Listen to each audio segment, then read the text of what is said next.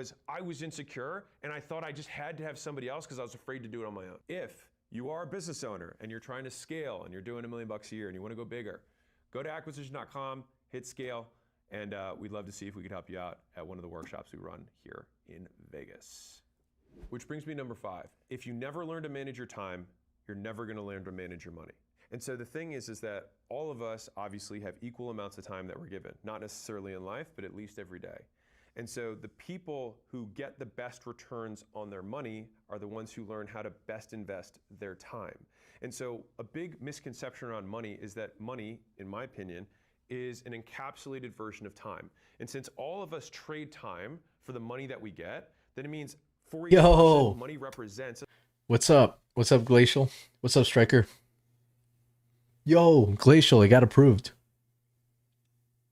Bro, I resubmitted with the cents per week /week. And then I put it under the continue button, the call to action button underneath. I put it in bolder text. And it got approved this time. For the yearly price, I put it in like 0 something cents, like 77 cents or whatever for the year. Isn't that crazy? It got approved for all the apps. What's up, Striker? It's a certain amount of time. And the wealthier you get, it's just that the denomination of money represents less time for you. And so for someone else, $100 may represent 4 hours. For a wealthier person, $100 may represent 4 minutes.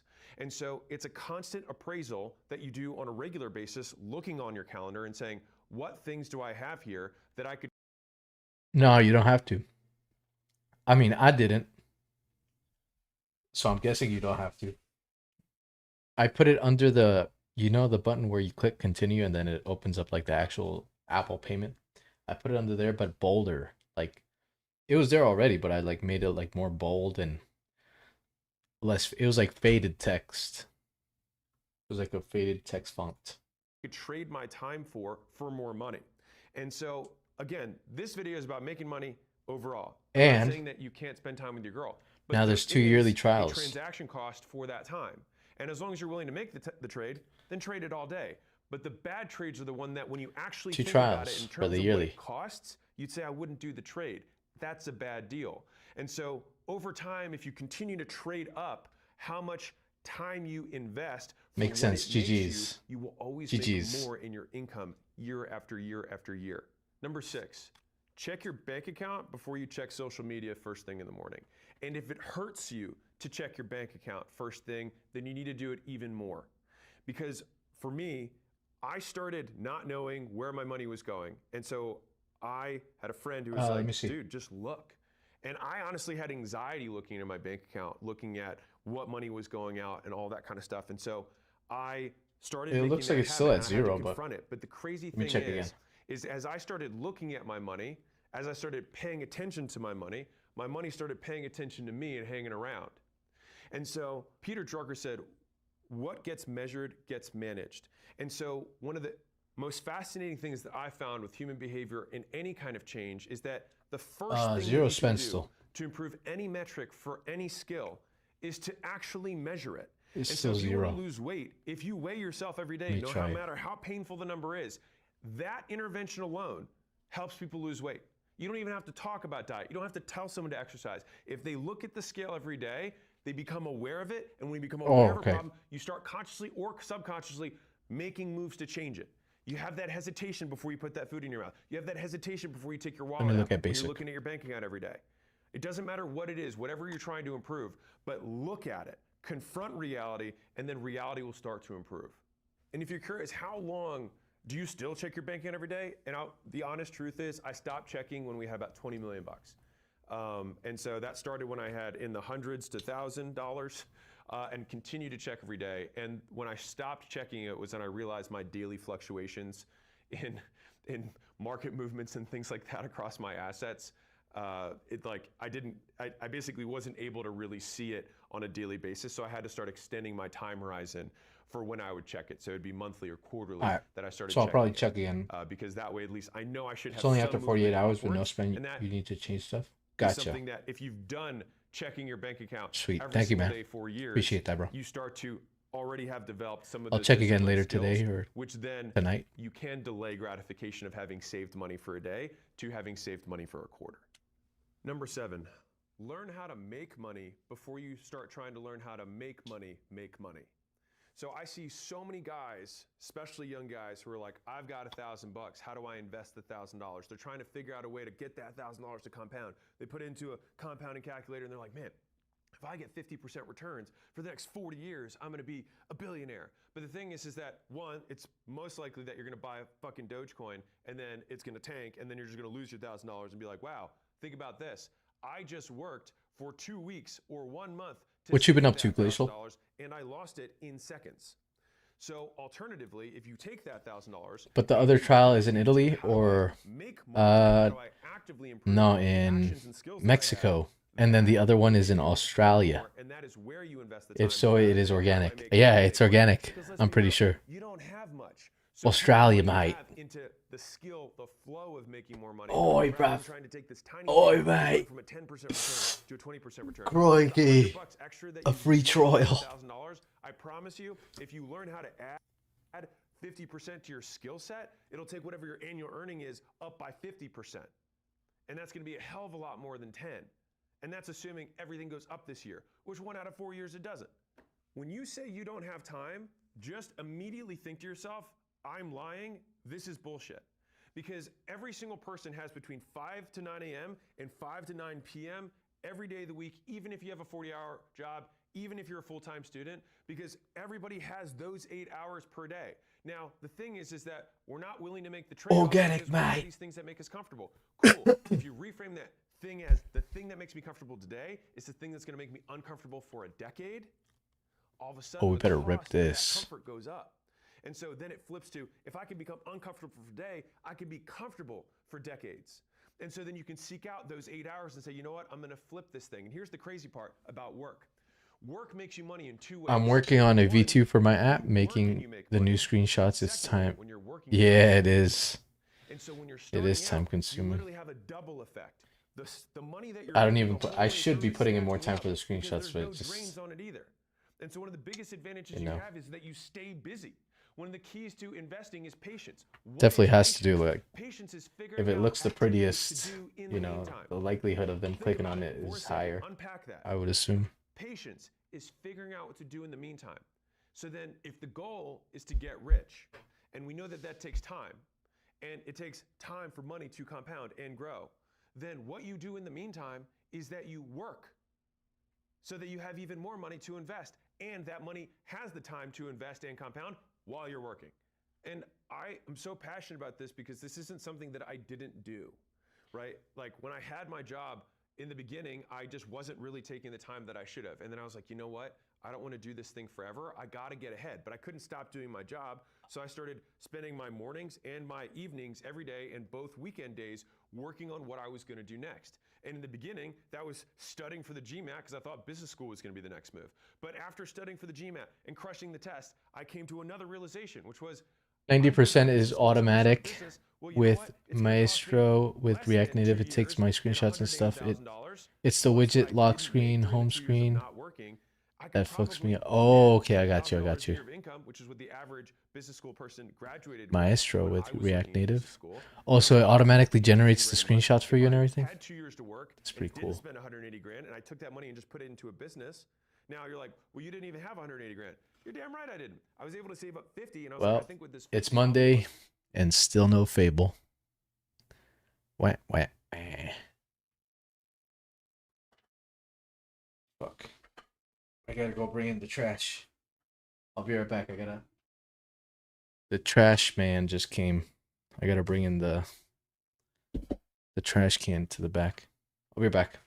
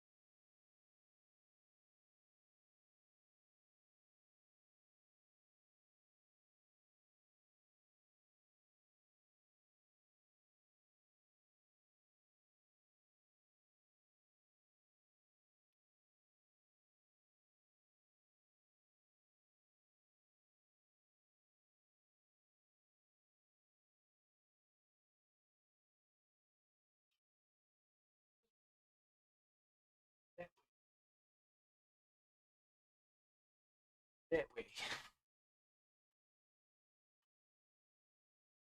Back.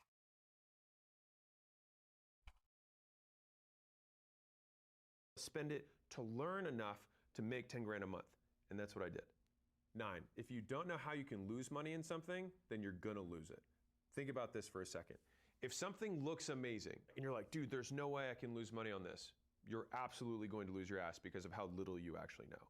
And so you have to figure out, one, what is my downside and all the different ways that downside can occur, and then attach a reasonable likelihood that that happens, and then probably multiply it by 3. Because whenever you have your rose-colored glasses on, you're an entrepreneur or you want to be an entrepreneur. One of the quintessential traits of entrepreneurship is optimism. We are optimists. We think it's all going to work out, and you have to have that level of optimism to start. But when you start, you can't continue to have that optimism around every other opportunity, because then you are going to lose your ass because you're going to be split between multiple things. And so if you don't know how you can lose money, you absolutely will, because it just is an index of how little you know. 10, the biggest cost that you have is ignorance. So every single month, you've got your rent, you've got your food, you've got your clothes, you got your car, you got whatever else you spend. And you think that's my fixed costs. Years ago, I was sitting in the audience and I saw a man write $1 million on a whiteboard. And he called someone from the audience. He said, how much do you make per year? And they said, $50,000 a year. And he said, would you like to make $1 million a year? And the person said yes. And then he put a minus sign. And he said, did you know that it's costing you $950,000 per year to not know how to make $1 million a year? And it was such a light bulb moment for me that I realized that the cost of ignorance is the difference between what your goals are and what you have today. Because if you knew how to achieve your goals, the difference is the value of that education. And conversely, the difference is the cost of that debt of ignorance. And so the number one priority in my life has always been to pay down ignorance as fast as I possibly could, using whatever currency I needed to. So if that was relational capital, that means using my network or doing favors for people or paying money, which is the least efficient way of doing it, I would try and find a way that I could pay down ignorance to achieve the things that I wanted. So I could get the information, so I could get the learning. When I started, I paid to get into rooms. I paid $25,000, $35,000, and you're like, wait, I don't have that right now. I get it. Well, you pay $10,000 was the first thing I ever bought that was information-based. That's what was the first thing I ever invested in. And how was I able to do that? Because I had saved for 2 years and I'd saved 50 grand up. And so for me, I was like, okay, this is the direction I'm going in. I'm gonna invest in learning. And when I got in that room, the first room I was in was a gym owner room, and I didn't have a gym. And I paid to be in that room so that I could start the gym the right way. When I paid to the $25,000 room, it was an internet marketing room. And guess what? I didn't have an internet marketing business, but I paid there so I could try and learn how to do it the right way rather than try and start it the wrong way and have to fix it. And so I think a lot of people wait too long to try and learn. I always want to grab my future and pull it towards me. And so I was willing to spend as much money as I had available to me to make those bets because it was a bet on me, and I knew I would never lose that. You can't lose you. You always have diamond hands on you. Like till the day you die, you've got you. And so the thing is about investing in education is that sometimes the lessons you learn aren't the lessons you expect to learn, but you learn them nonetheless. And so sometimes you go into an education thing and you don't get what you thought, but you still get something, and it was still more than what you paid. And so when I went into those rooms, I'd already used up all my money to get in the room. So I was like, okay, what else do I have? And so at the time, I knew how to sell. And so I just went to every single person in the room and was like, can I help you sell stuff? And so they'd be like, shouldn't sure, all these my sales texts team sucks, or inside sure, my the script cards sucks, or sure, my offer sucks, or I don't know how to overcome these objections. And so be I would white? spend an hour, 2 hours, 3 hours on the phone with these people, training their teams, writing scripts. And they were like, dude, thanks so much. This is I can't believe you did all this. And the thing is that if you're going to pay for help from someone, pay in full, etc. Don't half-ass. Can you change all the texts and so if you're good so that it's you're white good at a skill, when it's in you're an dark mode accountant, and black you when don't it's do in one page of someone's taxes. If you're going to do a favor, light mode? you do the whole thing. You treat them like they're a paying customer, and then they will respond as though you have paid them. And so it will be like you've given them money, and then you will get that reciprocity. And at the time when I did those favors for all those people, I didn't know what I was going to ask for. I just knew that I would need someone's help in the room, and I'd rather have more phone numbers I could call for help that owed me one than none. And when I wanted to make a webinar, I called one of the people who was good at webinars. When I wanted to run ads, I called the guy who was really good at running ads. When I wanted to figure out funnels and landing pages and stuff, I called the guy who was really good at funnels and landing pages, because each of those guys wasn't good at what I was good at. And so we were able to barter, which, by the way, still to this day, is the most efficient form of trade, because Uncle Sam don't take any piece of it. For us or them, everybody wins. 11. There's 2 types of things that you can learn. And so if you're trying to pay down ignorance, you got to know you reinstall it on the... So you can learn about something that exists that you didn't know existed. iPhone 17 Pro Max simulator that's currently running. And so one is called declarative knowledge, knowledge of existence. The other is called procedural knowledge, which is knowing how to do it. And so if I explain to you that private equity exists, and this is how you can buy, package, and sell a business for a lot of money, now you know about it, which is a prerequisite for learning how to do it. And so when you buy into access to networks, to people, to relationships, the primary thing that you're learning is learning about things that exist. They're going to tell you tax strategies, investment strategy, marketing strategies, sales strategies, business models that you haven't heard of. That is what you learn there. But if they tell you those things, you leave and you get excited. But then you're like, well, shoot, how do I do it? Which is the second thing that you learn how to do, which is the how part.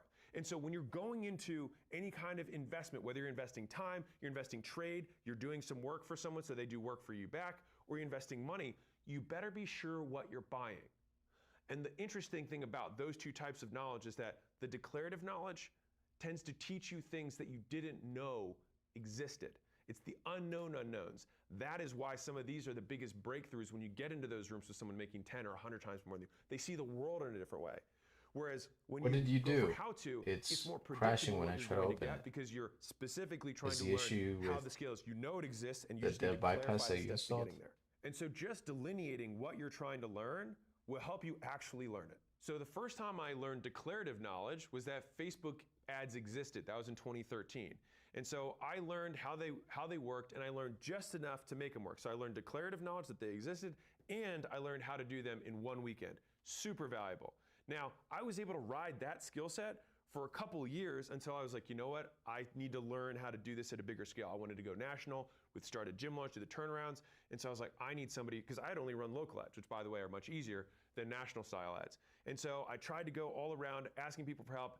And at this point, I had probably used up the relational capital that I had before. So I called a bunch of agencies. All of them said they were going to charge me too much money that I could afford. And then finally, I just asked one guy, hey, instead of your monthly rate of $5,000 a month, which I couldn't even come close to affording at the time, I was like, can I just pay you per hour? Now, of course, he said, I don't trade my time for money, except of course he works overtime and then he gets money later, but sure. Anyways, he doesn't trade time for money. When I said, it's America, everything's got a price.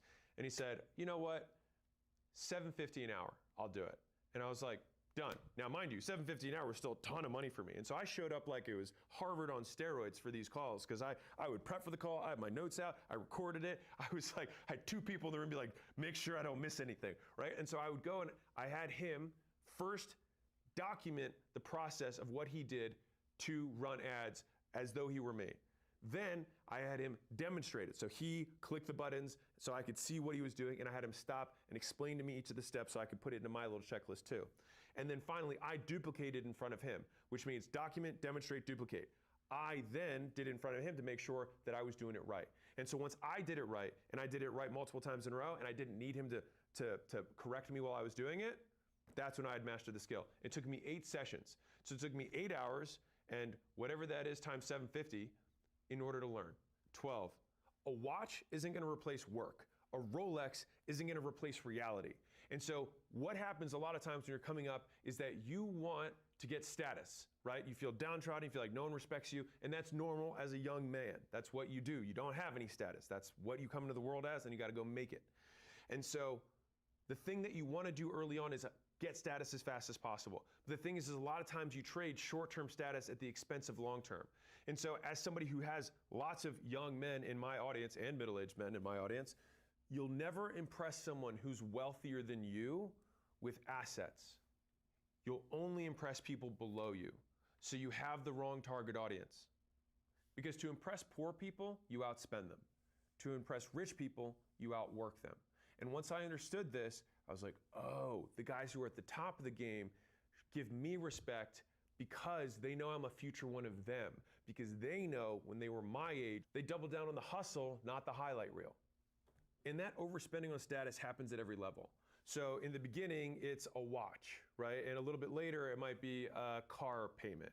And a little bit later, it might be a really big expensive car payment. And then it might be a really big condo. And then it might be a really nice house. And then it might become a yacht. And then it becomes a jet. And the thing is that you add zeros to it, but again, you only impress the people underneath of you, not the people above you. And if you want to impress the people underneath of you, by all means do it. But know that that's what you're about.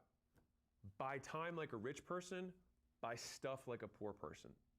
And so when you're thinking about time being the most valuable thing, if you've already dedicated yourself to working and earning an income and learning the skills, then you just want to pour as much time into that as you can. And so fundamentally, you're buying your time back, your low cost time or low income time. So it's prepping food, going grocery shopping, cleaning your house, whatever else you do, with more income earning time.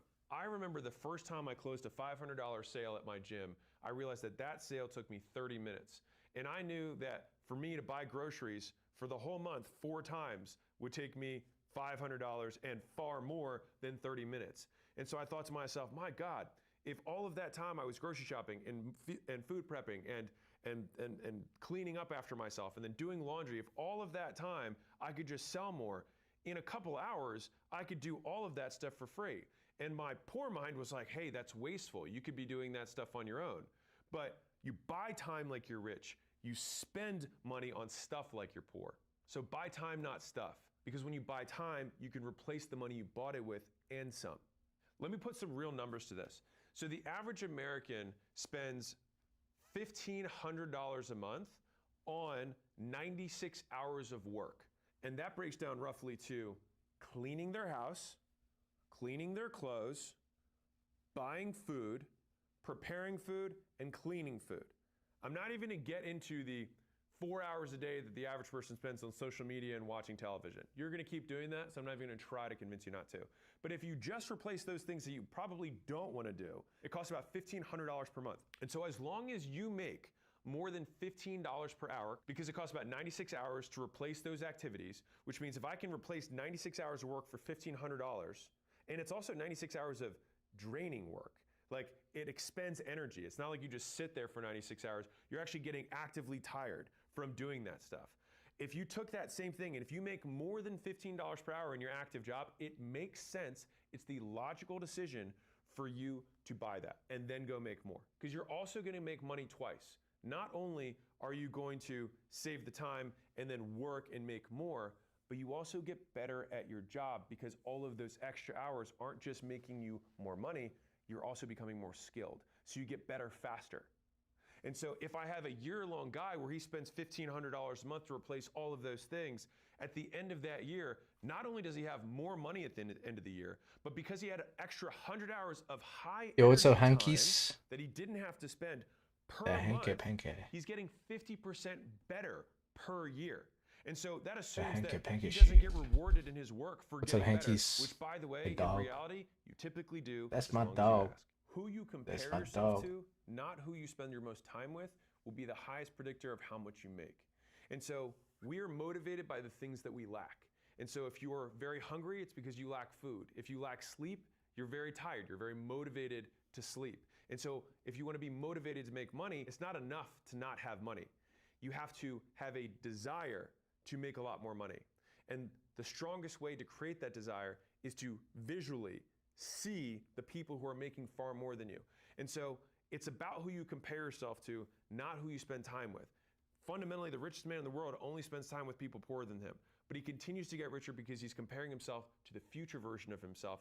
That's his reference point. That's his reference group. And when you start out, there's real people. As you evolve, it becomes imaginary. I heard this Hi again. From one What's up, Hanky? to another when I was walking through the street, and he was talking about buying something Hanky. that was a no return investment. Let's call it a big toy. And he said, there will always be time to make money later. And I remember hearing that and thinking, that's what someone who's poor says. And so, to be clear, I think if you want to enjoy life, by all means do it. This video is about making more money. That's the stated objective. And so that's what I'm talking about. And so the idea that you're going to spend now, work later, is the fundamental crux of poverty. And so you have to break that with all your heart. And when you have those people around you, and this was a toy, but it could be, let's go out. It always comes under the guise of YOLO. We have to live life. But everyone who says that assumes that getting better and learning is not life and is not living. And for me, the purpose of my life. Great. So my question for you is, so anytime and the way that I do that is through the device is on a firmware version that's older than the current version, does it automatically update? Or in the device page, when I click on in the card, should it have like an update underneath the Alertero, the firmware 30-year-old or 40-year-old? And so 0.3.0, you know what I mean? Either or, but knowing the trade-off. What's the modern state-of-the-art approach for something like this? And on a personal note, just analyze for now. Sacrificed, or said differently, invested my 20s in order to have lots That's of my skills dog. And underlive. That's my dog. But that's my dog. Time period, that's my dog. To where I am now. And I genuinely am very happy with where I am now in life. And I would not redo those years to have, quote, lived more. Because the real secret is, as I was doing it, I loved the game. And so some of the best moments of my life, when I look back, were some of the moments that I felt like I was struggling the most, because it was when I underwent the most growth. And so it's interesting because that's the pain my dog. that you go through in the moment often becomes the purpose. That's my dog. In your life. And so the idea that we want to avoid pain so that we can live today, I think conflates reality, because when you look back on your life, a lot of times those are the things that define you. And so we should be seeking those out, not running away from them. So if you're not sure who you compare yourself to versus who you spend time with, when you're about to make a big decision, the people who come up in your mind, who you're weighing their opinions on your decision, those are your reference group people. The people whose opinion you care about. And so if all that's my dog. For example, thank you for the likes. And they all sacrificed their 20s, got rid of their friends, got rid of their material belongings, spent all their time working for free. What would be the modern state-of-the-art approach for something like this? Like, you know, how would Aura Ring or Whoop work?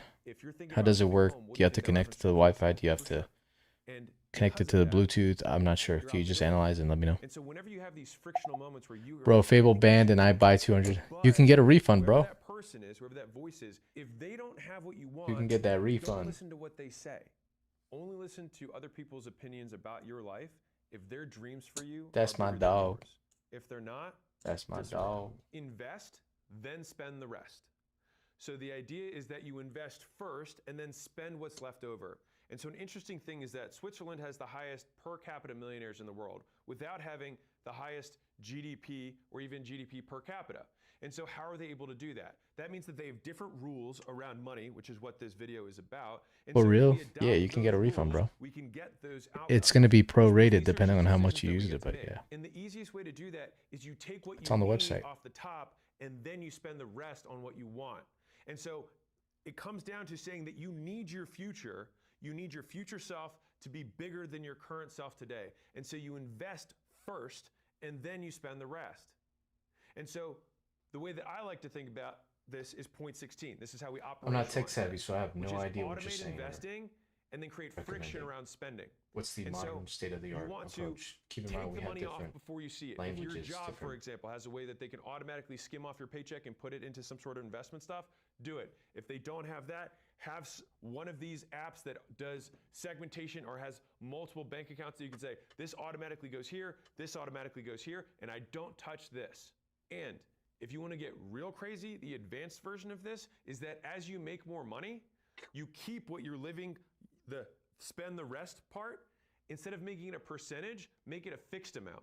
And then as you make more, you're just investing more and more and more into the future. Now you're like, well, how do I invest in the future if I'm just starting out? The future is you. But you're making sure that when you're investing that money, you know whether you're buying declarative knowledge or you're buying procedural knowledge. You're learning about stuff that you need to learn or you're learning how to do it. And the longer you do this, the easier it gets. For the record, I have 0 Lamborghinis, 0 Rolexes, 0 jets, while also being able to buy multiple of these every single month.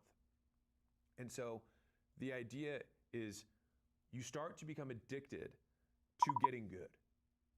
So can you set this up? First little reward of seeing an investment Right now we just have the web app, like the website dashboard set up. In the future, I'm going to be making this a mobile app as well. So that flow of investment that comes to you. Hey, cousin is Hanky's my dog is my cousin. Win for yourself. What's up, cousin? Keep for real? Yeah, for real. Keep making that investment account PR and hit records in that account. And if Hanky's. you get addicted to that game, if you can just do that from everything. Your dog is your cousin, bro? And so you want to automate deposits and manualize withdrawals. Dog, so you're related to the dog? Automatic in terms like your rent, you want to write it as a check. Or drop it off as cash. If you have that's my payments dog. that you make, like a car payment. That's my dog. Like, wait, this is going to cost time. The value that you get back for knowing exactly where you spend your money is going to make you more money than the 1 hour a month that you have to pay your bills. That is a promise. And so that may also mean if you make it difficult to buy, well, then maybe you delete some of the apps on your phone. Maybe you don't save your credit cards on the sites that you tend to spend money on. You want to make it as hard as you can to spend money and make it as easy as possible to stack it. Number 17. It's easier to make $1 million than it is to make $100,000. And let me explain. If I told you to go down the block, you would go at a certain speed. If I said, go as fast as you possibly can, at some point you'd run and then you'd improve your form and you get better footwear and then you'd change your clothes. But at some point you wouldn't be able to run any harder or any faster to get there. But if I said, I need you to go 5 blocks. She's not a dog. Like, okay. Now some people will then try to walk or run that. But the smart cookie What's then up, says, Hankies? I could take a car and I would What's go up, a hell Katie of a lot Bogan? faster. And if I'm speeding in my car, I'll probably get to the 5th Bogan. block before the other guy gets to the end of the 1st block. That's my dog. And so the magic Pet that of dog. thinking bigger is that you change your solution set. Meaning you use it's different commission tools based, to so accomplish on the affiliate, objective. it The generates reason an affiliate $100,000 link. per year is the hardest amount of money to make is because it assumes for most people that they will trade their time in terms of hourly wages or salary in traditional work in order to get it. And so they have to spend all of their time in order to make the $100,000. But if I said make $1 million or even 10 million before the world explodes, you would know that you would have to use a different way of solving that problem. And so the reason it's easier to make $1 million or $10 million is because you can do it in less time with more skill. If you start solving for the skills required to make $1 million or $10 million. You don't want to love money. You want to learn to love making money. That's not my name. My name is not Katie. What is it then? The first misconception is money is the root of all evil. That's just my user account. I'm not telling you my real name. From the Bible, 1 Timothy 6:10. I dog. The 201 version, someone says, no, it's not money that's the root of all evil. It's the love of money that's the root of all evil. That's my dog. But that's just the 201 version. The actual translation, there's 5 translations for it, and 4 of the 5 are the love of money is the root of all kinds of evil. Meaning, if you desire money more than anything else, then you will commit the other sins in order to attain it. And so the idea is that it's only a pathway that has a high likelihood of causing you to do things that are unethical or immoral. And so there's this huge, terrible paradigm in society that money is somehow good or bad. It is just potential energy. It's just bottled time. And that bottled time can build bombs. That bottled time can build hospitals. It can build wells and can build schools. It can make YouTube videos that educate. You keep saying that's my dog because of my name. That you're afraid to make money means that you're afraid of having power. And maybe you should be afraid of having power because maybe you'd misuse it. But if you do want to help the world, then all it's going to do is amplify your ability to do that.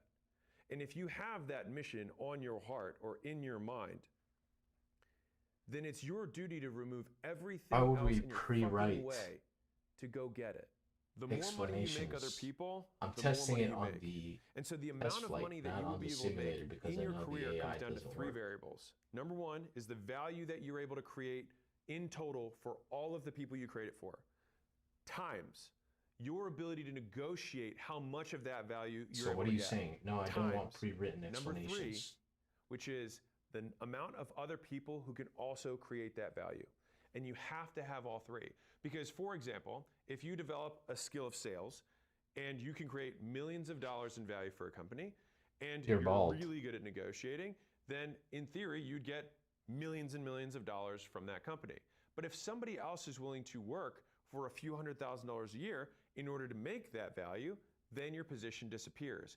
And so that gives us the blueprint for making money, is that not only do you want to be able to create that value, you want to be able to create a value in a way that no one else can. And the way that you do that is not by, in my opinion, learning some incredibly secret, unique skill. What makes skills unique is the skill set. It's the stack of skills together that create the uniqueness. If someone else has to try and recreate something I could do, they would have to have lived my life. And so your life and the time you spend becomes your competitive advantage. It becomes your asset. It becomes the moat that other people can't chip into. They'd have to go through being a competitive fitness person and then go through owning lots of gyms, and then go through doing turnarounds across the country, and then go through doing a licensing business, and then go through making a supplement business, and then go through launching a meal prep business, and then also starting a software company, and then going through an exit for both, and then starting a private equity. They'd have to do so much stuff. There are so many skills that are required. Your time is your weapon if you invest it wisely. And the one thing that I would leave you with is that money loves speed. Wealth loves time. Poverty loves indecision. I spend more time than I deserve with billionaires and multi-billionaires. And something I noticed is that all of them share similar behavior patterns. And there's 11 that I found. And the best part is you can steal just about every single one of them. Enjoy. I crossed $100 million in net worth at age 31. I'm 35, significantly higher than that now. And I have the privilege of talking to lots of people who are at $1 billion plus. And so in this video, I want to break down a handful of themes that I've seen repeated that can make you significantly more successful. The rich buy time, the poor buy stuff, ambitious people buy skills, and lazy people buy distractions. As much as these seem like four different groups, it's really like you have these pairings. Rich people use money to buy time. Ambitious people use time to buy skills. And the reason it's ambitious people is because generational wealth isn't transferred through assets. It's not transferred through stuff. It's transferred. I have no idea. Education. I'm not the tech savvy one here. Your Opus 4.8, you should be knowing how the other apps deal with a situation like this. Wealth. If you have a bad son, there's no point in accumulating wealth. And so the idea that you're going to pass on your wealth to a child who doesn't have the skills makes it irrelevant, because fundamentally either it is a good son who has skills, and then why would he go back? You want to learn to love making money. So there's two misconceptions and then one truth around this. The first misconception is money is the root of all evil. And then that obviously is a quote from the Bible, 1 Timothy 6:10. The 201 version, someone says, no, it's not money that's the root of all evil. It's the love of money that's the root of all evil. But that's just the 201 version. The actual translation, there's 5 translations for it, and 4 of the 5 are the love of money is the root of all kinds of evil. Meaning, if you desire money more than anything else, then you will commit the other sins in order to attain it. And so the idea is that it's only a pathway that has a high likelihood of causing you to do things that are unethical or immoral. And so there's this huge, terrible paradigm in society that money is somehow good or bad. It is just potential energy. It's just bottled time.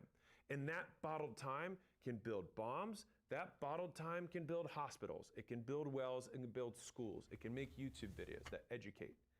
And so the idea that you're afraid to make money means that you're afraid of having power. And maybe you should be afraid of having power, because maybe you'd misuse it. Didn't we watch this already? You want to learn to love.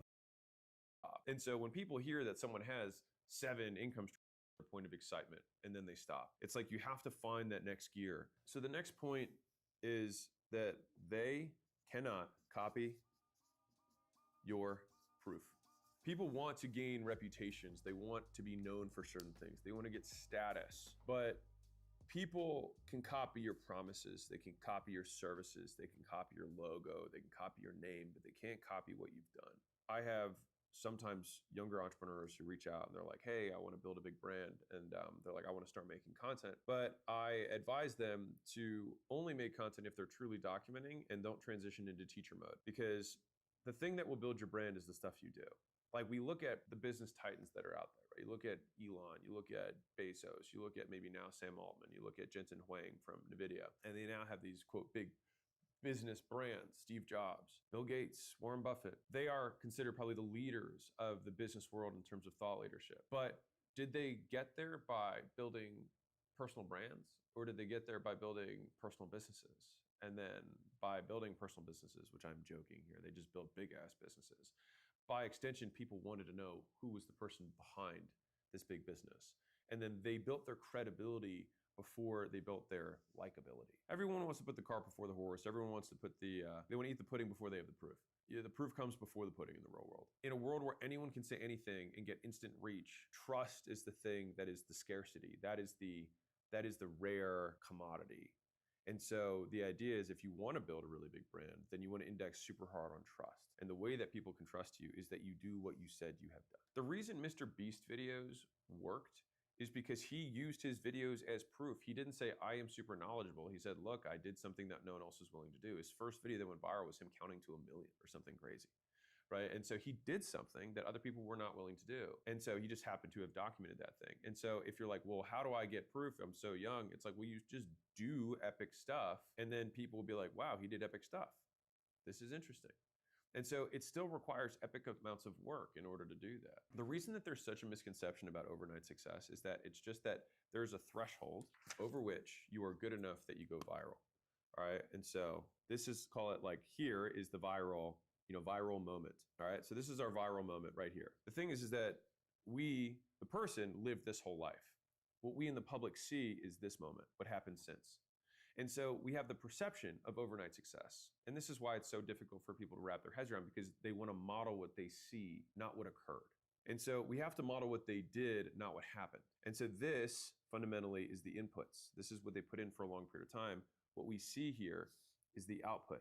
This is what's visible. And so this is where it gets especially difficult for people trying to learn, is that most people get rich and then they get weird. And then what happens is people then try and copy what they do here, not what they did to get there. And so they copy the wrong stuff. They model the plateau, not the rise. So you don't get rich by flying on private jets. You get rich, then you can fly on private jets.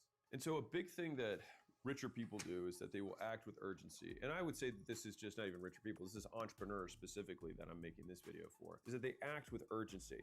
All right. And so you can tell in some ways how successful someone's going to be by how quickly they do things. The gap between thoughts and action. And so this is something I personally work on a lot, which is like, how quickly between when I make a decision to do something does it actually occur? And you can improve your potency as a person, how powerful you are, by decreasing the gap between thoughts and action. Like if you think about the hypothetical extreme of this, the God figure, if you will, thoughts and reality are one and the same. He thinks planets and universes and they appear. And so that would be the ultimate demonstration of power, in my opinion. And so we can approximate that. We can get as close to that as we can by shrinking the time it takes between when we think and when we decide, and then when we ultimately do. When you don't have any more information to collect in order to make a decision, then you make the decision. And you make the decision by eliminating alternatives.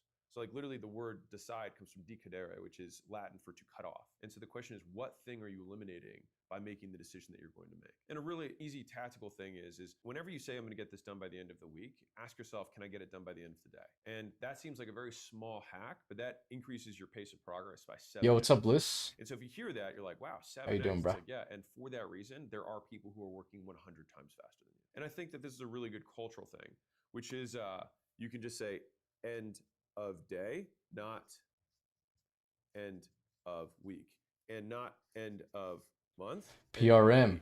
So Holy locked in. This is a 4x increase. This is a 7x We're locked increase, in, Chief. right? Working on my laptop as well. End of day goes into end of hour. Now, this is one that Layla talks about a lot, and she's a master operator, is that she heard this from a mentor. She said, if it's a 5-minute task and you have 5 minutes, do it now. And so the amount of times where I'm like, hey, we should do this thing, and then literally in 60 seconds it's handled by Layla, like while I'm just walking around talking, just like shooting ideas out there, is baffling.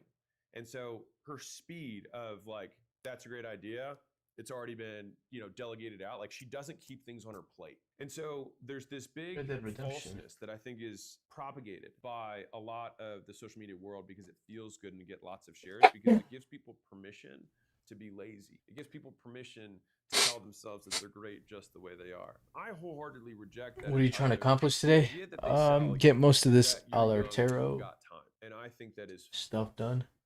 Because all this does is extend how long it takes you to remember that, number one, tomorrow isn't guaranteed. Like I just looked at my newsfeed this morning and there's a guy that I knew who's my age and he just died of stomach cancer. Really sad, really nice guy, wife and 3 kids, into fitness, really in shape, just a freak thing that happened.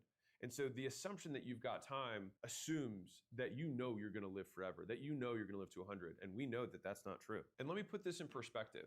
3 out of 10,000 people live to 100. And so everyone has this assumption in their mind that they're like, yeah, I'm at 50, so I'm going to make it to 100. Yeah, well, you've got a 3 in 10,000 shot at doing that. Very unlikely.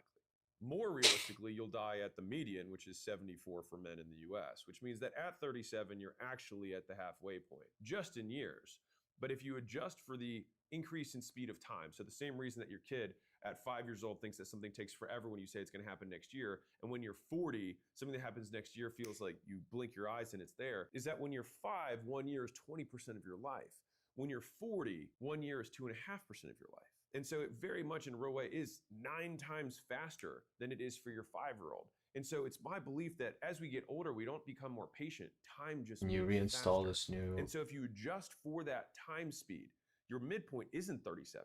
It's closer to 21. And so this is also why, in my opinion, when you think back on your life, you have so much meat in the first 20 years, so much stuff happens, all these material life events. And it's because in that time period, it was half of your life. And then after that, everything happens real fast. And so what you have to realize is 1, tomorrow isn't guaranteed. 2, nothing is going to be easy. Just get over it. Every time you think, oh, this could look, just immediately skip to, oh, that's not true. There's something I don't know about that. Just skip to it. The faster you can train that muscle, that as soon as you have this FOMO, just slow down and realize that you don't know enough. 3, it takes time to get good. There's no one who's good at anything that was immediately good at it. And the people who are immediately good at it, I remember telling a professor, I was like, I've just naturally been good at languages. He was like, when you were a kid, did you have multiple languages in your household? And I was like, well, yeah, I'm bilingual. And he's like, what are you even talking about? Like you literally started with that. And so of course languages are easier for you. And so the thing is that the people who have things that come naturally to them, they just only came because they forgot the work that generalized to the new skill. Once you realize that it takes time and repetitions to get good, thanks. Then you also appreciate that, Bliss. Realize that the sooner you start, the sooner you get. And don't stop until you do. So let's assume you act with urgency, right? You've gotten that done. You've moved end of week to end of day. You've moved end of day to end of this hour. You moved end of month to end of this week, and you've massively increased the speed that you execute. Well, then you start running face forward into the fact that things are going to get really hard really fast. And so I will tell you this one is that hard is for now, not forever. And so the good thing about bad times is that they end. And the bad thing about good times is that they also end. And so whenever you're going through a good season, it's also a good reminder that this too shall pass. And so what ends up happening is that when you're in a hard time, that can give you that necessary respite. It can give you the end of the tunnel that you can look forward to. There's only 3 outcomes. You either quit, it gets easier, or you get harder. So think about that. Because no matter what, it always ends, but you only lose when you quit before you see it through. Because 2 out of the 3 outcomes get easier. Either it relents, the outside circumstance gets easier, like the hard thing moves, or you become harder, and then by extension, it no longer feels hard for you, which I'll make this real for you. Right now, think about the problems that you were stressed about 5 years ago in your business, right? Think about the things that you were dealing with, what you were stressed about. Now, think about you trying to solve those problems today. It's probably a joke to you now. You'd be like, well, yeah, obviously. It's not that those things became less hard, you became better. But here's where this gets really interesting for me. It just means that nothing is inherently hard to begin with anyways. We are just always inadequate. For me, I remember when I had 5 employees and I was like, man, it's so many people to manage. Or, I was like, where am I gonna, I have to manage cash flow. How do I do that? Or like, how am I going to get new customers? Like, how do I sell? I can't sell really expensive stuff. Like, what if someone gets upset, if I charge more, right? What if someone finds out I charged this much, as though it's like something wrong? Like, all of these things are just irrelevant to me now. Just so silly. Though for me at the time, they were difficult. And I can only imagine how inconsequential the problems that I deal with, growing hopefully $3 billion companies right now within the portfolio, compared to what Elon deals with, having six. Yo, bro, long time. What's up, Bala King? How you doing, bro? Companies. Indeed. And I compare myself to that, so I can always feel like I have a long way to go. If you are a business owner and you're making, you've got a legitimate business, you've got employees, revenue, profit, et cetera, and you'd like to see how we grow companies. Every month at acquisition.com, in person at my headquarters, we hold basically 2-day workshops where my team, my actual director of marketing, director of sales, director of media, all of my team basically works. You ever get demotivated or lose hope? Nope. And it's a cool way for because us the moment that happens, you pipeline lose. Investment side, but it I also don't just provides lose. value to you guys. And so it's kind of a cool win-win. Maybe that happens for other people, but So not the link me. is ACQ the letters, .com/Vegas. You can go there and you grab a time with my team. They'll just ask you a couple questions, make sure the business makes sense, that we can help you out. And if so, then we'll invite you out here to Vegas and have a party. Not really. It'll just be almost all entirely business. A party. I encourage you not to party, or at least till afterwards. But beyond that, let's get back to it. But let me give you one thing that'll also give you a little bit of hope about these hard times. Doing great, buddy. What about you? I'm good, man. Are also. I'm good. Can't complain. Just grinding out some code. I think I'm gonna move over to in reverse. And so let me explain what I mean by that. Think about fix this up when you on were younger and you were my loved, laptop. And you were poor, and you're like, man, those were the good old days. The thing is that when you were in that moment, it was stressful. You didn't know how you're gonna make ends meet, how you're gonna make rent, where you're gonna get food, whatever it is. You have these hard times, the hard times that you go through today. But these hard times, what you been up to? And so we only see the truth when we look back. You have to go through them to get the perspective. And it's something that I try and remember on a regular basis, that I'm going through the good old days. And if they're the good old days in the future, they might as well be the good old days today. So let me tell you a little bit about what it feels like throughout this entire process. Because if you are consistently growing, you are consistently in pain. That's why they're called growing pains, not growing joys.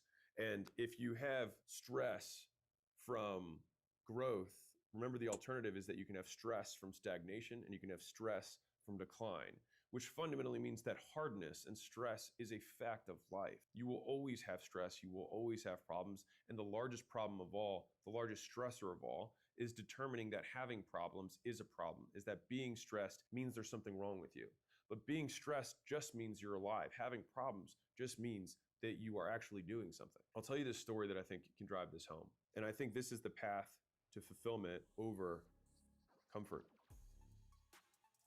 So imagine you talk to the creator of the universe before birth and pick the person you get to become. You say, I want to be the most courageous. The creator replies and says, well, then I will give you monsters to terrify you so that you can conquer them. And you say, well, I want to be patient. The creator replies, well, then I will make you work harder and longer so you can learn to wait. So they say, I want to be wise.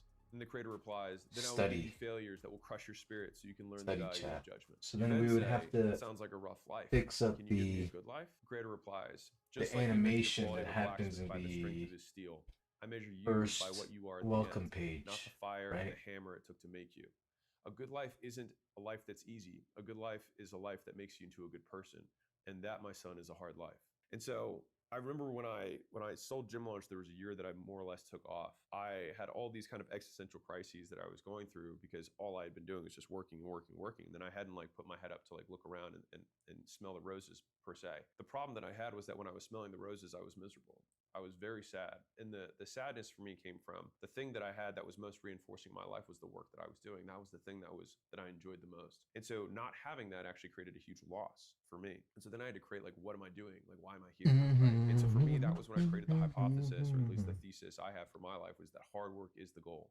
Is that nothing left in the tank, which I got from Jesse Itzler, which I love. Emptying the tank every day is the point. Because for me, those are the days that when I look back are the days that I feel the most fulfilled on. In the moment, you feel tired, you feel exhausted, you feel like you're bored, you feel like you don't want to do another repetition, you don't want to do another 2 hours, but another 2 hours, another repetition, another edit is what is required. Not what you want, but is what is required. And if you have a little bit left in the tank, and you don't know if you have a little bit left in the tank until you empty it, until you physically can. And so I think about that steel that we're trying to make. And the only difference is that we are both the steel and the blacksmith. And so the creator in this would just give you the fire. And either you can stand far enough away from it that it just keeps you warm, or you can go into it and you can hammer out the impurities so that you can just become better and better and better and stronger. And if you're watching this and you keep in mind the ESP32, you're not sure where to start. it doesn't have a button, so it just has the USB-C USB Type-C connection. So when I plug it in, it'll search or what? And right now, 1 out of 2 people who start a paid community on School, make their first dollar online. And so you're like, okay, well, that's cool.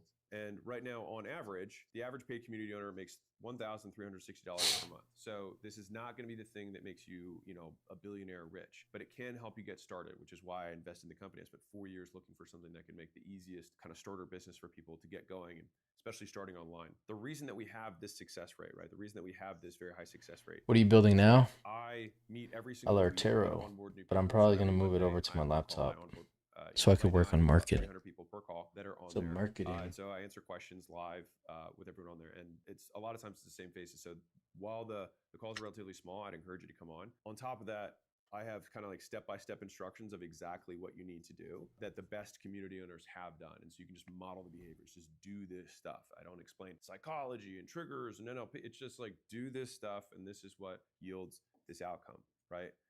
And then finally, we'll give you the entire platform that basically makes all the tech really easy. And so right now we've got people who are in foreign countries who don't speak English. I think there was a guy who won the games who's 15 years old. So I'm telling you, it's not rocket science. We've really taken a lot of effort to make it as simple as humanly possible. You don't need any other software to make this work. And so if that sounds at all interesting, the best part about all of this is that you can start absolutely free. And so we have the course, we have the calls, we have the platform, and we also have the community of other people. All right. And so you can start for free, get 14 days. You can click the link, which is right here. Oops, other way around. School.com/games. Start for free. And hopefully I'll see you on the other side.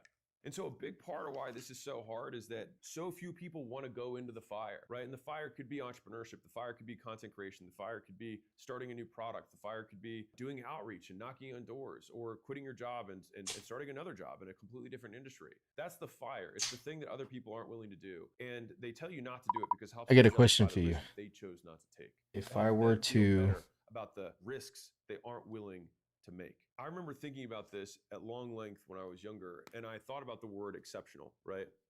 Push this to GitHub and then clone it onto my laptop. You cannot expect to be accepted where I have the exceptional. To become my exceptional, laptop, it's a MacBook Pro.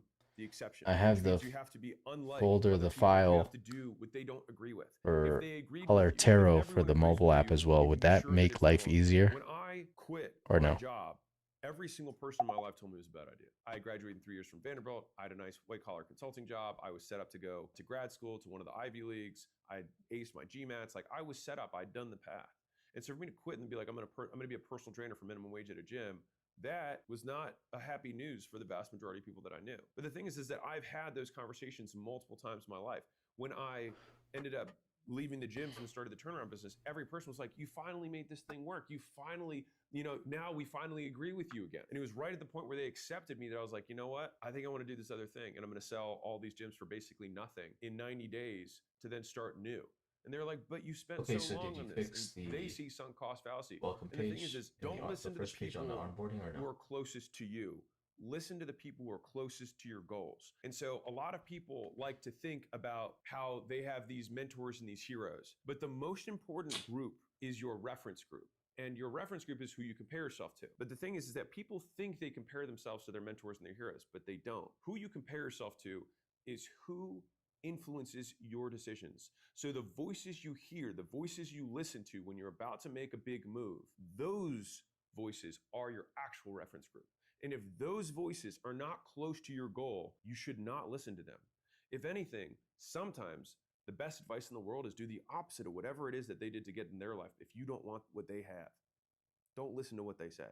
even when you're an entrepreneur. So let's fast forward a couple of years. So there was a point where I started the outbound team. So this is gonna sound super tactical, but I'm gonna zoom out for you. So we at Gym Launch we were all paid ads for the most part.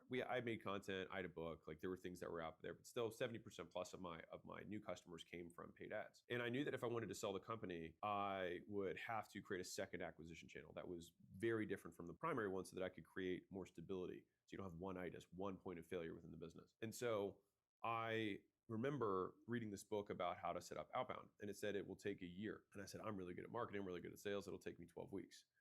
And it took 12 months, like the book said. And so when I walked through that, what was interesting is it took 90 days for us to get our first sale. And the whole time I'm investing in this team, I'm investing in software, I'm investing in training and consulting to like learn how to get all this stuff going just to get our first sale.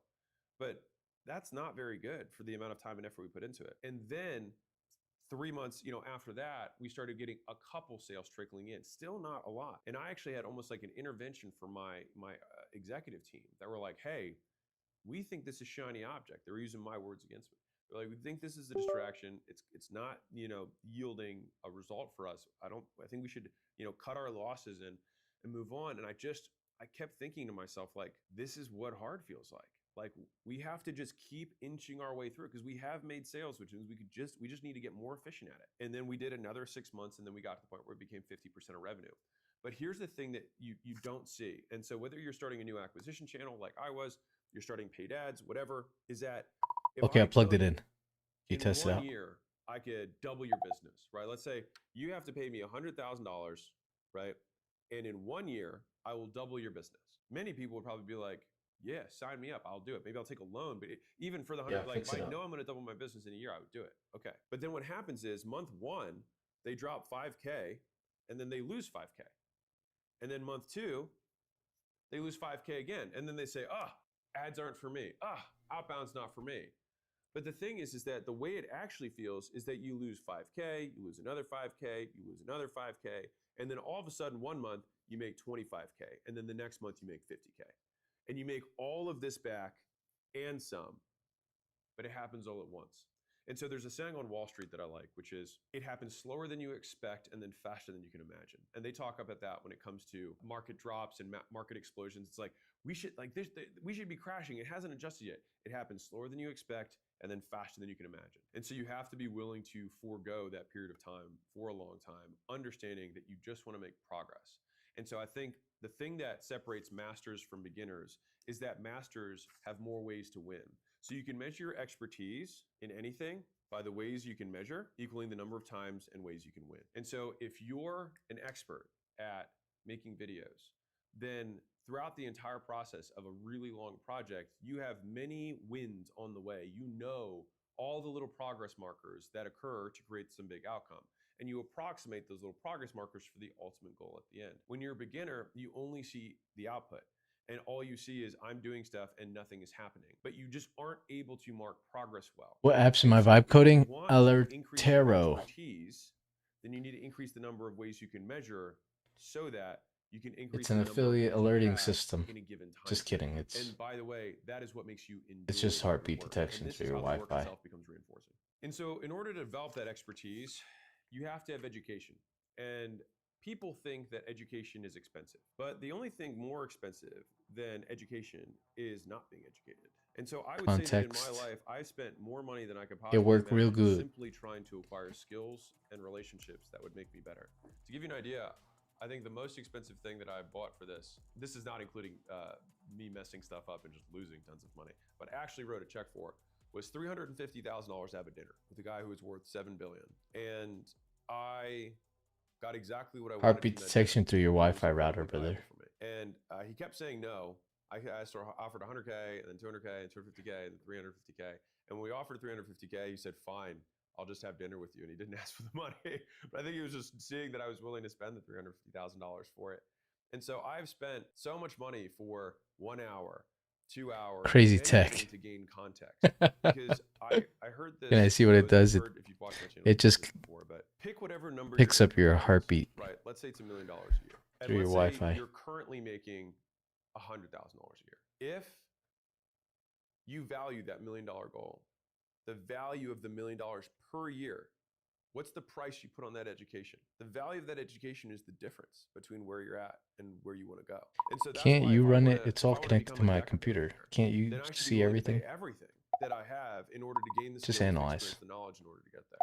And so if there's a way that you can spend $50,000 in order to learn $1 million per year skill set, then every year you don't do it, you lose $950,000 that you would have made if you had made that investment. And so the key point here is that we use poor people language when we talk about education, when we should be using investor language, because it should be an investment in an asset. And the asset just happens to be you, and you can't sell it, but you can invest in it and you can grow it. If you think about investments, you'll never say an investment is expensive. There's just a cost and a return. But if someone says there's a $100 stock or a $1,000 stock, it could be expensive relative to the return. But if the return is supposed to be good, then no one says that that amount of money itself is expensive. It's just what the cost is for the return. It is the investment. And so if you think about education in that same way, it always has to be framed in terms of what you get for it, not how much it costs. It's not about how much you make now, it's how much you're going to make and how much that's worth to you. And for me, whatever my delta is what I'm willing to pour into that without hesitation. And so for the first probably, I lost everything at year, 6 of my entrepreneurial journey. And I put all of the extra money Crazy that I tech. had right back Crazy into new learning more stuff. technology. And so even though I made State of the profit, art. my biggest expense was me. But it wasn't on my living and my lifestyle. It was on my education and my network and my surroundings and the skills I wanted to learn, the courses, the workshops, the seminars, the coaching programs, all the things that I did. I'm a product of that world, despite the fact that I think that world overall has a lot of shitty people. I still learned a lot. And you can learn just as much by learning what not to do and saying, I will never do that, or treat someone the way that person treated me. Because the best students Yo, 42. Negative. So really, they think that what you been up to, 42? Been the top performer in every single program, coaching, whatever I have ever done. And so the process that I use is, number one, do everything they tell you to the T the first time. Then take what works and toss the rest. You can learn something from everyone, but only take in that which makes you stronger, which is a quote that I have from Harry Potter, the Sword of Gryffindor. But I love it because it was enchanted to have this spell that it would only take in things that made it stronger. So it took in the Basilic's venom, which allowed it to kill, the Horcruxes later on.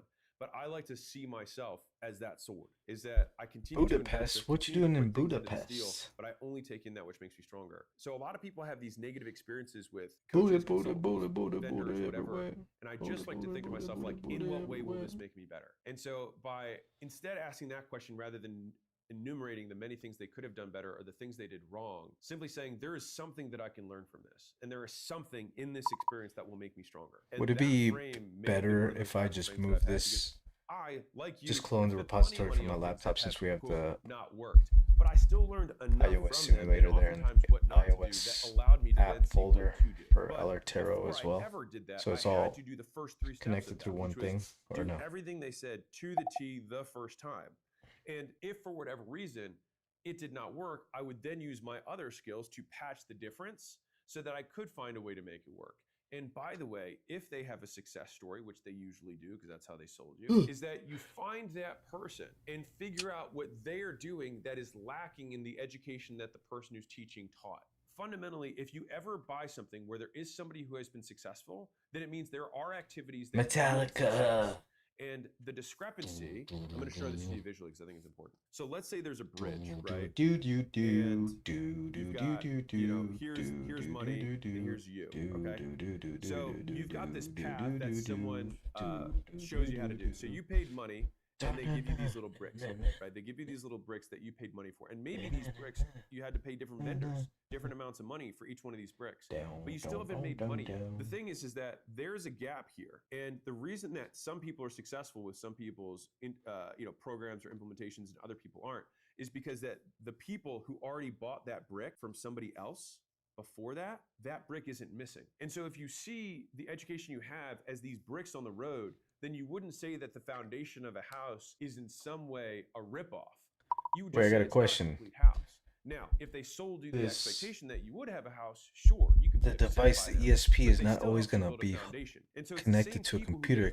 It would be connected to a wall. From Mrs. Glass, but then when I found Mr. Hardwick and he taught anything me with a USB-C, not always she's a moron. You wouldn't say that. But for some reason, people talk computer. about the basics of business the same way when they Yes, become their 72 more album advanced. world If someone tour. taught you how to do outbound and do warm outreach so you can Nice. sell your first customers, and someone else later teaches you how to run ads. I didn't know you're a you probably learned how to Metallica work the fan. leads from the ads that work for you because you learned how to do The outbound. study of You probably learned how to sell because metallics you learned how to sell strangers. And so when you did the ads, it worked for you. And then from somebody the else who did islands that of same exact implementation, they didn't have the Metallico. bricks that you had, and they never got the dollars Both that came back end and across. front end And so Next.js. whenever Yes, sir. something doesn't work, if you can, it doesn't make you any better by saying it's their fault. And fault also only matters in the eyes of the law, which you're not going to sue anybody. Sí, muy bien. The only thing that matters is whether the outcome happens or not, which is under your control, because it means that you simply have a discrepancy between where you are and where you want to go. And so a lot of people would then say, sure, Alex, it's easy for you to say you're a white guy. You're right. Cool. So just don't watch the video and move on. But for everybody else, you've got connections, you've got money, you've got looks, you've got intellect or intelligence. These are all great. But you can beat all of So for these. someone You need using somebody it who or has connecting all to their four if you have device one thing, from the PC, which what would it is show? Like, would it open a desire dialogue to and say improve. connect or something like that? Insatiable And it desire would connect to their No Wi-Fi? matter where you start, if you have How does that this, work? it's hard to beat someone who improves every second Just of analyze, every let me day know. without Don't change stopping, anything yet. without giving up. And so Is I it a admire mono people who repo? use money, looks, and Yeah. intelligence. Yes, sir. And they do not people who have an insatiable desire to improve, who do not stop. And so if you think about it like this, if life were a race where at the end you die, It's just so one you big gotta finish first, repository. right? There are people who may start at different parts of that race. But what is not measured is the speed that you can move. And so I don't know if you've seen these clips that have gone viral in the NFL where they have like one of their wide receivers start like 20 yards behind a fan and they have to race the length of the football field.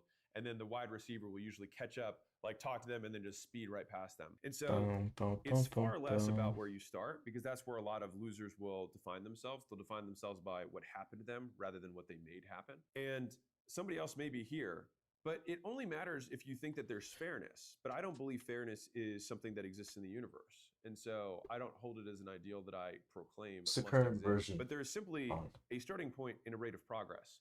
And the starting point you can't control, but the rate of progress of the app. I think it's 3.1.1. Can you change it to 3.1.2? Education is a change in behavior. That's what you do. If you become educated, and you then do create the IPA file, then so I can intelligence drag is it rate of into learning, the transporter. which means so that I you can can in a test on very real test way influence Mila. the rate of learning, the speed of learning.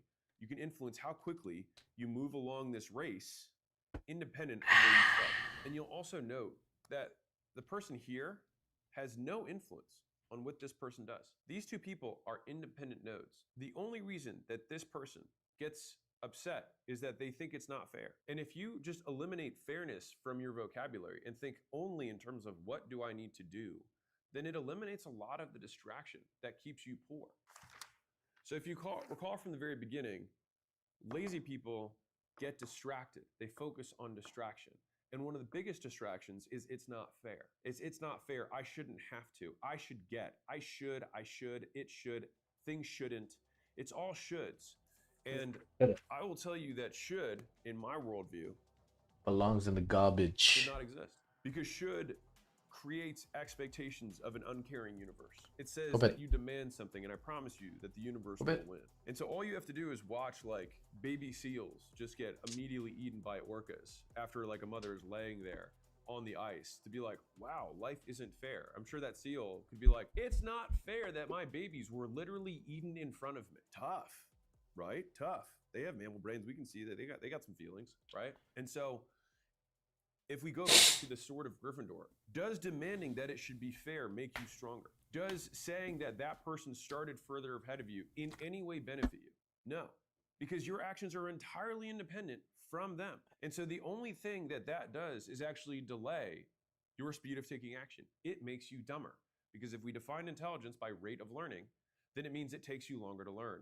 It makes you stupid. And I think that that's why people stay here. Wait. For a very long time. Should I update Xcode to be 27.0? I think. Is that the newest version? What are the What's things the newest version of Xcode that bad entrepreneurs talk about with good entrepreneurs? Is one of the excuses they'll make is that they will make preference excuses. They will make trade-off excuses. They will say, this is not worth the price, in which case, fine, but don't also want the thing. So for example, privacy is the price of fame. Loneliness is the price of ambition. Pleasure is the price of discipline. Novelty is the price of loyalty. Discretion is the price of trust. And so many people want the benefits of these traits, but can't afford the cost or the price. They're not willing to be discreet, but they want someone to trust them. They can't hold someone's secrets. They want somebody to be loyal to them at home, but then they want the thrill of the new relationship. They want the benefits of discipline, of consistency, but they can't trade the... Can't trade.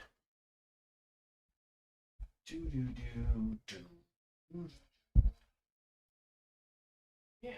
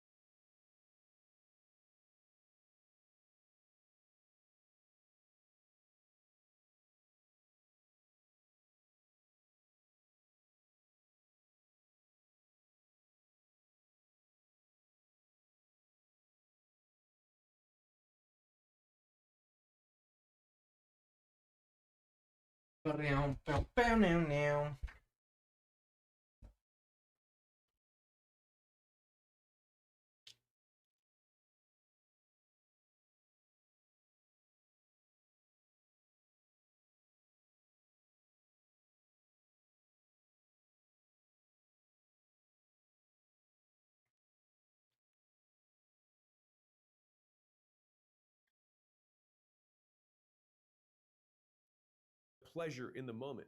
They want ambition, but they're not willing to pay the price of being lonely, of being the exception. They want fame, but then all of a sudden they are startled when they realize that they have no privacy. And so each of these things are trade-offs. And if you're not willing to make the trade, fine, but don't bitch about it. And I think part of it is that we have a hard time understanding to what degree. And so each of these ideals are not binary. It's not discretion, it's how much discretion you have. It's not novelty, it's how much novelty. It's not pleasure, it's how much pleasure. It's not loneliness, it's how lonely. And it's not hard work, it's how hard do you have to work and how long do you have to work. And so most people, and I think this is where a lot of the complaints come, is that they believe they're doing 10 out of 10 work, right? They're like, this is 10 out of 10 hard for me right now. But they're actually only doing 1/10 of the amount of work that it takes to get to this goal.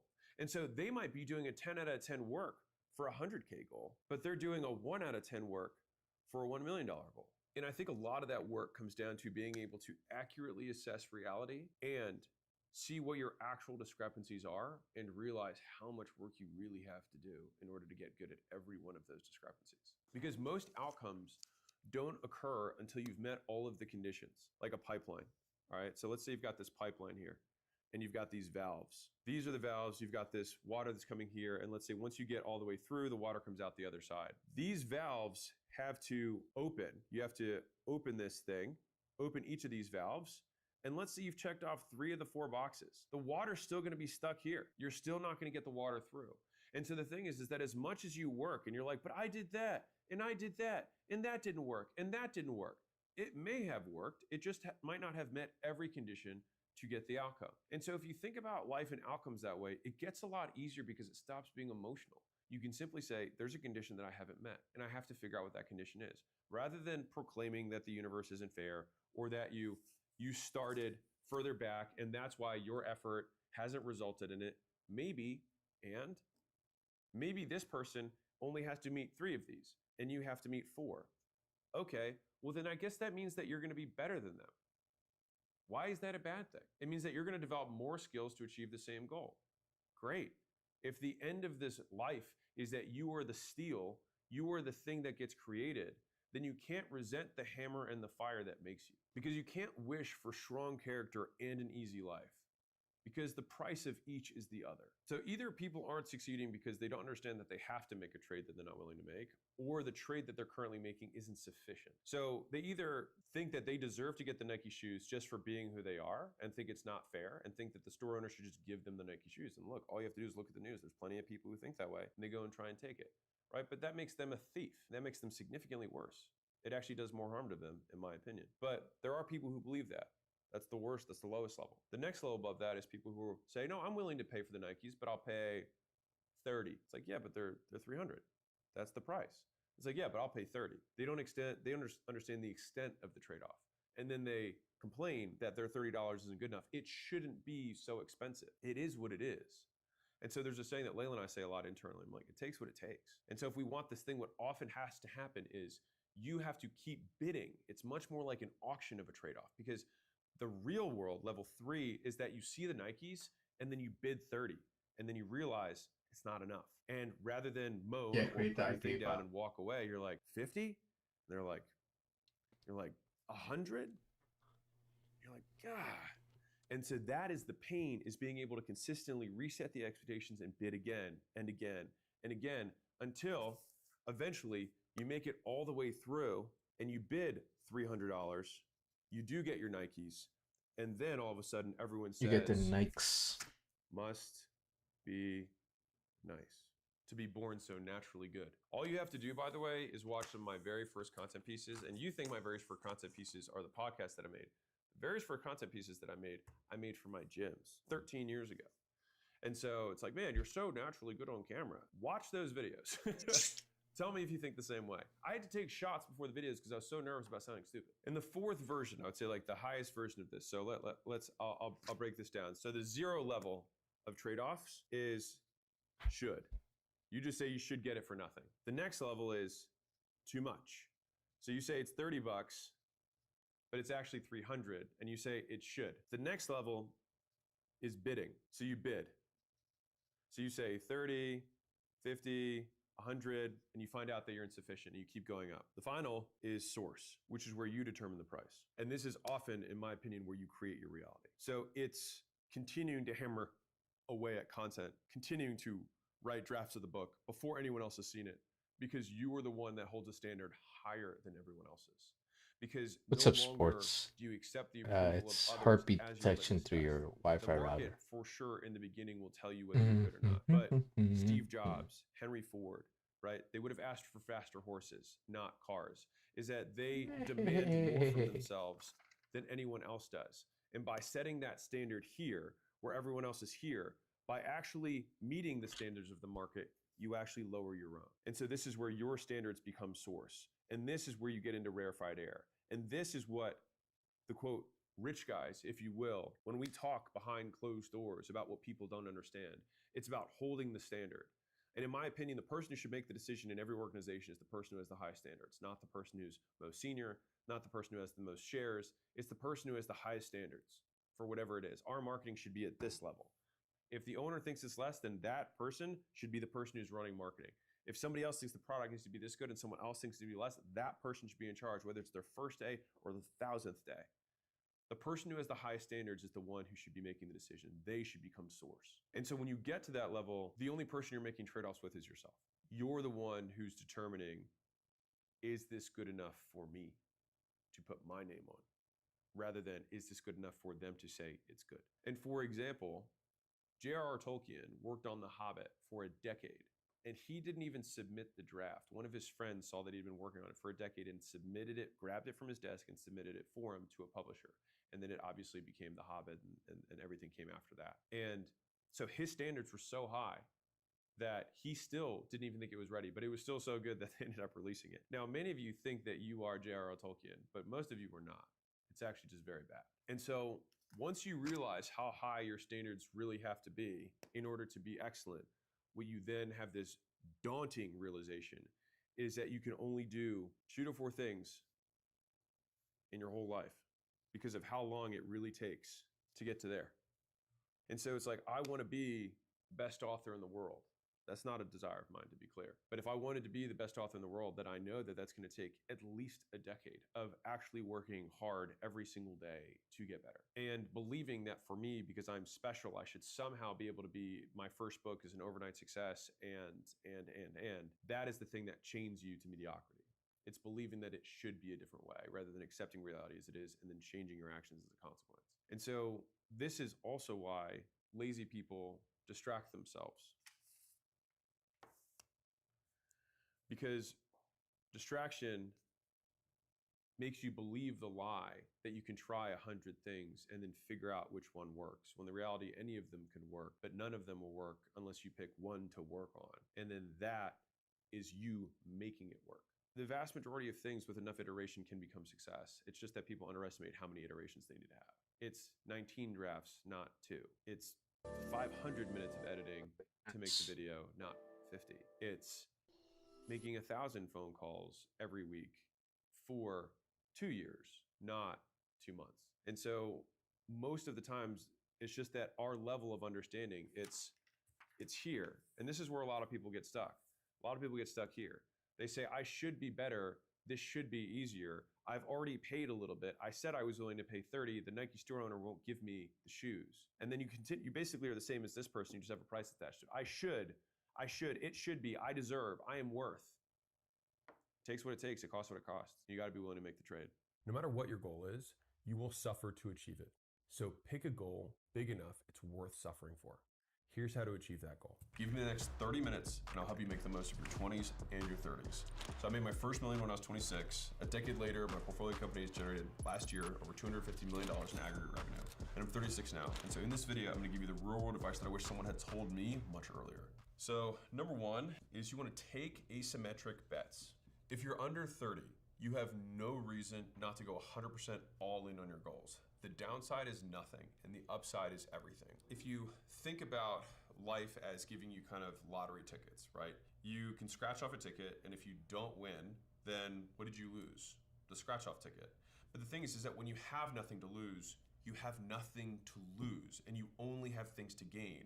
And so the objective, when you have as little as you can, is to take as many shots as possible, because your downside is 0.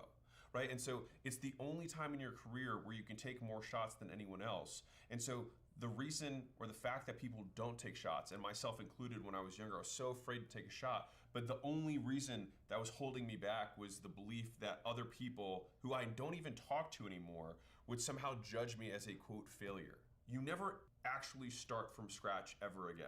Because every time after the first time you start from scratch, you start with an experience. What do you make, So bro? you still always net a positive. And so that's the beautiful thing about taking It's shots. a... You either get the big win, or more likely, you learn something. And then that learning compounds. And so it's a heartbeat detection I through had Wi-Fi. a misunderstanding of how success worked, which is that it's far more stacking many things on top of each other than it is nothing, nothing, nothing, and then something works, right? And so if you imagine success like a bridge, right? So we here, can we you merge got this to the paths local that main, have then to push to the get GitHub across, main, right? This is, let's say and then I'm just gonna pick it up from my laptop. I'll clone it in from my laptop. Your big Since smiley face it's a and you're happy MacBook and Pro, you're doing and I something. have The the... thing is that I thought that I just kept wanting to jump over this gap over and over again and think like if I just jumped hard enough or if I had the right opportunity, that's what would I work. have But more likely the than not, it's really like Alatero iOS these Swift bricks native on the path, folder in there, and so you keep I walking think... and it's like, okay, Don't you think fall that's the here. best Okay, well, I'll fix this move hole to here. take, and then I'll you just take work a hole- and then on you- it you from my start again, laptop? and then you fall here, and then you fix this, and you keep going, and then you fall here, and then you fix this, and then all of a sudden, you make it all the way across. And that's what it looks like, or what the experience of kind of becoming the overnight success is, and that's why so many people talk about it, where it doesn't happen at all, and then it happens all at once. It's not that it happens all at once. The actual outcome of getting a system to work all the way through, that is binary. But the process of building the system is actually very linear. I'm also not saying this from a position of like, even though I saw some success early in my career, I also started pretty early. And so I had 9 failed businesses, 9, before I had one that really worked. And so I bring this up to say that, like, I don't know what failure you're on right now. Maybe you're on 0 failures, you're on 1 failure or 2 failures, but you have way more failures in you. At the end of the day, like, one of the big realizations I had is that since life is an infinite game, and what that means is that there are games where you have a defined time period, and at the end you count the score, right? And then there's infinite games where the only point of the game is to keep playing the game. And so, like, the point of marriage is not to get married, it's to stay married. The point of health is not to get healthy, it's to stay healthy. And the point of business is not to get into business, but to stay in business. And so basically the only thing that you have to do to stay in business is to choose to continue to fight. And so once you realize that, then you realize that you become a success the moment you decide you are, because being successful is far more about being in the game, about being in the arena. And so Make sure the .env is in the git ignore. I'll transfer it myself. You do nothing with the env. Do not touch it. Just make sure it's in the git ignore. So if you're hearing this, you're like, okay, I got it. I need to take more bets, and I need to take maybe riskier bets because my downside is nothing. All right, well, which bets do I take? So number 2, don't follow your passion. So passion is vague. And so it's very difficult to say, I like this thing more than this thing. But what you can say is, I'm better at this than that. And so passion usually then comes from competence, not creates competence. And so we usually like things that we get good at rather than getting good at things that we like, right? And so this is the thing like that I think confuses a lot of people. And so the other flip side of this is that enjoying something doesn't even guarantee that you're good at it or that you're gonna be able to make money from it. And I remember my dad used to tell me when I was much younger, he said, listen, if I were following my passion, I'd be a bartender at a ski slope. Right? He said, if you can just make money, he said, the rest of your life, you can do whatever you want. And I actually think it was very practical advice for me, and I'm very grateful that I got that. But the thing is that getting good at anything, you have to slog through this period where you're probably not going to be passionate about it because it's very boring, it's very monotonous, it's very repetitive, right? It's one thing to say, oh, I like ping pong. It's another thing to say, like, I hit 500 forehands and 500 backhands every morning and every night, right? It's a different level of dedication that you have to it, and that isn't going to be something you're passionate about. You might like playing the game, but getting good at the game are 2 very different things. Right? And so it sets this false expectation that I think ultimately harms more people. And I think one of the biggest reasons of not following your passion is that your passions will change as you age. I promise you, the things that I was passionate about when I was 20 is not things I'm passionate about now, and I'm sure the things I'm passionate about when I'm in my mid and late 40s are gonna be different than things I am now. Same as 50s and 60s. And so this idea that like I have to find this one thing, it puts a ton of pressure on that thing that it has to be perfect forever. And if it's not gonna be perfect forever, then why don't we be practical now so that we can give ourselves options later? So fundamentally, all we're gonna look for are things that you're good at that people already spend money on, because that creates a very high likelihood outcome of you creating something that you can exchange in the marketplace. Once you've decided on something that you want to get better at, you're already good at it, you want to get better at it, which is hopefully, maybe it is your passion, which would be amazing, but a lot of times it's not. The next thing is you have to get good at one thing. Think about the equal opposite of this. How would I get someone to be poor? I would get them to keep starting new things rather than getting good at one thing. And so do you remember that guy who got rich, drop shipping, day trading, buying crypto, and wholesaling all at the same time? Yeah, me neither. You have to focus. And it's arrogant to think that you can do multiple things at once and beat someone who does one thing with all their effort. You have to pick one thing and go all in, and then you become the one who's hard to beat. So I told you earlier that I had 9 failed businesses. Now, here's the part that a lot of people don't know. 6 of those I had at the same time. And so I like to tell people, like, oh yeah, I'm a CEO, I've got multiple companies, right? Like kind of the way I do now, but it's very different now because the thing is that I actually have CEOs who run those businesses, right? Not me. Because you can only be CEO of one thing. You can only drive one thing. Now, I drive acquisition.com, right? But CEOs of each of the divisions, of each of the portfolio companies, like those are people who run their own profit and loss statements.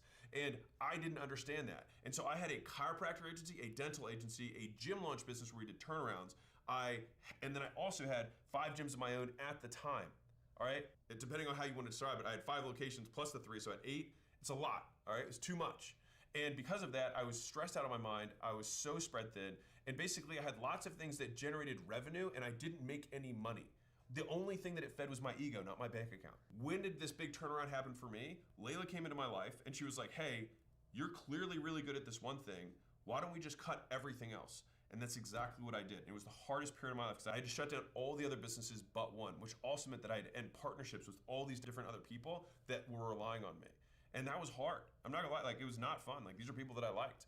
But I had to make this decision. I had to cut off the life that I didn't want to have the life I wanted. If you want to impress people who are poor, talk about how many things you do. If you want to impress people who are rich, talk about how good you are at one thing. Like at the end of the day, your ability to demonstrate excellence is going to be the only thing that someone who is ahead of you will look at. And so you only fool the people who have no idea. And I'll be real, there's a lot of people who have no idea. So the thing is that this is where the whole imposter syndrome will start creeping up on you. Because you're like, man, I kind of feel like a little bit of imposter. Because you are.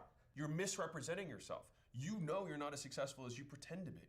And so if you want to eliminate imposter syndrome, just stop lying. When I say lying, people are like, I don't lie. If you present something in a way that you know is going to be perceived differently than what reality is, posturing, in my opinion, lying. You're misrepresenting. What you want to be able to do is state the facts and tell the truth, period.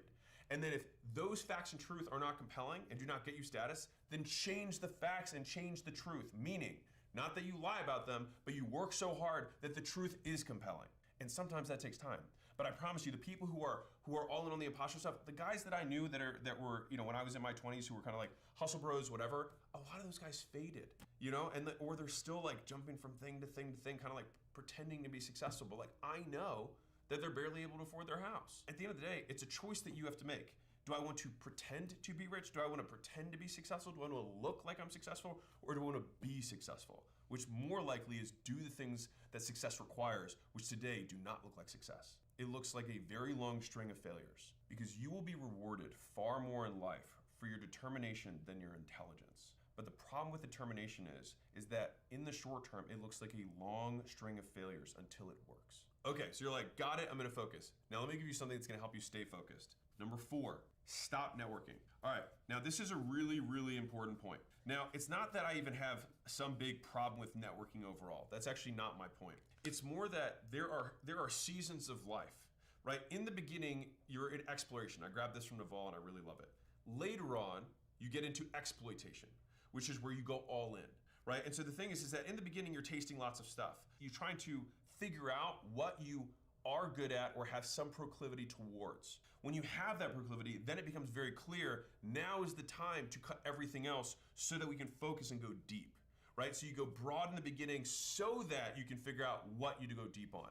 The broad period that you're in is never the period where you're going to make money. Like this is the part you have to get. And I'd say from the beginning of when I started until I really graduated from it was about 5 years. It's less of a binary, more of a continuum. In the beginning, you taste lots of stuff and then you just have to, because in the beginning, you have to say yes to things. You have to say yes because you're so bad, you're so scared, you never want to say yes. But you learn to say yes a little bit and then you say yes more and then you say yes more. And then very quickly, you learn to say yes and get overwhelmed. And so the only way out of this yes trap is you have to start practicing to say no. And if you're like, wait a second, that means that I have to change what I do. Welcome to entrepreneurship. Like you have to learn, you have to evolve, you have to grow. So let me give you a very tactical example. So if you're debating between going to a networking event, right? Or like a lunch with some dude who's like, hey, we should collaborate, we should synergize, we should maybe trade ideas, let me pick your brain, whatever, right? And if you're picking between any of those things and working, choose the work. Because when the work works out, the people will still be there to take your call. But if you never do the work, no amount of networking will get the work done for you. And the bonus or negative bonus here is that if you don't get the work done, they're not going to take your call in the future. And so they're willing to take the call today with whatever small amount of success that you have. But if you lose that success because you get distracted, they're not going to take the call in the future. That door will be open, I promise. And not only will that door be open, 100 other doors will open for you if you win. During the season, losers congregate. Winners. Hey, Alex, I got 2 trials so far, but it's still 0. I think it takes some time to generate. How long does it usually? I checked earlier today and it didn't show anything. Apple ads.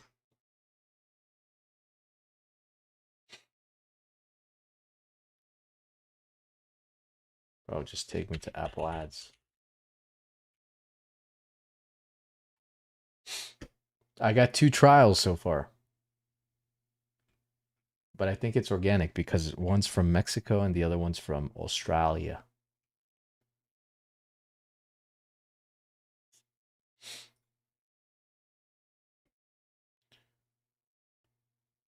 It's about real time? Oh, is it really?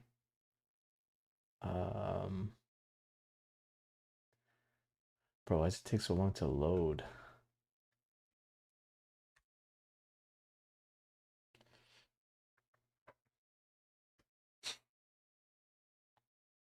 Bro, does this happen to you?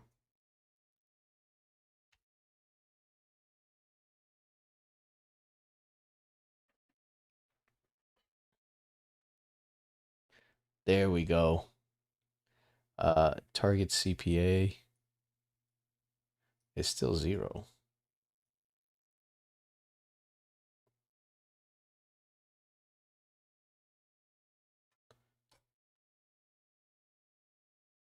Is it because my keywords are not good?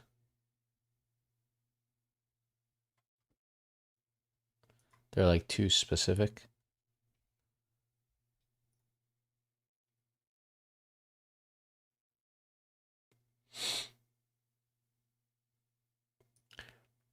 It's all 0 still.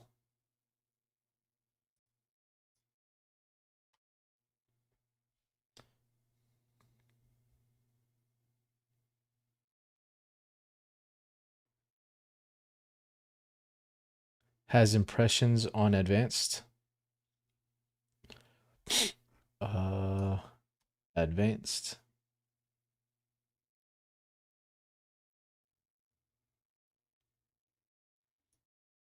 Impressions.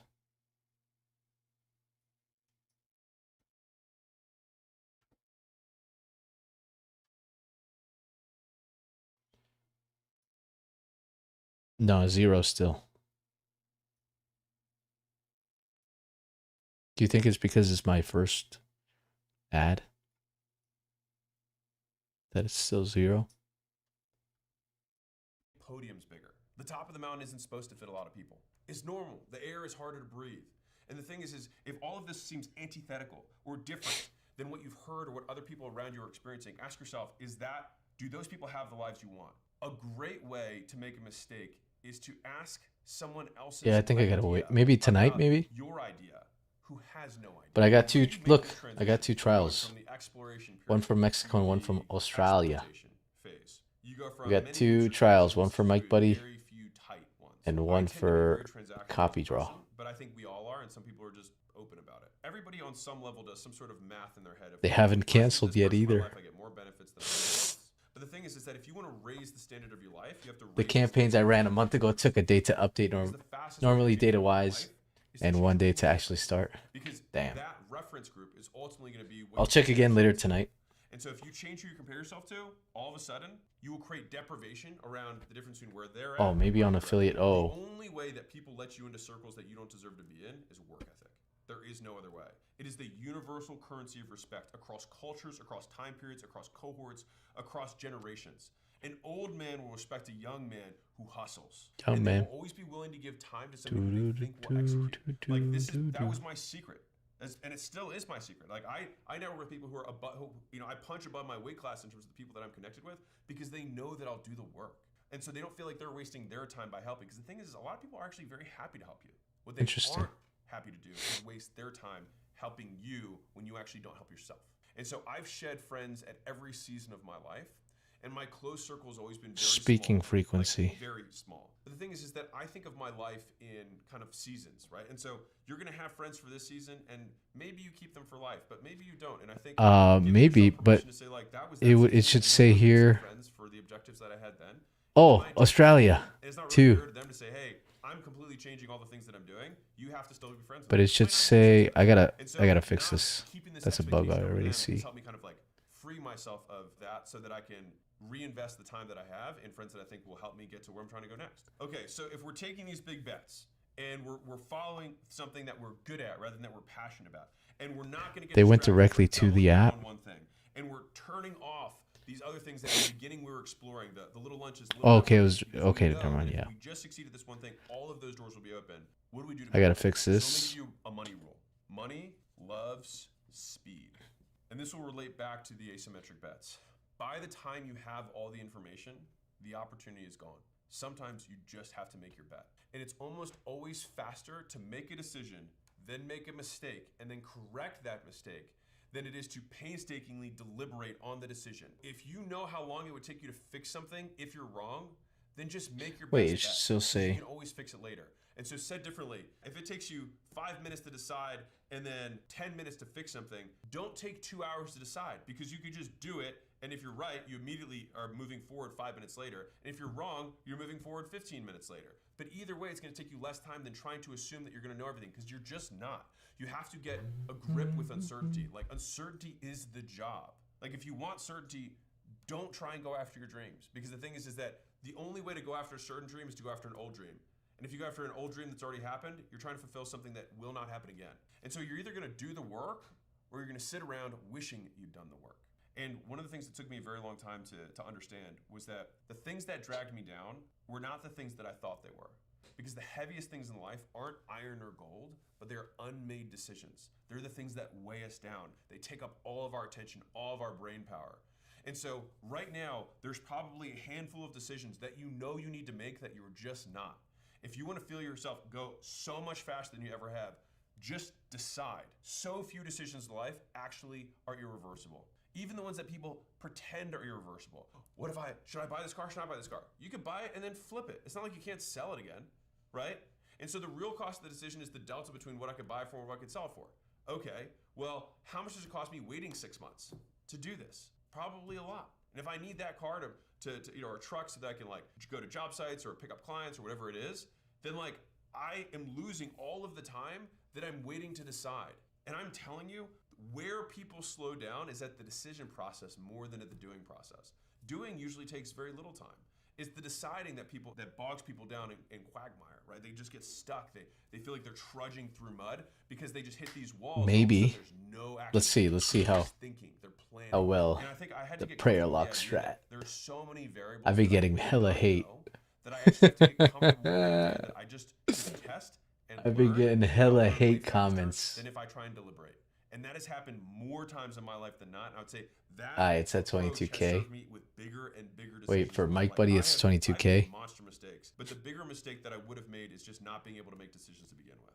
And so you can move through life at 7 times the rate of other people. Copy draw. By simply changing when you say you're going to make a decision from the end of the week to the end of the day. And if you want to move even faster than that, you can decide 61. If you want to move faster Bro, it's like every decide now. And so like my team has seen I get like 1 or 2 comments every day saying we gotta make this decision. Copycat. Yeah, let's kick that to next like because I'm using the Zach D films in the beginning.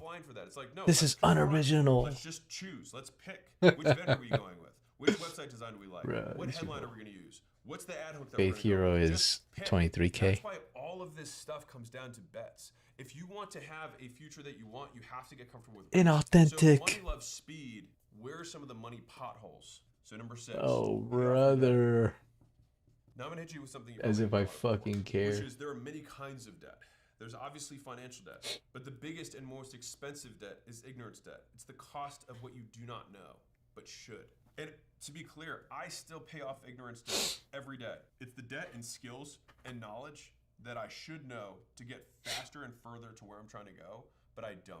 And so I have to just fail until I get this knowledge. But the thing is that if I don't fail, I will never get it. I am willing to pay in looking bad, in money lost, in time lost, in people judging me to make bets. And so I like this perspective on experts, which is that an expert is just somebody who's made all the mistakes you can make in a very narrow field. You have to learn how to lose before you can learn how to win. And the first rule of losing is that you didn't lose. You just It's the learned. Nico Pay down strat the most now. expensive debt. So Damn the right. I question think is, they're if you know that you have to pay I this think they're debt only off, posting 2 to 3 times a day. I'm maxing. I'm doing 5. I'm pushing 5 pieces a day. And I'm even thinking about doing 10. But that's a whole different story now, brother. It's a whole dang different story now, brother. why aren't you? And I think it's because you don't realize how expensive not paying it off really is. And so, know the price of inaction.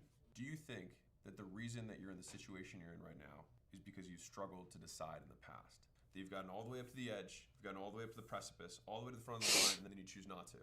And so the question is, how many times have you run this cycle? How many times have you thought through this decision and then not done something about it? And is the life you have you want as a result of those actions? Because maybe the best thing you can possibly do is maybe see this and then just choose to make that call, because not making that call has gotten you where you're at. If you genuinely believe that you're going to do this sooner or later, right? Make this bet, make this call, whatever, sooner or later, then you might as well Let me check do it TikTok. sooner, so you can Tiki start enjoying talkie. the benefits now. Because you're going to enjoy the benefits either way. But why would you want to delay the benefits of taking action? The real is because you want to delay the costs of potential failure. Real quick, I have the most amazing offer for you, which is all 3 of my books for free. Just cover the shipping. I think it's like $5 or $6 in shipping per book. You get the actual hardback shipped to you. And the reason for that is because some of you guys may know we had 3.6 million copies that were donated from entrepreneurs. And I'm doing my part to give the books away, but I'm also giving the other 2 books to anyone who want them, who choose to redeem it. All right. Last time I made this offer, it sold out in like 10 days. So I had to buy a lot more books. So if you see this, go check it out, go grab them. These are obviously while supplies last, because this lives in the video forever. And if you get there and it's not there, then don't get upset. All right, back to the video. Let's say you have a reason why you haven't taken action, whatever that is, right? Just imagine in your mind like it's a visual thing. Realistically, it's probably 1 or 2 voices in your head. And you can probably think about whose voice that is. And it might not be yours. And so who is the person that you're choosing to not live your entire life for? Whose judgment do you care that much about? And so I will tell you the story.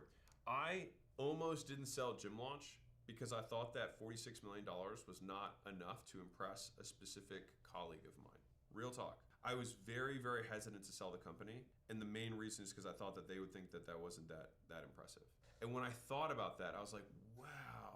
I was like, and this wasn't family, this wasn't friends, this was just kind of a colleague that I respected. When I was able to really listen to the voice, whose voice does this belong to? And what are they saying? And most importantly, is that the person who I want to give control over my entire life? And once I saw that, I was like, well, that's ridiculous. I don't care about this. They're usually subconscious. Like, you don't notice them unless you listen for the voice, unless you name the voice. Am I really gonna let John be the reason that I don't get married to this girl? Is Joe really gonna be the reason that I don't raise my prices? Is Sarah really the reason why I'm not gonna sell this thing? Ridiculous. But people do it, myself included, every day. And look, this isn't going to be easy, right? Building these skills, losing friends, taking bets, taking losses, you might find yourself stuck and then blaming your previous experiences, which is why, number 8, get over yourself. Everyone's childhood was difficult. Get over it. And if you want to win the award for hardest childhood, congratulations, I'll give it to you. You have the hardest childhood. You win. Feel better? Right. No one cares about what happened to you then. Only what you can make happen now. And so the only person that's satisfied with whatever that reason is you. And everyone else calls that reason an excuse. And at the end of the day, do you want to get to your life and have everyone be like, you know what? He wasn't successful, but he had a lot of really good reasons.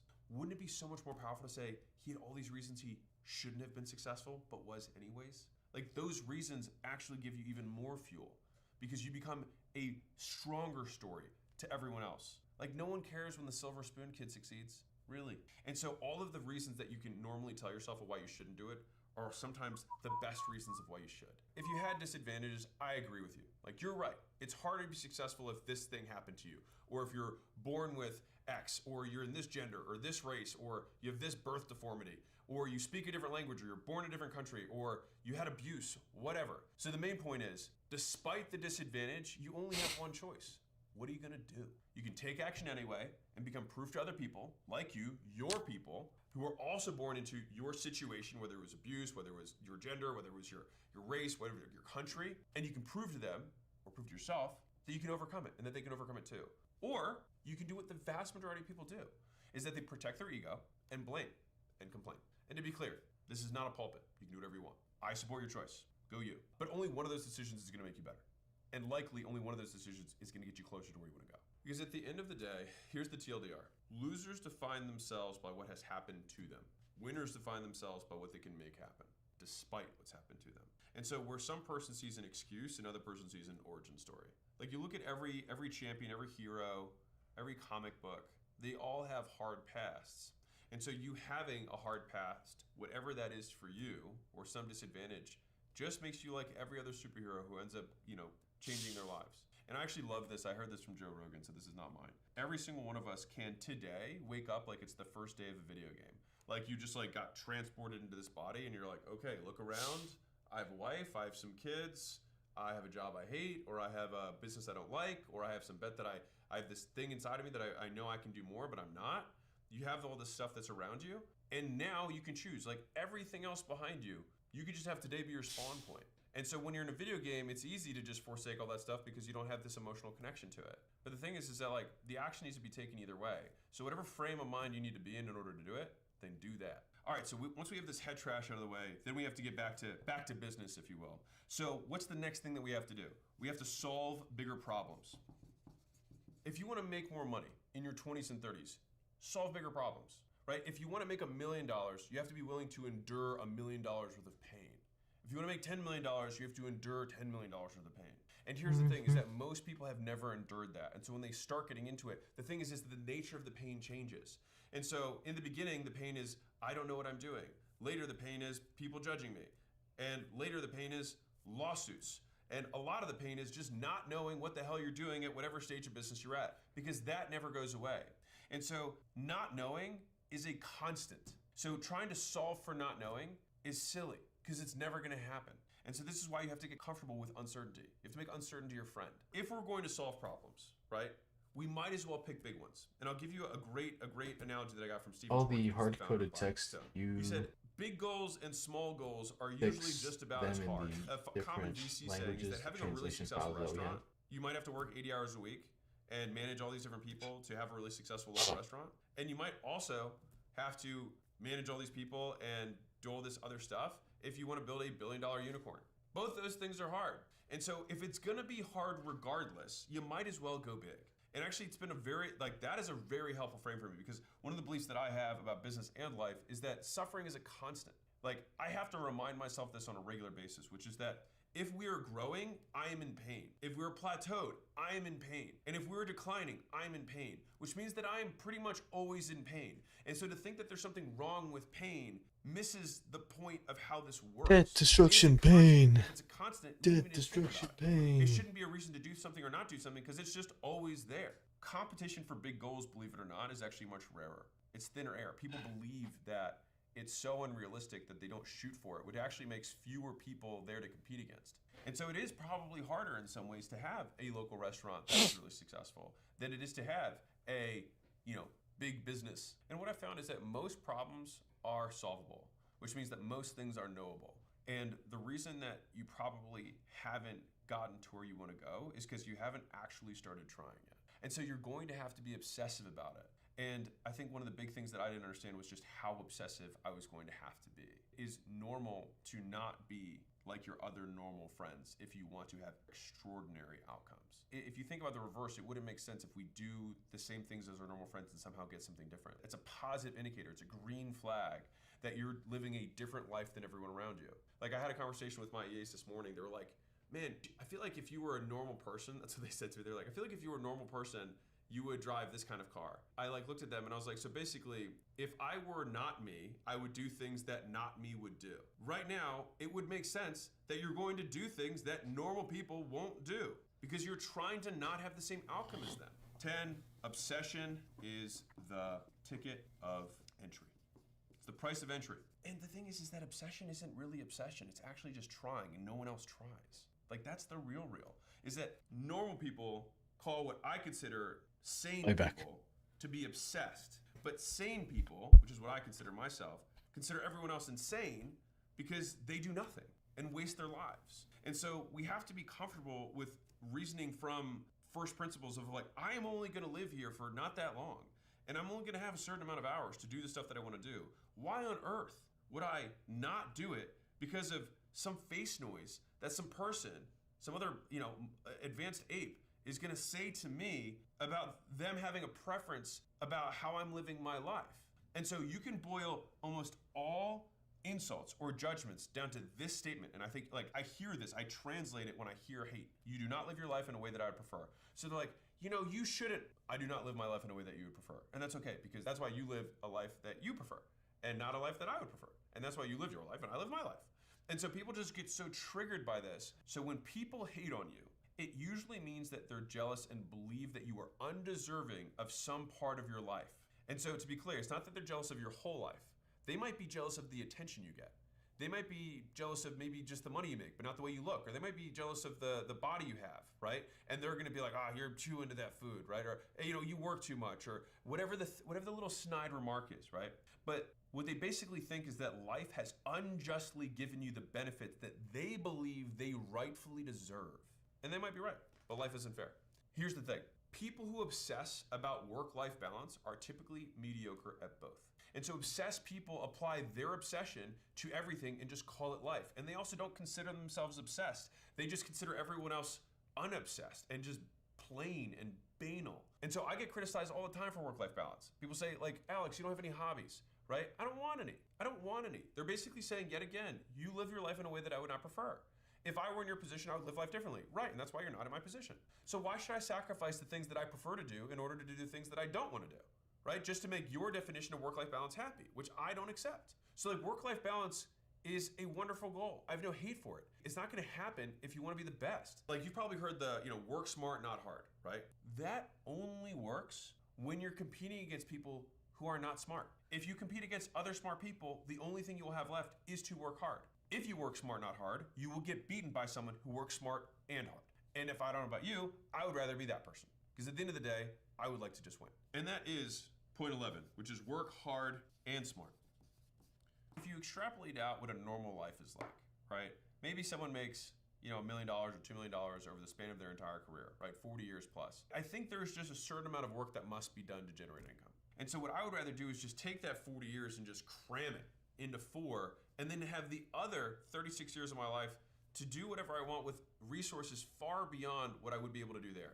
And so I remember Layla had this very early conversation with me. Actually, I think it was our first date. She's like, I just want to help people, right? It's like, that was her whole thing. And I was like, do you think it'd be possible for you to help people and to make money? And she was like, well, yeah. And I was like, okay, do you think you could help more people if you made more money? And she was like, yeah.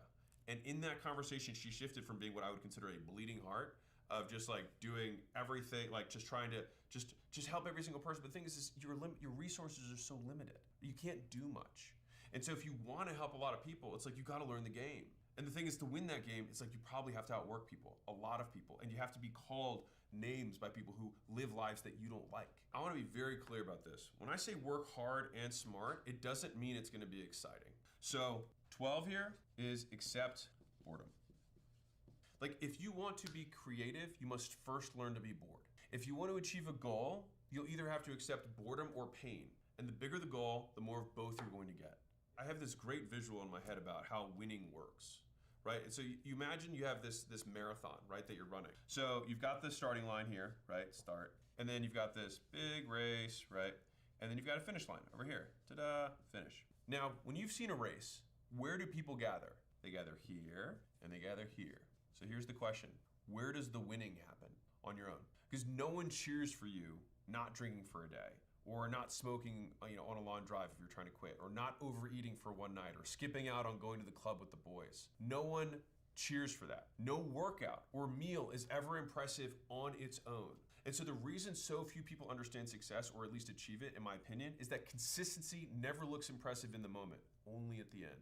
Because if you think about how consistent, it's very difficult to visualize consistency because you can only see someone do something once, right? You see a snapshot of someone take a shot or hit a backhand. The only way that you can actually witness consistency is working with people who are consistent, because the thing that you have to see is that person show up every single day. Like, someone could show a workout of me working out, and someone else might be like, okay, well, that's a workout. Maybe I should kind of work out like that. And sure, there's a level of intensity that might be there, or form and things like that, whatever.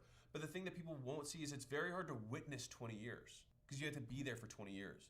And this is why I think so few people are able to internalize consistency, which is the most important success trait, because it's very hard to lose if you show up every day. It's very hard. And showing up every day is boring. And so if we're willing to accept boredom, the next thing that we're going to have to be willing to accept is sacrifice. We have to give up some things to get others. And so at the end of the day, all we have are trade-offs. We have what we have and what we want. And the question is, what are the things that you currently have? Are you Yo, Flames! And I think it's such a perfect way of thinking about it. What's up, Flames? You should have a special guest episodes of live streaming, inviting someone you want to talk to while coding. Live Elon or Ammo Day.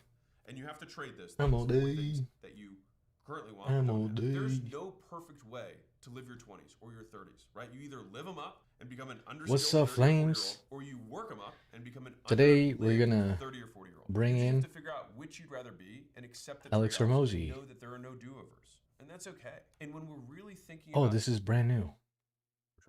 Are you fast to fire?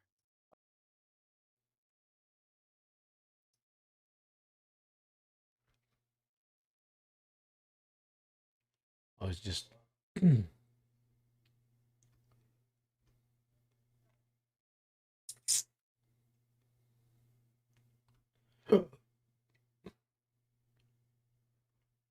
want to learn to love making money. So there's two misconceptions and then one truth around this.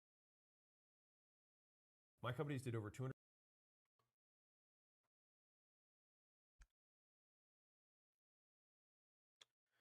Flames, how you doing today, sir?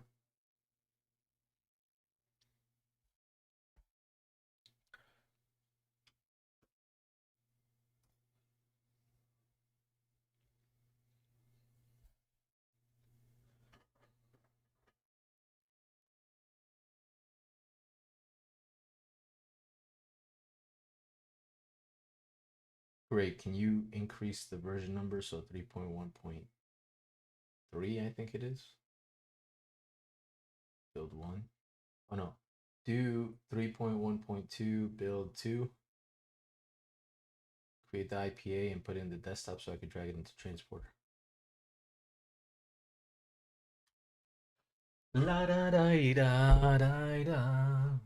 $150 million in revenue last year. I broke a Guinness World Record for the fastest selling nonfiction book of all time. I did $106 million in sales in under 3 days. My mother also died last year. And I want to compress everything that I learned this last year into this video for you. For 8 years, I've had the habit of texting myself lessons as they came up so I wouldn't forget them. And every year I make one video like this. And every year it is my most listened to podcast that I have. And so this is 2025 Lessons and Failures. The first is that fear exists in the vague. And so if you're afraid to take the risk, write it down in excruciating detail what you're actually afraid of having happen. Like really step by step, what happens next when you fail. You'll often find it's not that bad when you spell it out, because it only exists when it's hazy, not when it's crisp. Because when you actually play it out, okay, maybe you do go back home. And what does going back home really mean? It means that you go back in your old room, or maybe you sleep on a couch, or maybe you sleep on a friend's couch. And so besides the rules that you believe other people have on your life that you think you're breaking, that is all made up, because they don't really care that much, because no one really cares that much about anyone besides themselves. It's all make-believe. And I think that when you get as specific as humanly possible, but like, oh, I don't want to post this content. What? Because you're afraid that some unnamed account or some named account will write words on a screen that you'll read that will make your feelings go away. Like that is what will stop you from achieving your goal. Having a stranger tell you to fuck off because you reached out is the reason. That's it. Like, you're like, I didn't achieve my goals because I was afraid that somebody I don't know would tell me that I suck. When you say it like that, you're like, shit. Now, let's say a different version. I didn't achieve my potential. I never pursued any of my goals because someone I know, I was afraid that they would say that they didn't approve of my behavior anymore. Maybe you shouldn't, A, care what they think, or B, have them in your life. And so when I decided to launch this book, $100 million Money Models, the goal was to do $100 million in the weekend. And I made that goal public within the company so everybody knew. And one of the people on my team said, well, what if we don't hit it? And I remember almost being like disgusted. Like that was like my physical reaction to when that person said that. And I remember just looking at him and I was like, dare greatly, motherfucker. Like, what's the point? Like if we fuck up, we die trying. You know what I mean? Like, so what? But like, we're going to still fight like hell to try and make it happen. And so the fact that he asked that really just made me think like, what does he think I'm afraid of? If I said, hey guys, we're going to try and hit 100 million. We hit 80 or we hit 70, whatever. I'm like, okay, boo hoo. We made a bunch of money. We got a ton of people, books in their hands that can help them. What are we going to do? We'll try again next year. Like, well, what if people don't take you seriously? I don't think people are going to not take me seriously because people will take you as serious as you take yourself. And if you are serious about your goals and your commitment to those goals, people can visibly observe. There is no one that will fault you for daring greatly, period. And anyone who doesn't matter. And one of my favorite quotes, like, man, it's probably like a top 10 quote for me all time, which I have a lot of quotes, is from Marcus Aurelius. He said, what are you so afraid of losing when nothing in this world belongs to you? And so it's like, we're here on borrowed time to acquire borrowed assets and borrowed resources. And at the end of the game, you're just going to push your chips to the middle and somebody else is going to take your chair. That's it, out of coins. And so it's like, we're just in the game. Like we're just here, we're renting, we're leasers, right?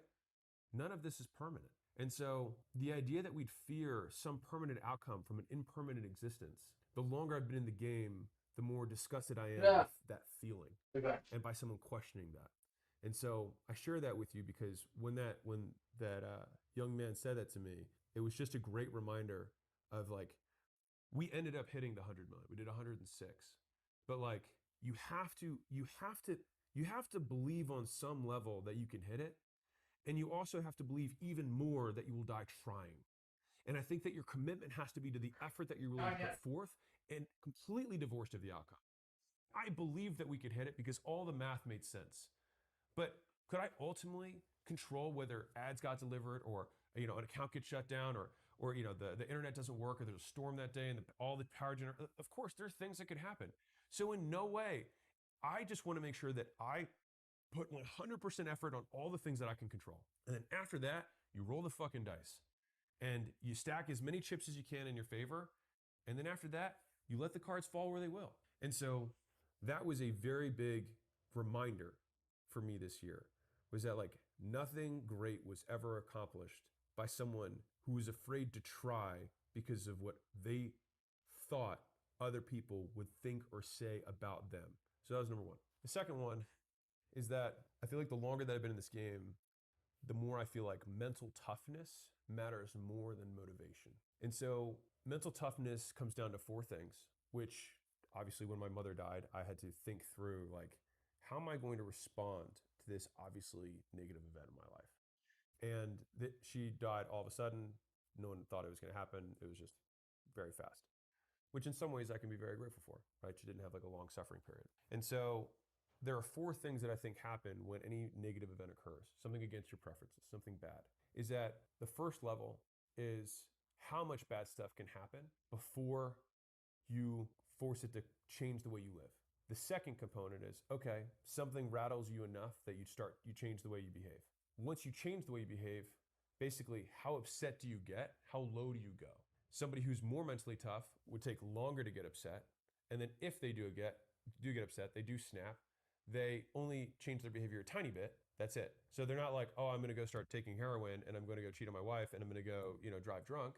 They're like, I might have some ice cream tonight, right? And then once they're on that negative path, the next level of our element of mental toughness is how fast do you come back, which is resiliency. How fast do you rebound back to where you were?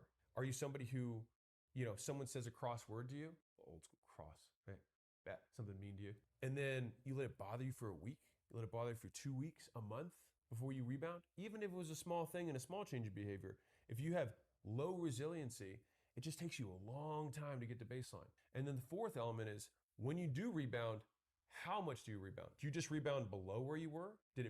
By the way, that's a traumatic event. It permanently changed you, your behavior. Do you get back to baseline? So it didn't permanently change you, it was not traumatic. Or you go above baseline, you adapt, you're better than you were before the bad thing happened, which by the way, also traumatizes you. Because for those of you who hear this all over social media, translate the word trauma into a permanent change in behavior from an aversive, bad stimulus, thing that happened. So trauma means that you just change. You permanently change the way you act when something bad happens. Is there a world where you can change how you act permanently, where you behave better than you did before? Yeah, many of you, many humans, not the current generation, let's say a generation or two back, were traumatized by your parents many times, sometimes with a belt, sometimes with a hanger, sometimes with a spoon, sometimes with a hand, sometimes with a shoe or a slipper, sometimes at your head, who knows? The point is that you did something, you got smacked, and then you permanently stopped doing that. They traumatized you. Was trauma bad in that situation? No. It's only bad if it permanently changes your behavior in a way that is against the type of person that you want to be or the types of behaviors that you prefer to act in or do. And so when I thought about those things, and I was forced this year to actually define what is mental toughness? People throw this out a lot. How can I measure this? And then if I can measure it, then it means that I can improve it. And so when someone says, hey man, toughen up or get mentally tougher, now at least you have 4 variables that you can think of in your mind. I want to take longer for something to change the way I act. If it does change the way I act, I want it to change it as little as possible. And if I notice that my behavior has changed, I want to rebound as quickly as I can as soon as I notice that it changes. And then not only that, I want to be better for it, not worse. And then that's what happens. And the shift that occurs is that life starts happening for you, not to you. You become the victor of your circumstances rather than the victim. You become the person who's in the driver's seat. And the reason that so many people are aversive to that concept is because it is so much easier to cast blame outwards, right? Your power follows the direction of where you point blame. So if you say, I'm this way because my mom didn't hug me enough, I'm this way because my dad didn't hug me enough, then guess who actually has complete control over your life? Them, or your perception of them. But if you said, I am this way because I am not resilient enough, I was not adaptive enough, I didn't have enough tolerance to be able to handle that level of stress. Well, then guess what you can now do? You can do something about it because you admitted at least you were in charge. You were the one in control, or you have some control, some influence over the outcome of how you act. And so defining this was really helpful for me, obviously going through my mother's death and accident and thinking what kind of man do I want to be? How do I want to show up to my family? How do I want to be there for everyone else who's going to be at this, at this funeral? Extended family, the people from my mom's church who are going to be there. How do I want to present myself?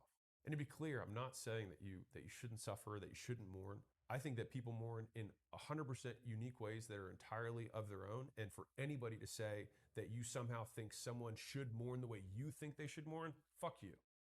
Real talk. People can mourn however they want to mourn. And your choices in those harder times can serve as evidence of the type of person that you want to be so that when hard times come again, you can look back and say, I know I can get through this because I got through that. And then it becomes the stack of undeniable proof that you're not just saying you are this way, you can prove that you are this way. And it's not that you do this to the external world because the external world doesn't give shit and they're not taking track anyways. But it's for you because you're the one with the tally marks. You're the one who's got the scars to show for it. You're the one who gets to say, I know I can get through this because I have been through worse. And what's really interesting that I'll share is that the younger you are, in my opinion, the harder life is because you have the same hard things that occur to you. 10 out of 10 bad thing is a 10 out of 10 bad thing. Maybe your 10 out of 10 is different than somebody else's, but everyone has a maxed out pain scale. The difference is that when you're younger, you don't have the tools to protect yourself, you don't have the tools to respond, and you don't know how to make sense of the world yet. And so no matter what you go through now as an adult, I always think to myself, there is something for sure that I went through when I was younger that was harder than this. And every time I look for it, I find it.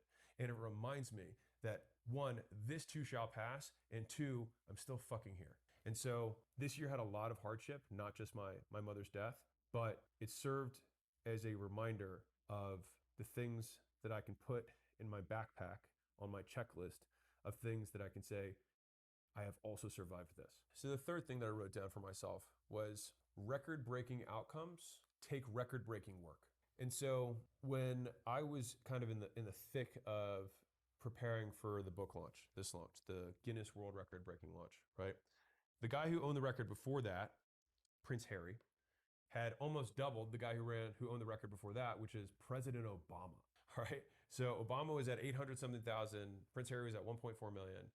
And I'm thinking, these guys have tremendous resources at their advantage. And they wanted to have tons of book sales and show that they had lots of people who love them and all that stuff. And I was like, how am I going to try and outsell these monarchs, literally, right? And it's like, well, what are the things that are controllable? Is the work that we put into it. And I was like, well, I don't know how hard Prince Harry works. I have no idea. I've never met him. But I was like, I know that I can work for years on something without anyone knowing about it before revealing it. And I think about it a lot like the Olympics. So people will train for 4 years to have 10 seconds where the world sees them. And what's interesting is that people see those 10 seconds and assume, okay, 10 seconds when they ran, maybe it's, 100 times that for how much they worked. It's just not really fathomable for somebody who doesn't even know how to work long and hard to think about how much effort that really takes. And so when I was in the thick of it, I just kept thinking to myself, like, man, this is so much work. And then I thought to myself, like, yeah, no one has ever done this before. So no one has ever done this before. Of course it will take that much work. Did I expect to do something that no one had ever done before with a level of effort that had been repeated many, many times? Of course not. The amount of times I had to double check every single email flow from every single potential combination is 400 pages of copy. There was more copy written just in the emails than words in the book. And then every single VSL, so video sales letter, I had 6 of them. Every single one of them, painstakingly crafted, where I have to say, I gotta get it shorter, but I have to stuff more in here, I gotta get it shorter. How can I put more visuals? How can I put more narrative in it? How can I minimize the downside? How can I express more of the upside potential of this particular thing? And then as I was creating the slides, right, for the webinar, I wrote out every single word first, and then went through multiple passes of editing. And then after editing the actual words, every single word that was said was prepared. And then those words had to get on the slides. How many? 1,700 slides. How much AI was used in the making of those slides? 0. Me, because as of right now, there's nothing that makes slides like me. As of yet. Maybe there will be. Currently, it doesn't. Not the style I like. And so I'm there pasting these things. I was like, holy shit. And then I was like, okay, well, I also have to have a visual on every single slide. I did use AI for the visuals.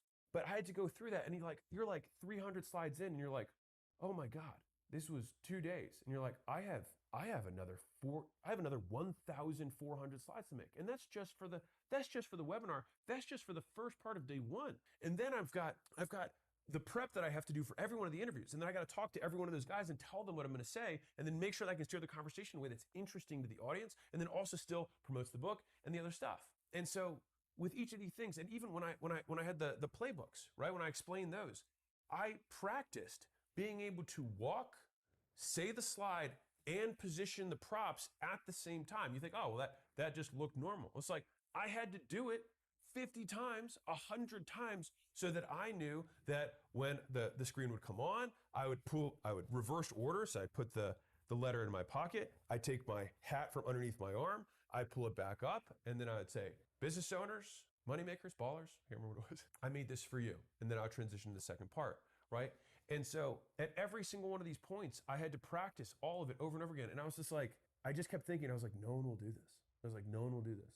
And the reality is that you will not get credit for the work you do. we have this desire, at least I do, maybe on some level, that I want someone to stand next to me when I'm working and just be like, great job today, Alex. You worked super hard. No, you don't get that. Like, you have to be that person. And so it comes down to, and I say this a lot, but it's because it's like, it's what gets me through this, is I always ask myself, I'm like, what kind of man do I want to be? And so when I'm in that, I'm like, am I the man who will cut the corner? And I'm like, no, I'm going to fucking do it right. And it's like, right, get back to it. That's it. There's no parade. There's no applause. There's no confetti. It's like the work needs doing. And it's either me or somebody else. And this was a project of love. I was like, this is something that I had worked. I mean, all three of my books were actually written at once. So you want to talk about a long-term plan? I began writing these 4+ years ago, and it was one Mondo book. And then I thought, wouldn't it be amazing if I could culminate the $100 million series with a $100 million launch? But each of the 3 books had to represent what the concept of the book was about. And so I've had this waiting for 4 years before I could share it. And so I think like telling yourself in your mind the story that you're going to be able to someday tell when you're going through the rocky cutscene allows you to take the licks that you're going to take during that period where no one is watching. Because the winning always happens when you're alone. People only get to see it when you demonstrate it. But the demonstration, the 10-second race, the one fight, the me getting on stage and doing the presentation, that is a microcosm of what it actually takes. And it is one of those unfortunate things that no one will ever be able to observe it, because the amount of time it would take to observe it would be the amount of time it took to do it. Unless someone else is going to wait for 4 years just to see that, you just have to guess. And so no one will ever know how hard you worked, and no one will ever care. And so you have to create another game or another story that allows you to succeed even when no one else cares, which is why you have to be the one who cheers for you when no one else is watching. Just know that no one will understand, and that's okay, because you know, and you're the only person whose respect you need to earn. And you're also the hardest person's respect to earn, because you know when you're bullshitting you. And so this is also me talking to the winners right now. You being the best one in your state, the best one in your high school, the best one in your company, in your division, in your department. That's a low bar. I can't remember where this quote is, but I think Leonardo da Vinci said this actually. I think he said something to the degree of like, the curse of the winner is not that he aims too high and misses, but that he shoots too low and he achieves his goal. And I think that you can't have your own respect if you know that you left some in the tank, which is why going bigger and asking yourself, am I capable of this, is the only way that you can ever truly see. And you can only do that if you're willing to fail. Hey, and real quick, I spent 200 hours this year just making this one project for you, which is the $100 million scaling roadmap. And I broke up the stages of business into 10 stages. And you can identify where you're at by simply just putting in your business information. You go to acquisition.com/roadmap, and it'll spit out this custom report that tells you what the constraints are at that current level and what you need to do to graduate and get to the next level. This is our gift to you, absolutely free. On the thank you page, you can book a call with our team, and we'd love to help you figure that out and ideally get past it. So, number 4, you have to take care of people who work in your company's personal life so that they can succeed in their professional life. So I'll tell you how this manifests in reality. The biggest one is if someone's spouse or significant other is not a fan or supportive of the job or the work that they have, they will never achieve their potential. And it's sad, it's unfortunate, and it may be controversial for some of you, but I have yet to see it. If you have a spouse or a significant other, somebody you live with, someone who's like your other person, and they're not like, even if they're neutral, you will not achieve your potential. Honestly, I don't even think close. Not even close to your potential.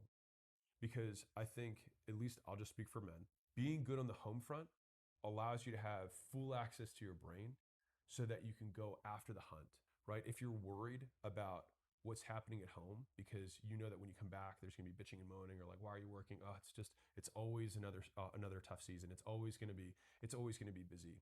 If you have that in the back of your mind or in your ear, it's like you start pulling your punches. You start cutting out early. You start avoiding taking on the bigger projects to take the slightly smaller project. You don't set the bigger goal because you know the effort that it's going to take to hit it. And so you just say, well, this is an adequate goal. And I want to be clear, nothing wrong with that if you don't want to see how far you can go. And not everyone does, and that's fine. But when I think about the people in this organization, I have taken more and more attention to making sure that their personal lives are supportive, their environment is conducive to them doing the best work they possibly can, because I want people to be able to do their life's work at acquisition.com. I want, like, think about the record I just talked about. When someone is 85 years old and looking back on their life, there are very few moments that you actually remember, right? Like, you don't remember the vast majority of life. You just have a couple moments that spit out. Like, when you get, I'm sure when you're much older, you might only remember like one moment from a year. Think about how crazy that is, right? And so I got to say truthfully to the team, when you're looking back on this part of your life, you will be able to say that you made history.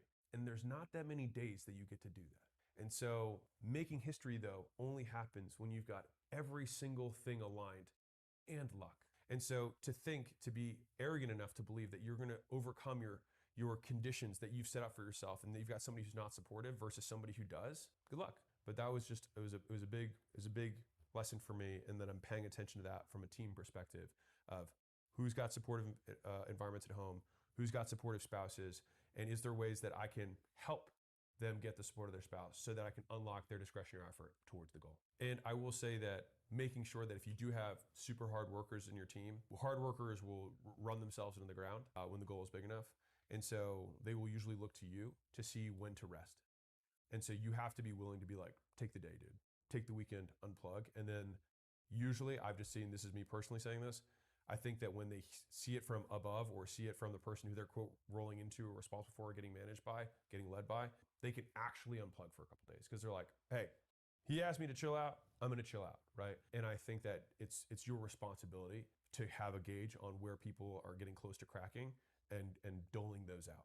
Number 5, think for yourself or the world will think for you. So this is what I've thought a lot about, which is to be unique, you need to have high agency. And so agency is essentially being able to reason for yourself from the things that you can observe or have observed. And so at the lowest levels, it's being able to say that you like a person, a show, a movie that most people don't like. It's thinking for yourself. Most people, and here's where it gets really interesting, most people pick their identities off the shelf, right? They come with pre-canned beliefs. They have a set of apparel that they wear that's the fashion of this guy. Oh, I'm a hipster, which means I have to have gauges. I have to have one of those beanie hats that's a small thing. I wear black combat boots, black things with the chain, whatever, because I'm a hipster. And all my beliefs are going to be what hipsters believe. Or I'm a redneck. And so I'm going to have flannel, and I'm going to wear a trucker hat, and I'm going to have jeans, and I'm going to have super conservative views on X, Y, and Z, and whatever. I'm going to live in the country and I want a ranch.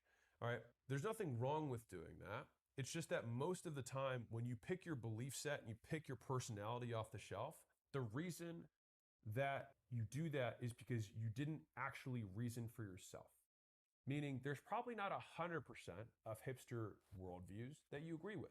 There's not 100% of redneck worldviews that you believe with if you believe in that if that's you, right? And so if you actively think about all the components of your life, which is like, what shoes will I wear? Why do I pick these shoes? What makes a good shoe for me? Why do I wear these shorts? What makes a good short for me? Why do I wear this shirt? As silly as that may sound, you choose every single component of your life, and you either choose to live it by default or live it deliberately. And the people that are interesting typically have multiple components that they reasoned for themselves that get put into one box. I'm in the So then thick when of you it. see them, Everybody knows they double show think, me because they're like, wait a second, these where pieces don't go together. goes And what I does that do? skit Makes you in. interesting. And so let's say that you In the have thick of the it. body I just took a of shower. a meathead, I'm and back. you dress like a redneck, but you quote ancient philosophers, and you're also extraordinarily wealthy. That's weird, right? That's odd. And so if that's you, then you will probably attract attention. And so a lot of people want to live a unique life, but they take all their decisions from pre-canned boxes off the shelf out of the box. And so I think that asking yourself, what do I want? And does this thing help me get it? Are the questions that begin to lead down the path of agency. Because if you approach every component of your life with that lens, you'll often find that the things that you took off the shelf don't. What? the politics you vote for, the people that the sports teams that you root for, all of this stuff that you've built your life around, not at all. And so having high agency is higher cost in the short term because you actually have to make these decisions and also suffer the rejection. Definitely me. Long hair dude is quiet as hell. All dressed like hipster, not agree with because you didn't take the same belief out of the box or off the shelf as they did. But it's lower cost long term because you don't find yourself 10 years down the road GG, what's up, console? Here. How did I marry this person? How did I start this business? Why am I dressed this way? Do I even care about this stuff? Why do I vote like that? You got here because you never questioned your decisions and just went with the flow.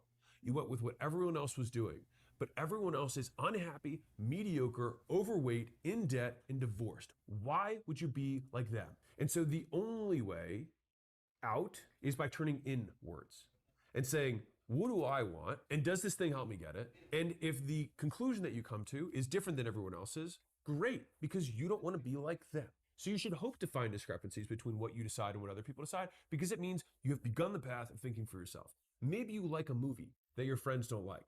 Instead of saying, oh, I mean, it's okay. Don't hold back. Be like, I think it's a great movie. And they're like, well, you're an idiot. And you're like, okay, I like that show. That show's trash. Okay, don't watch it. Like, that's it. Right? Oh, why do you wear such lame shoes? Sapping, why son. do you wear jean shorts? Alex, why did you wear the little sandals for 2 years that I wore that were really weird? Because at the time, those shoes served what I wanted.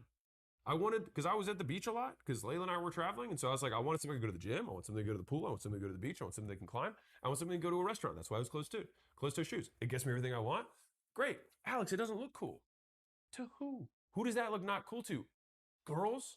I'm married. I don't give a shit. Who does that not look cool to? Guys? Why do I care what they think?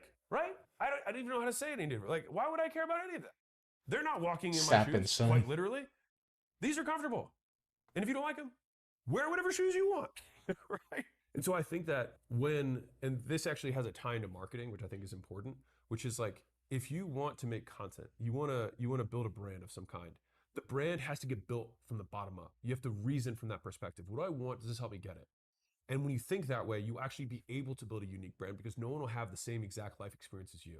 And when you do that, that is what creates the unique combination, and you'll be able to defend why you believe what you believe. Because if you cannot explain why you believe what you believe what someone else told you to believe, and you never questioned it. Number 6, a hard conversation up front can save you millions of dollars and years of life. So Rockefeller said this, which is, a friendship founded on business is better than a business founded on friendship. So the big thing here is, I used to hear people say, I only can do business with people via handshake.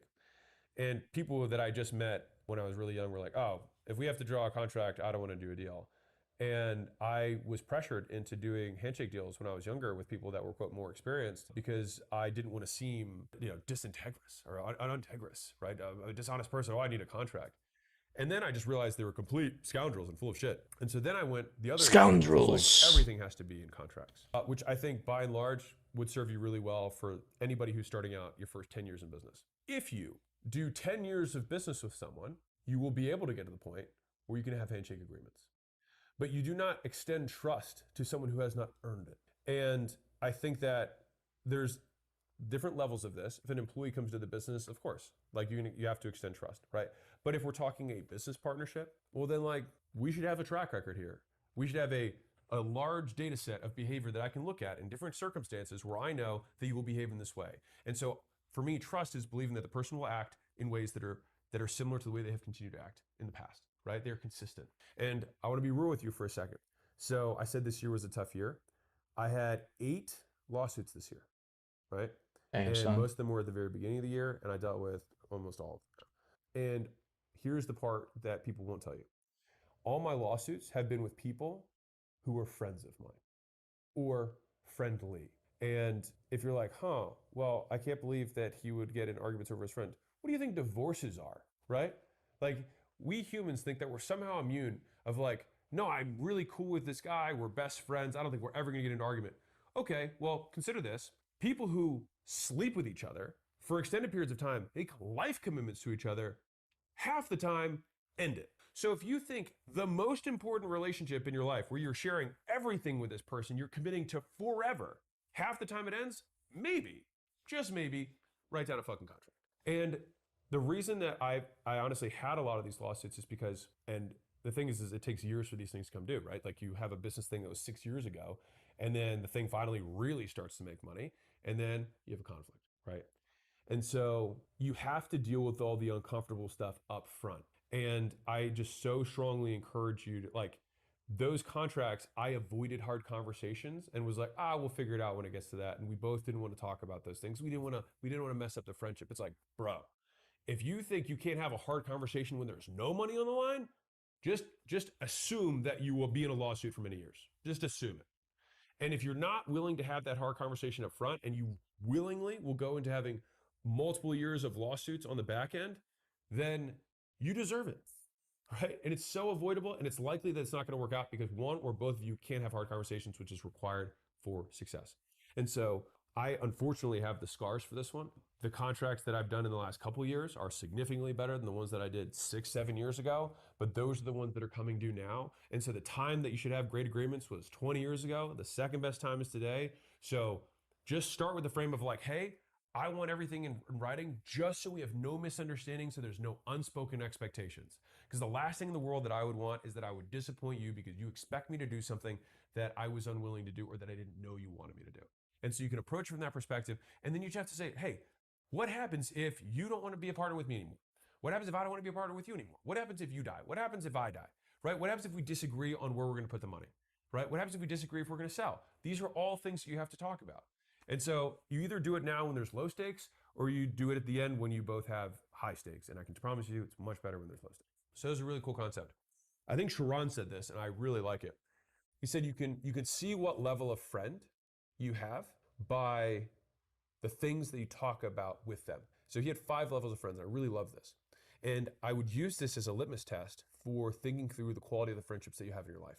The lowest level of friend is someone that you can only talk about the past with. The good times you used to have. Remember high school, past, right? The next level friend is somebody who just talk about other people with. How's so-and-so doing? Let's talk about that person. Let's talk about that person. AKA kind of gossiping, but that's what it is. Level 2. Level 3 friend is someone that you can talk about ideas with. Wouldn't it be cool if, isn't it amazing? You can dream, right? Ideas, concepts. The 4th level of friend is somebody you can do stuff with. You can talk those ideas and actually execute. You can take action, you can do things together, etc. 4th. And then 5th is friends that you can make, lose, and spend money with. And I believe that because for whatever reason, money is just one of those subjects that I think it just shows it shows how someone behaves around a reinforcer and what someone values. It just kind of cuts through the crap of everything.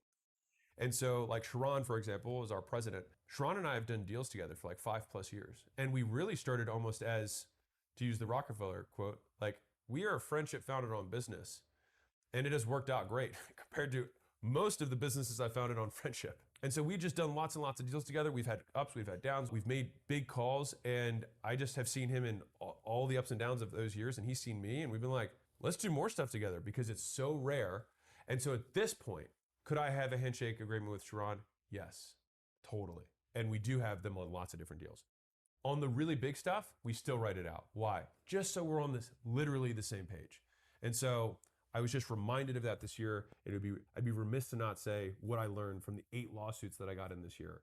Those are my big takeaways, is that know what level of friend you're with, make sure that you put everything in writing, and you want to front load the discomfort. Number 7, do more than what is required. So I said this was a legal year. And so part of this was looking into compliance and other things that are kind of risks for any business as you get over a certain size. Because the bigger you are, the bigger the target that's on your back. And so if you wish for success, you also wish for the pains that come with success. And as much as many people want to say like, champagne problems or rich people problems, they are problems nonetheless. And I promise you, they are still painful. And so I would say you want to go above and beyond. So what's interesting is you also want to become educated, right? Ignorance is not defense. Real. If you don't know a law exists, it does not exclude you from the consequences of it. And so in realizing that, you have to be proactive in learning Danny, what's up? Everything that applies to you, which is what's happening. And now with AI, they can summarize some of these things. I just saw you. Like, you got experience with Stripe Connect. ID verification is broken as hell.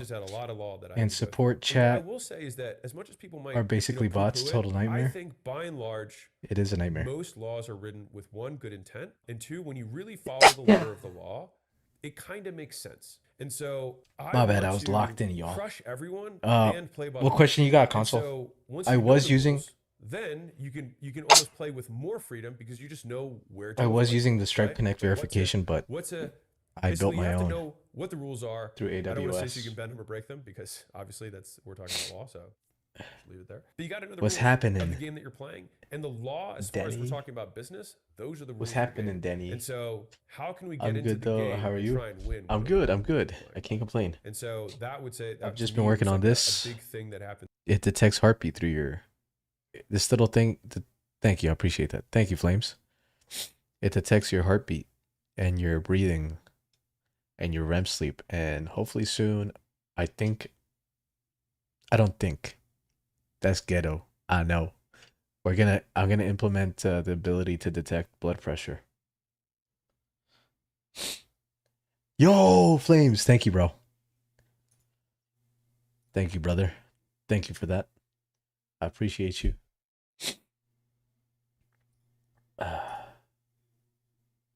Oh, how's the progress coming along? It's good. It's good. It's able to detect heartbeat now, like BPM, beats per minute. Pretty cool.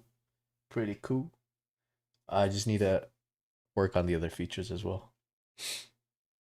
But it's at like, how's your game so far? One sneeze equal $1. I gotta fix this app screen. This year.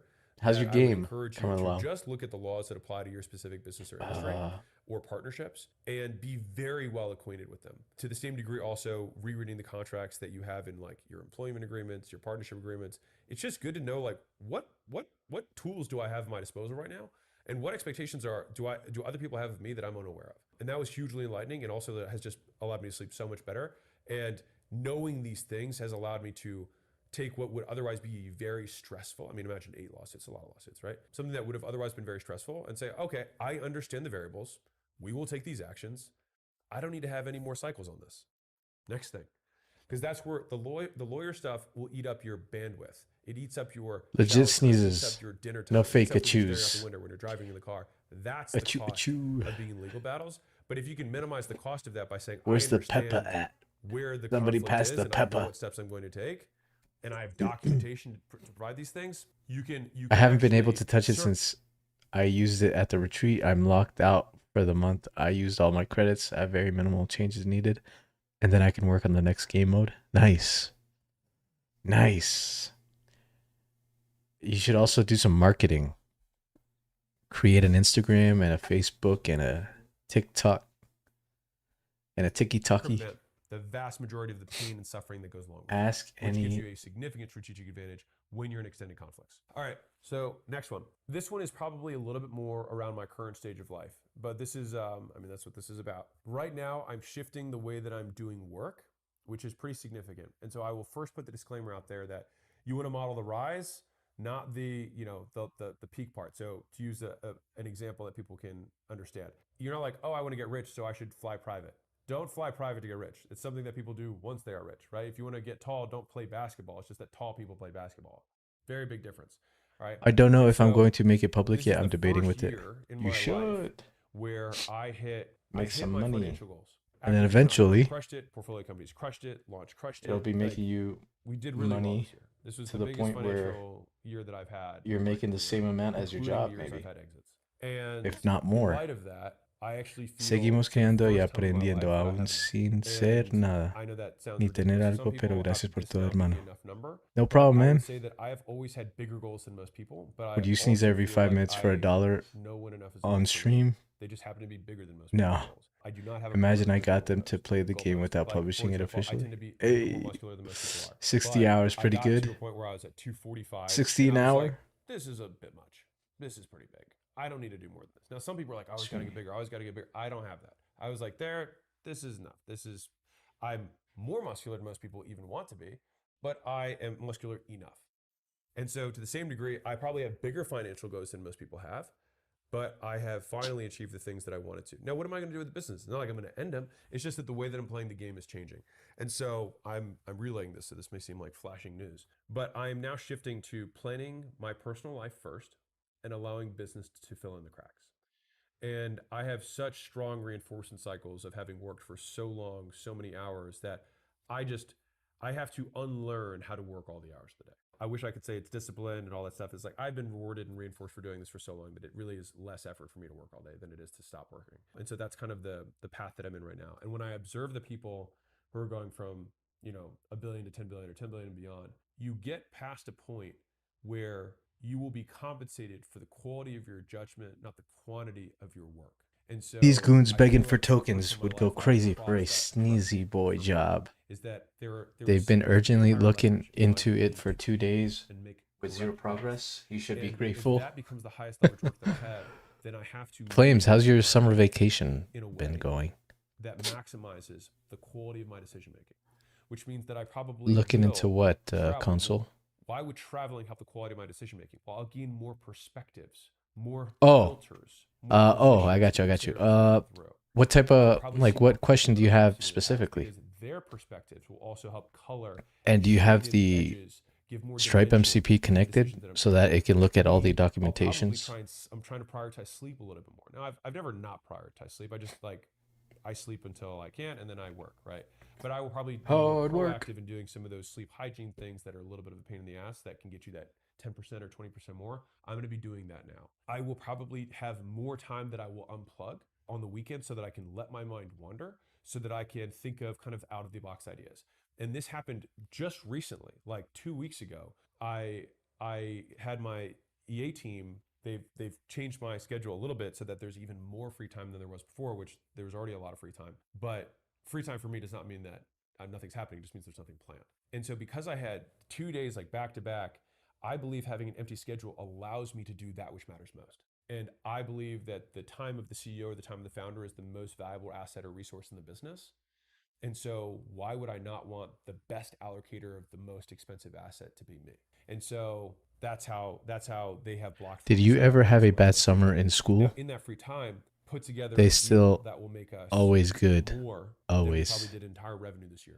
And I did it in basically one day with 6.5 hours on the phone, No. calling different people, just because I had slept well. I had the lowest resting heart rate I ever had, and I had the best sleep score I gotten in. It was a record in my entire life. It was the best. Well, the score had only go to 100, but my resting heart rate and my HRV were the highest and lowest, respectively, they'd ever been. And I was like, I feel like I can see color today. And that quality of decision making at this point is the best strategic decision for me. And so, in some ways, maybe I still have the same objectives, and I'm now just orienting my life to now do the next version of what success looks like, or what I have to change in order to become the person who can lead this company to where I think it can be to help the most people. And so, that is what you will see kind of going forward. And I have not. Was just wondering if you've had. From how I worked for the last 14 years. It's not checking off the fact that I verified my ID, so Connect is not available until that step is complete. So I had issues with it, and then I completely moved off the Stripe Connect. So I run my own verification process that gets routed to AWS recognition. So like someone submits a picture of their ID, the back, and they take a selfie, and then that gets sent to AWS, and I just get a Boolean, a true and a false, whether they are over the age of 18, and if it's them, their selfie comparing it to the picture on the ID. I just get a true or false. That's all I get. So I don't use, I do use Stripe Connect, but I don't use their verification system because it is a pain in the butt. Vibe coding until he makes 1 billion. Oftentimes, your damn right, brother. What to do is almost antithetical to what you want to occur and what increases the chances of that happening. And so, for example, if someone says something bad to me online, I might have the immediate desire to go punish them publicly, right? What do I want to have happen? I would like this person to move on with their lives and forget that I exist. That would be what I would want to have happen, right? Realistically. What increases the odds of that happening? Does me interacting with them, reinforcing the fact that they said that, increase those odds? No. I increase the likelihood that that person hates me even more and does even more to try and damage me. So that would make my problem worse, not better. And so that is just a two-step decision frame that I continue to use more and more and more, especially with interpersonal relationships. Hey, this employee is doing a bad job. I want to yell at them. What do I want to have happen? I want them to do a good job. Do I think yelling at them will increase the likelihood of that happening? No, I think they'll have more anxiety and they'll probably decrease their performance. Okay, so that's not going to work. What do I want to have happen? Okay, can I reward or publicly give them status for the one thing they've done well so that they can see some positive loop and then maybe they will do more of that thing? That probably does increase those odds. I see someone speaking. Even though I want to Yeah, his name's Alex. Right? And so what's He's a cool interesting is guy. that when I ask myself those questions, the thing that increases the odds of me getting what I ultimately want rarely is what I want to do, or at least is rarely my initial gut reaction. And when I look at how most people live their lives, they live their life from gut reaction to gut reaction to gut reaction, and then counter reaction, and they're just responsive. All they're doing is just like, they're like seaweed in the ocean. They're just moving, and they have no direction. They're just constantly Be going the back ocean, and forth, Rev. right? And they're never getting what they want. And they think that life is chaotic. Be the ocean. But when you actually ask yourself those questions, you typically can guess, no, I don't think that's actually going to increase the likelihood that happens. I think that person is going to hate me more if I do that. Right. Then why will you do it? Right. And so oftentimes when you have those, when you use those two razors, one of the most common things that comes up, and it's now become an inside joke for me and some of my friends, is doing nothing at all is often the most productive thing to do in those situations. And so it has now taken on this inside joke of the heavyweight champion of the world, which is that there's all these different potential actions, and the heavyweight champion of the world is do nothing. And that one almost always wins. Do nothing and say nothing. What should I probably do? Keep doing what I'm doing, keep on my business, focus on my marriage, focus on doing good work, and ignore the rest. And what's interesting is that it is physically efficient, but emotionally painful. And so that is one of the artifacts that I've collected this year. So number 10, more, better, new. Now this isn't going to be a new concept for anyone who's listening to my stuff, but I will have a slightly different take on this. New is incredibly risky.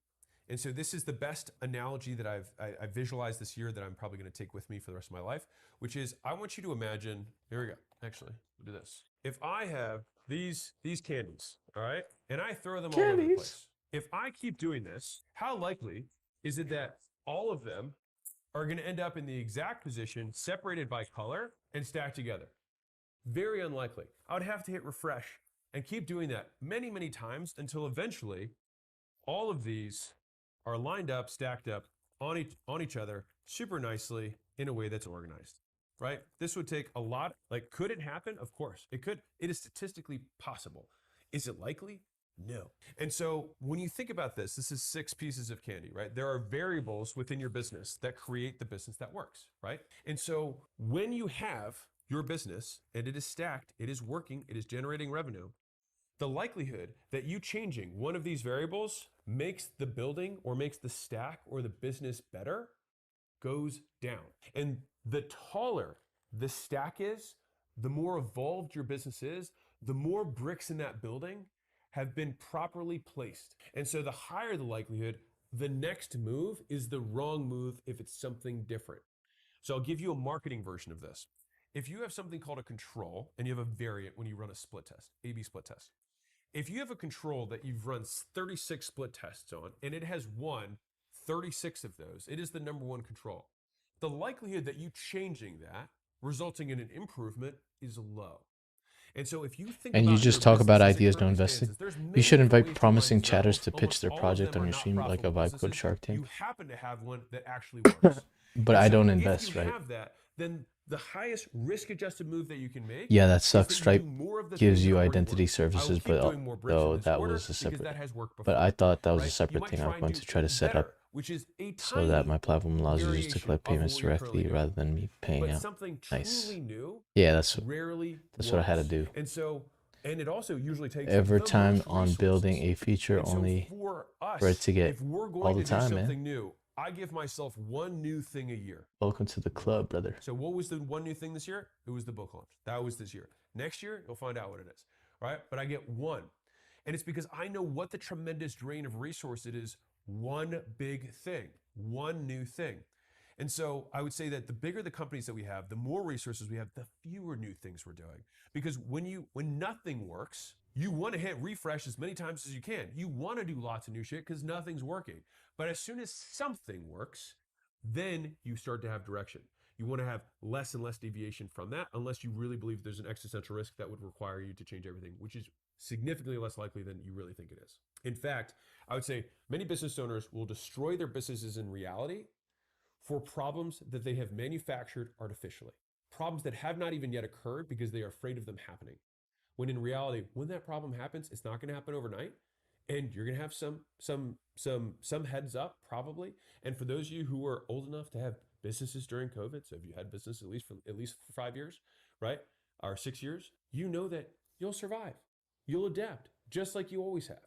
And so do not try and change the business to solve problems that do not exist, because there's more than enough problems that absolutely do exist today that you should be solving. And so going back to more, and this has been something that's been just, I feel like I've got another layer of paint on the more, better, new, is that oftentimes the highest return question is, why can't I do more of the thing that's working?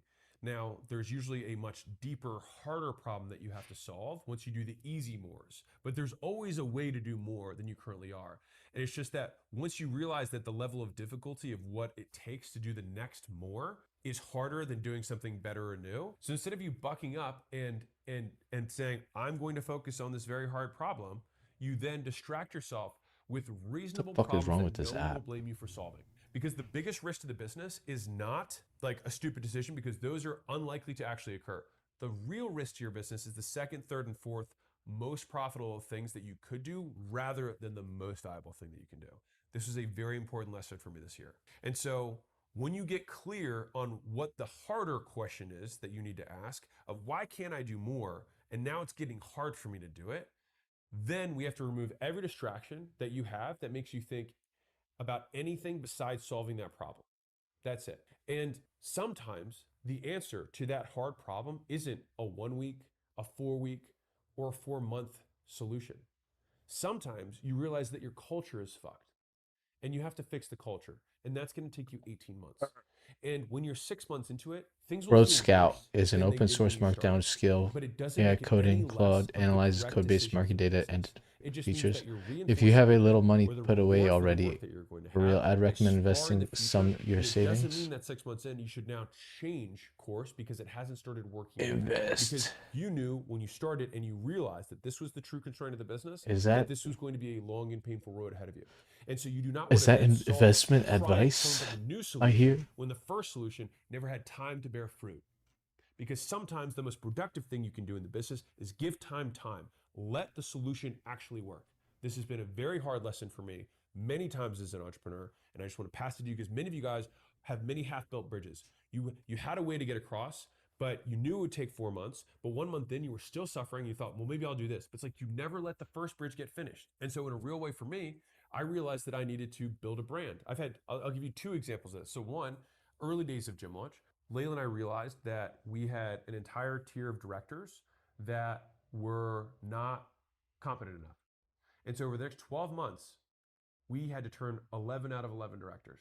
Very painful. And when you turn directors, what do you think you also have to do? Sometimes you have to turn the teams underneath because they had a low bar. And so they brought in a lot of low bar people. There was obviously some good people they brought in too, but like very, very painful process. Kind of killed morale for that whole year. But we knew that we weren't going to be able to grow the business because the level of skill of that team was not sufficient. And our bar was too low. And unfortunately, we can't fire ourselves. And so we had to do the next natural thing. That was very painful. 6 months into that, the culture is worse and we haven't turned the whole leadership team. Was it the wrong course of action? No. Should we change course? No. But it means that you have to learn to suffer, because sometimes the correct course is the most painful path, because the highest leverage move often is the hardest problem that you're not choosing to allocate attention towards solving. In a more recent one, I was at 30 to 40 million a year for 3 years for Gym Launch.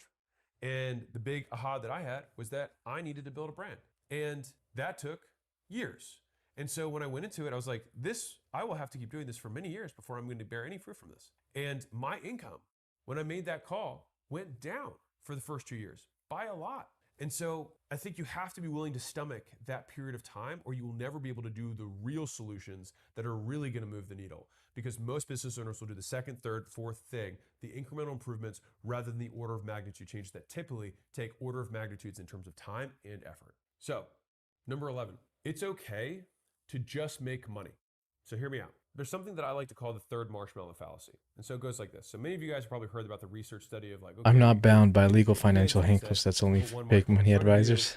and then if you wait, you know, whatever, 10 minutes, we'll give you a second marshmallow. And the kids that wait, you know, 10 minutes, they're more successful in life because it's, you know, proxy for your ability to delay gratification. Okay. What's interesting about that is that people then assume that delaying gratification is always the best course of action. And this is why this is a very interesting lesson. If you delay gratification indefinitely, then you will work your entire life for nothing because you have delayed gratification and then you will die. Said differently, if you were the ant that always saves up your money for the winter and you keep saving and keep saving and keep saving and then you die, you will have a big stack of crumbs that you will never have done anything with. And Crumbs. so the question is no longer like once you have learned to delay gratification. So this will be me talking a little bit more to the winners in the room. Once you have learned to delay gratification, you then have to learn the even harder task of the appropriate time to accept gratification. Real. So this is incredibly difficult, especially for winners, because in the earlier part of your career, you get reinforced, you get rewarded for delaying gratification. And oftentimes there is a dose relationship. As in the longer you delay, the bigger the outcome. So you just continue to learn to delay more and more and more. But there is a time where it comes to reap because you cannot sow forever. And so I was having a conversation with a friend of mine who was like, hey, I don't want to do this thing because it's not going to add enterprise value. But the amount of money that we were talking about for this particular deal was like hundreds of millions of dollars. And I wasn't even that confident that the other thing was going to happen and it would be like 10 years in the future from now. And so we need to allow some risk adjustment for outcomes to make their way into the decision. If you can get paid today versus getting paid in 5 years, there is a value to that money because you have 5 more years of being able to use those resources to acquire more resources. And so I would say that something that has shifted in me particularly was that it's okay to make money. Like you can also just make money for the sake of making money.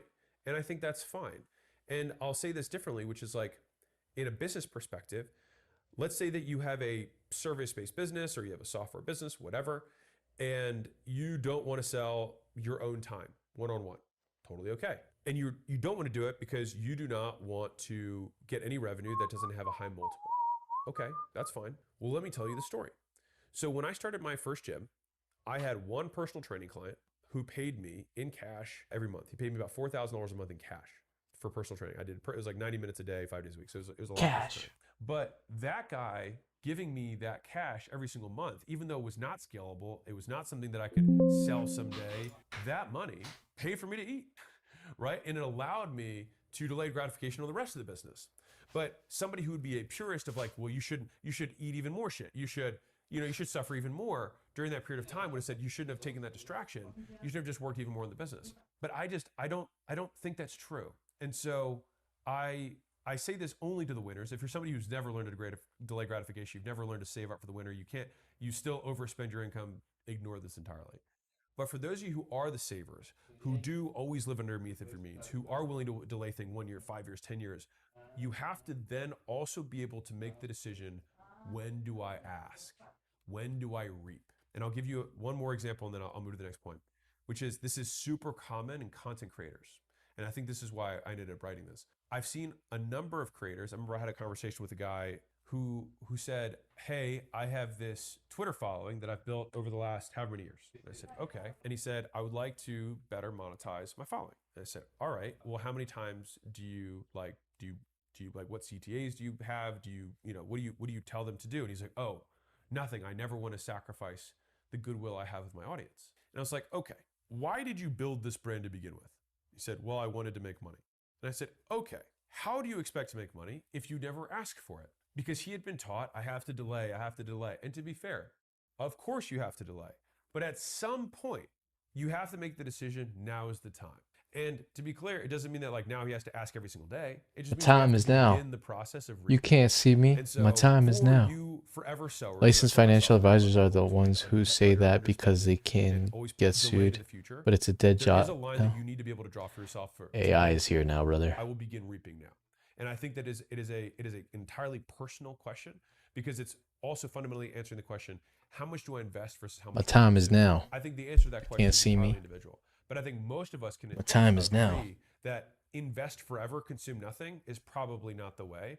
And consume everything, invest nothing is also probably not the way.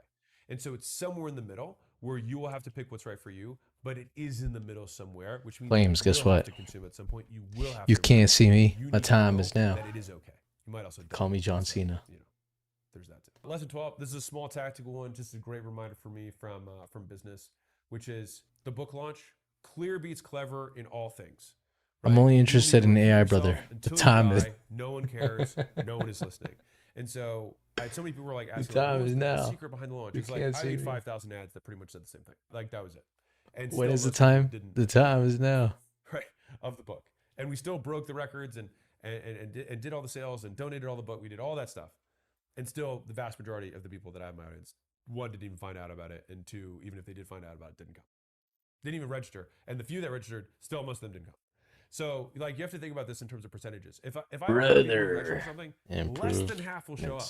If I have 1,000 people who find out of something on an ad, less than 2% of them will even click. Invest, Ed. So you're The dealing time with is such now. small percentages that the idea that you want to be clever in any way is ridiculous. And I would say that the longer I've been in business, the more I emphasize clarity over cleverness. I emphasize simplicity over complexity.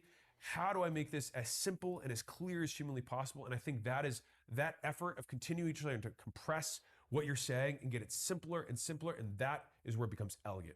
And that is where it becomes effective. And I would say like that is just a great, it was a lesson that I was reminded of. I had a friend of mine, we were jamming back and forth. He had a massive campaign for his company. He spent a day out here with me and we were going through everything. And his team had this really complex marketing structure. He's a phenomenal marketer. And he's like, Alex, what do you think? And I was like, I think instead of having 10 things you're selling, I think you should have one thing and give 10 reasons for it. And he was like, yeah, I agree. And so he simplified everything down to one big benefit and 10 reasons for that thing, and had the highest converted campaign he had ever done in the history of his company. And he has a very successful company, and it's been very big and it's done it for a very long time. And after the day, he came up to me and was like, he's like, listen, I wanted to bring, he's like, my team has heard me say this so many times, they needed somebody from the outside to say it. He's like, and I didn't want, he's like, you got to be the bearer of bad news instead of me. And so, but like, just as a little moniker that you can remember for yourself in terms of writing copy, in terms of making sales pitches, in terms of writing emails, making content, whatever it is, one big idea with 10 reasons rather than 10 big idea with one reason each. I'll leave it at that, which this segues naturally in to lesson 13, which is this year, the offer is still king, just like it was last year, just like it was the year before that. The offer still matters more than everything. And so we have begun the process of donating a lot of the books from the launch. Galvanize when the whole bag. Am I going to get hit with the monetization message? But one of the variations was like, hey, just pay for the shipping of 3 books and you'll get all 3 books, and just pay for the shipping of them. And so right now I actually lose money, like literally lose money on that, even with the books being prepaid. And what's crazy though, is that the metrics that I've seen from that offer in that funnel are better than any that I've ever seen in my entire career in marketing. And the reason I find that to be so interesting is that like we whip that together so quickly, and it's working because it's the offer, stupid. Like, how do you make an offer so good people feel stupid saying no? It's in the fucking subheadline, right? And so I'll give you a couple more tidbits that I've kind of like gathered together for myself. The reason we're able to break the record is because the bundle for donating 200 books were so strong and so compelling, which I spent 2 years building. The next thing is that whenever you have components of an offer or bonuses that you're going to include in any kind of offer, any service, anything, right? Each bonus should be worth more than the entire value of the thing you sell. I believe that most buyers are single issue buyers, like single issue voters, is that they keep listening until they have that one light, that one key, that one unlock, that one reason why that say that was worth it. And so if you ever try and put an offer together where you think, oh, the aggregate of these things is worth more, you have already lost. And if the bonus itself is complex enough that you have to explain it, delete it. Because I've been trying to figure out Gemini Spark agent tool lately. Pretty cool. I haven't messed around with the agents. It takes up to actually explain it. And so if something is worth saying, make sure that it's worth saying. And when you also build offers in this way, it forces you to think even more about how can I make this more compelling? How can I make it simpler? How can I make it more compelling? And each one of them has to carry their weight. And by doing that, you'll create a more operationally efficient business, number one. And your offer, I like to use this as my kind of my like razor for making a good offer, is that the offer should be textable. Can I text to someone and then them say, yeah, I'm in? And that's just a great way. Like you've got this much screen and that many words to say the essence of the entire offer.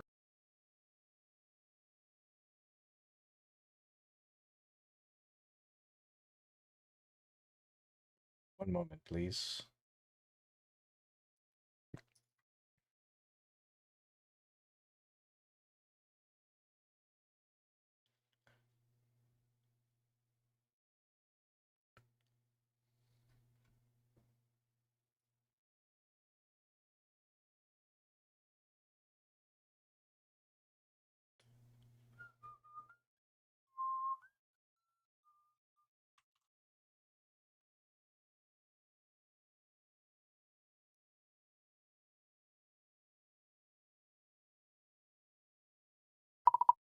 Great. So Revenue Cat just approved it.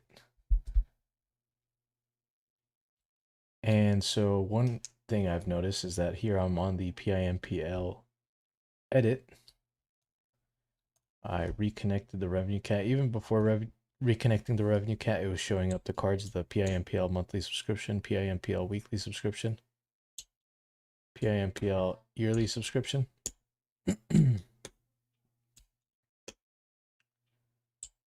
Keep in mind, I deleted the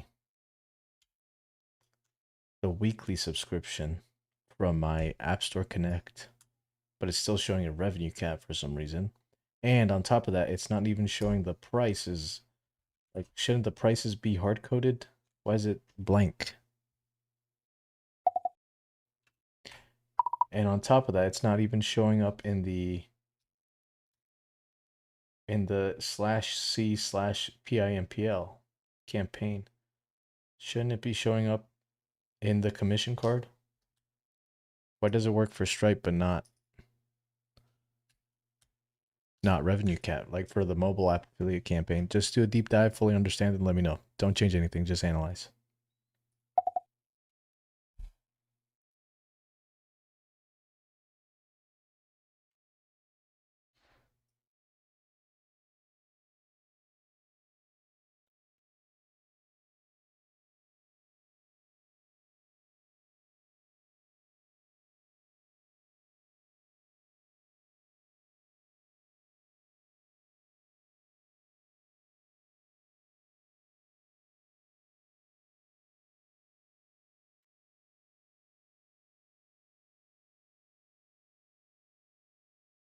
My agents found Shub entire life record when I asked it to take a look at his San Vero project.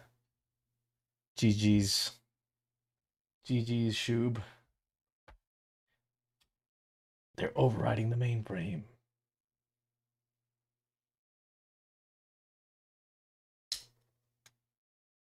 In the last 12 months, my social media hit a grand total of 3 billion impressions and brought in 4.5 million new subscribers. And with that, I managed to break the world record for the fastest selling nonfiction book of all time, generating just over $105 million in sales in a weekend. And here are my top lessons that I've learned when it comes to building a personal brand. Enjoy. You guys want to hear something absolutely insane? I was able to take home more in a year than the CEOs of McDonald's, IKEA, Ford, Motorola, and Yahoo combined as a kid in his 20s. And I have continued to for over half a decade, which results in a $200 million per year portfolio and a $100 million net worth by age 32. And no one is more surprised than me. Me expressing that fact will create envy in some, anger in others, skepticism in most, confusion in old people, and inspire a select few. You are who I made this presentation GG for. Shub, you smell like But a before I Shub. dive in, Shub. raise your hand if you'd like any of the following things to happen. To be able to charge 2 times, 5 times, 10 times more than your competition for the exact same thing, like Yeti, we have basically identical cups, and somehow they're $40 versus $10. I'm gonna put on my nose strip because of what's on the cup. so I could be like If you Mr. like things, Hormozy have himself. customers buy from you over BRB. and over and over again without considering competition. Like Harley. Once you're a Harley guy, you stay a Harley guy for life. And if you'd like to virtually guarantee sales in any new business or product that you launch, like Apple, a lot of people just wait in line. They say, just leave my credit card, just bill me and send whatever you're going to come out with. And that's more or less how a lot of Apple buyers are. Once they become an Apple person, they become an Apple person for life. So if you like that stuff, great, because that's what this talk is about. And so I couldn't figure out how these brands, these companies were able to do this, command these prices, get people to stay loyal for a really long time. And I felt like for me, I always had to like beg, borrow, and steal, and I just push so hard just to get people to buy. Whereas these companies made it look effortless. And it's because I didn't understand this one thing, and that's the subject of the talk today, brand. And the thing is, even people who claim to understand it often don't. 2024. If you do understand it, I use these every night. Teaching it. So this definitely is going to be marketing 101 class on branding, presentation, colors, and logos. And this definitely isn't going to be about feelings, presence, intuition, or whatever. Basically, this is the about bald Alex Hormozy now. And this concept that I'm going to explain to you is how I built a 7.8 million person audience across all these platforms in the past 40 months or so. I sold over 1 million copies of my last 2 books and do deals worth hundreds of $1 millions in our holding company, acquisition.com. That is why you build a brand, or at least that's why I built mine. And so today I'm going to cover 3 things. Presence in company, acquisition.com.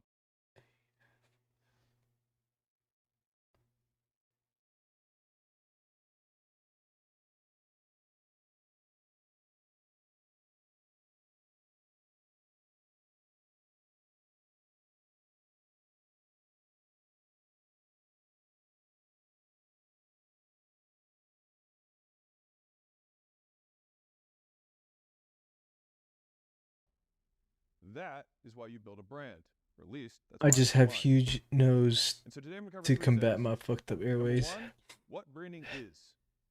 You don't know what it is? I got a big shark fin too, brother, but 2, why it makes money? Because once you have it built, I can't seem to breathe through it. This thing for doll hairs, which is what we want. And then 3rd, how to start and grow yours. So let's start with the first one. What branding is. So when I decided to build a brand, I looked at what many popular marketers said about it. Here are some popular definitions that I have removed the marketers from them. This is not throwing shade, so I'm just saying them. A brand is a person's gut feeling about a product. You wrote way too much. I told you I'm not tech savvy. Shouldn't I not be able to edit the prices? Just the names. Decision to choose one product or service over another. A brand is emotional shorthand for accumulated and assumed information. A brand is present when the value of what the product, service, or personality means to its audience is greater than what it does for the audience. A brand is a product, service, or concept that is publicly distinguished from other products, services, or concepts so that it can be easily communicated and usually marketed. Branding is the process of creating and disseminating the brand name, its qualities, and personality. The promotion of a particular product or company by means of advertising and distinctive design. If these sound vague and confusing, it's because they are. And I was just as confused as you when I was trying to figure this out. Because none of them told me fix it. And next to the name for the, in the edit dialogue, in the edit page, I pieced it together. At least enough next to the name have the little edit icon so they know that they can edit the name. He got biceps like a fully functional nostril. Fundamentally, if you don't change your behavior, obviously nothing's going to change as a result. And so I wanted to find this one term. Big swole. Learning. Who here came to learn? Raise your hands. This recruit. Or the other words, just be talking to the wall. So learning means same condition, new behavior. And so if I wanted to teach someone a phone script, then after teaching you, the phone rings again, and you say the new script, you learned. Learning occurred. On the other hand, if I tried to teach you the script, and then the phone rings again, and then you change nothing, no learning occurred. You learned nothing. And that's why none of this stuff that these guys said helped me, because I didn't know what I could do. I didn't know what behavior I had to change as a result of this. tell you chat, you'll write their name on the nose for a super chat. And so here's how branding happens. Left nostril, right nostril. Branding is a deliberate pairing of things through an outcome. So I'll say that again. Branding is a deliberate pairing of things through an outcome. So let's use Coca-Cola, drinking it, and Coca-Cola gloss, Pepsi. The yum, aka the outcome. I don't give a damn. They pair that with drinking. Don't do it unless your first donation comes through. Get it with Coca-Cola, the product. So the next time you want some yum, you're probably going to reach for a Coca-Cola if that was paired for you successfully. And so branding is a deliberate Pepsi bottle, Coca-Cola gloss. But sometimes businesses pair their stuff with things that people don't like. That's bad branding. This leads to losses for the business. Now, some of you guys may have seen this. This is Dylan Mulvaney doing a collaboration with Bud Light. There's a lot of press around this advertisement. This advertisement was actually a great advertisement. And you might think I'm crazy, but it was. Let me explain. It's just not the way you might think it was. This is a great advertisement because it let a lot of people know about their stuff. It let a lot of people know about the product. Feels like power. By the way, like I'm sniffing power. That is the definition of advertising, not branding. Advertising is letting people know about your stuff. Branding is the pairing that occurs as a result. So it was good advertising, but bad branding. Many customers hated this pairing. Lots of people found out, but a lot of people hated it. Good advertising, bad branding. And so as a result of this bad branding, people not liking the pairing, fewer people bought the product, which netted a loss for the business. And so to fix this, Bud Light paired their product with stuff the audience liked. Like Shane Gillis, who is a man's man comedian, and the UFC, a man's man of sports, if you will. And sales began to recover.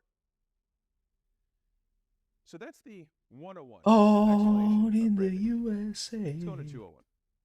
Oh. So to go a little deeper, because the better you get at this, the more money you will make. Like the more nuance you can understand how to brand and build a brand for yourself, the more money you will make. I promise you that. And so to some people, the Dylan Mulvaney. What the fuck did I just do? And sales began to recover. So that's the 101 explanation of branding. Let's go into 201. A So beer. go a little deeper, because the better you get at this, the more money you will make. Like the more nuance you can understand how to brand and build a brand for yourself, the more money you will make. I promise you that. And so to some people, the Dylan Mulvaney pairing. Okay, so did you merge to the local main and then push to the GitHub main? Did you fix it yet? What did you fix? What did you change? Just tell me. Analyze and let me know. All pairings have Yo, Elliot, what's up, bro? And that's How you doing today, bro? Everyone's different. Everyone has different preferences. But for a business, you can objectively see if a pairing was good or bad, whether it netted you more money. So, more people disliked the Dylan Mulvaney pairing, so sales suffered, making it a bad pairing. So this isn't opinion. They objectively made less money, and so this pairing was a bad one for their ideal audience. Now, the 301 version of this is there a company or a product where the Dylan Mulvaney pairing could have been both good advertising and good branding so that the majority of people would have bought? I think the answer is yes. It just doesn't necessarily mean it's Bud Light for conservative males as the primary audience. And on the other hand, some people love the new Gillis and UFC pairings, and some hated it. But more of the audience that is their ideal customer liked it, saw it as good, and so the business netted sales as a result, and they made more money. Good branding. And so for Budweiser, and I just want to call this out, this is specifically for Budweiser and their customer base. It's not that Shane Gillis Very busy, just got done with a good call. Or Dylan Mulvaney Good news or what? unmagic in some way. Good but news. For that specific audience, yes, the pairing mattered, and how much of the base liked it or disliked it. So, if you're anything like me, making money is the point. So let's drive this home. If you made a pairing of your thing, and I got recommended to a new startup to be their CTO, so have that meeting. Damn, bro. CTO. And you got to choose which outcome. CTO. So you have your product, and they drink it. There's an outcome that happens afterwards, right? That pairs with it. On one hand, 75% like it and 25 hate it. Wait, I don't understand. Or on the So other hand, 25% what if like it this and happens to a 75% hate future it, which would be the bottom example. user? You know what I mean? Choose. More money, good. The big green one. Yes. We don't of have like a course. delete button. We The delete top the delete button from the prices because it we would need them bring in the all most to money. display, don't we? And so to be clear, for the 201 level of understanding, branding always happens. Branding always occurs. All stands salute the But our CTO, goal is the good future branding. CTO. And good branding is a deliberate pairing of our business with good outcomes for our ideal customers. Born in the USA. And so what you pair your business with determines two key things. One, who pays attention I to don't your know business, enough yet to and two, if it's a whether they good go towards opportunity your or not. business, like the UFC example, or away from your business, like the Dylan Mulvaney example. And so at the beginning of this, I said I was going to cover three things. The first thing I said is, what is branding? But now that we have gone through that, I want to re-say what I walked us through, which is what good branding is. Ideally. It's a fully funded startup. Damn. That could cause some good connections, bro. Branding makes you money. That could cause some good connections, but my friends got me plugged in. But businesses Got use my it back for through profit. and through. So let's look at some Nice. of the earliest uses of Bro, that branding could that start get some help really good people. connections for your So these are the first entrepreneurs businesses. who use branding to make money. Real quick, I'm going to show you the exact 10-stage roadmap from 0 to 100 million plus that less than 1% of companies finish. I've now done multiple times. Yeah, I'll learn and so I can say at with the a lot of meeting. confidence that these are the stages You gonna as learn. headcount increases that you need to get through. And I broke each of these down by 8 different functions of the business, what the constraint feels like what are the symptoms of it when you're going through it, and then what steps we actually took to graduate. And we've done this across software, physical products, service businesses, brick and mortar, all of this, and it works. And it's my gift to you. It's absolutely free. And so the link's in the description, but you just go acquisition.com/roadmap, just enter your info, and it'll spit it right back to you, all free. The earliest version of branding that we can think of, or at least that I can think of, happened on livestock. It was literally a brand. They would heat up metal, they'd sear it into the side of a cattle, and they would get a lovely little logo. Maybe we'll have a Nike swoosh cow someday. And so they literally burn these symbols into animals. And those symbols had a magical effect. So let's say you're walking around and you see a cow with no brand. You say, hello, cow. The cow says, move back, and it has nothing on it. Should we add like a hide button You might leave it alone. in the edit, so if they hide it, it wouldn't show display, to like users in the front end where the campaign if you like Bill, shows the commission card. It would hide it from the rest. You know what I mean? you pull cows by and probably return it to Bill. The time is now. Exactly, such a weird thing to come up. Then the cow may stay lost in the wilderness forever and become lunch for your family for the next month or two in the form of delicious burgers. Good stuff, though. But either way, for better or for worse, the brand affected what you did. It affected your behavior. Fuck. Bill. If you hate Bill, then the cow may stay lost in the wilderness forever and become lunch for your family for the next month or two in the form of delicious burgers. Moo. But either way, for better or for worse, the brand affected what you did. It affected your behavior. And so to take this to the 201 level, what if you see a branded cow, but you don't recognize the brand?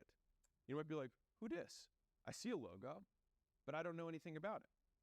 Well, then you would treat it how you treat branded animals in general, in that you just know that it belongs to someone. And so you would treat it the way that you'd treat it as though it belonged to anybody else. And even if only a tiny bit, you would treat a wild cow different from a branded cow in general. Can't say So if names you for had one that privacy was reasons, wild, but and you these had one friends that you are didn't recognize connected. what was branded, you would Hey, still probably treat them differently. good shit, That bro. just shows you the power of brand Good shit. as a I'm happy for concept you, that man. dictates a tie between that cow and a human being. They're Or connected. some complex animal like a cow. Connected. And so these are all effects Good of shit, brand in Elliot. I general. hope the meeting goes good, bro. So that's I how asked we Nico how focus. everyone And who so now shows we're up. tactical on how we translate that concept into getting them. Would to you buy. sneeze every So 5 let's say minutes we for come out right, $5 so this is where it for a gets really work day? tactical, and this is like, okay, if you don't have a 60 an brand, hour. this is the step-by-step right now. So you have a week. I don't know if that's You say humanly something brand new possible. starting out, you don't have really a lot of association. Fantastic. So now you want to pair it with people, experiences, other stuff that your ideal customer likes. So in this instance, I'm using Little Nike pairing with LeBron and Little Tiger, Nike. who are champions, world class, GOATs, etc. And so people who like sports and competition would see that probably as a positive pairing, aka good stuff. And so if we do that pairing, or we make that pairing, for the majority of people, branding will occur. And so the brand grows. And so the question then follows, what's the benefit of a strong brand versus a weak brand? And so the weak brand is before the pairing, the stronger brand is after the pairing. So a strong brand turns commoditized products like a $5 white t-shirt plus the strong brand into a premium product, a higher value brand name product. And premium products with a strong brand Striker. then get customers to want to pair themselves Sounds miserable. with the product so that they can associate the outcome themselves with the outcome the brand delivers, which they do with their money. So how do they make that association? They give money, they get the shirt, the association happens based on what they've seen, where that logo has been elsewhere. And so then they go from, I want to be a winner, to exchanging money and saying, now I am a winner, or I feel like a winner. That's how this works. Would you sneeze every 5 minutes this for means that $5? if the ideal customer likes sports, winning, and competition, etc., then they're more likely to buy stuff from a brand paired with those things. It would have to be So 200 an let's lay hour. it all out. Achoo. Weak brand Achoo. paired with stuff customers like creates a strong brand. Strong brand gets put onto a winning product, transforms a generic to winning product. Then the customers want to associate with that winning product, so they buy the product and they put money into your bank account in order to do it. And so as long as you net a positive between what it costs you to associate with Tiger Still have to work. and LeBron, Damn. and how many t-shirts you can sell as a result, you make money. And so here are some steps in words for those of you who are more word people. You start with a brand that means nothing. You have a logo, just like the cow that the other person didn't recognize. People know that it is a brand, they just don't know what that brand means yet. So it means nothing right now. Then you pair that brand with something or someone that your customers ideally like. Third, 30 an the brand hour. starts to mean the thing 30 hour customers math do bad. that. 10 bucks. A sneeze Then they 60. want to associate themselves with that thing. Hell, they not like, 30 or an get hour. more of it. But they can't buy that thing. But they can buy a tiny sliver of that association. So they buy the shirt with the logo that means that thing to them. And so they get the shirt. You get Yeah, the money, merge it all happened because you deliberately paired it with to the something you local like. main, then push to the GitHub main. And this happens everywhere. So Dolce & Gabbana, classic example. They paired with Kim Kardashian. They made a line specifically for her. And so for a lady who wants to associate with fame, beauty, wealth, that would be a pairing that makes sense. And so that lady who wants other people to associate her with fame, high class, money, luxury, wealth, will then buy Dolce & Gabbana and be like, I'm just like Kim. Now, she might not say that directly because she might just associate with the values, but the transference still happens. Can't hear the stream So where I if am. someone Alright, wants sounds good, two Elliot. products that Be safe, on bro. the surface are generically the same. You've got two t-shirts. One that has a weak brand or no brand, and the other that has the strong brand. The person that has the strong brand, they're going to be more likely to buy and pay more for. And this happens because they actually buy the elements that we've deliberately paired with the brand which they identify with. And at this point of building a brand, you do this to change customer behavior, and that is the point of building a brand, to change customer behavior in your favor when they see it with a product. And so this is a quote from Warren Buffett that I like a lot, kind of signifying some of the elements of the benefits of brand. He said, the single most important decision in evaluating business is pricing power. If you've got the power to raise prices without losing business to a competitor, you've got a very good business. And if you have to have a prayer session before raising the price by 10%, then you've got a terrible business. And so, if we have an unbranded t-shirt for $5 and we say, you know what, we think we have a strong enough brand that we can raise the price. And then boom, we can raise the price and still not lose that many sales, but we, in this case, 12x the price. Good branding drives that premium pricing. Good branding also improves advertising. So with the generic brand, if you're marketing this white t-shirt, you might get 0.5% of people. There are many white t-shirts. There are many like it. This one is mine. Just kidding. So the point, for those of you who got the reference. So if you have 0.5% click-through rate on something that's generic, He lives there's nothing special about it. On the flip somewhere in side, Florida, I think. if you have a Nike brand t-shirt, same identical t-shirt. I think it's has a little some bit more stores, expensive. now you might get 6 times as many people to click and buy at a higher price. See how these things stack together? That is why these brands exist for such a long period of time and make so much money. So they get cheaper customers, they get higher returns, and they have better response rates in advertising. And on top of that, as if that weren't enough, good branding also drives customer loyalty, aka they buy more stuff more times. And so like the Apple example I gave earlier, once you buy one Apple product, you tend to buy more and you tend to keep buying them. And so this also, a good brand, also protects your business from competitors stealing that customer in the future.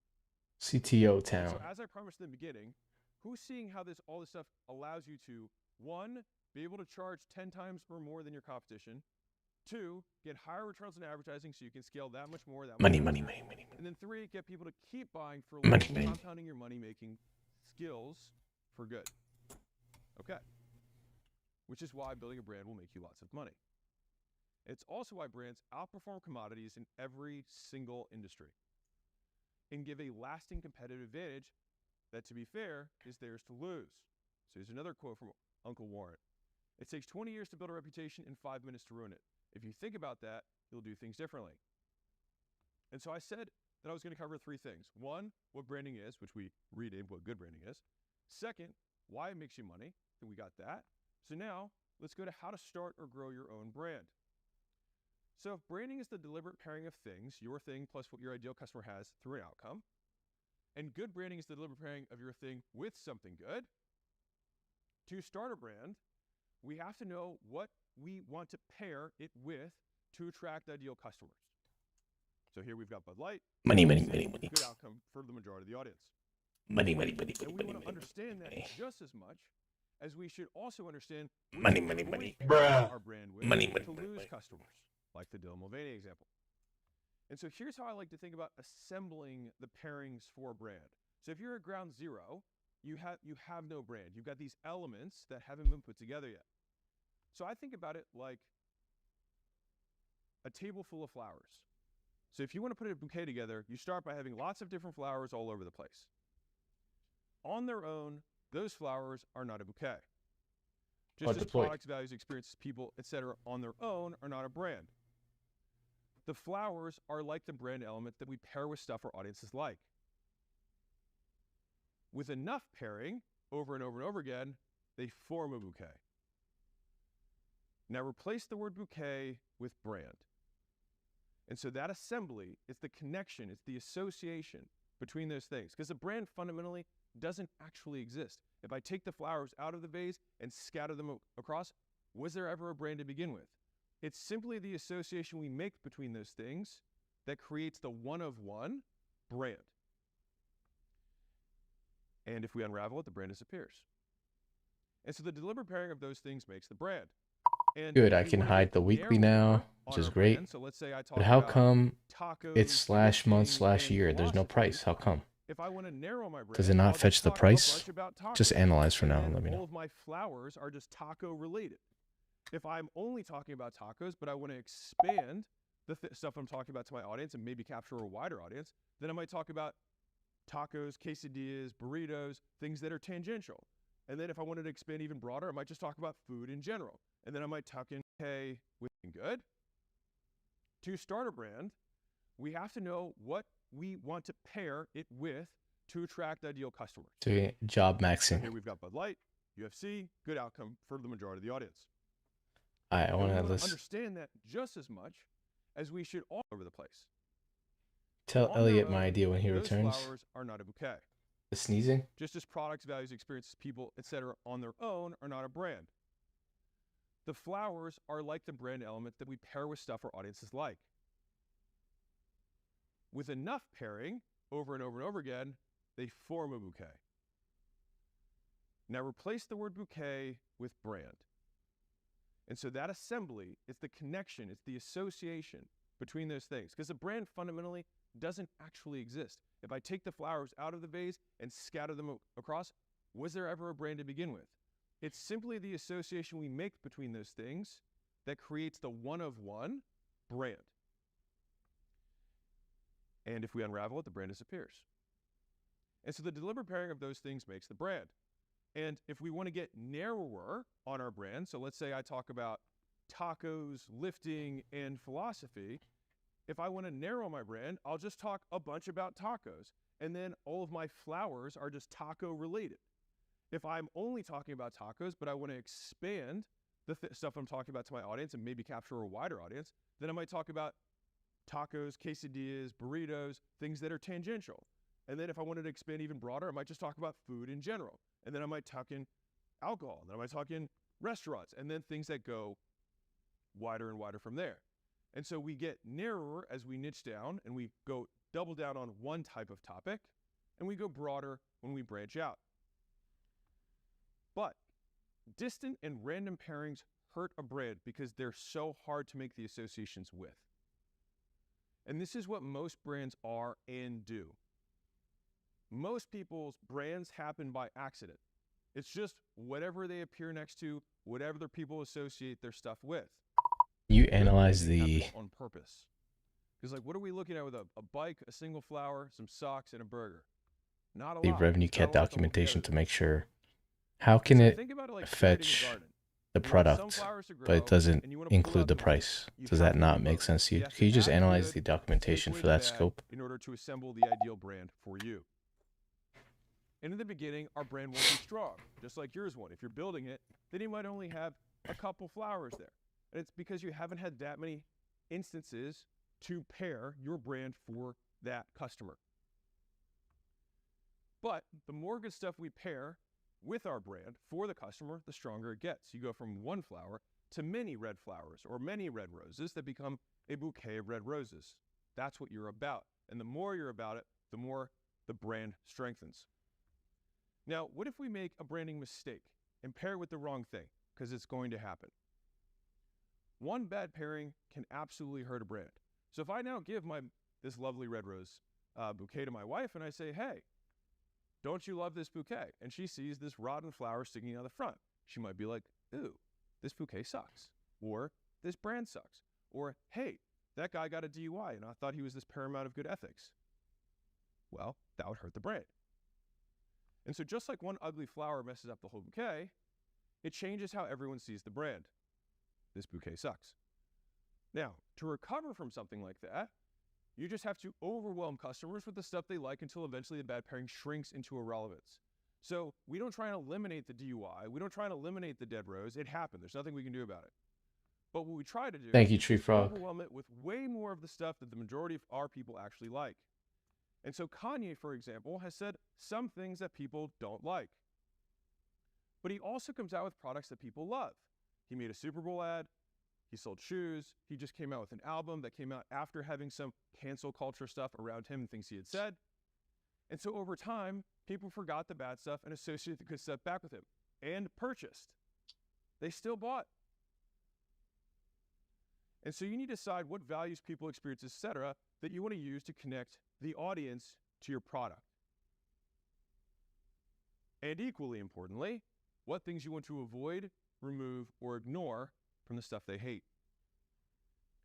And so it goes without saying that even if you say you're premium, but people think your thing sucks, that suck will stick. And so up to this point, everything I've talked about has been the things external to the product. They've been the people you associate the product with.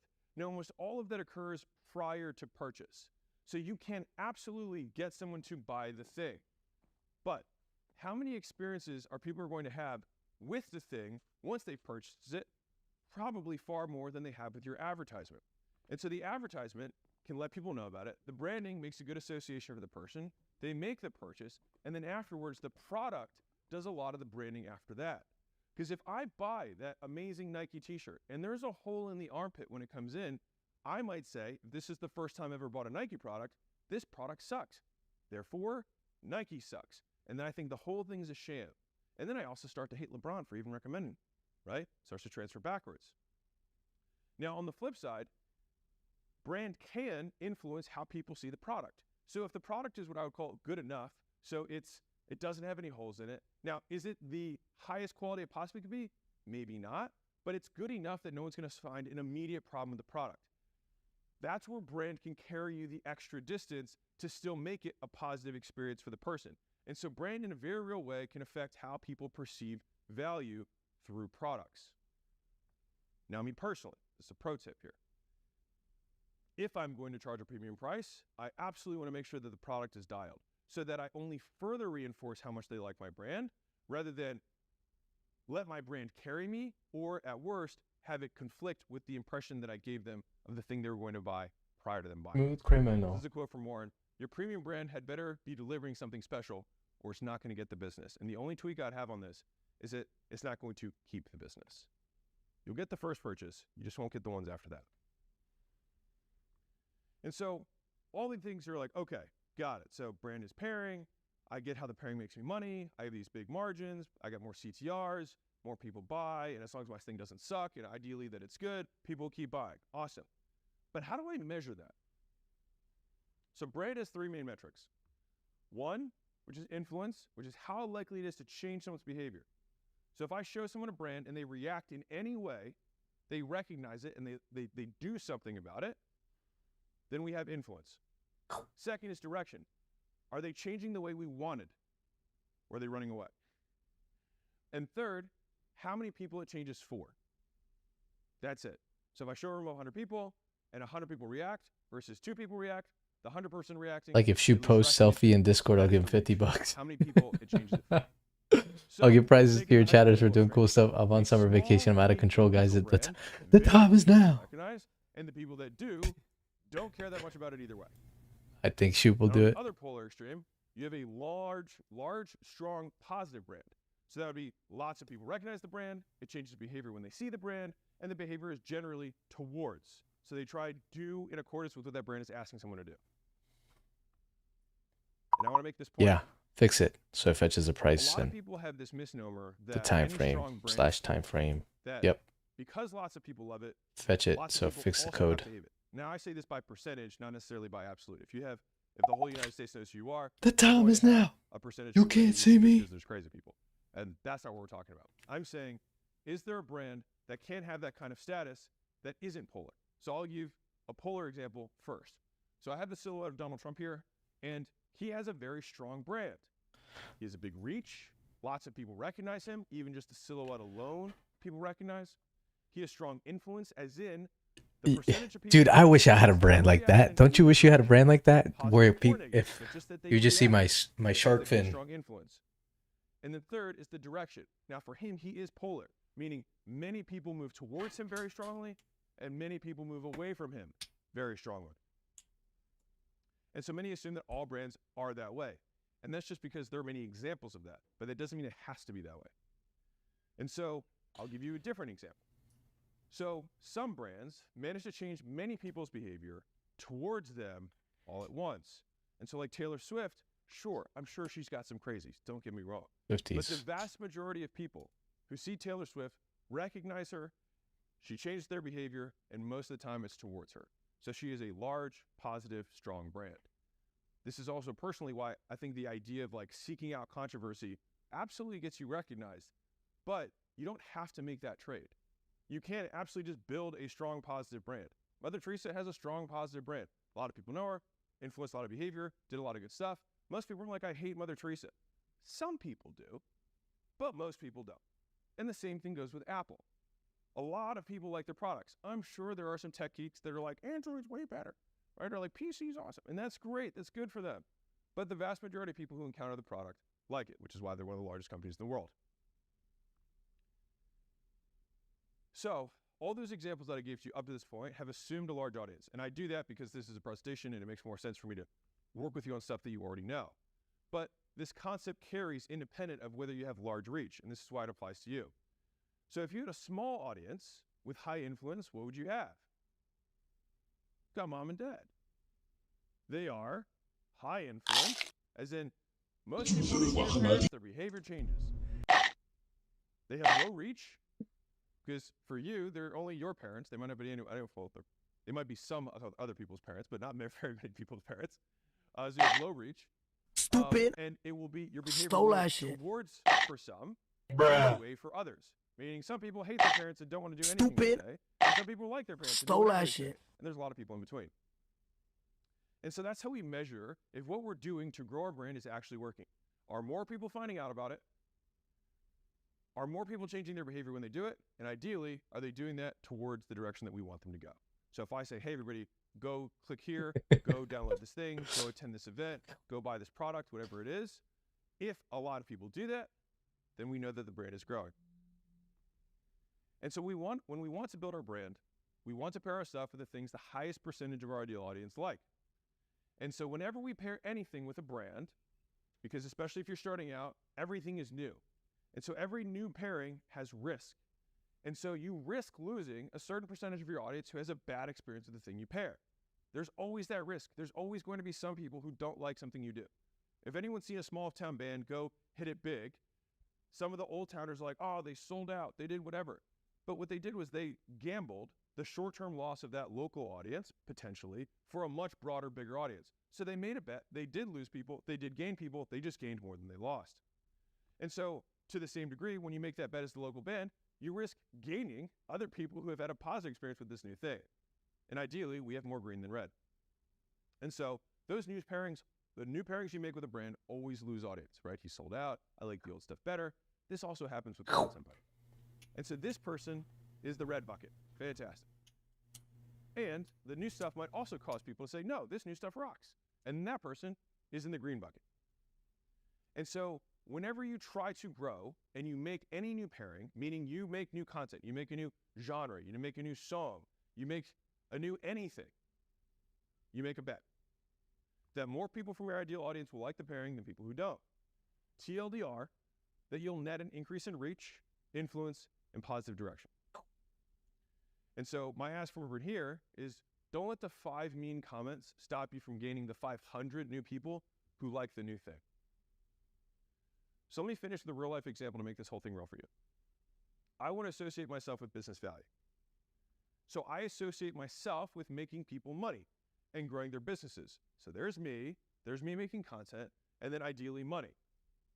And so the best way I can do this is make a fellow more hater small of this benefits to type of consume motivation. and books for them to read and use. Welcome. So that they then profit. The good thing. And then they associate that growth and profit with me. Marketing coach teaching you how to market by selling his courses. I watch someone who actually builds real business. I support motivational content. I too think it's ridiculous to regurgitate mantras, but not from marketing gurus. Same. And equally important, people who don't like business stuff won't like my stuff, or they'll just prefer to watch other things. So you've got this married couple, they say, we hate people who talk about money. They're probably not going to like my stuff. And that's okay. But people who like business, have a business, or are trying to start one might want more. And this grows the brand because people consume the stuff and they say, hey, you got to check out Rosy's stuff. And then that person they tell to says, right on. They check it out. They get that positive outcome. They make the pairing as well, and the brand grows. And ideally, with my ideal audience. And so, to see this in action, if you use this information from today to make money, good branding has occurred. And so I said I was going to cover 3 things: what branding is, ideally what good branding is, why it makes you money, and how to start and grow yours. So hopefully you feel like I fulfilled those 3 things. And so now we can test if the pairing, good branding, actually occurred. So if you were my ideal customer, so here's a business owner. Okay, awesome, a lot of you, fantastic.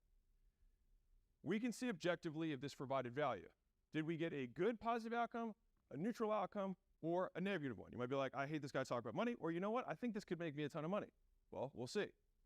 So I want to further associate myself with value and making you money and growing your business. So I'm gonna give you guys 2 gifts for free. The first is for existing business owners who want to scale, so most of you guys should raise your hands. I have 2 books, $100 million offers, $100 million leads. People say they made them money. There's a lot of 5-star reviews on them. Fantastic. And I made video versions of these. Yo, books. now what's up, man? Absolutely free on my site How you doing, bro? acquisition.com/training. This is me further associating. If you like this, you're gonna love that. And they'll make you more money for free. That's what it looks like on the inside. These are legit courses. And you can get those video versions on my site, again, absolutely free, acquisition.com/training. Now, if you're like, man, I don't like watching stuff, I like listening to stuff. I want to provide value for a different type of ideal audience, which is still business owners, but business owners who listen rather than business owners who watch. which is also fine. And so if you are somebody who's not a reader or not a watcher, I've got the books on my podcast. I'm good, man. I'm good. Called The Game. They started episode Still no word of 570 something. Fable So that's 5. what I have for business owners. Second date Who here's opus, really dumber, young, slower, like, I but wanna still start getting a brand. things done. Okay, cool. So this is for you. So I just became a co-owner of school.com, really awesome platform, helps people get started in the business.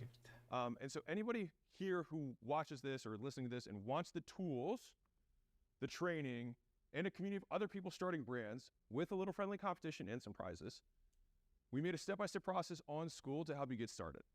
And you can start for free. So hopefully I succeeded in providing value and a good pairing occurred. Ideally, good branding happened. Otherwise, I'm sorry. For everybody else, I hope good branding occurred. And for those of you who either start the School Games for free or use my stuff to grow your business, I will see you guys soon.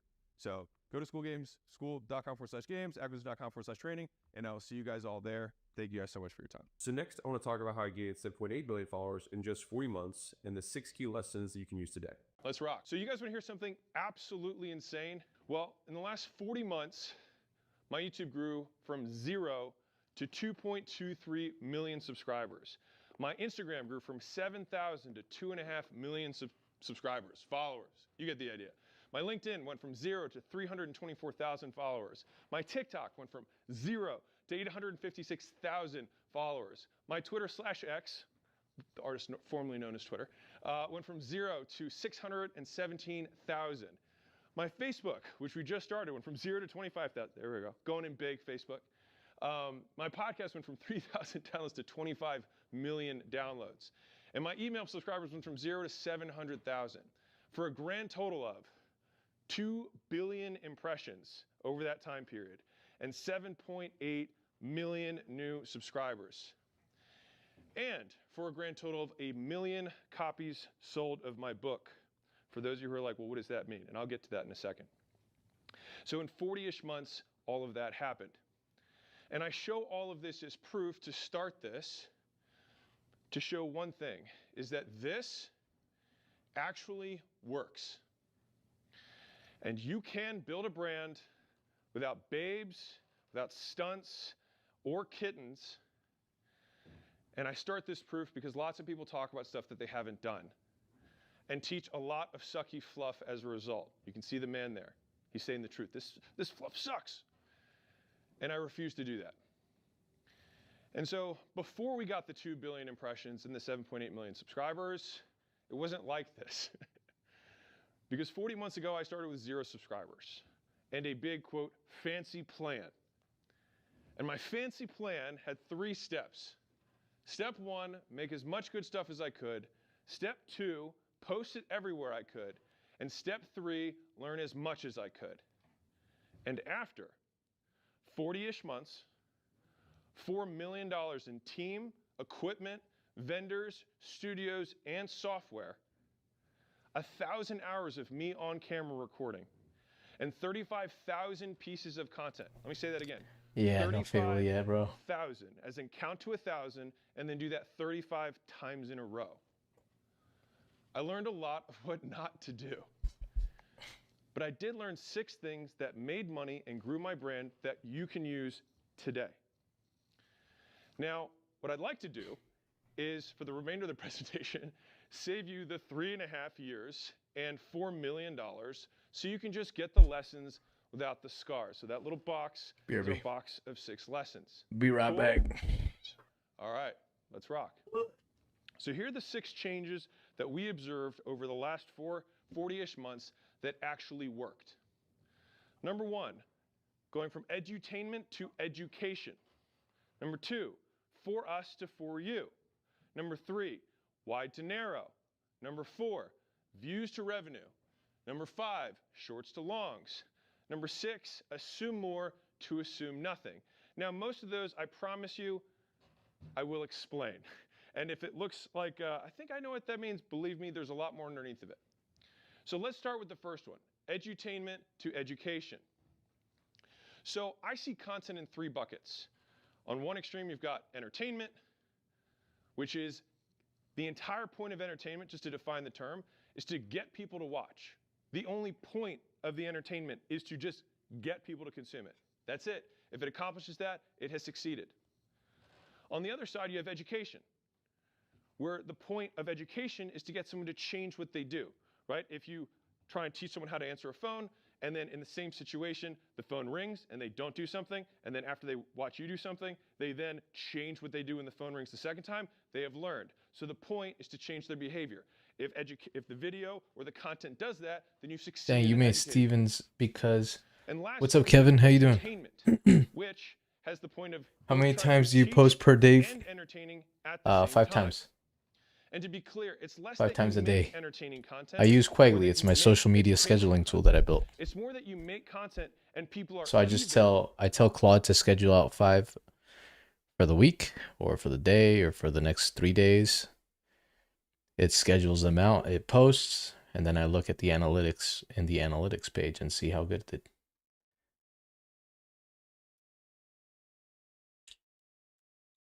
entertained or educated as a result. And so you can make one thing that entertains some people, and then that same thing educates other people. And so I just want to make this very clear that you don't control the audience. You make something and then education or entertainment occurs.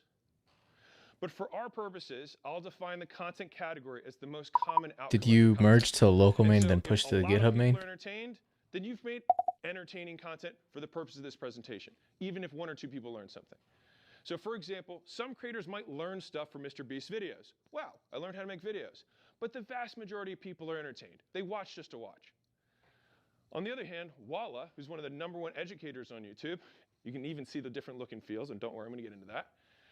He may entertain some enthusiasts. Dang, around you that made subject. Steven leave because of the But tall mostly, Peter he Dinklage educates video you're students. playing? What? And until He do recently, look like a I've been full... trying to I don't know figure what this that out. is, I've bro. spent a lot of time really working through this. And so I actually have videos in all 3 I buckets. rude when he tells I have Claude to do entertainment stuff. videos where the point is to get people to watch. I have edutainment videos where we try and teach and entertain at the same time. And then we have education videos where we just want to change people's behavior. We just want to teach them something. And so the first change, #1, that we see over lots of the data, I'll support in a second, is that I'm going all in on education for 3 reasons.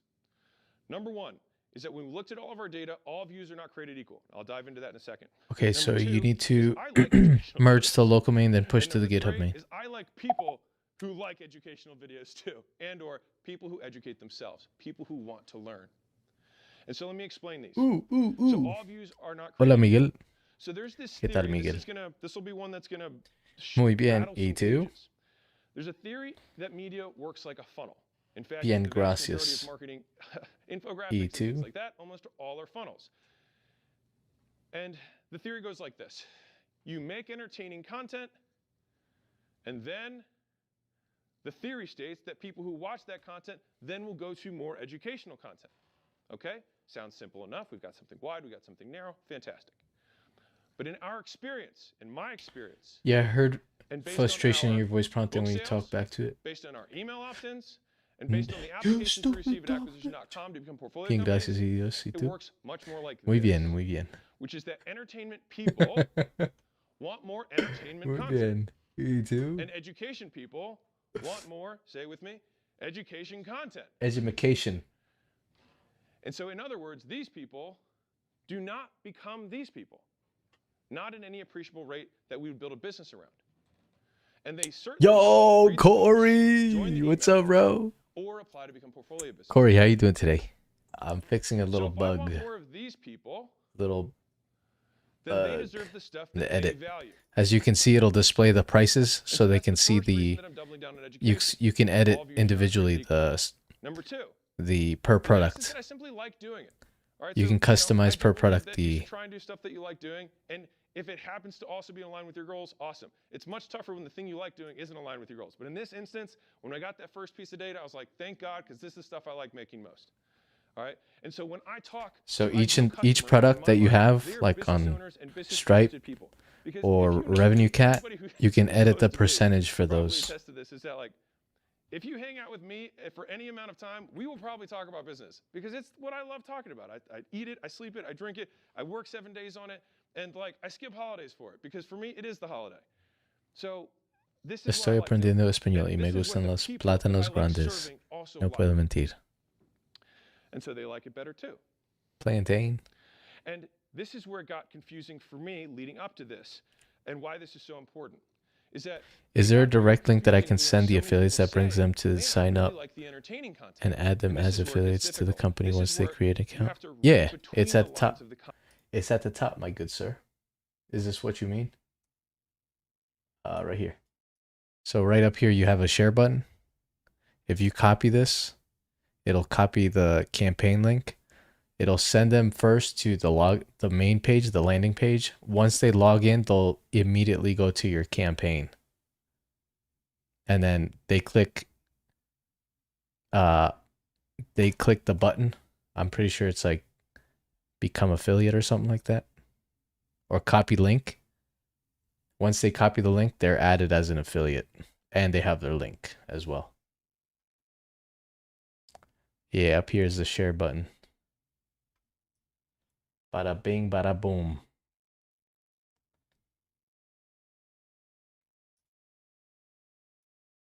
Comments rather than just reading the comments themselves, right? Because the thing is for us, or at least for me, they weren't necessarily who I was trying to attract. Again, there's nothing wrong with that. I mean, hey, if I could serve the whole world, I will. But I know that I tend to do Cuando better gané $1,000 millones de dólares o lo que sea, eso representa en pesos. And so that's why I'm doubling down on going from edutainment, some entertainment to education. So Education. So let's talk about change number 2 that we saw. Going from for us to for you. You're like, well, what does that mean? Let me explain. So recently a mutual friend came to the headquarters and he said, hey, I've been consuming your stuff for years, but recently I just haven't been watching as much. And he said it offhandedly. He wasn't like trying to smash my ego into bits. And he failed at that. But when he said it, I really took it to heart, right? It was very gut-wrenching. He said it just doesn't resonate as much. I was like, okay, got it. And it felt like a gut punch since he's literally the person I could help most. This is a business owner doing 10 million plus a year. And I was like, man, well, so that much money. sucks. Do you see links now on Affiliate Teo again? Reading the comments actually led me a little bit astray. And for you, what you mean? Leading you astray. And I'll give you some data to support that. Oh shit. Remember how the link wasn't showing? Some people showing? loved our different styles, but not the people that I ultimately Yeah, wanted to so help it was meant for design apparently. That's what AI said, but essentially for you just to press the button. Basically, I want to make sure people can become affiliates online. Yeah. They just press the copy link. So like, for example, if I go to Vibe Max different packaging. and I go to your campaign, Number 3, different meat. I click copy. 4, different visuals. And Your referral 5, link, I click copy, and it'll add me as, there you go, you see that? So the difference It'll add me as the affiliate. I am now an affiliate for Vibe Max. All the stuff that we did in the past, if I said, what is the video on the left about? You'd probably be like, a rule of some sort that might have to do with money. Not sure. If I said, what's the video on the right, the yellow background video? I'll be back. Yeah, it's working. Describe it, I'd probably say a map. I'll be back. I'm gonna eat some chicken. That go from 0 to 1 million. Okay. Some chicken. Well, guess what? Chicken. The one on the right, it's exactly that.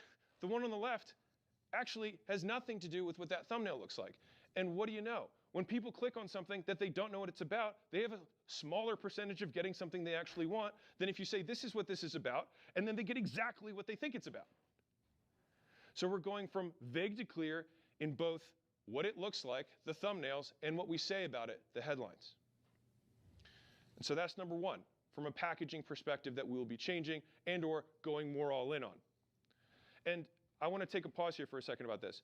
There was also kind of a pervasive narrative in the kind of marketing world. It's like, you got to have curiosity. You got to you don't want to tell them everything. You want them to be able to get, no. Like, if they want that thing, they will click on that thing, and then you just give them that thing. And that has been a very hard lesson for me to learn. And so I share it with you now. So the second is different introductions. You guys feeling this? Okay, good. Okay, different introductions. Now this one is really big. So going from confirming the thumbnail or confirming the headline to proof, and this is super important, I'll explain the difference. So a lot of the things that I learned, like many of you, if you are trying to get into content creation of any sort or media, is that you look at the people who are the biggest, right? And so oftentimes the biggest people in media are entertainers. Now, why is that? Because everyone gets value from entertainment, but there is no one thing from an education perspective that can provide value to everyone. Why? Because everyone already knows different stuff. So if I educate a wide slice of people, there's still already people who know that thing and then do not get value. So entertainment, by definition, will always be greater or larger, the followings for those people, than people who educate. There is no bones about it. Like, it is that way. And so a lot of the lessons that entertainment teaches, everyone listens to because they have the biggest followings. But I don't think the actual tactics they subscribe or espouse are correct at a tactical level. At a principle level, yes. And so let me just say a second about what that principle is that the person who's going to consume the content, we want to increase their perceived likelihood that they will get what they clicked. So just like the headline and just like the thumbnails, now when they said in entertainment, you want to confirm it.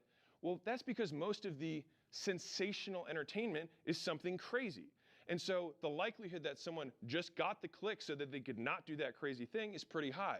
And so if you want people to watch you smash a Lamborghini, then you better have the Lamborghini next to you, or people aren't going to believe that you're actually going to smash it.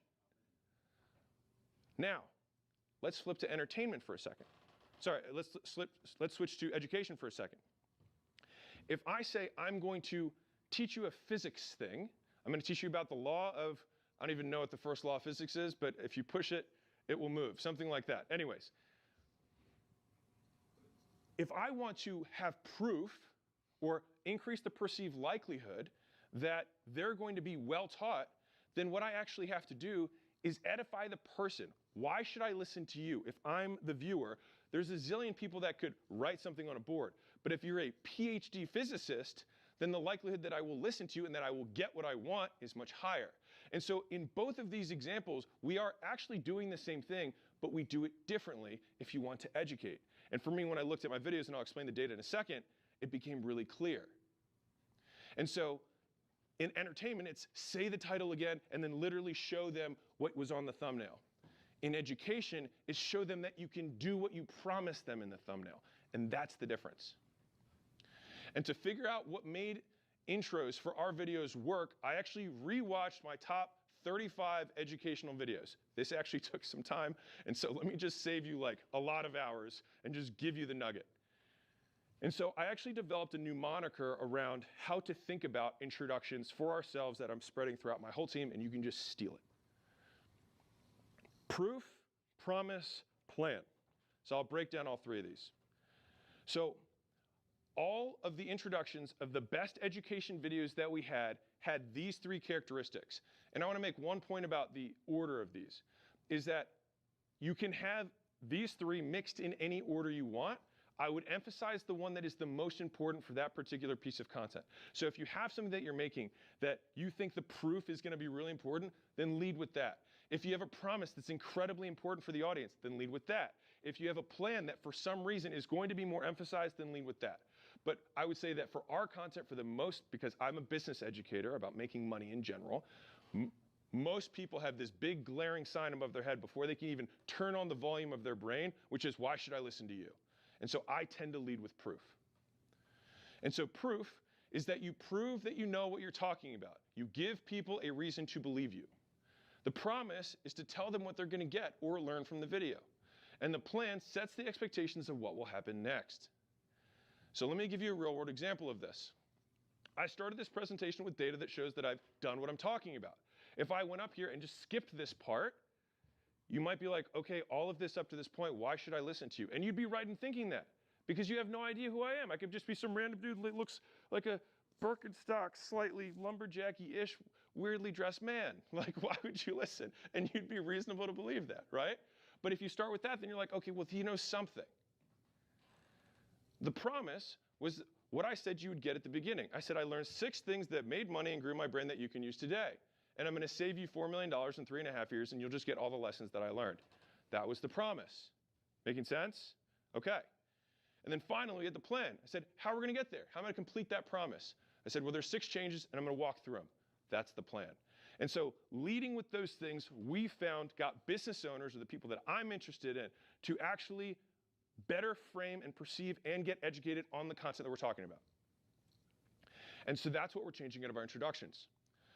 Third, now let's talk about how this strategy changes the meat of the content. What we're actually like the real bones, the potatoes, all right? Is that going from B-reel / vlog stuff, because we have made that, to list, steps, and stories. When we looked at the educational content that did the best, they had more of the right and less of the left. From razzle, I would love to say to dazzle, but it really is, it's just razzle on the left. And so I actually wanted to show a different type of content. So I don't want to make this seem like this is all YouTube-y. I just have like long form video there has all of the elements, and some platforms don't have all of them. So YouTube's a very easy platform to base this off of. But this is from Instagram, and TikTok would function the same way, etc. So if you look at the squares here, I just pulled the last 30 days of content that we made. And I looked at our bottom performing over the last 30 days that we posted that were reels. And then I looked at the top. Now, interestingly, it was almost a perfect reversal. So the bottom 12 videos that we made, 8 out of 12, I would say had more razzle emphasized. It was more about effects, a little bit higher production. And on the flip side, and this is what was crazy, and this is why I'm sharing this stuff with you, because like I would literally never have guessed it, and that's why we look. 9 out of 12, 75% of the best videos we had emphasized language, emphasized the actual message more than the production. And so it was about emphasizing the language rather than the razzle. I find this very fascinating. Now, to be really clear, you can have really bad language, or like poor, vague, unclear language, and it won't do well. And you might have razzle that just absolutely crushes. I just look at the trends of 75% on this side were this style or this type, and 75% that weren't as good were this style. Well then, let's do more of this and less of that. And so those are the main meat changers that we're doing in the videos. We're emphasizing language. This also is true with longs as well. So if I go and show you this real quick, language, that's on the screen. And that's one of our best videos ever. And that takes What did I miss? 70–80% of the video is actually just words. Interesting, for me at least. I mean, I was a little offended because I thought I had a good face, but apparently no one cares. So First one. Oh, I see it. So let's talk about visuals. This one's a big one. All right. The chicken was so expired, going guys. from overproduction, and I want to be clear, not overproduction for the objective. So it's not Miguel, like the new top chatter. like my team did anything wrong or anything like that. It's just that if we want to educate, sometimes production distracts from the objective of education. If the point for entertainment is to get someone to watch, then adding lots of things can be a good thing. But if you're trying to learn physics, and there's whiz-bangs and pop-ups and changing backgrounds, it's really hard to learn. And if that's the throughput, or that's the point of the video, then it actually detracts rather than adds. And so the difference that I put in this example here is we have a background that changes colors while I'm teaching something. It does not help someone understand the subject matter better, fundamentally. Changing background color will not help anyone learn more. On the flip side, clarifying what words on a screen are, because maybe my handwriting's not that good, would help people understand. That's the difference. So overproduction Keeps the to salmonella. effective The production. chicken was bad. From It's distracting spoiled. to enhancing. It was like, it's been past 3 days. From visual effects to visualizing data.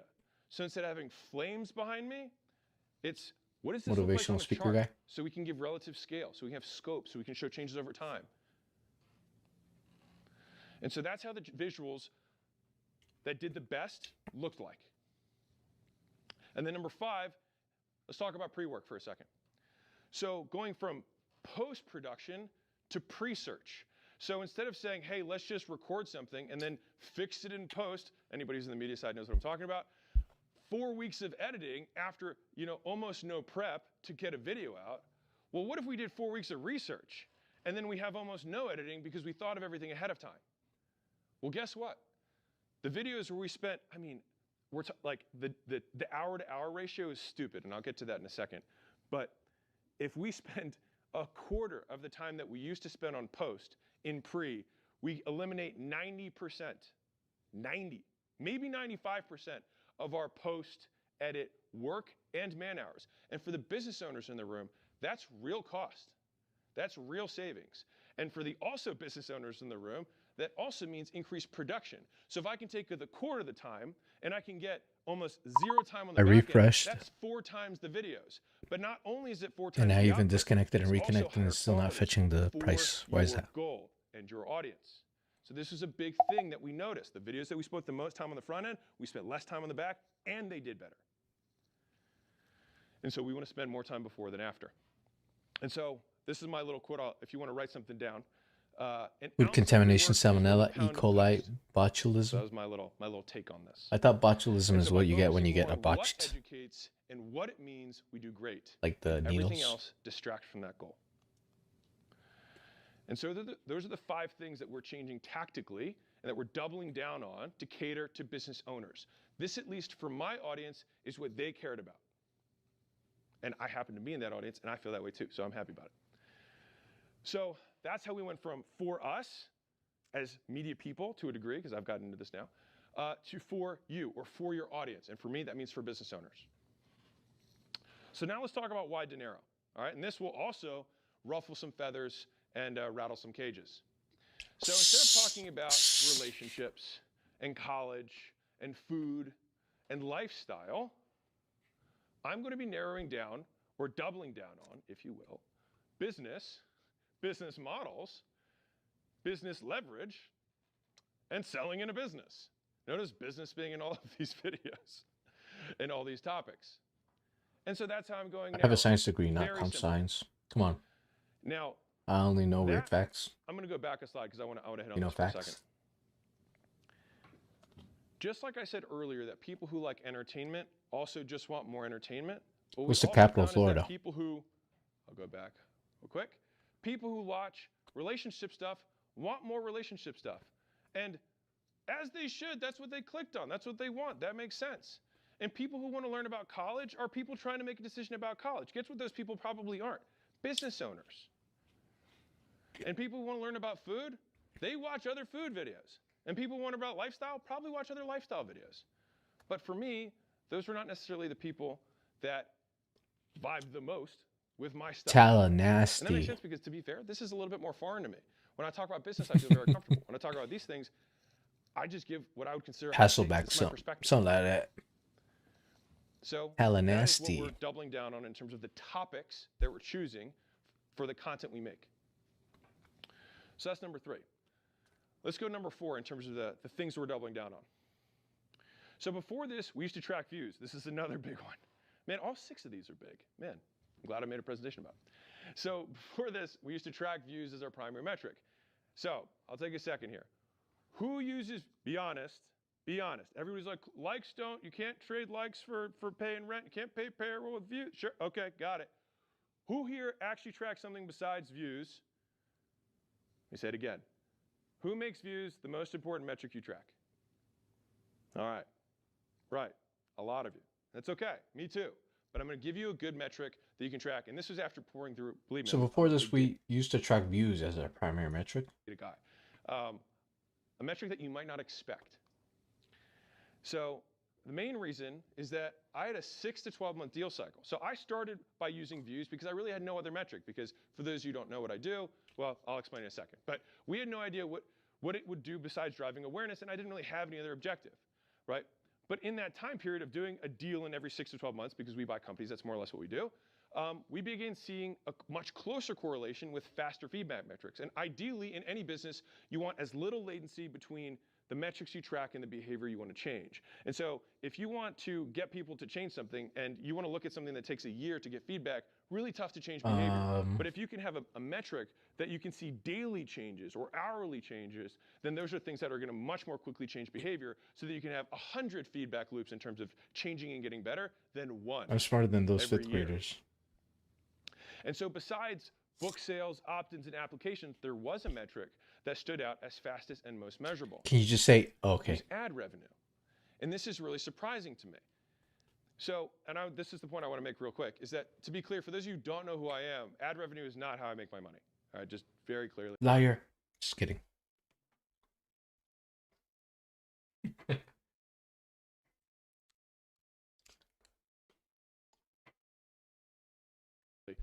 For those who don't know, my wife and I exited our first big company for $46.2 million in December of 2021. You can Google it. American Pacific Group was the private equity firm. Jim Lunch and Prestige Labs were two of those companies. And since then, we invested and bought a number of companies that have grown a lot and do over $200 million a year.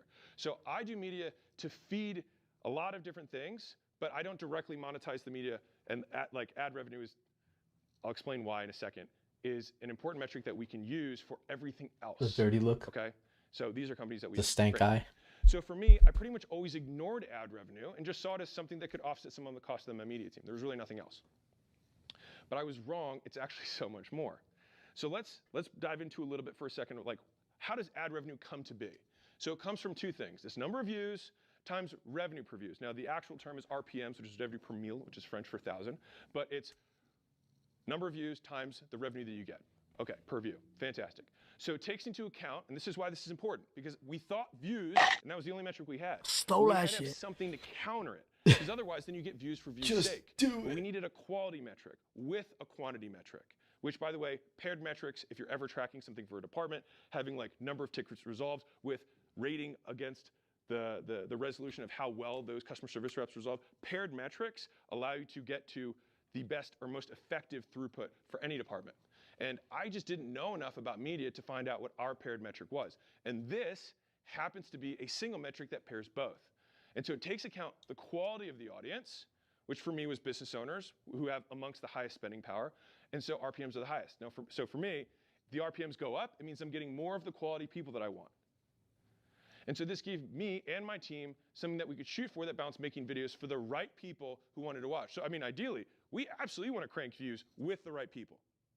And that's what that was able to track for us. And looking backwards, the month with the highest RPMs and ad revenue also created the most book sales, the most opt-ins, and the most business applications. And this had nothing to do with how many views we got. In fact, we did kind of an experiment. I hate lately that. I know where we that. did 90 days of almost no Stole that business stuff. shit We just from did more edutainment, Tekashi Teriyaki. entertainment style content, and our views went through the roof, like way up, 2-3x what we're accustomed to. Way up. But even with the increase in views, our ad revenue dropped by half. So we're actually getting the wrong people. And I share this with you so you don't Stole have to. that Real quick, I'm going to shit. show you the exact 10-stage roadmap from 0 to 100 million plus that less than 1% of companies. Shorts, and then they watch longs, and they give you money, right? That was kind of the prevailing thought. But again, when we looked at the data, it looked more like this. Shorts viewers watch more shorts, and long viewers watch more longs, and customers buy more. And so the point is that these are different audiences, and I will make a note here that this can change my platform. So I might be a long viewer on one platform and a shorts viewer on another. And where I do think the magic happens is where you can have shorts in one thing, and so someone finds you on TikTok, but then they are a longs viewer on YouTube, and then they watch your longs there. So I do think there's an element there, but not the way the narrative goes. I don't get what you're saying. And so Can you for explain us, a little bit longs easier? drive a lot more conversions than shorts. Conversions being book sales, opt-ins, applications. All right? I'm not tech And savvy. business-related content, unsurprisingly, Keep in mind, brings more the business Apple owners Store than has not like business-related every content. 3 months or And so we are going to lifetime. double You know down what I'm saying? more longs about Revenue that Cat stuff. just pulls it from the Apple And Store. change our short strategy to keep the volume the same, but focus Yo, And again, flames! people watch Thank you, differently on bruv. platforms. So Joke 78 making sure finally that ended. in I order got a for chuckle from the people to, crowd. on a different platform watch long, still carries My the work here is margin. done. Yo, flames, So thank you, despite bro. the I mega appreciate that, obsession man. with You didn't shorts have to has do that, kind of bro. prevailed for the last few years because it was a new Thank you, man. format of content. We're putting Cheese now more breath. emphasis on longs overall. For now, as far as we have data. So that's number 5. Now let's talk about the 6th one that I'm going all in on. Assume more to assume nothing. All right, so what does this mean? So let's start with assume more and what that really means broken down. So assume more means I made content assuming people already knew me. Okay? Give me a TLDR. You're writing way So too here's much. an example. Like, I'm The Alex refreshing Hormozi Guide currently. to Haters. I might be like, and if it's I don't not know who fetching Alex Hormozi is, or have the never price. seen that face before, why do Also, I when I care? extend the width, If I see the the day in the life of Alex Hormozi, edit yet icon again, is all the I way to the assume right. Shouldn't it be everyone knows right me. next to the name? I'm sharing these mistakes with you as far as I'm concerned for getting new people into my world. It wasn't me. I Yo! assumed Like everybody's gonna know me. Cheers, brev. The Alex Hormozi diet. What's up, Kyle? Everyone knows me. No, they're like, who is this guy? Arigato. Right? And here's why this matters. If you want your content to bring people who don't know you, which is why many of you guys make content, then you can't assume they do. And so this is what this looks like tactically. From a headlines perspective, if I were to remake these today, I might try a first crack at business influencer crushes haters and shows how you can too. Okay. So now if I'm clicking, I would understand at least that this guy is a business influencer. See what I mean? He's rude to his agent. She probably deserves it. Probably deserves it. Stole that shit. Now, the jet tells me that this Alex Hormozi from the first one before, Alex Hormozi is maybe rich or maybe he can afford a private jet, but now I know he's a CEO because I could be a rapper. I could be, more realistically, when I walk around the places that I live, all the people that in my community assume that I'm a football player. It's the number one thing. They're like, so you play football? Are you on the hockey team? And I say, no, I can, nope, nothing wrong with that, but no, that's not what I do. And then the third one there, Alex Hormozi diet, 16-hour workday, six-pack diet for business owners, whatever. The point is that we actually make it welcoming to everyone. And so here's how we do this tactically within the content itself. So we go from they know me to introducing yourself every time. So earlier I was like, I'm Alex Hormozi, this is what I do, this is the subscribers I've gotten, whatever. We introduce ourselves. 2, they know why they should listen to me. Tell people why they should listen to you every time. 3, the inside jokes. You know how I get. No, I don't know how you get. Please fully explain the reference because that references another piece of content that I haven't seen because this is the first video I've seen from you. And if you tell an inside joke and someone doesn't understand the inside joke, guess where they are? On the outside. And guess where people don't want to be? On the outside. And guess where people spend money? On the inside. And number 4, going from acting like you're already friends to how's it going? Good, man. Everything goes to people who have no idea who you are. And when you make content so people who don't know you can enjoy it, more do. And for those of you who are worried, because I can already hear the thoughts that are coming up, so let me just address those right now. I see you. How has it not pulled it from Okay, Apple if it's display? I'm using Revenue Cat on my iOS apps, and it's showing the right price. And I'm using a Revenue Cat. On one hand, we have some people who know you. And on the other hand, we have lots add of stole people that who shit also to the know live stream description. So you're The in max exact token same position usage. you were before. Tokens. Well, aren't people going to get sick of this? You're going to keep saying your name every time or keep introducing yourself?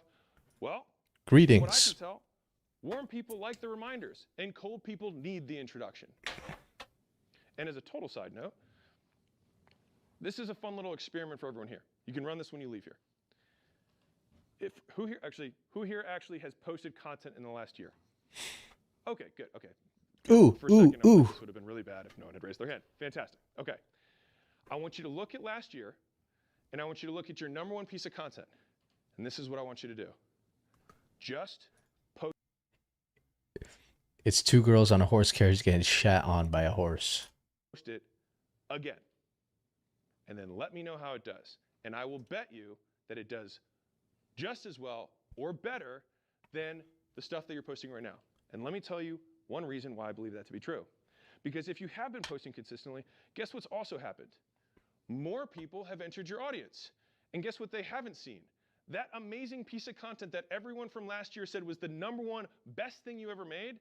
And you know what you said? New people, you don't get that. That was only for my old folks. My OGs, they only get that. No, you got to reintroduce some of the stuff you're greatest. Being a boss looks tiring. This is the fun part where he asks his employees where they can't do their job right over and over again. Can't do it right. Can't do it right. Hits. You got to bring that stuff in so that the new people also know what your greatest hits are. So that the lore continues to compound and grow. The greatest hits of 2 girls getting shot on by a horse. And this one, or sub point. And this is one for me personally. I follow a bunch of quote accounts. I like comedy and philosophy and like fighting. There's like kind of categories that I follow, and gym equipment. And so I get quotes a lot on my newsfeed. But you know what happens when I see a quote from Sophocles or Epictetus yet again that reminds me that I should just toughen up and keep going? I like the reminder. I'm not like Epictetus, God, you lived 4,000 years ago. Like, get over yourself. No, he's not making new content, but guess what? People still post it and people still read it because we need to be reminded more than we need to be taught. At least I do. To give a little tactical one on this from mainstream, because this might resonate for some of the older people in the crowd, There was this thing called television a while back, used to be big. Anyways, instead of having it on your phone, it was like this big screen on a wall. It was a whole thing. Anyways, I won't get into it. It's like floppy disk. Regardless, floppy disk was, okay, anyways. So there used to be this thing where at the beginning of every show, there was a theme song, right? So they'd be like, cheers, where everybody knows your names. And there's always a little introduction. It says produced by and all that stuff. And if those shows that spend gazillions of dollars on testing chose to think that despite selling more advertising space, it was worth having the same exact theme song. Where should I be looking on Revenue Cat? For the show, don't you think it might be worth that for us too? And here's an interesting thing, the last thing, positive associations and sticks. Bro, I don't know what that is. If you actually get sing-songy about how you introduce yourself or the things that you relate to you, it starts to become something that people expect, and then they start associating it with all the positive other experiences they had with you. So if I always introduce something a certain way and then I deliver value afterwards, they associate the introduction with the value. And guess who else do they associate that with? You. He's a music artist. And so, for those of you who are concerned, you can add variety to this. And I want to show you a cool little real-world example of this. So The Simpsons has the longest standing show, to my knowledge, that has existed on television. And the introduction is the same. Now, Bart would be like 70 by now, or whatever his actual age would be if it was actual humans. But it isn't, right? And every introduction has Bart at some point in detention writing something on the board. For those of you who don't know The Simpsons, every one of the introductions actually changes. Every one of them. And so they still have the introduction that has all the positive associations with the funny times and the humor and the laughs that you've had with the show. Page. They introduce a tiny The best part of the stream for me is when you quietly said that's weird. When I asked if you knew. To these introductions because they want to find the Easter egg. Bro, the real fans, whoever that artist is, and the new fans don't know about it yet, but they will. And so now you actually appropriate see both sides of response. The people who know you and the people who are just coming cold. You got it. And so that's it. Small variation, same introduction. You got something going on. And you give something to the you name people who already know you. Yourself that name. Title it like they don't know you. Introduce yourself. Say why they should listen. Prioritize the content that makes sense for strangers. Deprioritizing the vlogs, the hot takes, the opinions, because if you can serve both audiences, serve both. Let the new people in, rather than have a wall they have to jump over. Let them in on the joke. Fully explain the references that you make. Make all jokes inside jokes for everyone.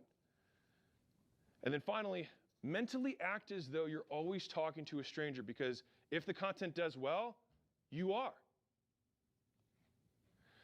At least, that's what I'm going to be doing.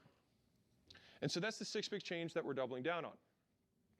And so now that we cover those changes in my strategy, I just want to get real for a second. Everything has a cost. And it's not that other types of media or other topics or other formats don't work. Obviously, we had a smorgasbord. We had a huge variety, a cornucopia, myriad content types that we did over the last 40-ish months. Cornucopia. And obviously, we had 7.8 million subscribers and 2 billion views during that time period in a niche audience of business owners, which is pretty good. And so it's not to say that other things don't work. I'd even say that my mess ups also work to a small degree. It's just that they didn't work as well as something else might have. And so the game, at least as I see it in entrepreneurship, is figuring out what's my biggest bang for buck, right? What's the content that gets me the most of everything? Because you only have limited resources. You have time, money, energy, and you put it into your team, and that goes onto social media or the media that you market on, and then that has output. And so if you can become more efficient with the inputs you get more output on the other side. And so the question becomes, with the resources I have, how can I maximize the number of the right people who find out about my stuff? So this is something that I live with. Anything works better than nothing. So raise your hand right now if you haven't made a piece of content in 90 days. Okay, just do something. Because if you do something, you will do better than what you're currently doing. Oops. 2, some things I work better threw than up. others. And 3, nothing works forever.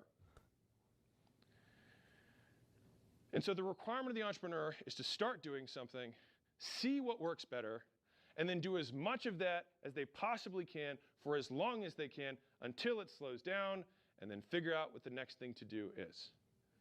And then do as much as they can at that. So is that helpful in terms of understanding content and media? Awesome. Yeah. Do you feel like you got at least one lesson without the scar, or saved at least a tiny percentage of the $4 million that I spent learning what didn't work, so I could show you these 6 things that do? Okay, good. Would you like more stuff like this? Okay. Well, then I've got a bunch of free stuff that I can give you to help you grow your brand and make some money. That be all right? Okay. So if you're just starting a business right now, raise your hand. Okay, this is for you. I have no idea what you're I'm the saying. co-founder of the School Games. Inside, you'll find courses, full-day trainings. It's not sandbox or testing because I've had sales and I have It's one thing to just say like, oh, great, I just watched this whole thing on media. Now subscriptions and I this gives you have somewhere to actually practice it, like a sandbox. You can learn it, and you learn by doing. And this is one of the lowest stakes way to make money, get your first dollar across trials currently. So how is it possibly a sandbox? 34% of people who finish their first month make their As first long dollar as it's only during the by starting an workday. online community. I thought about your I think question. that's pretty cool. I sneeze every 5 minutes. And so you can start that for free by going to school.com/games. All right. Tell them I sent you. So that's for everybody. Raise your hand if you're, you're starting a business right now. Okay, that's for you. Now, if I you're joined the looking for stream a and it little had journey, me I've got at free the stuff for you beginning. too, all right, trying to feel like Santa Claus today. I Look wrote at these us 2 now. books right now, which have 25,000 5-star reviews, and they sold 1 million+ copies. Yeah. And I made courses for each of those books that are free. On my site, you can go to acquisition.com/training. So if you like this stuff, you want to learn more about offers, you want to learn more about advertising, more about getting leads, paid ads, content, all of that stuff, so that you can start making money within your business or scale it from wherever you are to wherever you want to go, I've made this stuff for you. These are real courses. It's not barred anywhere. You can click there, watch them all. All right? See, I put that for myself because this is how I roll. Get in the zone. So otherwise, you guys are all amazing. You can go there for stuff that will help you practice this stuff, actually do it in the real world, because if you just walk away from here today and you do not execute anything, you learned nothing. And so for the love of God, just do one of the things so that you can get a tiny percent of that $4 million and the 35,000 pieces of content and the 1,000 hours that I spent recording. Just do one of them so you can take that lesson for you. Thank you, guys. Now, building your personal brand can sometimes be overwhelming, so I want to help you cut through the noise and give you one more quick tactic that's helped me grow my audience. I'm about to teach you a rarely used method that I use to grow my audience by 5 million people in under 24 months. And the crazy thing is 24 months ago, I had less than 10,000 followers, and I knew nothing about YouTube, TikTok, Instagram, Might be worth Twitter, the discomfort. or any of these other platforms. And the reason that I was able to catapult to, a top 1% sneeze. creator in that 24-month period is using this method that for some reason no one really talks about. Whenever I enter a new space, whether it's trying to learn a new skill, a new platform, a new anything, I realize there's a massive amount of skill deficiency that I have to overcome as fast as humanly possible. And so I can either deploy time or I can deploy What the money heck? to save myself time. A So real in the world of Pokemon? Organic content, I was like, who can I pay to shortcut my path to getting to where they are? So on one hand, I could go to like celebrities, and I did go to some of them, and they would give me their strategies, but it was like very personalized and tailored to them, and I didn't think it would apply to like how I run acquisition.com in my daily life. On the other hand, there was like the coaches, gurus, etc. that I could go to, and I didn't want to do that because they might be using something that worked like 5 years ago, which honestly How's that I see popping all up, the though? time. They're like, guys, you've got to do hashtags on YouTube videos. I'm like, what are you talking about? Like that's not true. Agency. So long from getting into YouTube, the first step I did was I hired It looks a $35,000 realistic, month right? agency, and they just got me to commit to doing 3 videos a week. They just trimmed it, which means you take out the oohs and ahs, put an intro and a thumbnail. The main objective of that first phase was just to get the basics down, forcing me to create content on a regular cadence. Once I have more context, because I've spent 3-6 months working with them, seeing what the audience likes, then I'm like, okay, now I want to learn everything. So I go from beginner of learning the basics and doing the fundamentals to how do the top creators create on this platform? No business owner should change their business for one client. And so it makes sense for both me and the small agency, or for you and a small agency, to part ways at some point when your demands for what you want exceed their capacity. So then I work with the much better, more advanced agency who works with the top creators to learn all of the more nuanced pieces of the platform. So rather than agree to their initial terms, which is basically pay us as long as humanly possible and we hope you pay until you die, this is exactly what I say. Gather round. I want to do what you do in my business, but I don't know how. I'd like to work with you for 6 months so I can learn how you do it. Plus, I'll pay extra for you to break down why you make the decisions you do and the steps AI you take. videos isn't too hard Then, now. You after can I make get a good real idea of how it works, Pokemons. I'll start Yeah. training my team on it. And once they can do it well enough, I'd like to change to a lower cost consulting agreement. This way, you can still help us if we run into problems. Are you opposed to this? Trying to find When some. you start that way, I like it because you're starting with very clear intentions.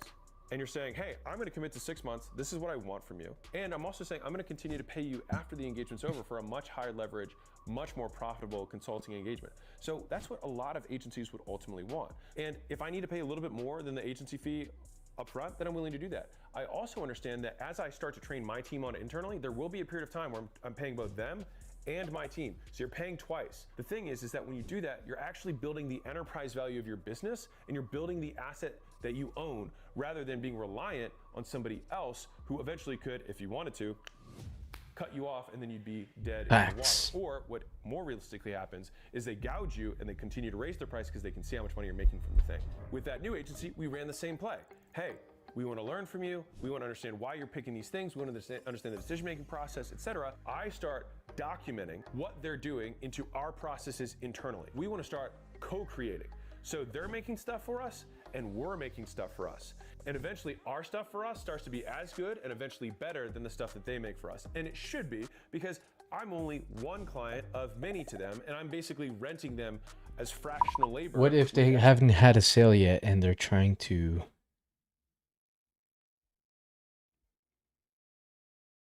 get affiliates? The affiliates wouldn't see this. It'd be blank /month or /year or whatever. So are we actually fetching the price? I thought you said we could fetch the price and the length, like if it's /year or /3 months or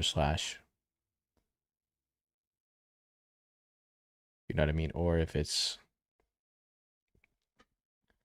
a lifetime, like one-time payment, you know? Just analyze. The Gunner on DeviantArt drawing furries are officially cooked and looking for work.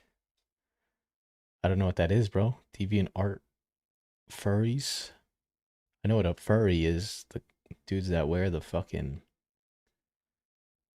like the outfit thing. I don't know what DeviantArt is.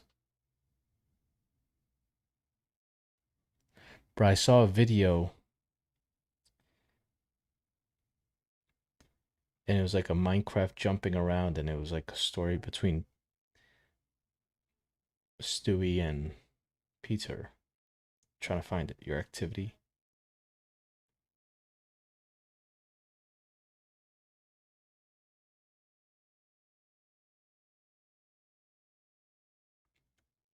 Watch history. Yes. I just have to scroll.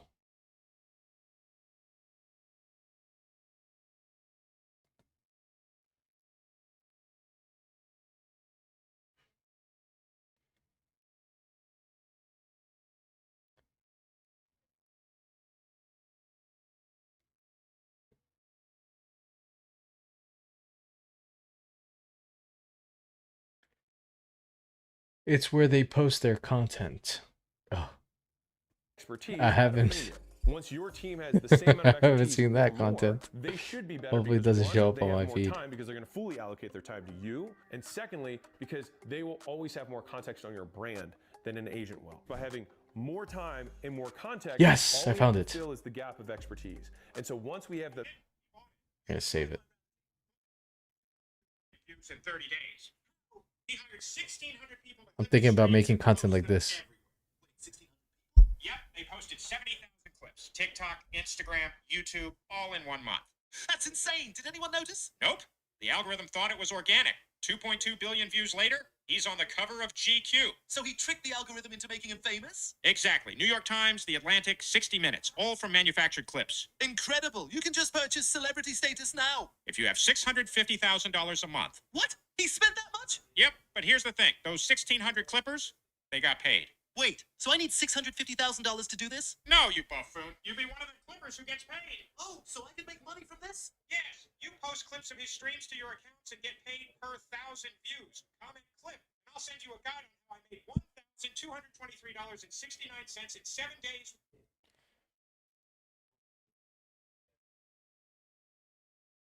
How did Drake's Iceman hit 140.2 million streams in its first 24 hours. He didn't use radio or billboards. He hired thousands of regular people to post for him. To do what? Post viral clip. Can I do the Stewie voice?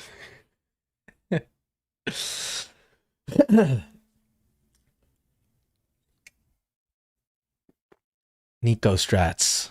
This is next. Make money from TikTok, but I only have 200 followers. Then clipping is perfect for you. How? Nobody's going to see my videos? Platforms like Content Rewards pay you based on views, not followers. 0 followers and 10,000 followers get the same shot at going viral. So the algorithm doesn't care about my follower count? Exactly. The For You page shows your clips to anyone now. Marvelous. The thing I was most insecure about doesn't even matter. And you get paid $300 to $1,500 per million views. Rappers, gaming brands, podcasts, they all need clippers. So I could start today with my trash follower count? Today, click the link in bio to see how I made $1,023. Click the link in bio. Sorry, what you're saying is...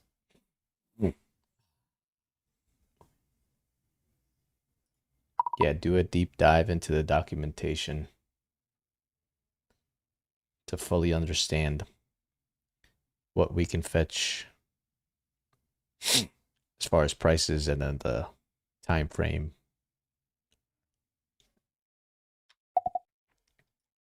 Etc. for all the different types of payment processors that we're using for mobile and web app affiliate campaigns.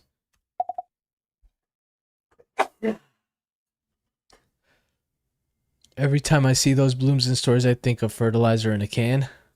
Boy, I loves me some fertilizer. I saw this format before it performs well, but holy copyright. I mean, the other one. Hey, what's up, Ronnie? Oi, tudo bem? The other one is copyright times 2. Drake's Iceman hit 140 point. The enhanced games just made after. This looks man so blow up overnight. He didn't. He bought it. High virality. Click bought 2.2 billion views in 30 days. How? He hired 1,600 people to click his streams and post them everywhere. Wait, 1,600 people? Yep, they posted 70,000 clips. TikTok, Instagram, YouTube, all in 1 month. That's insane. Did anyone notice? Boy, I tell you what, that fertilizer got you growing. Got me growing at the gym, brother. God, I don't speak English. What do you speak, my friend? What do you speak? Speak to me, my friend. Speak to me. What do you speak, my friend?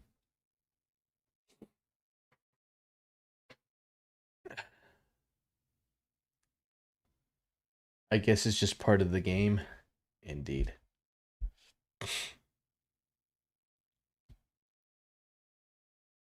Instagram, all in 1 month.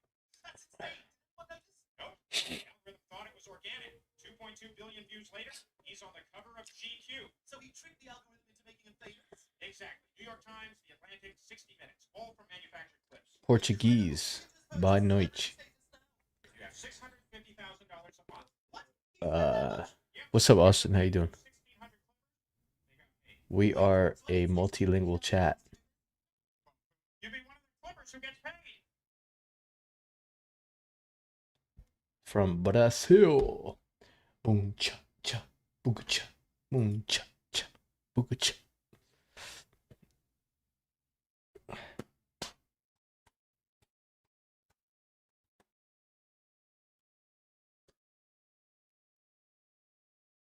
What's up, man? Background agents 10 running? Yo, who turned on the agents, bro?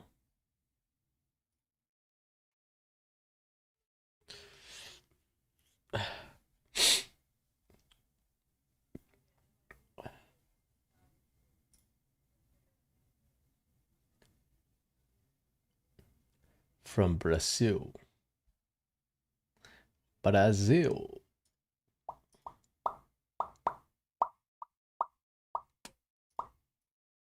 expertise gap, then the in-house team should perspective. For those of you who are new to the channel, I like to operationalize things, meaning like I like to look at objective reality and describe how you would see it with your eyes, rather than try and put a whole bunch of like emotional words. Like that type of language is what confused me for a very long time when I was coming up. And it was only after I started defining things by what I could see, what I could observe, did reality feel like sharper, more crisp to me, and my ability to predict what was going to happen next increased by a lot. And so this is why I talk in this way. So how do I find status? So status is someone who controls reinforcers in a given environment. So that's a little bit fancy word, but fundamentally, if you control the good stuff that people want, then you will have status no matter what it is, right? And so the simplest example I have is like, if you go to a bar and it's a busy bar and there's a bartender and you have to get the bartender's attention in order to get a drink or booze, that guy in that moment has status. He controls a scarce resource, right? But if that guy walks out of the bar, no longer controlling that scarce resource, he does not have the same status or even close to it, right? Like outside of the bar, he's not getting tips every single 5 seconds when he like moves his hands a little bit and like says something nice. People aren't waving money at him as he walks in the street. Of course not. It's because he has status in one condition and he doesn't have another. Now, what's interesting about all 4 of these elements I'm going to break down, they all can work independently, but the idea is that you want all 4 to be stacked together. And this is what gives you the most influence, right? So like any of these 4 on their own would give you influence. Like that bartender, if he just says that, he would have some level of influence. And I'll give you a different example of this. If a kid inherits money, right, they're going to have status, right? Like if you have money, even if you didn't earn it, even if you didn't anything, if you have money, you will have some degree of status because you control something other people want, period. That's how it works, all right? But would that kid who has money have the same status as a kid who has money who also gave you, 10 different crypto coin picks that all popped off, right? Well, if he gave you 10 different picks and you followed them and they all popped off, how much more influence would that person have over them saying, hey, you should put money in this, or hey, you should, give me money for XYZ, or whatever it is. Obviously, I'm talking money because I'm a business person first, but like, think about how much more influence do version 2 would have, Texas, which is 2 of da those things República versus de version 1. Texas. That's the difference. But if you have all 4, Um that's when estado you get dos become super Estados status. So Unidos, status number mas 1, you que control scarce resources. já foi Power o is number 2. país I would say if I had mais to only pick one, I incrível would pick power, and I'll que explain why.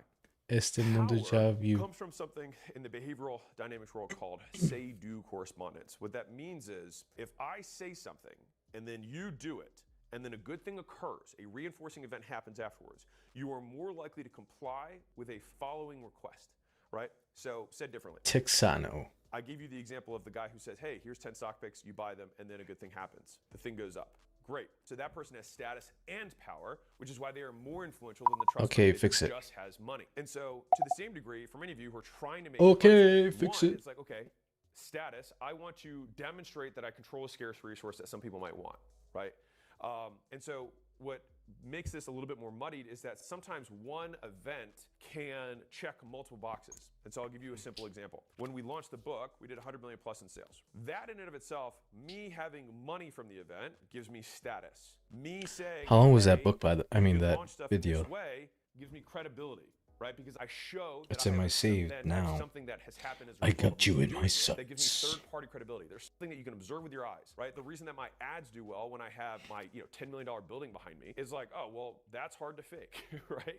And so you have credibility there. And so one event, like selling a company, can give you money, it can give you credibility, and then if I give people directions on how they can do things that are similar, Holy shit, and a then good minute. things happen, then all of a sudden Sheesh. you get power. And then the last is likeness. I know I'm skipping around, but hey, we're live. We're having a good time. All right. And so credibility is number 3. And I'm going to go in more detail on all these. All right. And then likeness. So what's likeness? So likeness is that you see some people say relatability. This can be both psychological in terms que of está like codando their vibe, whatever you want to say, right? You like their behavior set in it. And that uma behavior set matches to people who have been positive in your life in aplicativo the past. Or they literally just look like you. Right? que So, se like, chama Layla and I could talk about the exact Afroditeo. same stuff, but she's a girl, and so she's going to have more chicks who follow her than me. And for the few ladies who do follow me, I appreciate you. I really do. Australia, mate. 89%. We have one from Australia. It's because of the Why are we topic. generating so many At my views onset, from I was, Australia, because I bro? talk about money and I talk about business. That's why I have a more male audience. But Layla, I think, is like 54% female, and she talks about almost exclusively money and business. Obviously, she talks about some mindset stuff too. Oh man, But he's in the I say south. this to say, okay, if we have these 4 things, and these are the things that create influence, and I would define influence as high likelihood of compliance with requests. So what does that mean? So if I say, hey, grab Melbourne. say, hey, Oh, come to Melbourne's this webinar. all the Hey, way I'm down going there, live. bro. Like, come check it out. Or hey, you should do a workshop, whatever it is, right? Nico, what are you make some coding? sort of solicitation. It could Affiliate be like, O. subscribe. It doesn't matter. Like there's levels of Oh, they're awake now? how something is. If anybody's played like a video game, it's like you have like a role for like Dungeons and Dragons, and it like depends on how charismatic, how much influence you have, how high of a role or how low of a role rather you'd need in order to be successful with the request. Right? And so if you want to stack that stat for you, then if you want to min-max your influence, if you will, then you want to stack all 4 of these things. Okay, you're like, okay, I think I don't know, I'm but wrong. capitalize on So it. how does this relate to content? So first off, On starting what? at the back, likeness, I think so much more of it is just like, just be you. There's zero ROI in trying to be or act in a way that is different than who you are. It's a relatively trite message, but like most people are NPCs. Most people say pre-recorded scripts. They look at like the 4 different outfit, combinations that exist for different kind of mental stereotypes. It's like, oh yeah, guy who loves barbecue and craft beers. Oh yeah, that's that archetype. I'm just gonna be that archetype. Or you've got like hipster bro who likes hipster shit, right? Or you've got like just bro, right? You've got just like sure bro. And people somewhat put me in that status, but I also like for a few years was wearing like sandals that looked like really weird. And I wore those, and that was not bro-y at all, but I wore them because they were super comfortable, and I didn't have to like wear socks, which is a big thing for me. Anyways, the point is like, I think what makes you unique is if you actually lean into the nuances that make you you, and actually have a way to defend why you do what you do. Because most people When don't did even socks think become about a why they thing? do what they do. And if you do things and you don't know why, it's because you're following someone else's directions for your life rather than your own. Yeah, hopefully he buys. Like, real. And so much of us have been programmed by people earlier in our lives. And I say Actually, we could programmed as though watch we're like machines, but if he pulls the trigger on. in your life has super high max status, power, credibility, and likeness, maxed out earlier on in your life. It's your parents, right? It's your parents. So think about all 4 of these elements: status.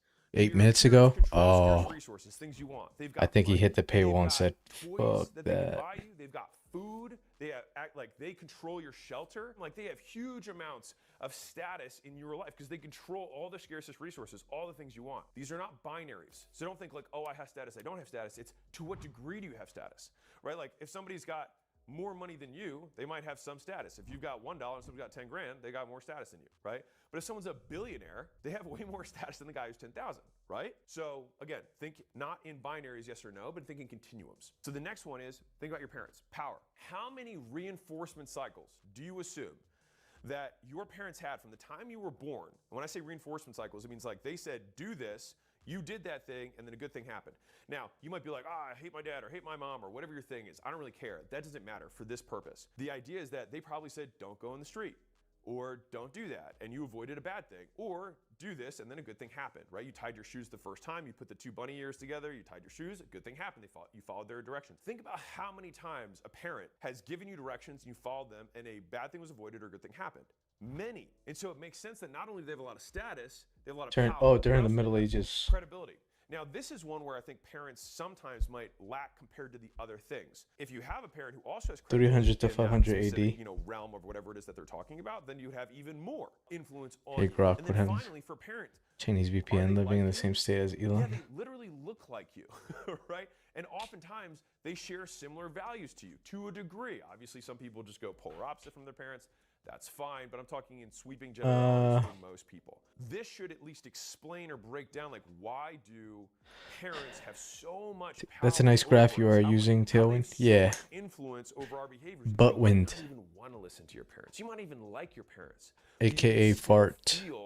That you have to, like, Você conecta seu their requests aplicativo. because you are so programmed based Então on these você elements of behavior to comply pode with their usar requests, right? And so esto. then the idea is, how do we take these 4 elements and then how do we reverse engineer these into the content that we have so that we can build up true influence? Like, and again, we're defining influence as the likelihood of a compliance with a request, right? And that likelihood will depend on the nature of the request and how much your SPCL is in relation to that thing, right? If I was giving out fashion tips, I probably don't have a lot of credibility for fashion tips, right? I don't know if I control any scarce resources around fashion. I have no fashion hookups. I probably haven't given anyone specific fashion tips. I have no third-party anything for credibility for it, and you probably don't look like me. And so like I probably would have very low influence. To some degree, they can generalize as you go up and up and up, but you have more influence in domain specificity. If we know these are the 4 things, status, power, credibility, likeness, then for each of these things in our videos, right? Damn, internet is so slow trying to hide in Albania. So for me, like at the very beginning, if you think about what the intro was, right? So I said we did, 32.7 million views, and we did over 5 point something million dollars in sales for the book launch in 72 hours. And so that's me demonstrating status. I have these things, right? Then power. So what I'm going to do in this video is I'm going to break down 4 things so you can follow. And if you follow these things, you're going to be more likely to get people who are going to comply with your future requests. And so that means that they're not just going to watch your video, but they're going to be more likely to, 1, watch a next video. And if you have any kind of call to action in the video, yo, Lashuk. Call to action that is for you, whether it's subscribe or like or share or buy something that's small or set up a call or whatever it is. What's up, Lashuk? Then this is going to be second. Bro, Lashuk, you've been grinding, bro. I see you online every day. In your content. I see you streaming every day, bro. Credibility is going to be the third Good party. stuff. So the reason that I had at my launch, for example, I had Guinness. I had to pay those judges to be on site was because I wanted to validate Você that tá the books that we did in the presentation trabalhando. was legit, right? So I had a third party that most people respect as like a legitimate muito bom. corporation, that their entire business is based on trust, that they validate and verify proof that these records were broken. And so that gives credibility. The likeness piece, like I said earlier, is just you being you, right? And so that's why I'm actually super pumped to do these live streams, because this is like, I honestly hate making YouTube videos. What I mean that is like staring at a camera and having like, prompts to, solicit me to say stuff. Like I will do it because I have a relatively high pain tolerance and I'll do what is required to get what I want. But like, I'm going all in on this. So if you guys are like, what's Alex's kind of like media strategy for the future? I'm focusing on 2 words. You can write this down. Live, interactive. Those are the 2 things that is describing the ACQ 3.0. Germany or Poland VPN, who wins in coolness factor? Like, that is what I'm focusing on. And I'll tell you the story of why I think this is so interesting. I've been to Poland before. It was very nice, very clean city. With Mr. Beast a few weeks ago. In Warsaw. And we were talking about kind of like the future of media and content. One of the things that he was talking about was the soccer game that came up that they do like UK versus US. What ends up happening is that they have all these different celebrities or influencers from different platforms, right? And so starting from the lowest people on this little totem pole, they would walk out in the stadium, and this became the kind of the de facto like measuring stick for who had the most cool points, right? These are the A-listers. And so this is your typical kind of celebs from like movies and like 90s and the 2000s or whatever, right? People like they recognize because they're celebs, but like they don't have like huge, I guess they have some media presence, but it's more like traditional media. The level of applause for these guys was almost nothing. Barely anyone cared. So then the next level that came up was the shorts creators. So this is your like only TikTokers or people who only make reels, but they dance on TikTok. And so they had a little bit more applause on the applause compared to the A-listers. Then the long form guys came out. And this is when the audience got way rowdier. All right, so this is your podcasters, your YouTubers, the people who make long form pieces of content. And I'm gonna pause here for a second to kind of like highlight why I think this is. I don't think there's anything wrong with shorts. We make tons of shorts. But I see the purpose of shorts as many times a way to get someone to watch along, right? They watch a couple shorts and then think, okay, this guy seems legit or this gal seems legit. I'm gonna risk my time, because that's the risk. They're making an investment, right? You're making an investment today. I'm gonna risk that I'm gonna get a good return on this, right? And so shorts then lead to longs. But let me show you the difference from an influence perspective. How many reinforcing cycles do you think you can have in 30 seconds compared to 2 hours? It's like not what's up, awesome. And so if someone watched 2 1-hour pieces of content from me, period, okay, 2 1-hour pieces, it's 120 minutes. For me to get that same level of exposure and kind of cycles of reinforcement with a prospect, and they were only consuming shorts, right? Let's say my average short, let's say it's 15 seconds. So that means it's 4 shorts per minute. So if I have 120 minutes for longs, someone would have to watch 480 shorts to have the same level of exposure as watching 2 hours with me. And think about how important this is. What were the things that people said, like this was the quote podcast election? Trump went on, and I don't care about the politics behind it, but I do care about influence and persuasion. And so like, why is it that the two podcasts that I think really nudged this election, in my opinion, is the Trump 3-hour plus podcast that he did with Rogan like a week or whatever it was. I think that was a huge influential event. I think Elon getting on Tucker Carlson and doing that interview. I think those two interviews were some of the interviews that really nudged the election. And again, I don't care who you voted for. It doesn't matter to me. I think about this from marketing persuasion, okay? And so because of that, audiences who were not sure got to spend 3 hours with a presidential candidate, and as a result, it just nudged some of them in the direction to ultimately vote, okay? Now, back to our little story. A-listers have almost no applause. Shorts have slight applause. Longs have legit applause. Then,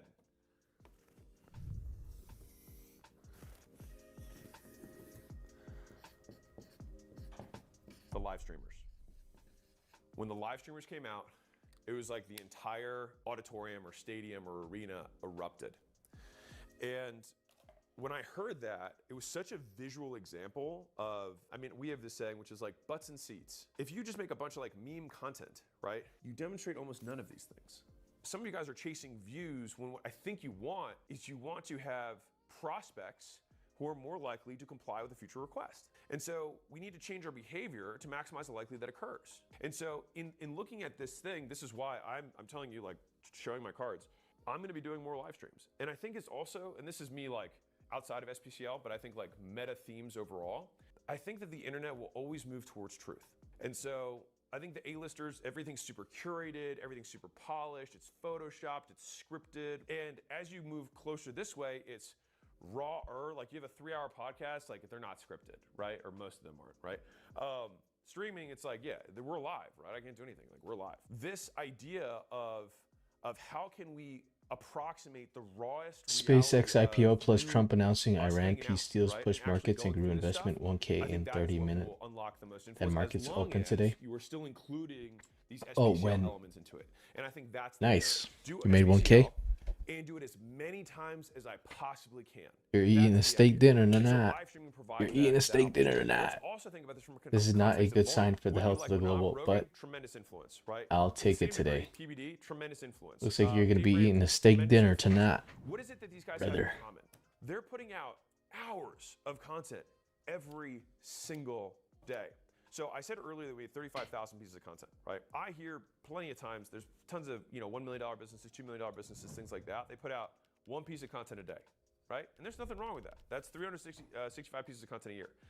And if you think about the size of good traders also make profits in bear markets. Right? Compared to somebody who's doing $1 or $2 million a year, and they're doing does that mean my 401k grew? We're quite literally doing 100 I think so. And as a result of that, just got to be prepped as much as possible with info. We get 100 times the prospects.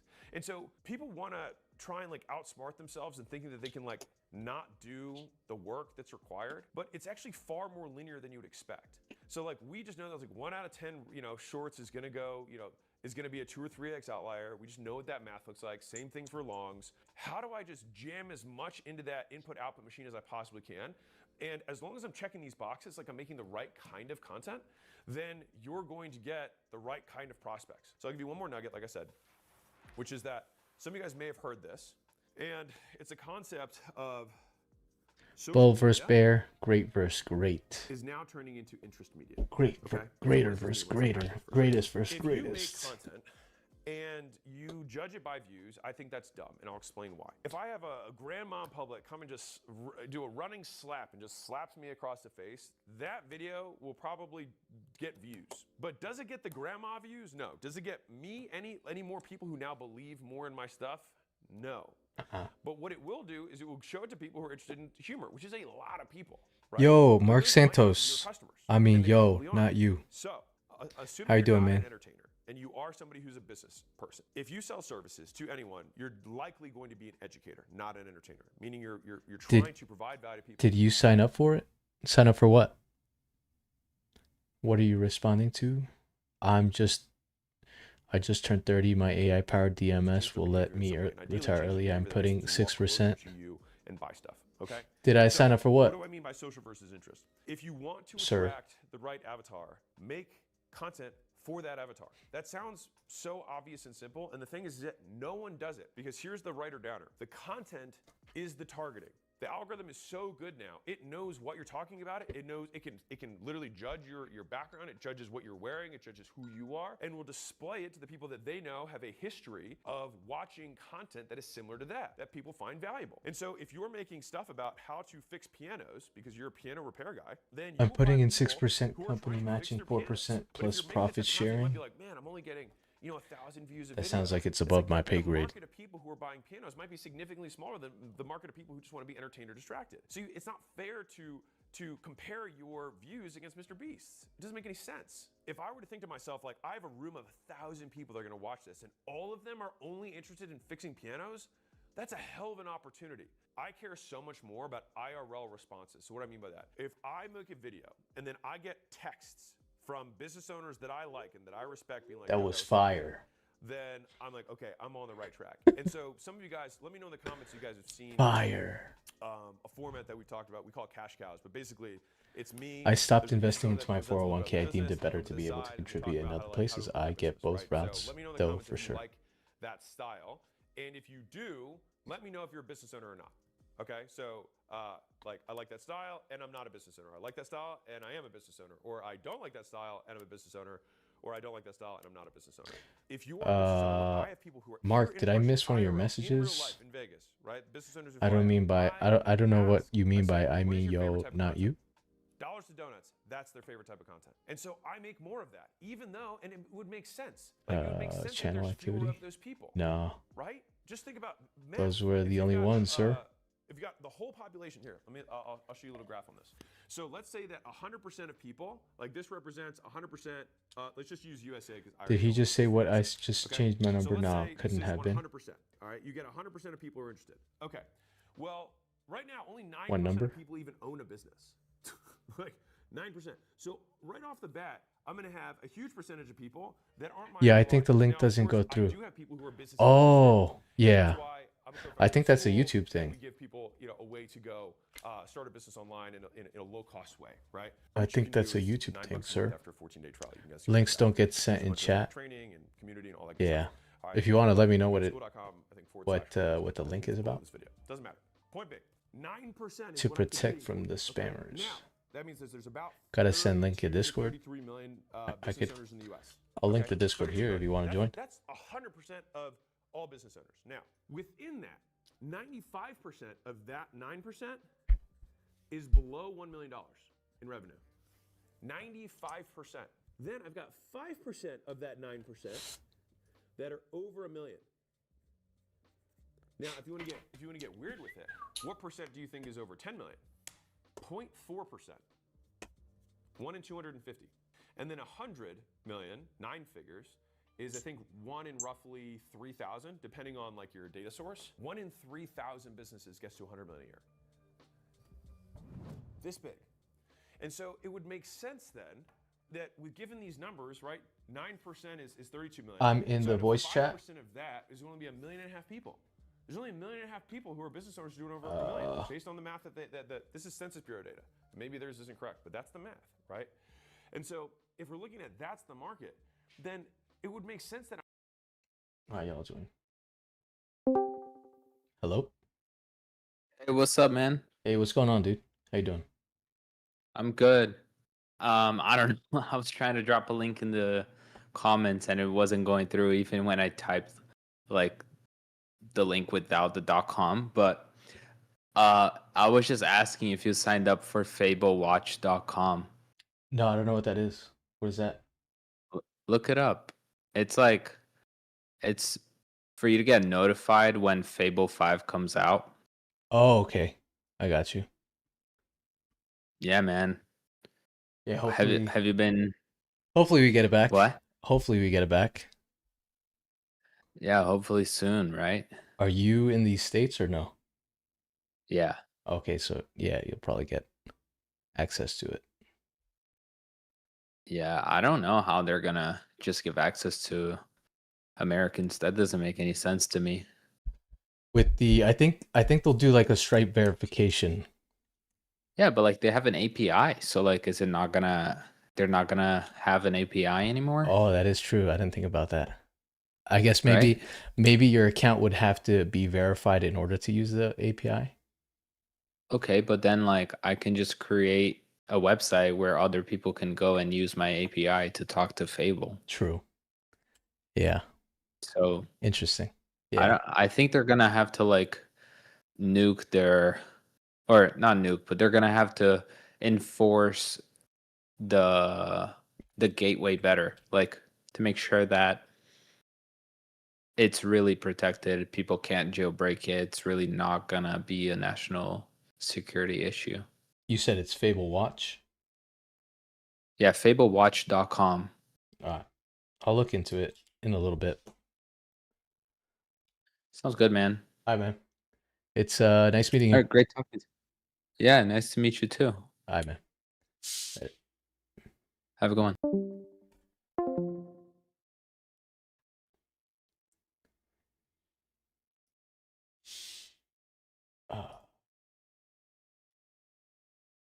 Planes, what is that? Ort education?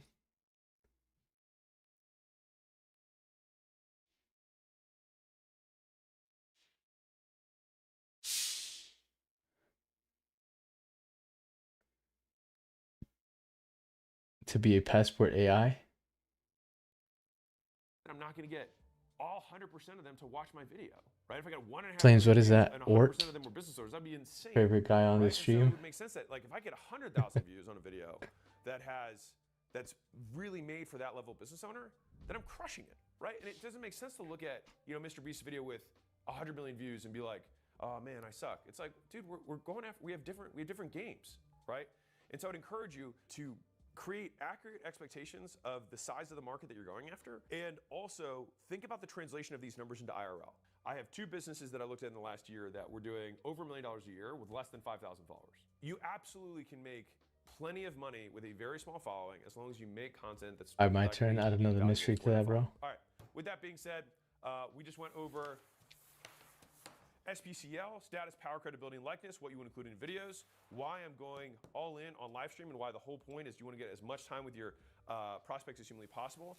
You want to make the topics of your content based on the things that those people find interesting, not based on like being social, but being interesting. And if you make it interesting for them, they will keep watching it.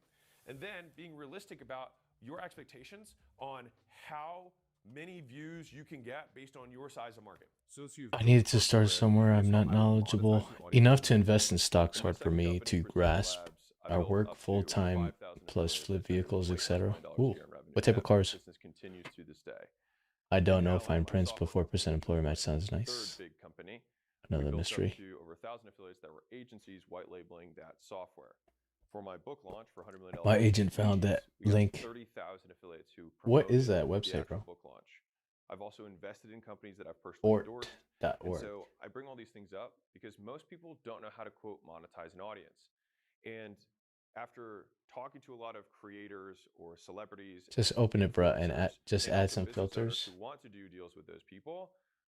A lot of people don't I share just did. in terms of thinking through, but it says not how found. to make those deals happen. And so I wanted to make this. Yo, what's up, Montox? How you doing? Ways that I see those deals happening and the combinations between them and what considerations you might have. Sorry, didn't mean that. I was saying something. Doing the deal side of having an audience or being the person who wants to quote buy, license, rent the audience from an influencer or somebody who has those eyeballs. All right. So 4 ways to monetize an audience. Let's use a good marker that doesn't suck. Step 1, have good markers.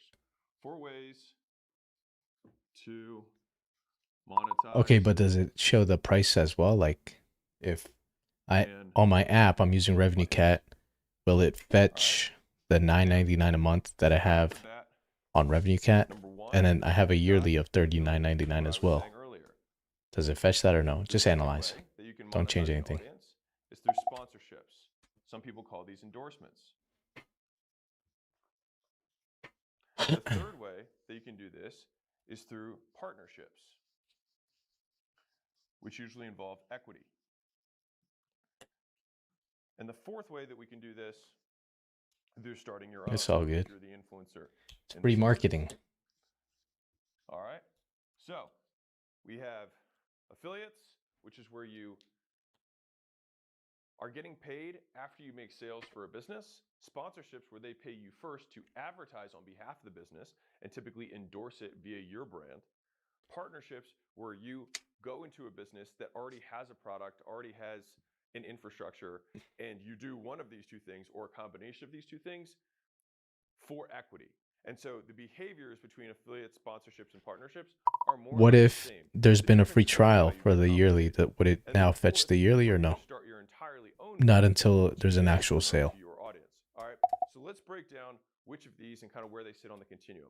And the reason I want to bring this up is because I'm having so many conversations with Somebody people who are like, injected code I have somehow affiliates, to I've done have it your for 4 stream link years, to that I org just don't know site. what to do. I don't know. And so Really, I I'm view over my these head. 4 on a continuum. Oh well. All right. And I can think of this continuum in terms of difficulty and risk and value. All right. And so on this side, you've got the affiliates. This is the fastest way that you could immediately make money. Most businesses that have affiliate programs, you can sign up automatically. They have predetermined terms that are associated with this agreement. And unless you do something that's really, nefarious or weird, they're happy to have you sell their stuff. So one is this one's fastest. This is low risk for kind of both parties, because if you are an affiliate and you're promoting it, like, they don't have to pay you until after you make a sale. Now for you, you also don't get capped. And so if you can make a ton of sales and you feel like you're being undervalued, then you just get to prove that you are actually good at promoting and that your audience is actually a good fit for whatever that product is. But from a value perspective, so I'll call it exit value. You know, I've worked on many cars over the past affiliate 15 years. I'm revenue streams are into not turbo typically BMWs lately, and I as ride valuable. So they will deliver these Gixxers to the as well. My self-delivery friend had company, one. It but was the camo. majority of that value It was white camo, would come in the terms of a multiple but it was of during the senior cash year flow of that you're high receiving school. as an affiliate, Senior multiplied or year. discounted by how reliable the business that you're doing Senior business with year. is. And so if I'm an I affiliate forgot to of the respond about US savings government, account. you know what I mean, and I recruit people for the military, then I probably can say that my business model is sound and the US government's not going to go away. I'm not getting, notwithstanding, theories and whatnot. All right, but by and large, it's to be a trustworthy third party. On the flip side, if I have some, info thing that is going to disappear tomorrow because there's some arbitrage opportunity that's a business opportunity, then this is going to be basically have no value, because that business that underlines that cash flow has no value. All right, and so we're moving along here. So this is the lowest value, probably middle work, lowish risk for you. All right. Shit. The next is you've got sponsorships. So sponsorships is where someone pays you first. All right, so you receive cash and then you make the endorsement. And so usually this is in 2 forms. You advertise to your audience. And the reason I say advertise rather than here it's sell, here you only get paid after people buy. S&P. Sponsorships, you get paid first. And so that means that you are advertising. You are a traffic source for the business. And so you will get paid as a traffic source, typically based on CPMs, meaning cost per 1,000 impressions that you can have in terms of views to an audience. Or YOLO Now, all in these Google. sponsorships come in the If you're form of like me. posting stuff to your audience. Are you guys going in which for all them, in they see on this as free SpaceX or traffic. what? They're technically paying for it, but you're monetizing the traffic On that you have. Elon. The other way, which is the more scalable way, is something called whitelisting, which is basically them taking whatever your posts are and then running them as ads. And so let's say I have a 1 million person audience, I make a post and only 200,000 people see it.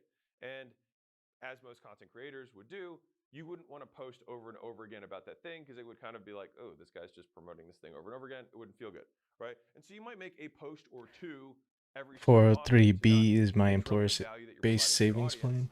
too much. And so the way to solve this really for both parties It's is overvalued. you make an Google owns advertisement 6% saying, of the space. I just partnered Damn. with so-and-so. Their thing is awesome. I've actually been using it for years. Finally came to an agreement. I think you guys might like it. Check it out, right? And so that whitelisting then allows them to blast it to people way outside of your audience. I like this a lot as a win-win, because the business pays money to advertise your brand. So they make you bigger and they're spending money to advertise you. But at the same time, they get higher conversion rate because you're probably better on camera, you're better spoken, and you already have a certain amount of warm audience that recognize you, at least your face or your mannerisms, so you convert at a higher percentage. So the business makes money, you grow your brand. This is a really nice partnership. Now, these deals sponsorships are harder to come by than affiliate deals because most affiliate companies just have a program, an influencer program, an affiliate program, and you just sign up on the standard terms. Sponsorships tend to be more a la carte depending on the size of the A la carte. influencer relative to the size of the company. And so, A la for extreme carte. examples, if you're a huge influencer and there's a tiny company, you'll be able to get an amazing sponsorship deal. If it's a huge company like Nike and you're a small influencer, you might not get any deal and you still wear their stuff. Yo, I'm And so it's YouTube really the balance featured. between who has how much leverage in the negotiation. Which brings us to the third one, which is partnerships. All right. Now, as we move along here, Yo, what's up, chat? sponsorships. Elliot, I didn't also think that, don't man. have kind of like Just a affiliates, little extra huge info. exit value. Line The on the only charts place goes that up. sponsorships really Not worth become it. Thanks, exitable Steven. I'll value- take that into exitable consideration. value I'll do for a some business is research. if you have a true media company. Now, if you're a personal Researchio. brand, it's really tough to exit your personal brand. But if I have an army of influencers and I negotiate deals through my network and say, hey, Pabst Blue Ribbon or Budweiser, whatever, I have 1,000 influencers that fit your ideal profile for customers, and I'll negotiate an umbrella deal. And then Hey, let's go. have with them to promote your stuff. Appreciate that you now. have a Thank media you, bro. company, which is very similar to a talent agency, slightly different, but has a lot of similarities. And so then that sponsorship revenue is really the main revenue of your business, which is that you sell traffic at a discount, right? But for the influencer individually, these two things, very hard to sell. Not really sellable, not much. Now, once we get into this side, these deals get harder and harder to do, and you do fewer and fewer of them as you go down this line. So a partnership can either be a minority deal or a majority deal. Again, if just you're edit going to these partner things with real a company quick. and you're huge and they're tiny, then it might be a majority deal. If they're huge and you're tiny relative to them, then it might be a minority deal, meaning you're not going to get all of the company. And that can range from 0.01% of the business all the way to you getting 99% of the business in terms of the range. And so anything that you can imagine in terms of economics here is going to be negotiable. But one of the things, or some of the things that I would consider here is performance, which is, this is again for both parties. You can have equity as the form of compensation rather than necessarily Your friend had a cash. Jixer. You say, hey, if I give you an extra 1,000 customers, I don't get, remember the number, brother. 1% But it was a white for camo. It every was like 1,000 this. customers I'll show you. that I bring you to the platform or whatever. And then you put a cap on that at some point where you say up to 10%. Great. And so that way it's a little bit balanced for you. It was like as a this. business. Now, one of the Now, I don't know if considerations they that you have to make have if you were the, this in content creator the and influencer 600 is that cc or the association that you make with their brand. he had is this white permanent. camo. As soon as you make that public declaration, you transfer all of that goodwill. You transfer. I don't know if it was a to them. And so if you are going to do GSXR 1000 or 750 or 600. I just know it was loud as heck. So no matter what, for doing this deal, you get some And amount it of was equity senior upfront, year. and then some percentage that's based on performance. Loud as Now, fuck. one of the last components that I'll say, and there's obviously a lot of ways that you can do deals, but these are just the things that I think through. Probably China is fairings. time. And so somebody who's on the business owner Was side that is a like, well, I shit? don't want you to just make one association. I want you to keep doing this for a long period of time. And so they can take some of this equity that they want to give you and say, all right, I'm going to give you No telling, but 25% likely a more 600 in equity high school. up front. I'm going to give you He still rides 25% bikes. based He's on got a performance, BMW and I'm gonna give bike. you 50% over Big ass time. one. And so I want you to promote for the next 4 years. And if for some reason something happens, then you're not going to get that vesting because we had some sort of breakup, right? And so whenever I think through these terms, I just like to think of through all the W's, which is who, what, where, when, why, how, right? Which is, okay, I want you to post. And if you're the content creator, you should be asking that same thing, which is, how much do you want me to post, right? And about what? And you have to take into consideration that you have to keep building your brand, right? And so you don't want to just be like all of a sudden some shill, like that's not good. You want to tastefully be able to integrate that promotion into the content that you have. And so you'd have to say, okay, well, I think 1000 the best way for RR. us to do this is for me to, put your links in my bio, and I'll put it up for 1 week of the month, and I will make one long form thing that it mentions it, and 5 short form things via posts or stories. And then when you define that, and the reason this is so important is that you define that stuff up front so that it's just very clear. Don't just say like, I will promote the business and whatnot, because it just doesn't work as well. And you might say, I will also record ads once a month that you can then use for whitelisting. And so all of these things, and this is where this gets more nuanced in deal making, is you can be a partner and still have affiliate revenue. You can be a partner and still get paid from a sponsorship perspective. And so these things are not mutually exclusive. But like you might have a primarily sponsorship deal with some element of equity. But I will say on a personal level, the more money you have right now, the more you want to lean this way, because the equity, the sponsorship cash that you choose to take, you do at the expense of equity. And if you believe in the product and you believe that the company is exitable in the future, then in my opinion, it makes sense to delay it for the little bit longer run. But this takes on more risk because here you get paid today no matter what. Here, you might not ever get paid if the company doesn't sell. And so by taking on more risk, great. So I have a few questions. So for Faith Hero, it shows the options, equity, and things like that. All right. And so as we're walking through this and you're thinking, okay, how can I monetize my brand? It's like, okay, the first level, I can do affiliates and just promote other people's the stuff. $9.99 monthly The next level, and I the can be a yearly. media source for them. I can be traffic for them. Copy Via Draw shows the sponsorship, premium right? There's a little bit more annual nuanced deal. yearly and the monthly. Taking another step, I can actually partner with the brand and say, hey, PIMPL, it 1%, shows it, 5%, 10%, and the 50%, commissions card, depending on the how big monthly you and the are yearly. how big your audience is. And then finally, But on Mike Buddy, it's not showing, even though in the edit start campaign I your connected, own and it shows brand. the annual and the When I monthly say brand, I say card. that all inclusive in terms of products and brand. And when you do this, you can either I save changes. white label, Okay, it's showing now. which means you go to somebody who manufactures stuff already and say, can you slap my logo on it? Which is an option. And the other option is that you do custom formulations. And so they can take some of this equity that they want to give you and say, all right, I'm going to give you 10% gains. 25% of your equity up front. I'm going to give you 25% based on performance, and I'm going to give you 50% over time. And so I want you to promote for the next 4 years. And if for some reason something happens, then you're not going to get that vesting because we had some sort of breakup, right? And so whenever I think through these terms, Sweet. I just like to think of through all the W's, which is who, what, where, when, why, how, right? Which is, okay, I want you to post. And if you're the Great, let's move on. So I've had some sales in the funnels page, right? And about what? And you have to take into consideration that you or have to some building a free brand, trials right? as well So you don't want to just be today. like all of a sudden some shill, like that's not good. You want to tastefully be able to integrate. Can you analyze the motions database if into I've the gotten content that any you have? sales on And Mike so you Buddy have to or say, Copy okay, Draw? well, I think the best way for us to do this is for me to, And when I click in the put user a link tab my in the bio, funnels and I'll page, put it up for 1 week of it the says month, couldn't load and journey. I What will should make be showing up one there? long Should it be form like a thing line that with image dots? and Or should it 5 be short the form videos, funnels? posts, or stories. And then when you define that, and Like the this is how pages important is that they went you through define that stuff up front so that it's and where they very dropped clear. off, Don't just say like, I basically will like a promote mini this funnel many for products. that This one doesn't work person as well. that You would might show up say, in there. I will You know what I also mean? Analyze in depth and let me know. ads once a month that you can then use. And then I hover over market. each section, So and it all would of be the these things, pages this is for where this that gets more user nuanced. that the Really user went through, is you can and be a then the ones partner that they and still have missed that they affiliate didn't go revenue. through. You can be a partner and still get Basically paid how from a the sponsorship funnel, perspective. And so but these it's things just are not specific mutually to that exclusive. user. But like you might have a primarily sponsorship deal with some element of equity.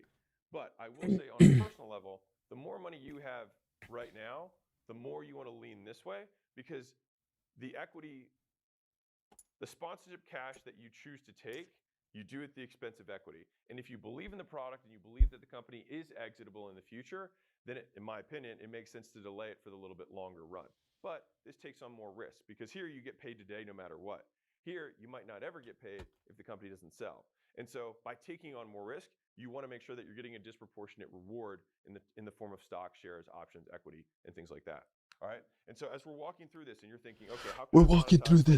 It's like, okay, the first level, I can do affiliates and just promote other people's stuff and get paid for it. The next level, I can be a media source for them. I can be traffic for them via sponsorship, right? These are a little bit more nuanced deals. Taking another step, I can actually partner with the brand and say, hey, I want to own 1%, 5%, 10%, 50%, depending on how big you are and how big your audience is. And then finally, you can start your own brand. And when I say brand, I say that all inclusive in terms of products and brand. And when you do this, you can either white label, which means you go to somebody who manufactures stuff already and say, can you slap my logo on it? Which is an option. And the other option is that you do custom formulations. I'll just say custom stuff, all right? And so if I were selling supplements, for example, I might go to a company that already has a product that's done, and I just say, hey, I want to slap my label on it.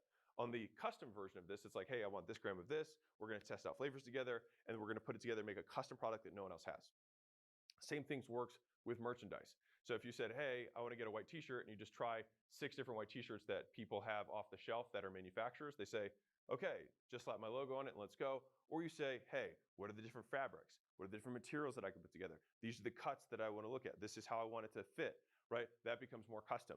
And so white label is faster and easier from a speed perspective, but usually, me personally, I prefer to do custom stuff because I don't like anyone else being able to sell something that's identical to me and be able to have any kind of pricing power over what I have. Because the moment that people find out that you just have a generic product that you slap the label on, it's not a good look, right? And so again, I don't think there's anything, like, I want to be clear, I don't think there's anything wrong with doing white label. I just think that if we were to put this on this sphere, like white label would be here and custom would be here.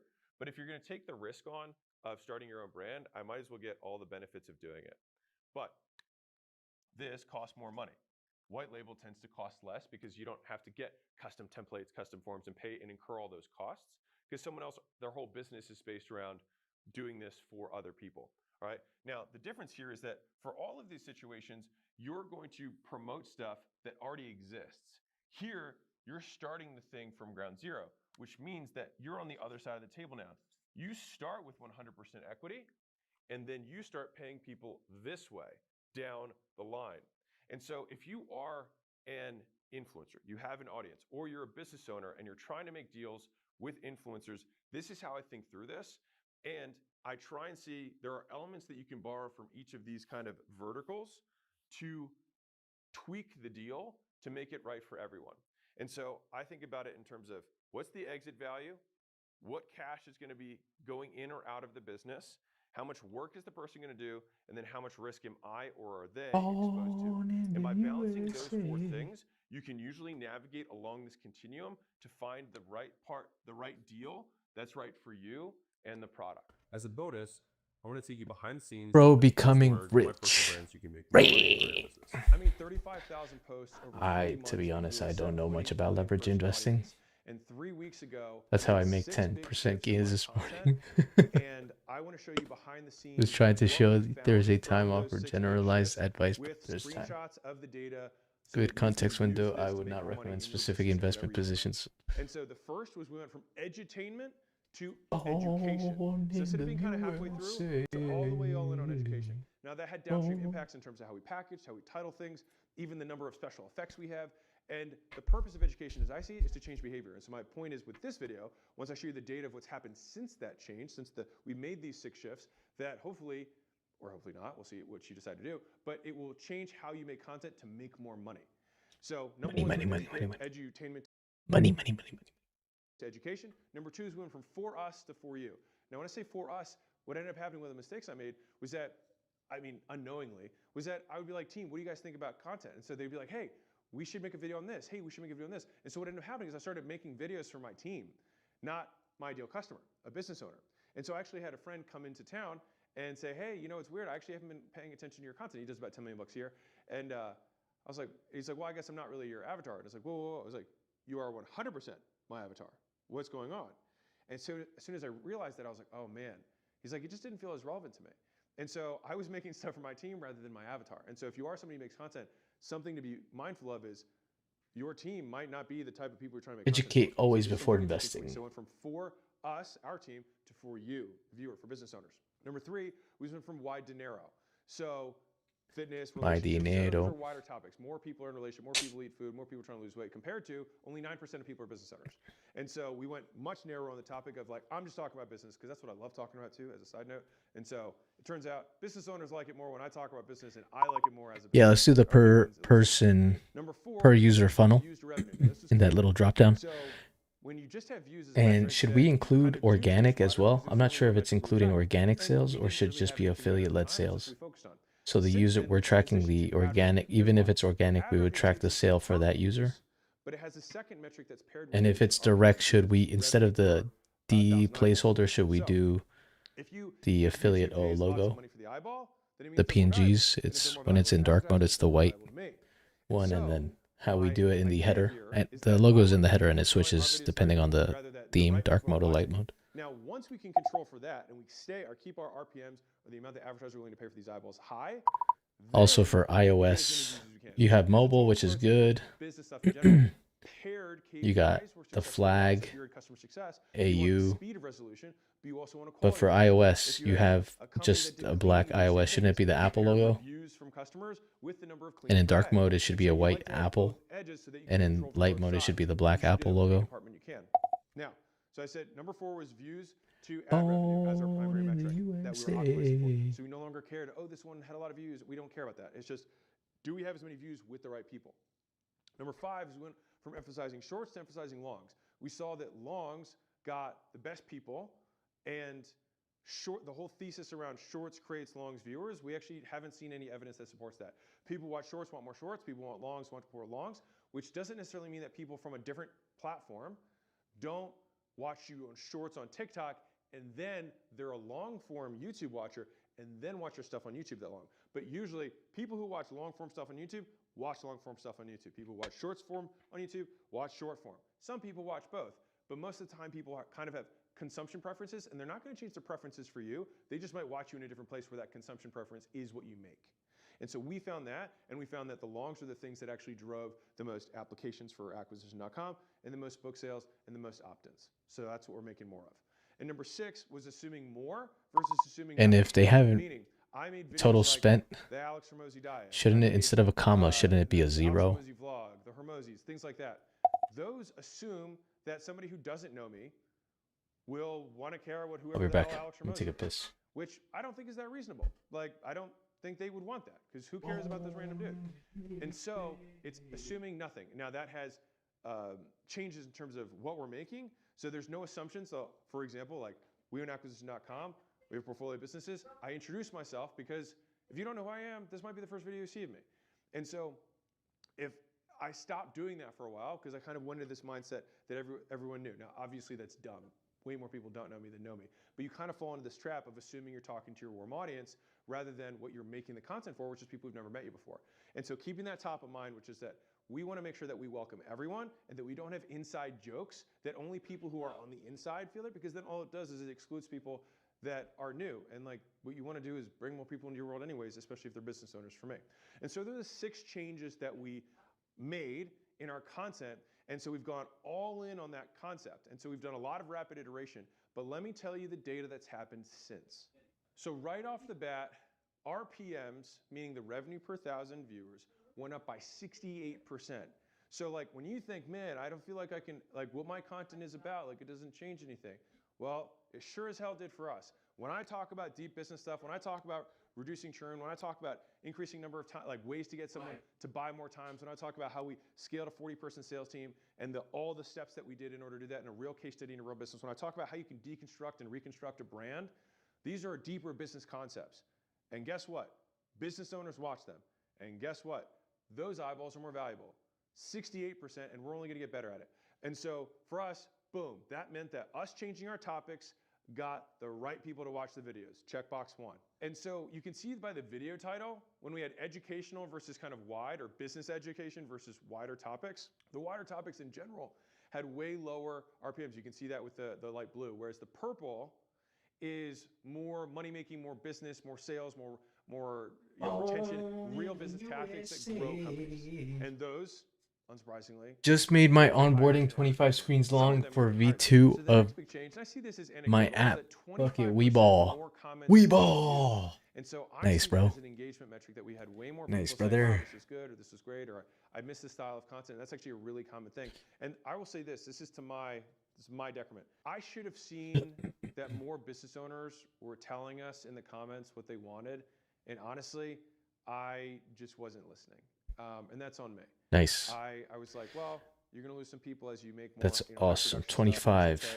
But with the Locking return in. to hardcore business education in terms of the content that we're making, the response has been overwhelming, that so many people were like, I'm coming back to all your content. This has been great. This is what I came here for. And so I'm stoked about that. And so we got 25% more people who are doing that. We have more shares, negligible, and slightly fewer likes, which again, whatever. But for me, I would rate comments and shares as higher. And so overall, we had higher engagement from these videos, even though they were narrower topics, which to me is more good for people and a little bit of good for a lot Born of people, which is where I sick. want to be in terms of what I want to serve or who I want to serve. So the next big change is that despite, and this is a key point, despite having fewer absolute views per long form video, we're actually getting more long form views overall across the channel. So we're up almost 30%, 29.56% than our 6 weeks average before that from these deeper educational videos. Now, Weeball. realistically, that's a function of one main thing, in my opinion. That's because the education stuff actually requires far less post-editing. Yo, Glacial, you weren't joking about those 48 hours until data starts showing up, because data's still not showing up. And I can make more education stuff because this is what I do every day. And so we can actually create more content, which I'm stoked about. And I mean, hopefully business owners are too. And so we actually get more overall views with the right people because we don't have nearly as much hi-fi post-production whiz bangs, which is what most of my audience who was trying to learn stuff rather than be entertained was happy about. All right, this next one is very surprising, to me at least. So our subscriber conversion increased by 24.6%. And so that means that we've actually, like, even though, again, we had slightly lower absolute views, more long form views, that we actually increased the absolute I talk from experience. I'm rushing V2. I paused my campaigns on my side. I'm aching to spend again. I expected that because I was like, all right, well, we're gonna have way fewer views, but it's gonna be the right people. So I'm guessing you're constantly ripping ads, bro. 5% more people who watch subscribe, even though we get fewer views, our actual subscriber growth has grown, which is crazy in an absolute metric way. So this was an unexpected outcome for me and has just reinforced that this was the right decision for the audience that I want, which is business owners. The next thing is like, okay, well, if you're getting fewer views, how is that gonna translate to opt-ins? Because I'm a business owner, like that's what I care about. I care about people who are trying to become portfolio companies, come to a workshop, whatever. And so it turns out that we have 26% more opt-ins per week since making this change. And so this is like both incredibly surprising and also incredibly duh. And I say this because like saying, hey, I'm gonna make business owner stuff to get more business owners, duh. But at the same time, I will say this, just me kind of commenting on a lot of the educators that are in the space, they tend to start moving more and more broad, more and more wide, more and more entertainment-y, more and more topics that they don't necessarily have expertise on because they seek the views. Whether they say it or not, they don't want to say they're like likes, saying cash, because they still kind of count their likes. And so I think if you can just absolutely get your logic head on, which is tough because sometimes it's tough to go away from those vanity metrics. But I care about the bottom line. And so the right people were seeing it and the right people were taking action. And so we, in the business sense, saw growth from this in a big way. And this is just like 4 weeks into this kind of execution all in on the strategy, and this will compound. And so for those who don't know, I have 2 best-selling books on Amazon. They're still like #1 and #2 on marketing and sales, and they've been there for like #1 and #2 for 2 years or 3 years or whatever, how they've been out. So they're pretty strong. And so we sell books every month no matter what. But what was crazy to me was to see this jump in book sales that happened as like, think about Shouldn't this. it be set up just exactly like how the main big funnel is? But it would just, in the users tab, when I click on the drop down, it would be the steps that they went through. You know what I mean? So basically looking with the same pages, but it would be the pages that they went through and that was on the app at the time that user went. All right, like the stuff's free. This isn't how I make my money. But it's a really good leading indicator for me of the quality of traffic. Perro. Now, if you want to get a physical copy, Con yes, casco. shipping costs, so yeah, you pay some bucks. Muy bien, But if you're E2. dead broke poor, you can use I'm it. rushing The V2. point is that this attracted the right people who want, because if I make a fitness meals video, guess what those people don't care about? Getting leads and making offers. Kind of sounds obvious when you think about it. When I make hey, this is how I work with Layla, my wife, maybe you get somebody who's like, what about the married entrepreneurs? It's like, well, only 9% of people are business owners. And then of that 9%, how many of them are married to their partner? Percentage to percentage. Versus just talking about business stuff, business people want to get more leads, make more offers, make more money. And so that's what my books are about. And so lo and behold, more of those people bought. Now, Bien, gracias, Ito. show these two. Bien, gracias, Ito. So there are some keynotes that will be both deep and wide. And as a content creator / business owner / investor / husband / human being, anyway, boy, big.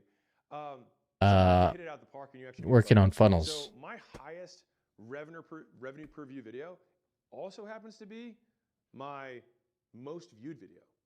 And so it doesn't necessarily mean that if you have a lot of views, the RPMs are low. No, not at all. You can get a video that applies to all business owners, and it will get a lot of views, and the CPMs or the RPMs will be high. The branding video is the same thing. That's very recent. It's new, and it continues to climb up. And both of these are very conceptual business concepts that all business owners can benefit from. And so if I talk about leverage, almost all businesses need to understand strategy. Just working on some It's funnels. a huge amount of value to business owners. Working on some funnels, bruh. Tremendous value to any business. Working on some funnels, bruh. Now, on the other hand, you can also make, and we call these keynotes, but like longer form, either whiteboard presentations or like a presentation that I put a lot of time into. Some of them are going to be deeper and less wide, and that's okay. Like if I talk about scaling a 40-person sales team, if you have an e-commerce store, doesn't affect you. But leverage and brand would affect you whether you had the 40-person sales team or the e-commerce company or a software company or an app or whatever. And so again, the scaling 40-person sales team still super valuable, but it's just going to be only valuable to 1/3 of the business owner audience that I might be able to, who might want to watch this. Same thing with the video I made about 10xing your business overnight by using mega influencers, basically showing how to get a Mr. Beast, Oh, get started. a Rock, to partner with a Conor McGregor, a Yep, do the full build. Taylor Swift, to partner with to 10x your business. Now, if you're a business like a local business, the likelihood that they're going to partner with you is really low, right? And so it doesn't really make sense for that particular business. Now, you could use that on a micro scale, but it might just not have as much transference. Should we even implement the But again, it's going to have a subset the funnel tracking or no? A 9% slice of the population. Like per individual, should we just delete that drop down or what? What's your Is thoughts? that I have to think about, like, Analyze I'm and let me know. okay with a video that gets 10,000 views instead of 400,000 views. If 10,000 of those people are $10 million plus business owners, it's like, here's how I packaged my company in order to sell it. I have a video on my channel that walks through 46 minutes of the decision-making process I use to determine to sell my business. Guess who that applies to? Basically no one, unless you actually have a lot of money and you already have a business asset that has $5 million in profit or more. And so, let's see.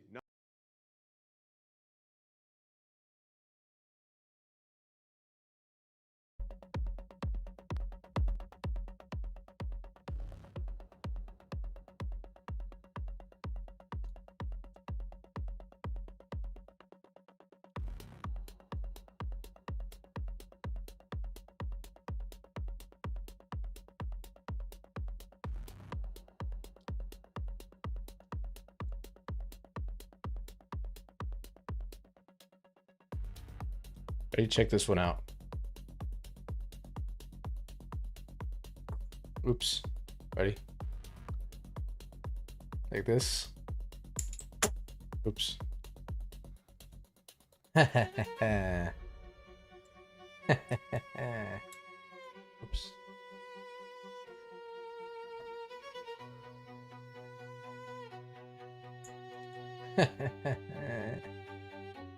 See that? The wrap around the thumb. Just like this. Damn, nice. Learned this one in high school. See that? Just, oops. It's a little tricky when it's heavier on one side. It's easier with the regular, chewed off end. Oh, almost did double.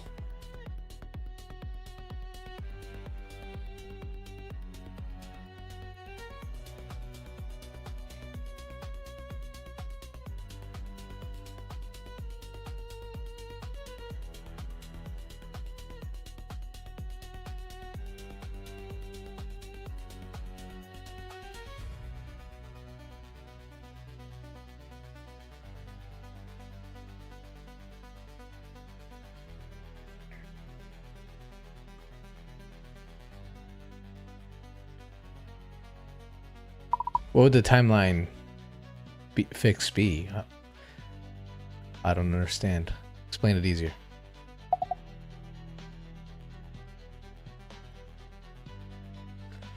Little rusty since the glory days, hey? Those were the days. It's a good old knee slapper. Oh.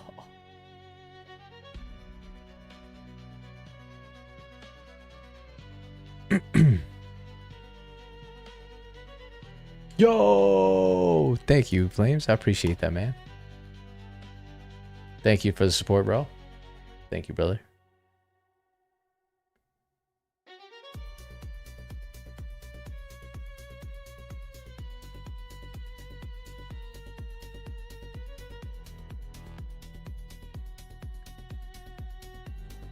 Can you make like a display of how it would look like here in the chat? I just can't visualize it, you know. I can't picture it in my head. Thank you, man. I appreciate that. Thank you very much, my friend. Thank you very much. Thank you very much.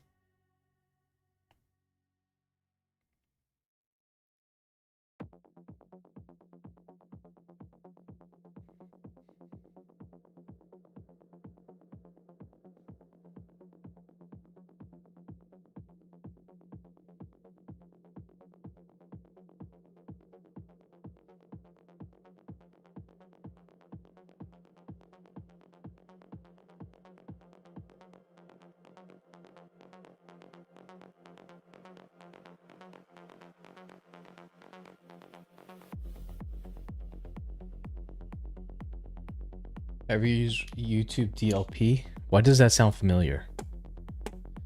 Why does that sound familiar, Austin?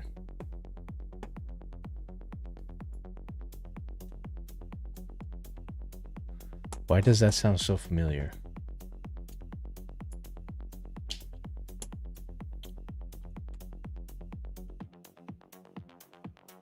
Is that where you pull the video? Like you fetch the video? Why did that sounds very familiar. I just, if you explain to me. You did it in Nico's oh, okay. Yeah. I've used that. That's some good trash. I recommend it. I use that trash all the time. Yup. That's what I mean. I didn't do it.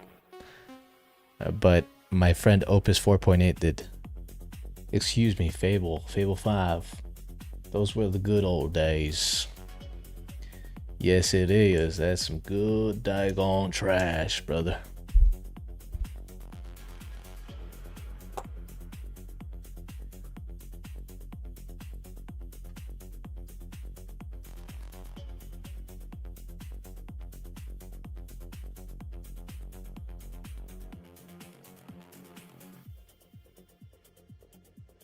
Nico Strat number 1. It might change. The Nico Strat might have... Bro, Glacial, did I tell you, bro? I'm getting hit with copyright out the yin yang on Instagram. So I had to stop posting on Instagram with that. TikTok, YouTube, fine. Facebook, Instagram. I'm having a few problems with YT. Are you using Claude? Or Opus 4.8? I mean, I used Fable 5 when I was fetching from YouTube.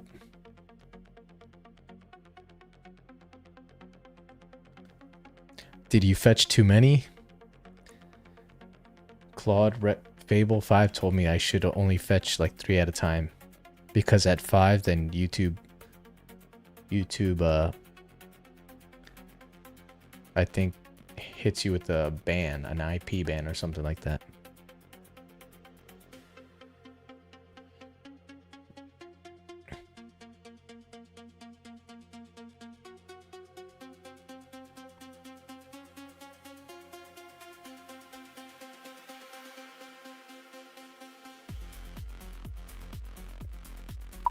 Yeah, let's do that. And then do the other fixes as well.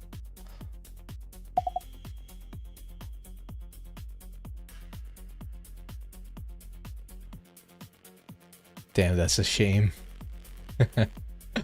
Yeah, bro, I had to stop posting on Instagram. One video did 5,000. Or 5,000 or 6,000, let me see. It was just starting to pick up steam and then they hit me with that bullshit. Is it bullshit? Is it this one? Oh no, never mind. 2,100. I thought I got 2,200, 5,100. Yeah, 5K, 5.1K was the biggest. 19 likes. Not bad for a small little channel. 5,100. Do you know an alt to YT DLP? No, I don't know, bro. Maybe distort the clips audio. Oh, you know how they... Do you know John... What's his name? John Kiriakou? The CIA? The ex-CIA guy where they change... He's talking and then they make it like deeper, like... Oh. You know what I'm talking about? It's like... Then we tortured him. You know what I don't know if you've seen that on YouTube. The CIA officer that used to work in the CIA. He lives in the States.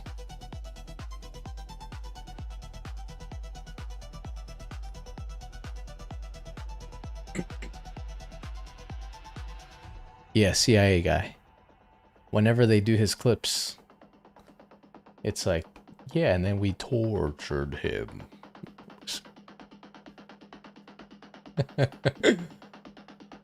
And then we went ahead and waterboarded him.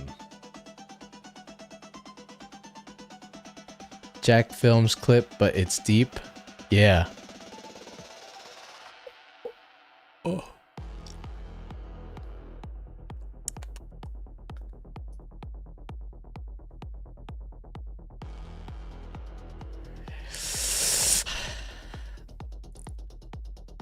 Glacial over here is a man of culture. A man of the people. A man of class. He has class.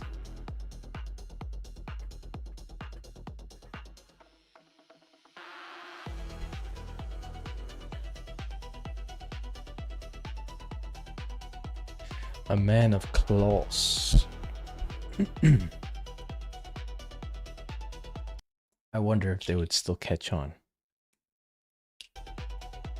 Because then I would need something for the image itself, right? Shouldn't I? Like distort the image, the video. It might mess with the hook though. Ho ho ho ho.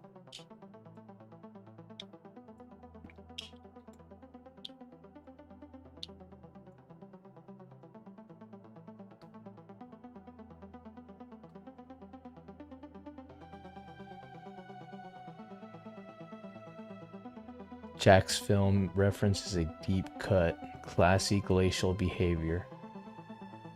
Make the voice deep. Might do that. Might have to do that.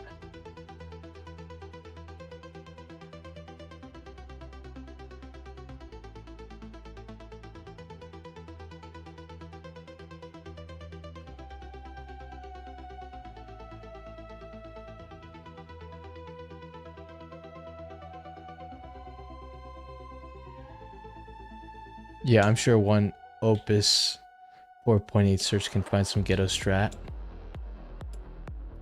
Some ghetto strat. The ghetto strat pack.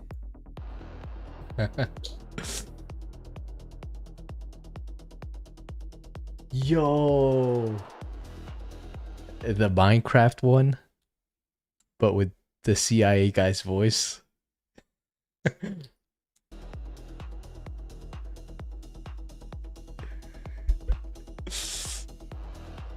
Oh, instead of the Zach D voice, use the deep voice, not the deep voice, the CIA guy's voice. Clone his voice and use his voice instead of the original Jack D Films voice.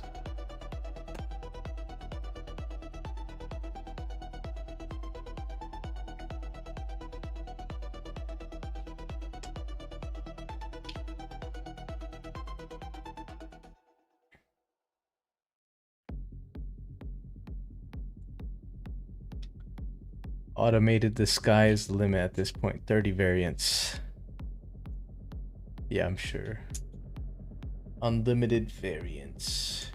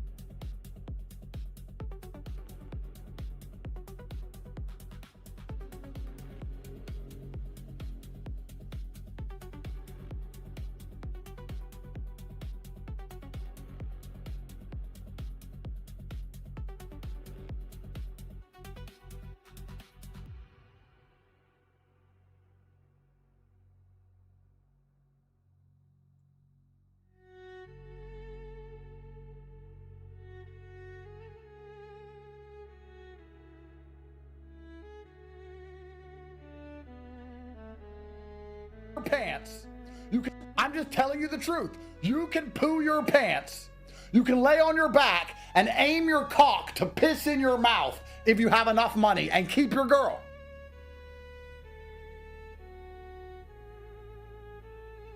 Stop laughing.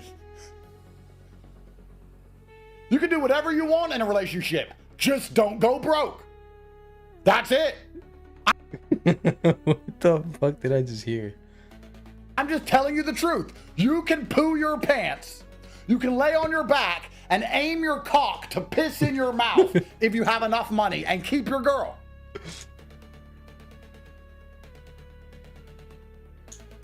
Stop laughing.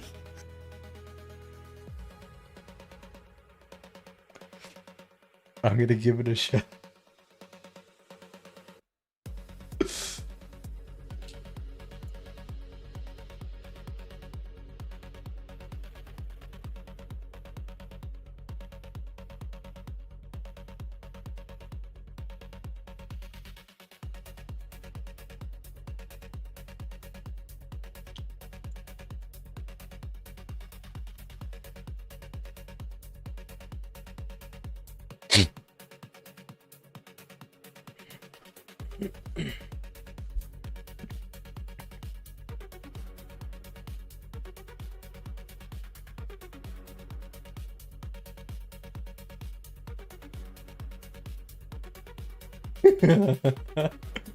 Sadly, probably not wrong in most cases.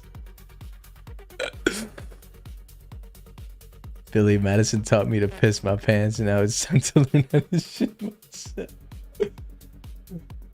I don't think even if I tried, bro.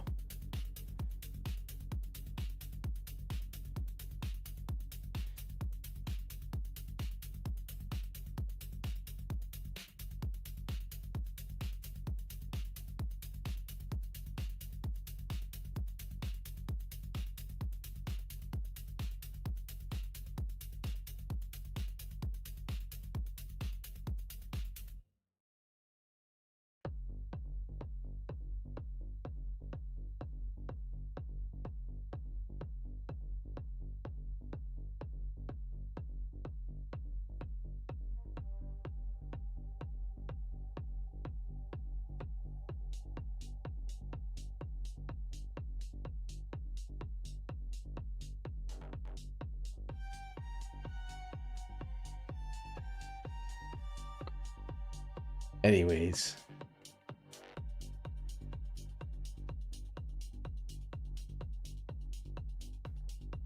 Yeah, shouldn't it be the amount that they've spent? And if they haven't bought anything, then 0. But I've had a few users, like maybe one user purchased for, I think maybe Mike Buddy or Copy Draw. Can you check? Just analyze. You have the Supabase MCP connected and authenticated. I'm pretty sure. Just check and analyze. But yeah, shouldn't it show the amounts per user as well?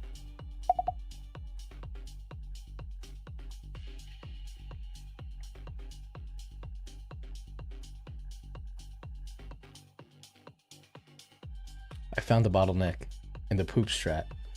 Cost of replacing pants is gonna affect the ability to not go broke. Yeah, you need some money for pants, bro.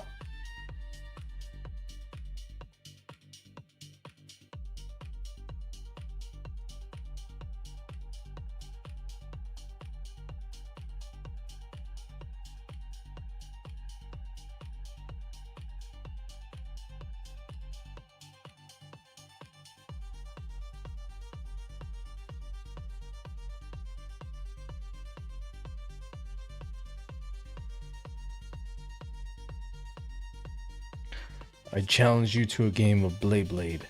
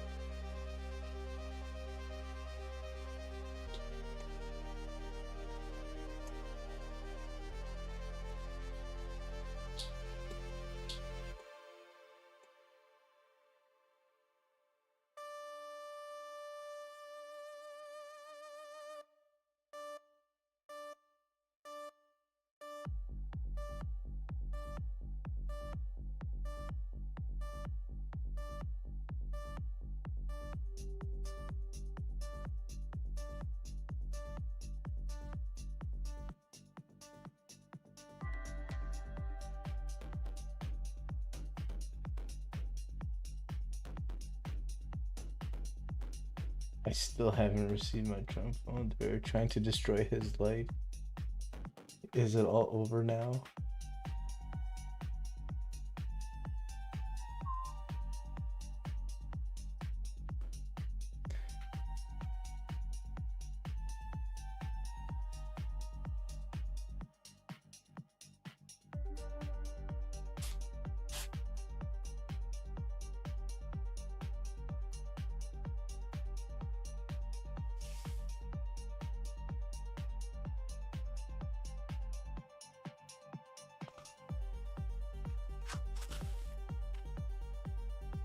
Wait, I thought we do save the data of the user once they make a purchase, and then, you know, we keep track of that. I thought we were. Or are we not? Did you analyze the database, the schema, the tables, and the code? Because in the tracking, it shows, in the tracking page, it shows the event, and then if they make a purchase, then it shows it as an event as well. So I thought we were keeping track of the user, of the anonymous user, and then we actually save it forever if they actually purchase something, right? But with events from a user who hasn't purchased, we just delete it after like a certain amount of time or something like that. Can you do a deep dive to fully understand and let me know?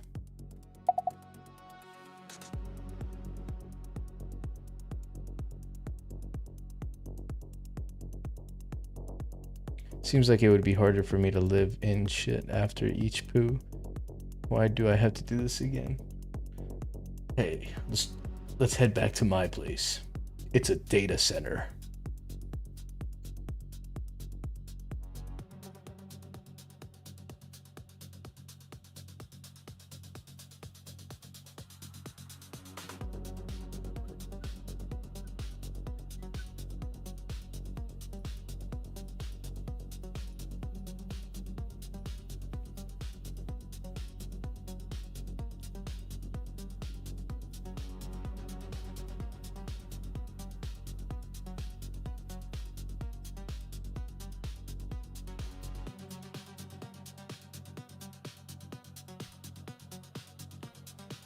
And then I took her back to my place, my data center.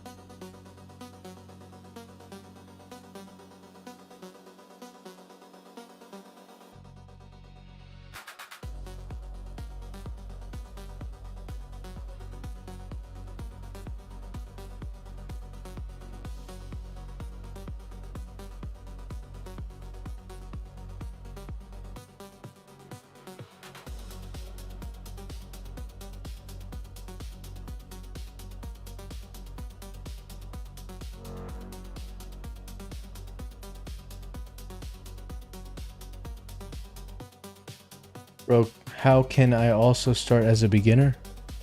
Yeah, you can use Claude Code, find a website that you like, take screenshots of it, give it to your AI, and it'll recreate that website, and that's how you learn. If you don't have enough money for Claude, then you can get Open Code, and you get free usage every day. Do you know Max Blade? I don't know Max Blade. Oh! Is he a streamer on YouTube too?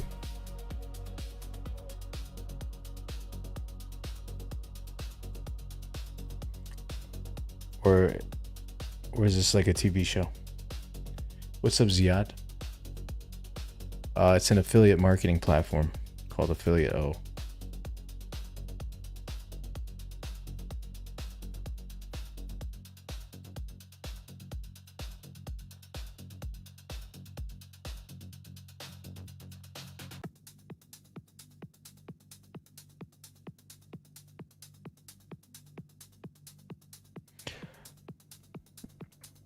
We're all beginners. Or use LLM free with LM Studio. There you go. What are you making? Indie benign. What's up, Java Polit? 481.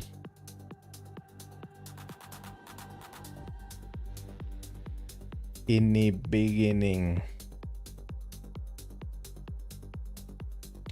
La da da da da da da da da da da da da da da da. Na na na na na na na na na.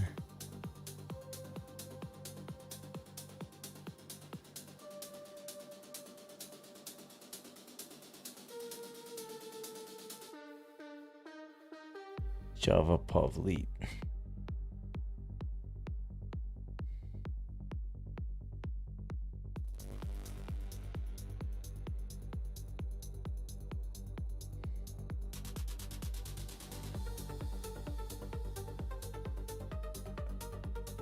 Came in hot with perfect chat.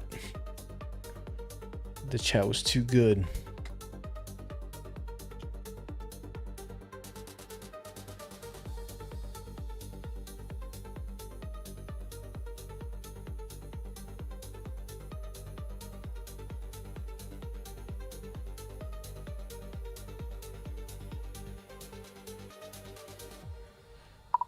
I don't get it. I had no idea what you're saying. Can you explain a little bit easier? I thought that if there's a sale, organic or affiliate led, that we mark it down as a sale, we keep track of the customer because they might keep recurring their subscription. The subscription might be renewing every month or every year or whatever. So then we know which affiliate gets the sale, or if it's organic, you know. So reanalyze everything.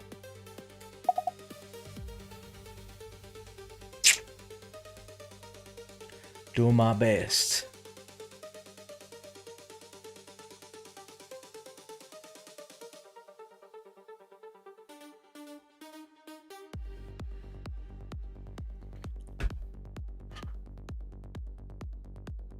Bum, bum, bum, ba-da.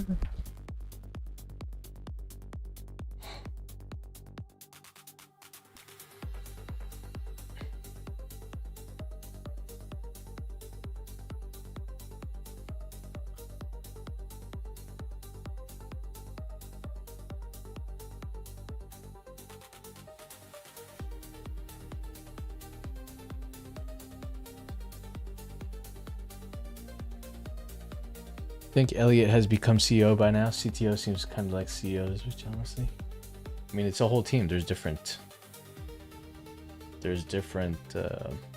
roles. There's CEO, there's CFO, there's CTO, there's CMO, CRO, SEO, AEO, GEO, GRO,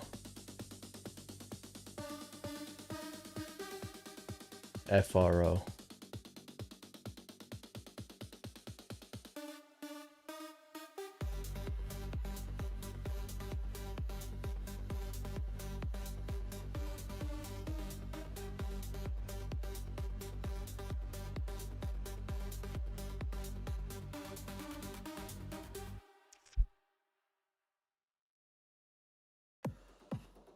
Nico, how much time did you put making that sidebar one-shot prompt?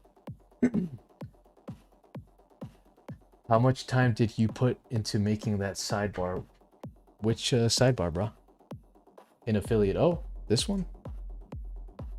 It was essentially maybe 2 or 3. Just because, like, there's different things. There's different buttons that do different things.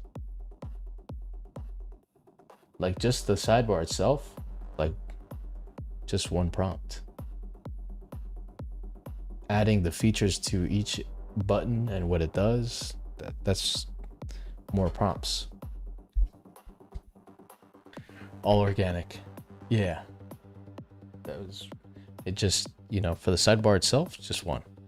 But then after, like, adding the buttons and the hover states and the different features that it all has, multiple.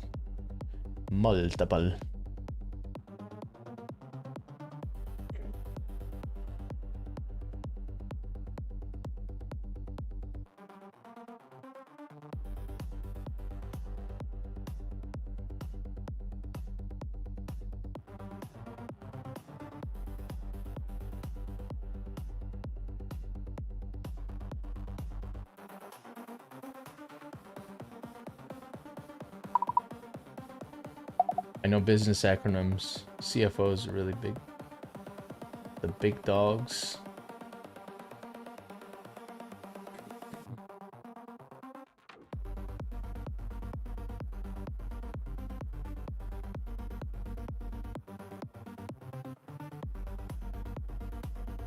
Thank you guys for the support so far. All 22 of y'all in here. Thank you guys. Appreciate y'all.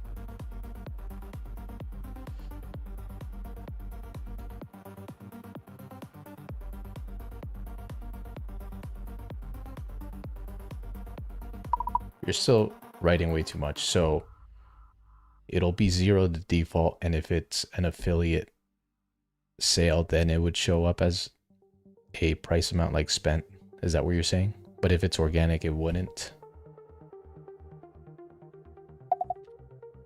What did you use for the front end design? Claude design? No, I just prompted, bro. I did use Claude design Well, I tried out Claude Design for the landing page. Didn't work out too good. I got the new globe. The one that you see in the landing page, I got that from Claude Design. But it took multiple iterations to get to that point.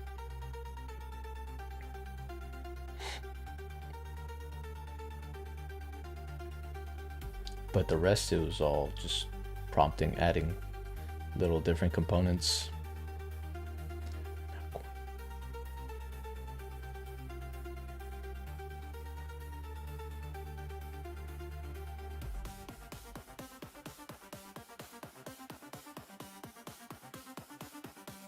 Officer, you just run with it.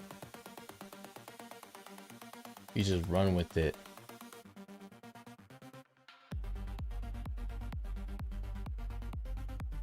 Stole that shit.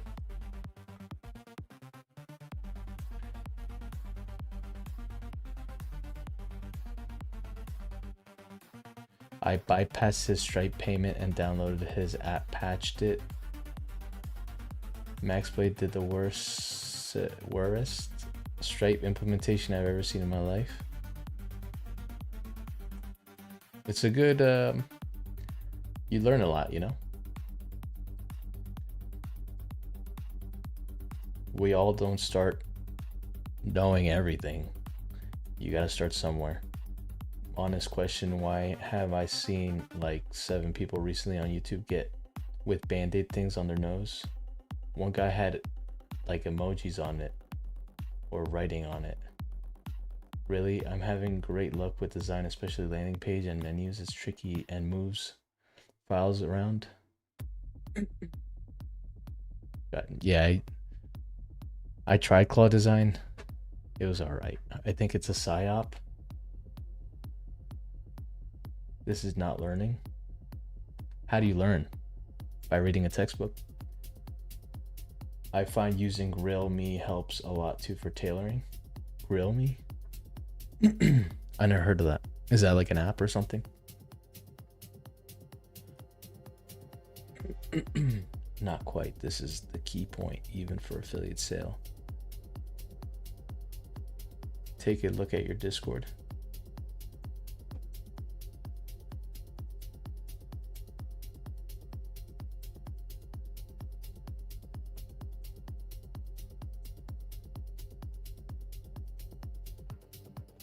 I'm not sure what that is.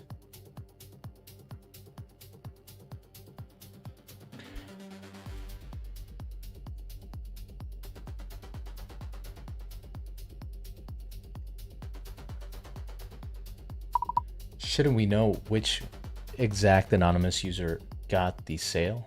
Shouldn't we be tracking that?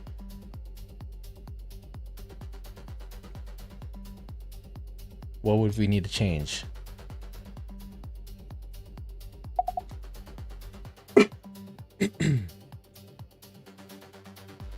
Stop their psyop for what? I just want to join. That's his app.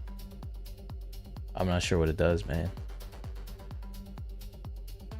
Stop their psyop for what? I want to join. The Matrix. Flames, he's trying. Quagago is trying to escape the Matrix, bro. I found an API I can use on Rapid API. I don't know, man. What's the chances so many people have sinus blockages? It's a government. There's trackers, I know, or something.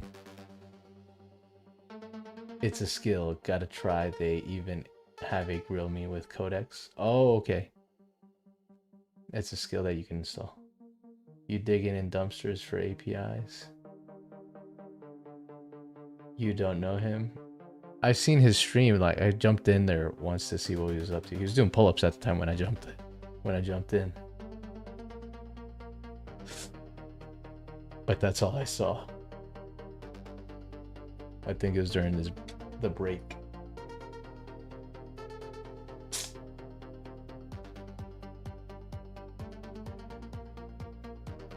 He said his app is the best and every else is trash. That's fine. Where do you sell your app until you get a lot?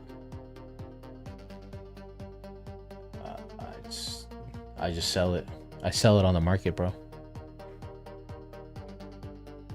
The APIs work though, so they got neural links in our noses now. But my. He has agent app. Nice. Right, we should be able to, and it's fixable, the reason.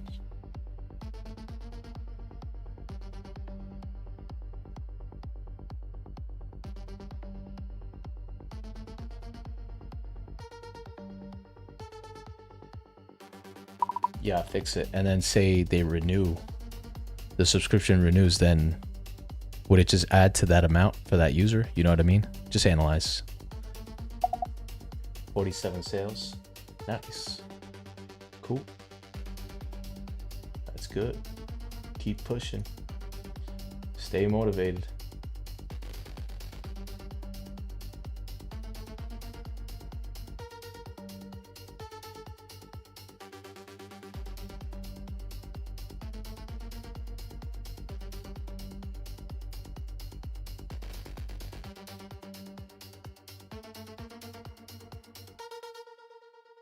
Proof. The proof is in the pudding.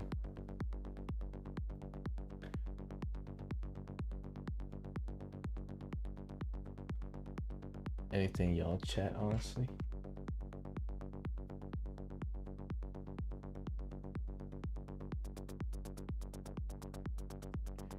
AI slideshows.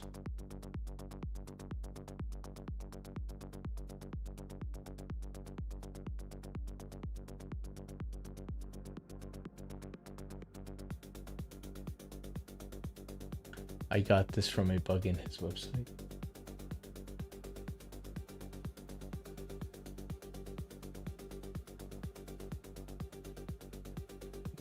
The boogie bug. The boogie bug.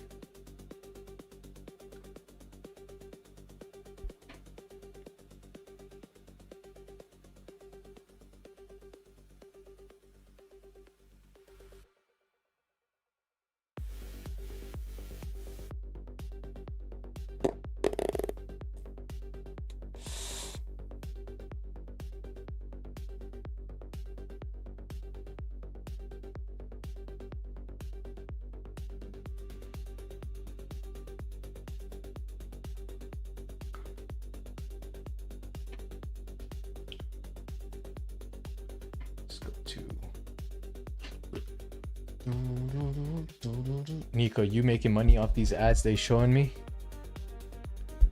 Oh yeah, yeah. I was like, what ads? Yeah. Why don't you have uBlock Origin? Why don't you have uBlock Origin plugin so you don't have to watch it?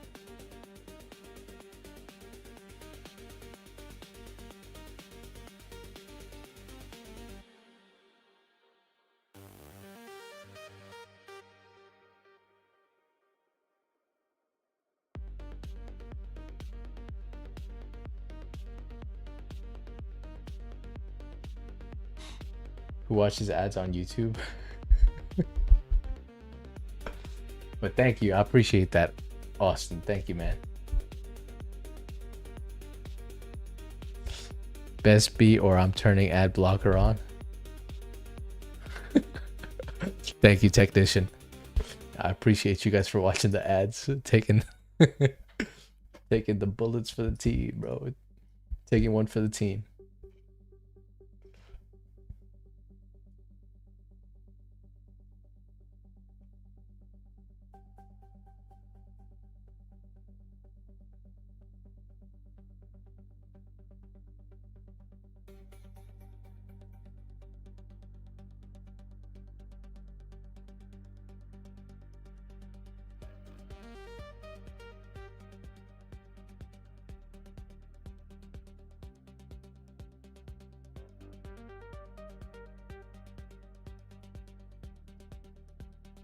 Listen, man, just got my MacBook still setting up. Never heard of that. But I appreciate you, Austin. Thank you, bro. Thank you for watching.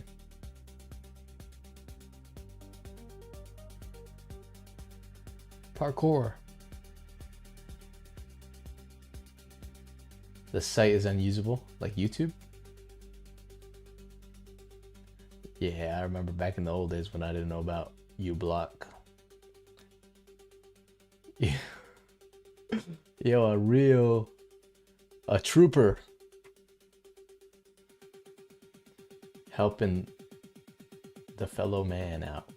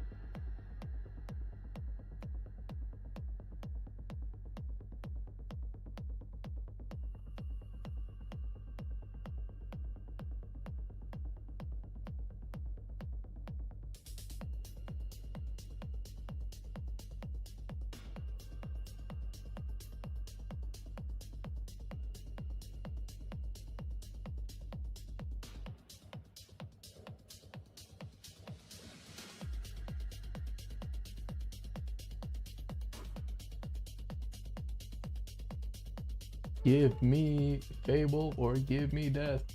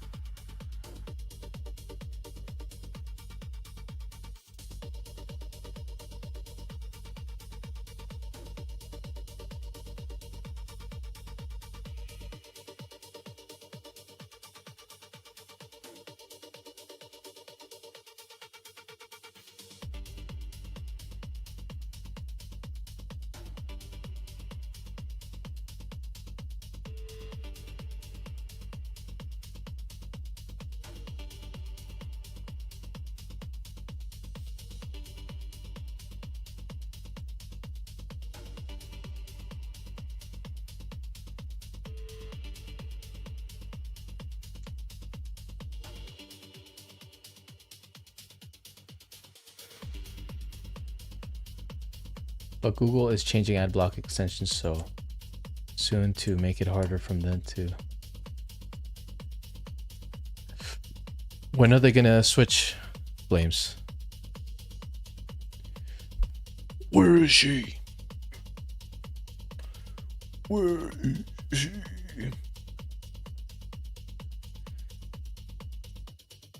Give me Fable 5 or give me death.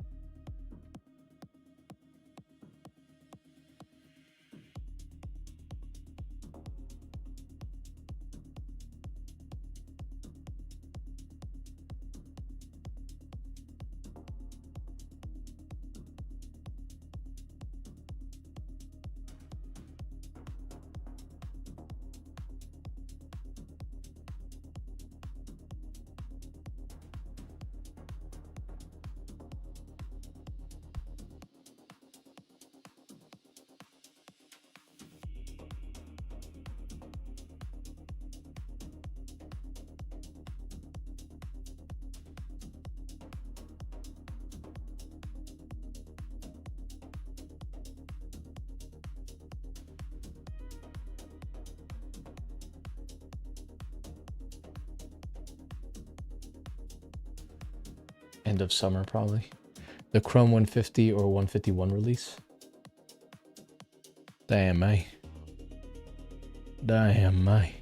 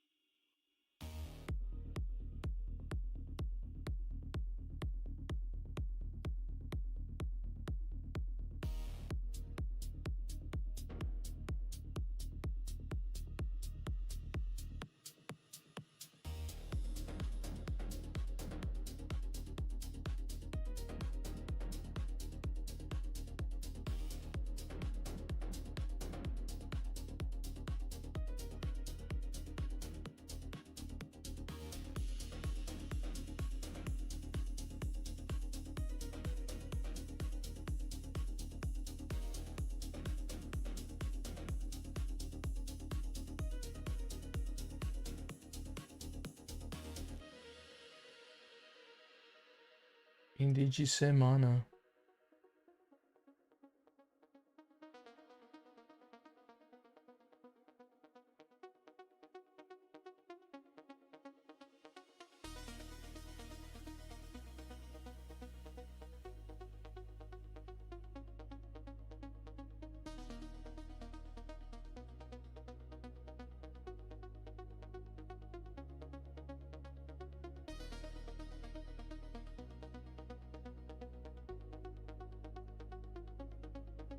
You should look and see if you can turn off ads on livestream only while keeping ad rev on the rest of the uploads. What you mean, bro? If you can turn off ads on livestream, I can turn it off. There's a little button right here. Turn off. Or the let it rip button.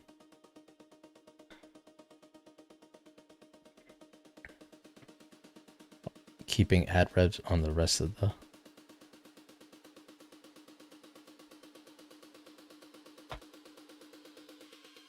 Bro, they need to bring back Fable, man.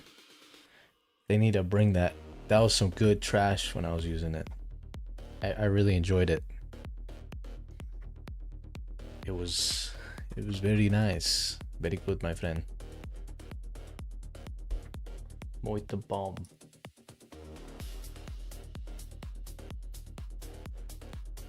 If you make actual money from it, do it, however, but if it's just pennies, It's pennies. It's like $2. It's like $2 a day. Fable was good. Tell me about it. Tell me, how am I supposed to live without you? What's the other one?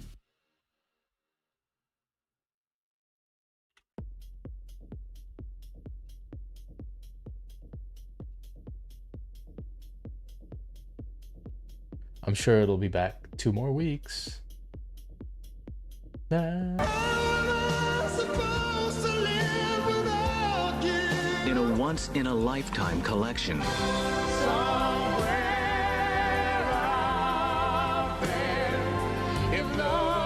Time Life Music presents the ultimate love songs. Lately, that I love you. Rod Stewart, Celine Dion, Phil Collins, Gloria Estefan. Get the Ultimate Love Songs collection on 2 CDs for just $26.99.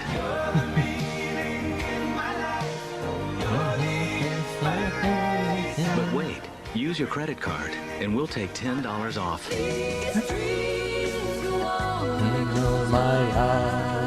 That's right. What's up, You Hanky? get 2 CDs for just $16.99. By the moon.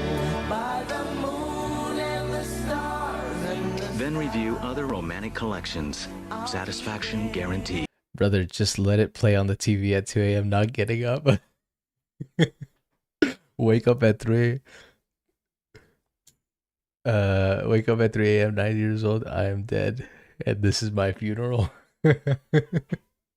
It's either this or the. Ultimate Love Songs is not sold in stores. Not sold in stores. 10 for you. So remember, use your credit card and get 2 beautiful CDs for just $16.99. Call 1-800-818-6806 to order the Ultimate Love Songs collection on 2 CDs for $16.99 plus shipping and handling when you use your credit card. Call now or order online at timelife.com. You woke up, or it's this one? Like,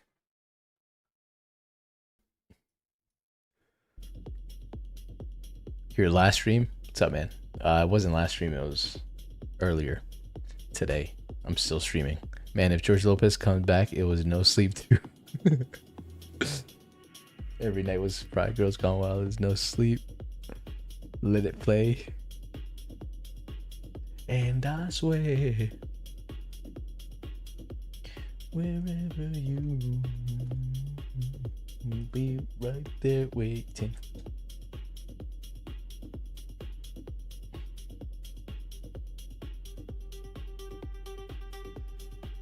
Those were the days, man. What's up now?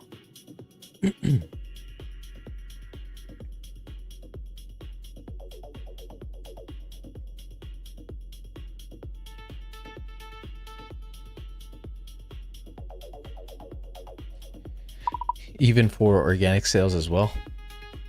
We're keeping track of the organic sales since they show up in the tables for the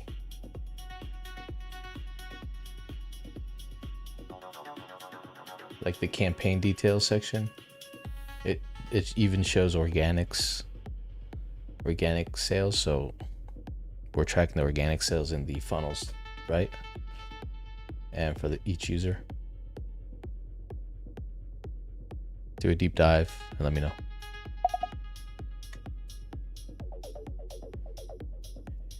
In the arms of an angel. Oh, it was with the freaking animal, bro. The PETA, what is it? Just $19.99 a month, you could save the life of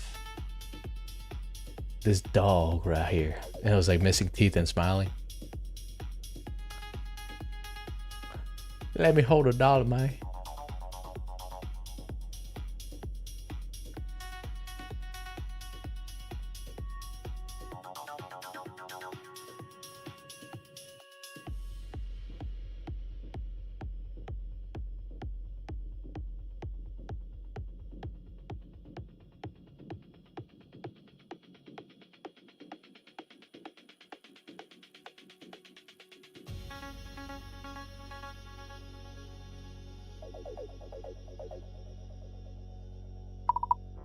Can you merge to the local main, then push to the GitHub main? Or did you do that already? Wherever you go, wherever you Wait, I got another question. So in the funnels and the user, I click on the user, there's the drop down session start. And then after the paywall for one user, there's like 4 different session starts. So, and then it doesn't have a time. Shouldn't it have the time? Like Saturday, 9:30 p.m. You know what I mean? And so how many session starts inside that? You know what I mean? Because what if they open the app like once a day? Like, so it's just gonna fill up. Wouldn't it? Just analyze. Is what I wanted to call in and say. SPCA, yes. The SPCA. Why did I think of PETA? The SPCA. For just $19.99, you could save the life of this dog right here. It's gonna go directly to the dog. And then they cut to the next scene and it's just the staff spending money on Gucci and Louis Vuitton. They're like, God, like, oh shit. They turn the camera to the dog and the dog's there. You freaking liars. Or Family Guy tonight. I never watched it. I watched a few episodes, but whenever I would wake up, it would never be on. I was not a Family Guy or South Park type of. I was more of, what did I watch at night? Full House. I watched Full House with good old Bob Saget and the Osborne twins.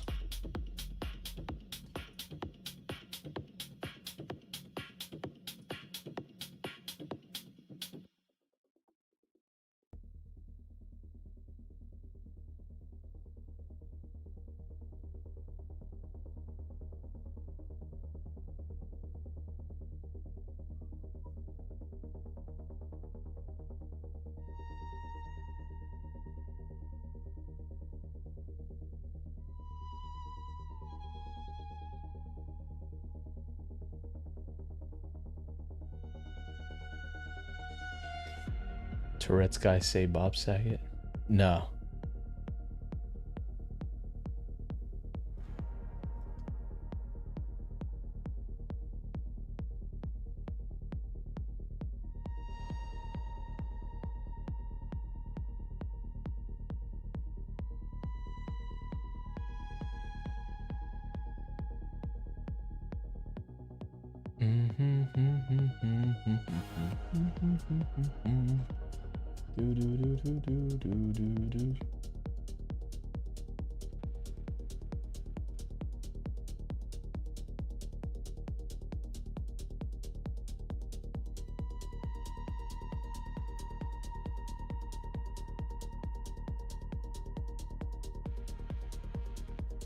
Why am I laughing right now? Bob Saget.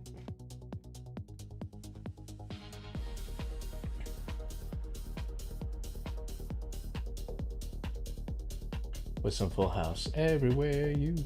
Na na na na na na na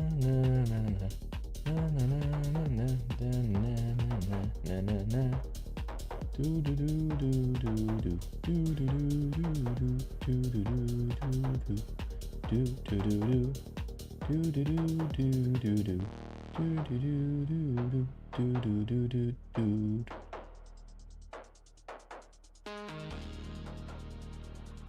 I wish my tick was Bob's name.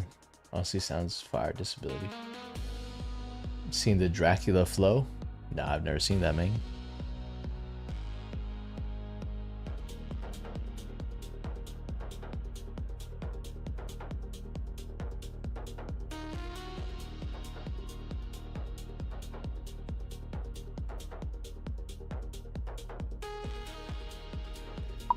So after one session start, Would it just say plus 1, plus 3, plus 7? You know what I mean? And it's after the session start only counts after the 10 minutes, right? What do you recommend? And yeah, each page, like next to the, so like onboarding screen time, it says 21 seconds. So shouldn't it be like the date and time at which they went on that, hit that? I seen Dracula flow blood out a neck.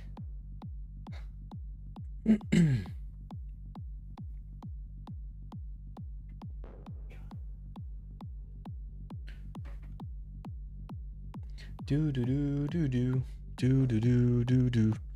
I think I might stand, bro. Should I stand? I feel like standing. I haven't stood up in a minute. What should we play? Should we play some? Oh, I think I got the keys.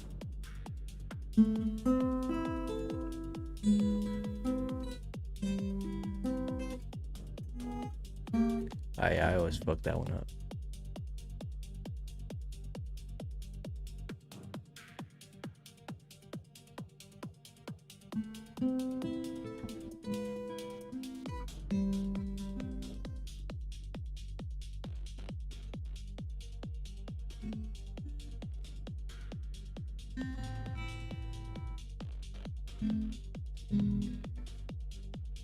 Gotta stitch.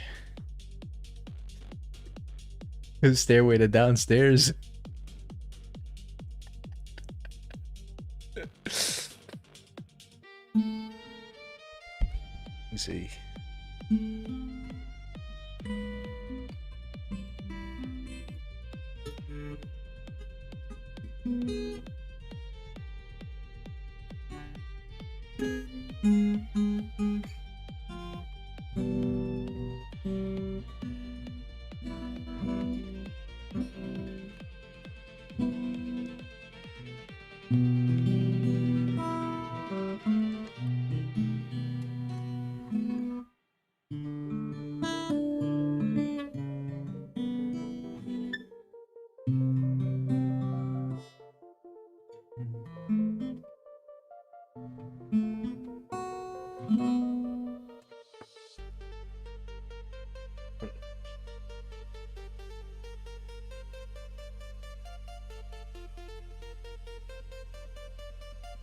Stairway to downstairs.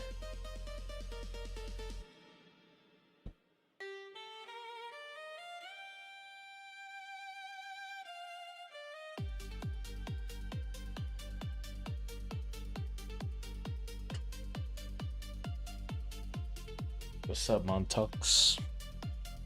How you doing, bro? How's the business doing?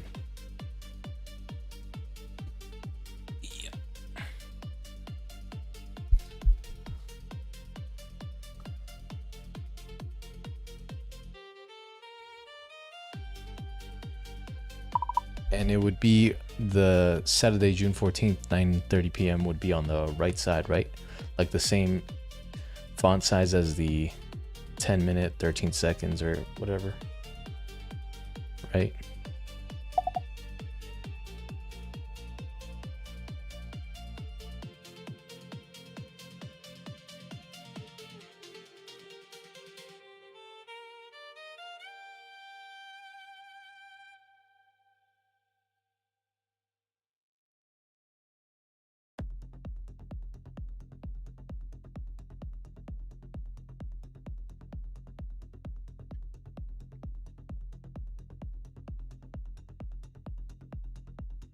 Yeah, fix it up.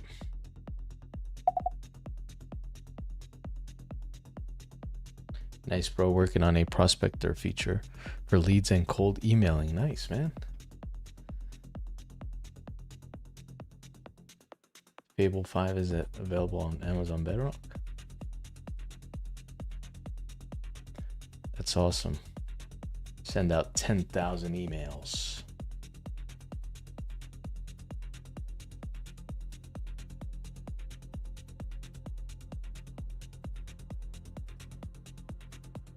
Is this your guys' mate, Rev? Is your mate, Rev?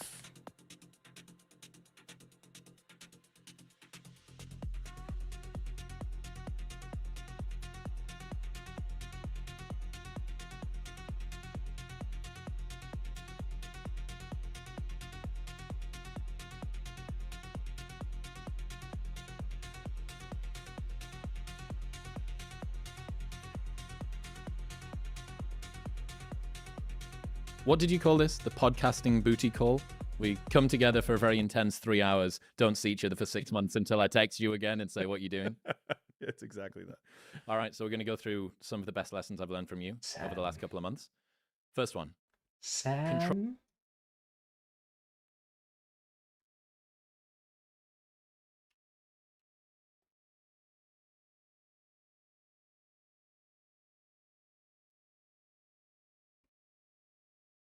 I can fix that. You might still want some onions.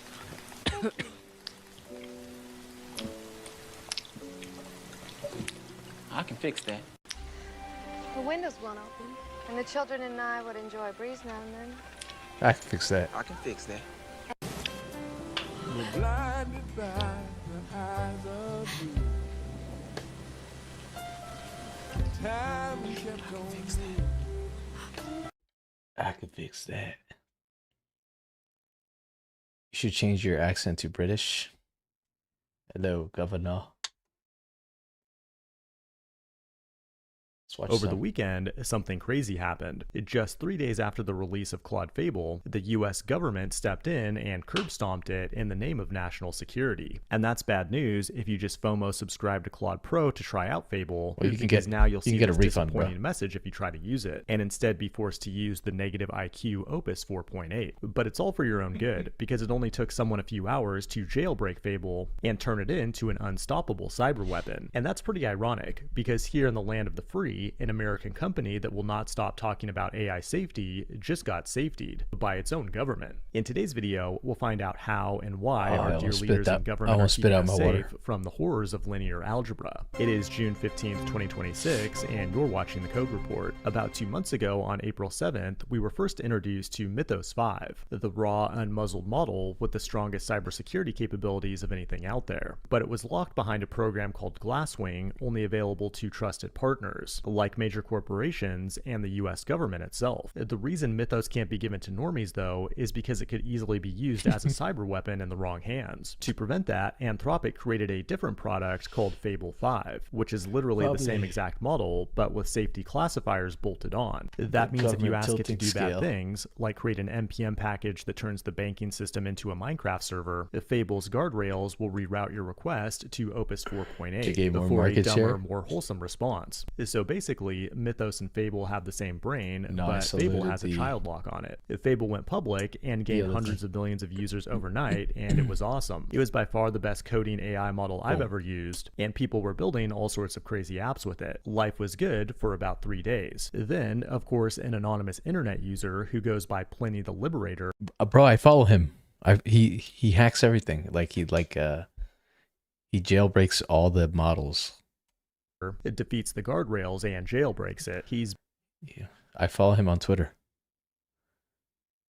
Jailbreak alert. Anthropic pwned. Fable 5 liberated. Let's start with the elephant in the room.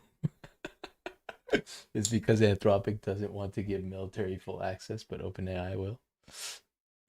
Consensus to be that this... You know what's funny? I read this whole thing.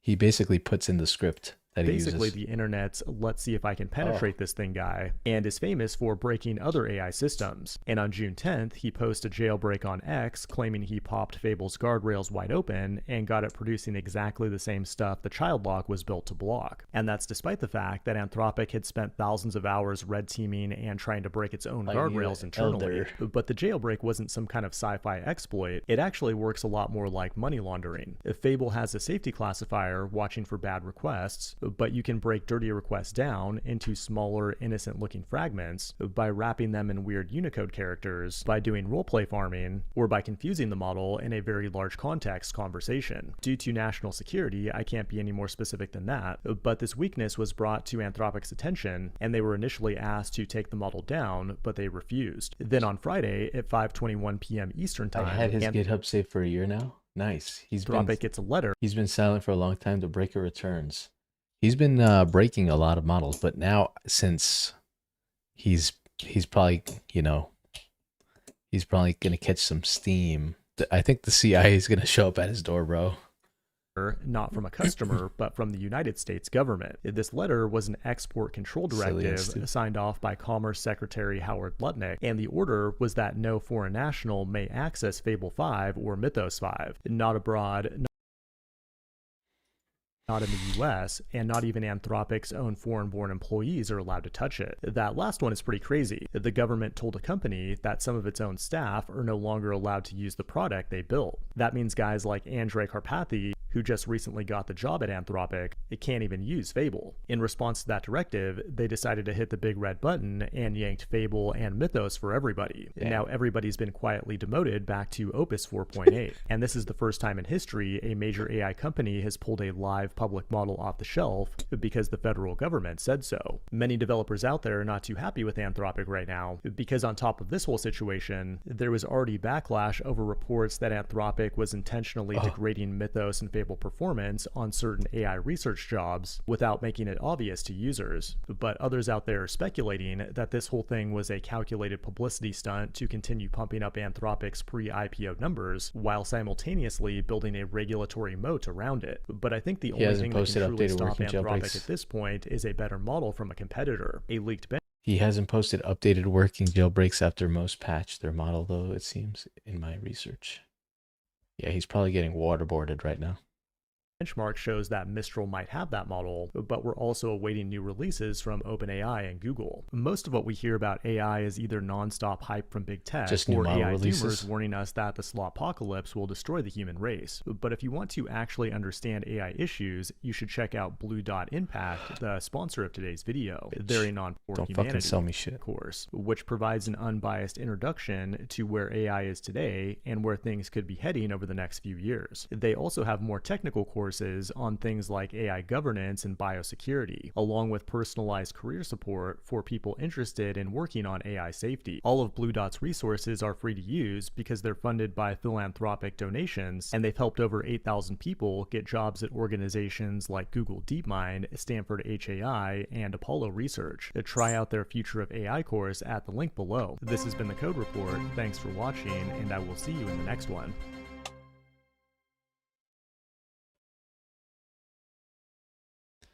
Cool. Control freak is a word people with low standards use to describe people with high standards. You're not a control freak. You just I like how he adds that the first time. on ads always. You care. Do not expect mediocre people Good YouTuber. to support world-class goals. I think most people feel really lonely when you want at the end that doesn't currently exist. Noted. So some people call that dreams, some people call that goals, whatever it is. You're trying to pull something from your mind into reality, and you want it done a certain way. And if it's not done that way, it's not what you imagined. And so people on the outside waiting for Fable Day 3 and call you names that they think will change your behavior and get you to stop. Oh, brother, we are too, man. The more I have been the person trying to pull things into reality, the more I've tried to weather I ran out of chapstick. defenses against those things, so that when those Maybe I could stones dig get some hurled out at with my you toothpick. by being called a control freak or by saying you micromanage things or that There we you go. have incredibly some high chapstick. standards, the answer is yes, because I want it done right the first time.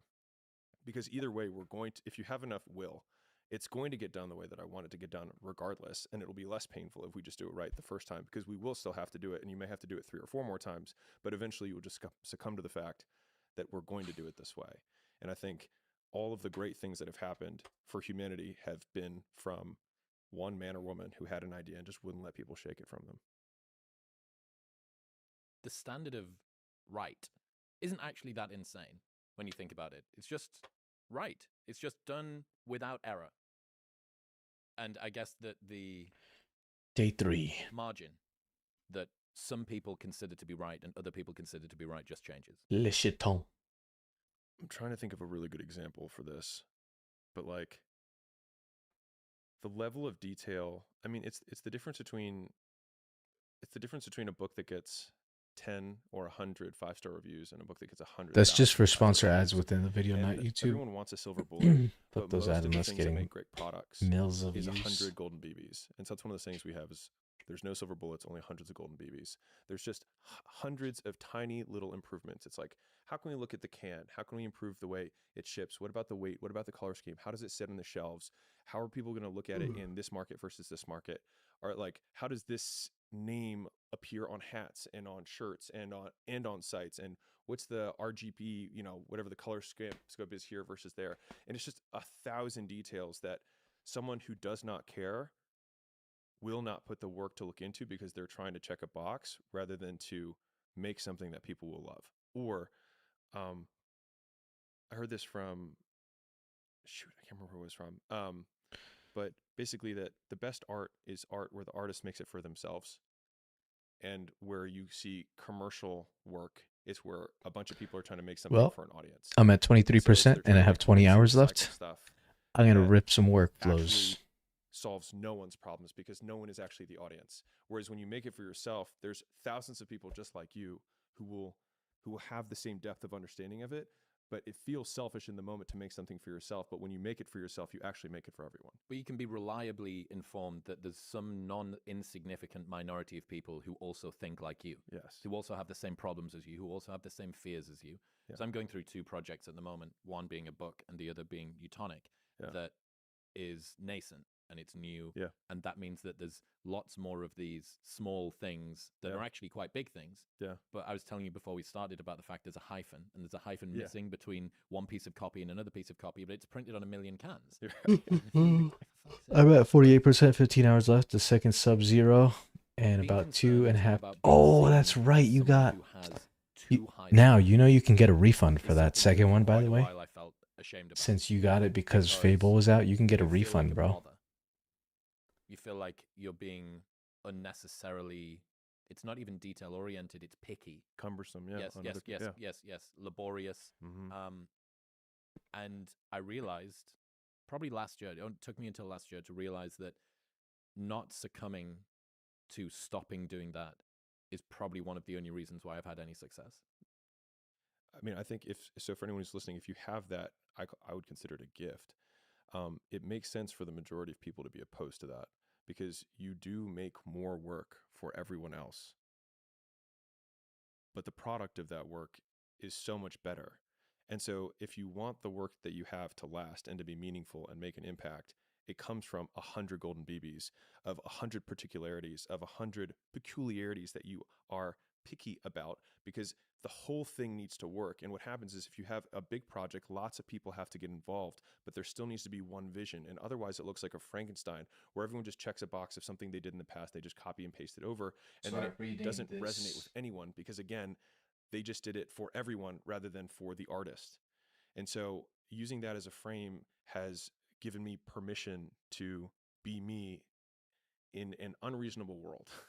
And so like, I told this last time I was on, but when I did the book launch, I practiced that presentation 3 times a day, every day for 30 days. So I did 100 run-throughs, full length run-throughs. First where I did it out loud and recorded it. Second time where I would watch the recording. And then but not always give you 200, but sometimes 100 only. So going to try to use it this month. So we're going to next 3 days to use both. Nice. Are you using workflows, Ultra Code? But people were like, man, you're such a natural at this.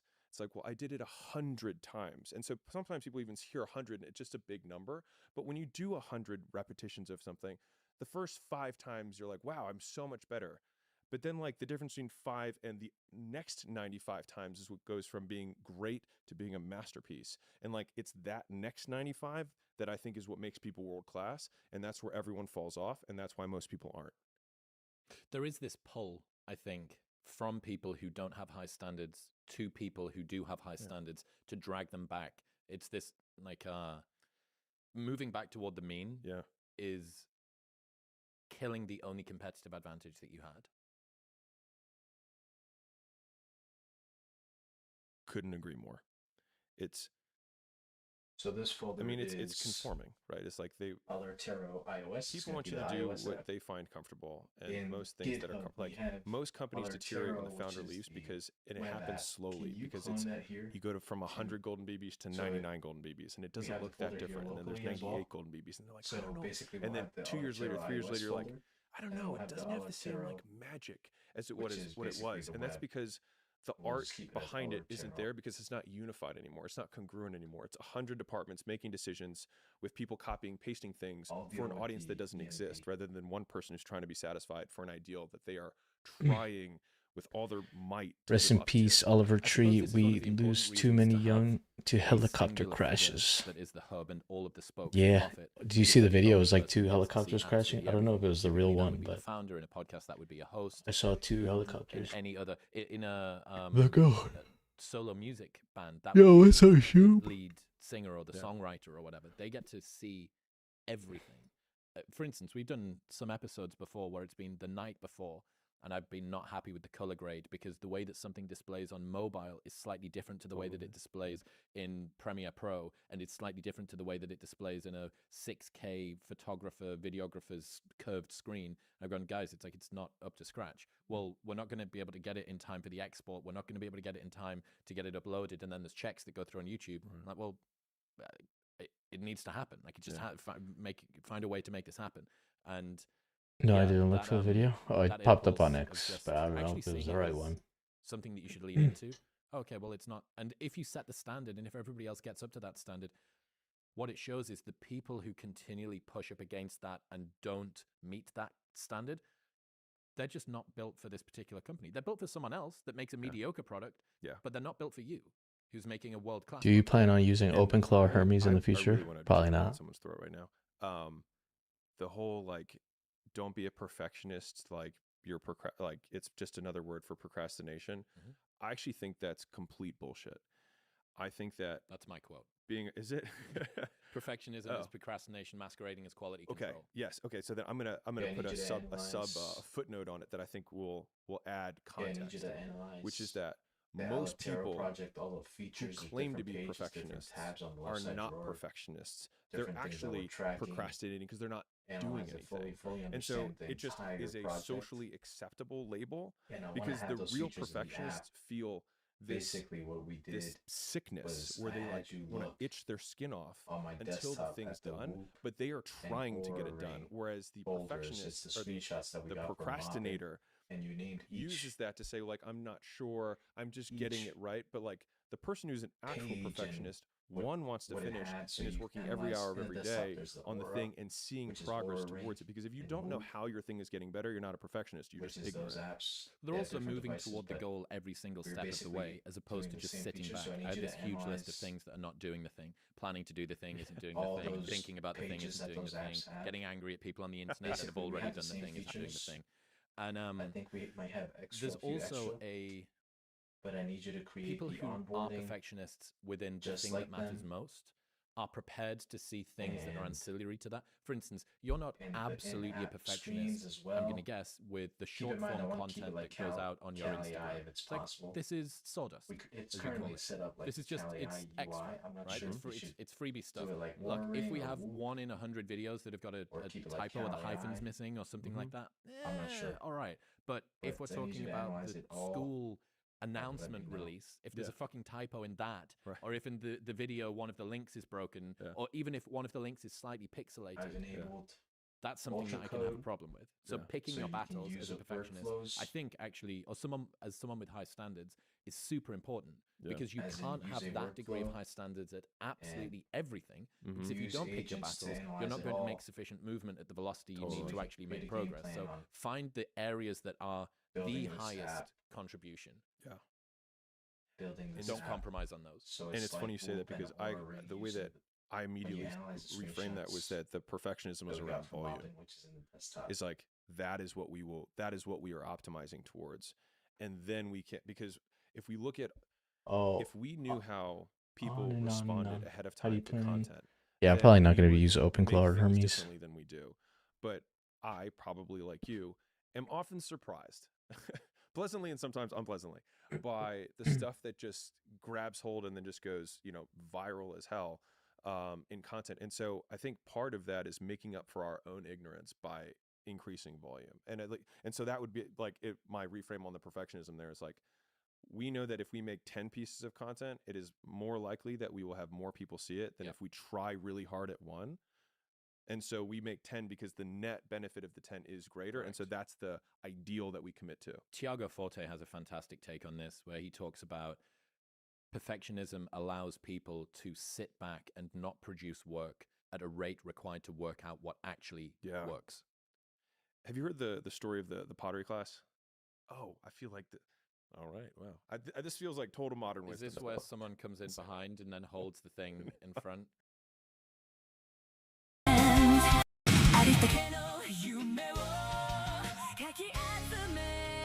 Oh.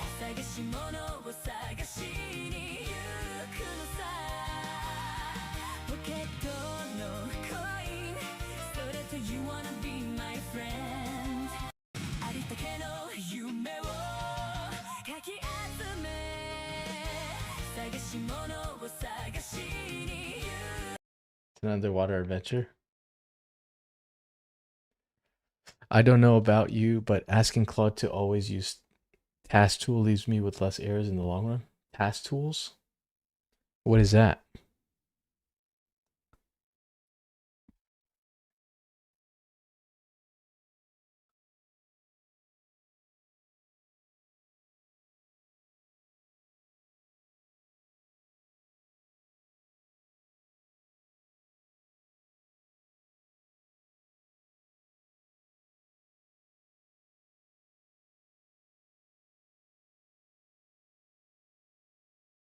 Elastigirl been doing that since The Incredibles.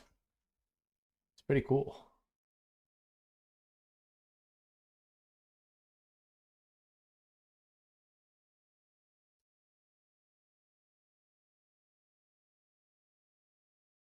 So there's there's a teacher and he's got 2 classes that he teaches. And one class he says the only assignment for this whole semester is that you come back with a perfect clay pot. That's it. That's the assignment. The other class, he says, your objective is to make the most total quantity of clay pots, and you'll be measured by how many pots you make. It's by default in Claude Code, Claude Desktop. I think if you want to try it, just add use task tool to track tasks and change it needed no install. Not only did they make more pots, but the Sweet. quality of I just put in the memory. Better compared to the teams that only had to make. Isn't it? It should be in the settings, right? right? Underlines the biggest lesson that I've learned in my life, which is that volume negates luck. Is that volume negates luck. You heard that here first, folks. You heard that here first. The biggest lesson that I've learned in my life, which is that volume negates luck, is that you can try to be lucky and pick the one perfect thing and try and make it, but if you don't want to try and be lucky, you can just do so much fucking work that you will brute force your way to figuring it out. Like if you do 1,000 podcasts, you'll be pretty fucking good at podcasts, right? But if you try to say, okay, you're brand new. But sometimes on big tasks, I like to cut it up. Cut it. Cut it. Cut it. Oh, you need to cut it and track it, use task tools, and it's gold. And all you have to do is make one perfect podcast. Thank you, sir. The problem is that you don't have the Appreciate that, perspective from which Glacial. to make a judgment to say what is good, because you have zero data to base anything off of. And so you're basing your idea of a perfect podcast on something that you've literally never done before. And so doing the volume gives you the perspective to then have the best podcast at number 1,000 or 1,001.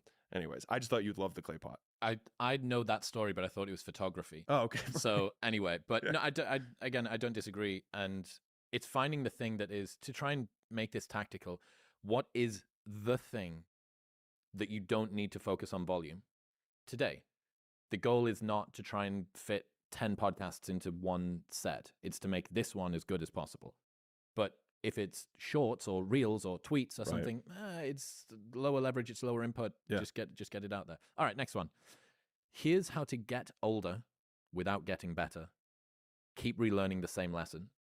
If you keep making the same mistake over and over, the mistake isn't the problem. You are.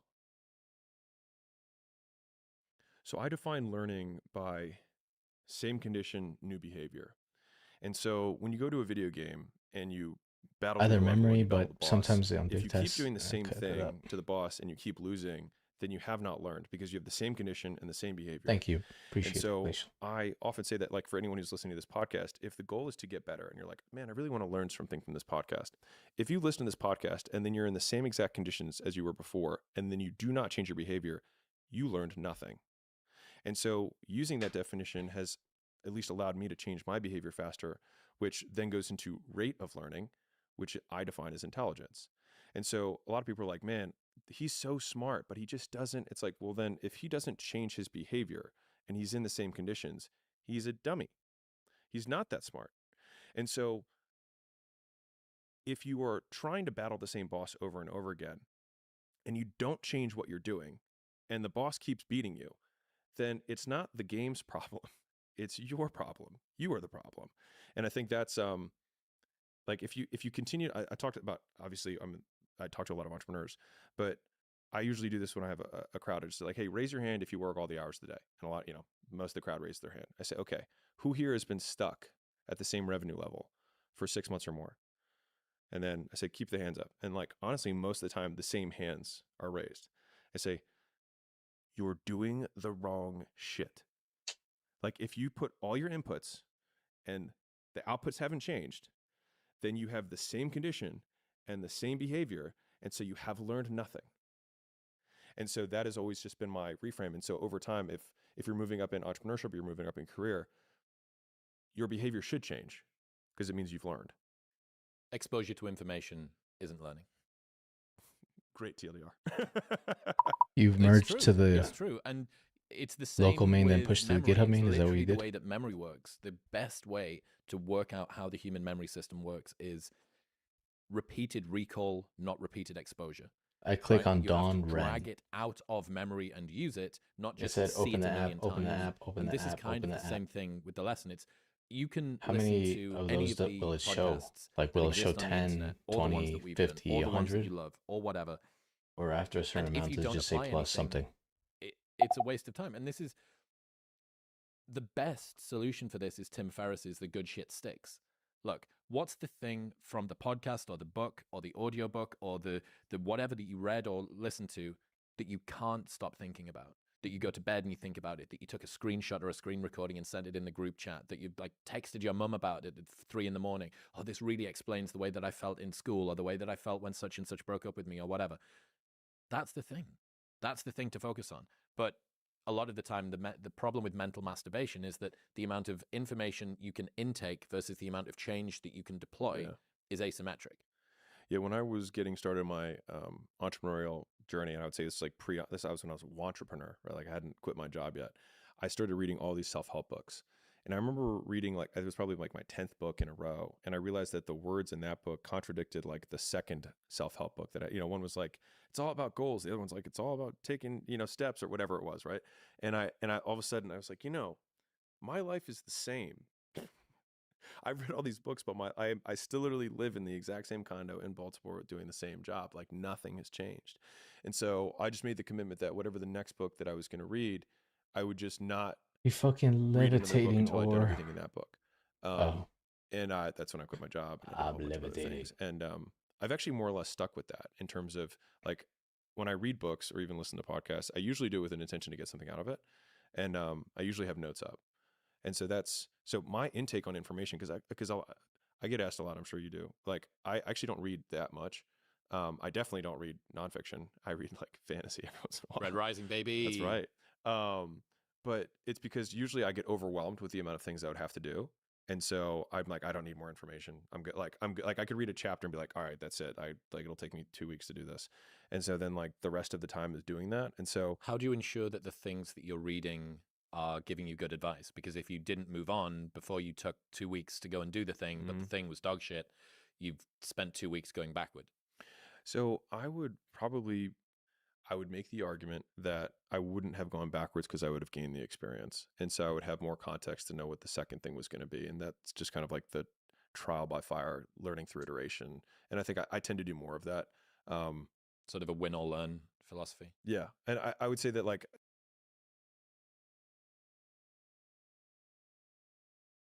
what did you call this? The podcasting booty call. We come to in a business context where like real dollars are at stake, and so like in the gym world, Jim like texted your mum about it. Of like when I read books or even listen to podcasts, I usually do it with an intention to get something out of it, and I usually have notes up, and so my intake on information because I get asked a lot. I'm sure you do. Like I actually don't read that much. I definitely don't read nonfiction. I read like fantasy every once in a while. Red Rising, baby. That's right.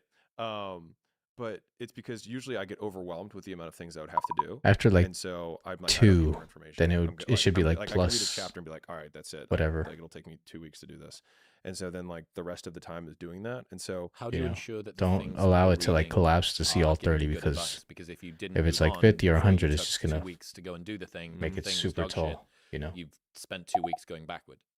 So I would make the argument that I wouldn't have gone backwards because I would have gained the experience. And so I would have more context to know what the second thing was going to be. And that's just kind of like the trial by fire, learning through iteration. And I think I tend to do more of that.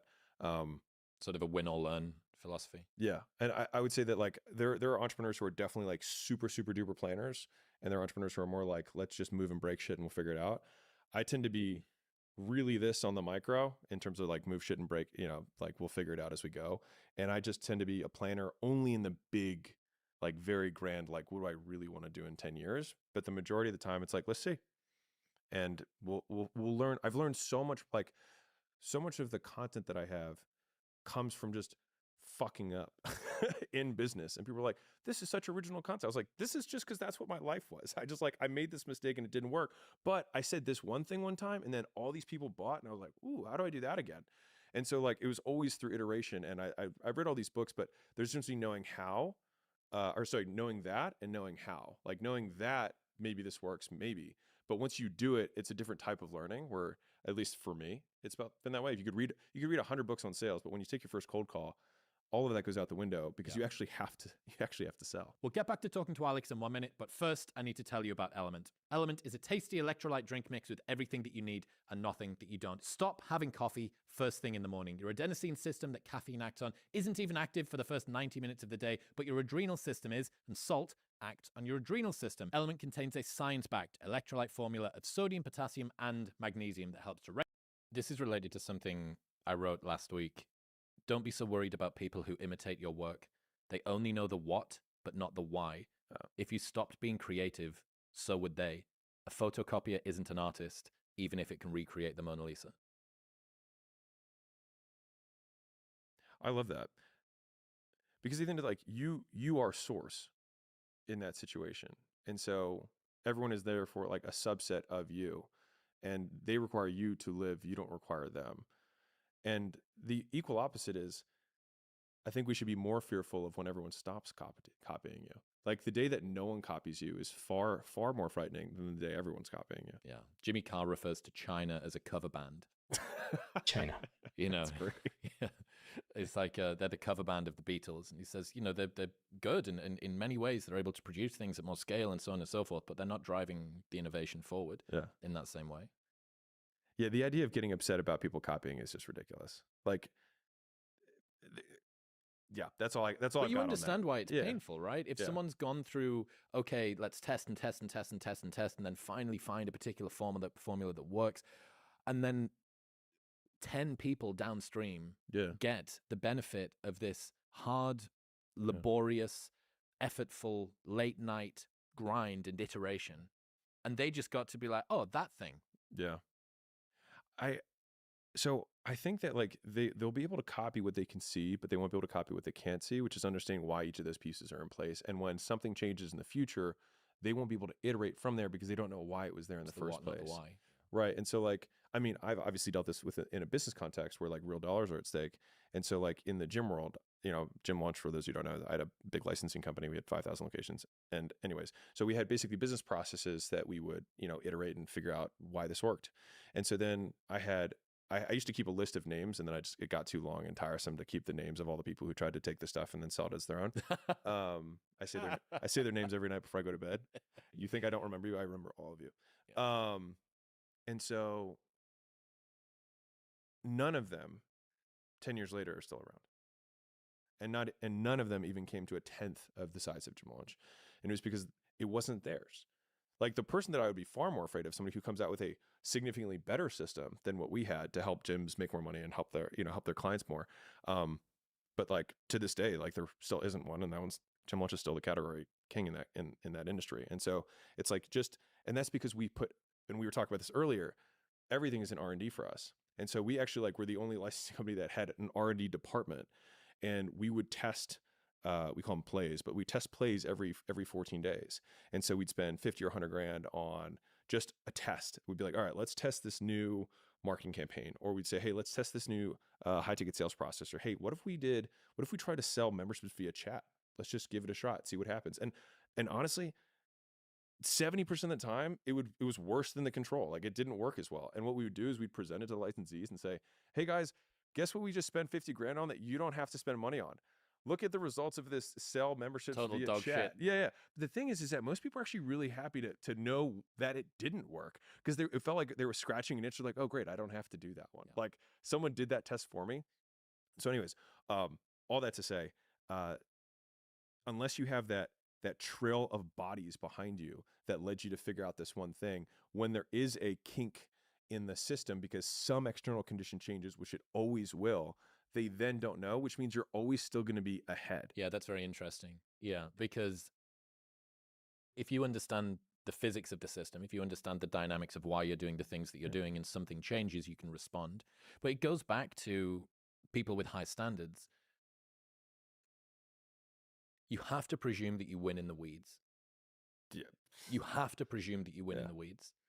And if you do, and if you're continuing to be this close to it, as soon as things change, you go, that's interesting. Why has that happened? And that then allows you to continue to iterate. And you see it because you're in the weeds, right? Somebody who's all the way zoomed out, just like, copy paste that. They're late because they have to see that it's working consistently. So they're already 3-6 months behind. Then they start trying to figure out how to implement it. And then they start implementing it. And then what they don't see is the things that made the conditions that made it work to begin with. And so like, if you just assume that you're always in the lead, then it means sure, 2nd through 10th place will always copy number 1, but to the victor go the spoils. And so you will, no one gives a shit who is 4th place at the Olympics.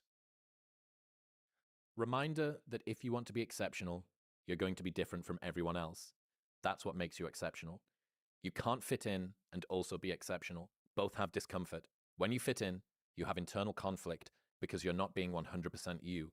When you're exceptional, you have external conflict because everyone sees you as different. Pick one. When your friends start to say, you've changed, remember it's because they don't know how to say, you've grown.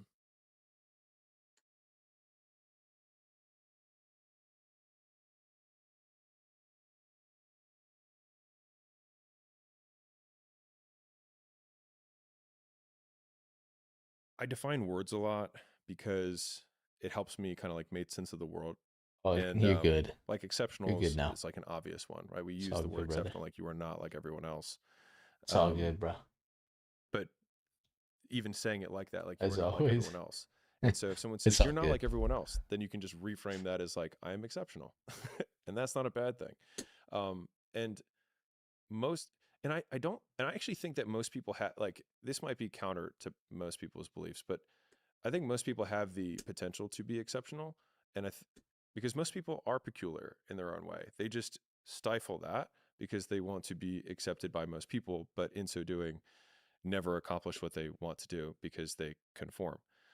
And so if there's probably a lot of things about the world or even your world around you that you're like, this never made sense to me, but then you do it anyways. And I think that a lot of innovation and a lot of what makes people exceptional is thinking that thought or seeing that thing and then being like, I don't think I'm going to follow that rule anymore. Why do I need to shower twice a day? I don't know. Why do I need to wear different clothing? There's just a lot of these social norms that people, usually pass down to us or they're, bred into us in high school and college and things like that. But it's you see a guy who, wears a cowboy hat and dresses a certain way. And he basically wants to say, I am this archetype of person. But if cowboy boots aren't as comfortable for you as New Balances are, and you know that and you still wear cowboy boots, I would call you a fraud. because like that is like it's like a micro rebellion against yourself. Yep. It's like there is, and like I look at old people a lot because usually they don't give a shit anymore. They've just like given up. And there was a survey that they did where the number one reason that old people like don't have as much drama and they're happier is they say they cited they literally don't have time for it.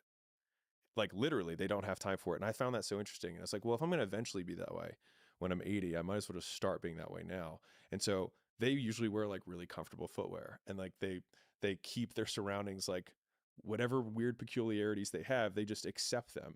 And so I think a lot of like if life is a long journey of self-acceptance, I think the earlier you can accept your own peculiarities as just part of you rather than trying to justify them or mold to the archetype that you think is acceptable within your social circle.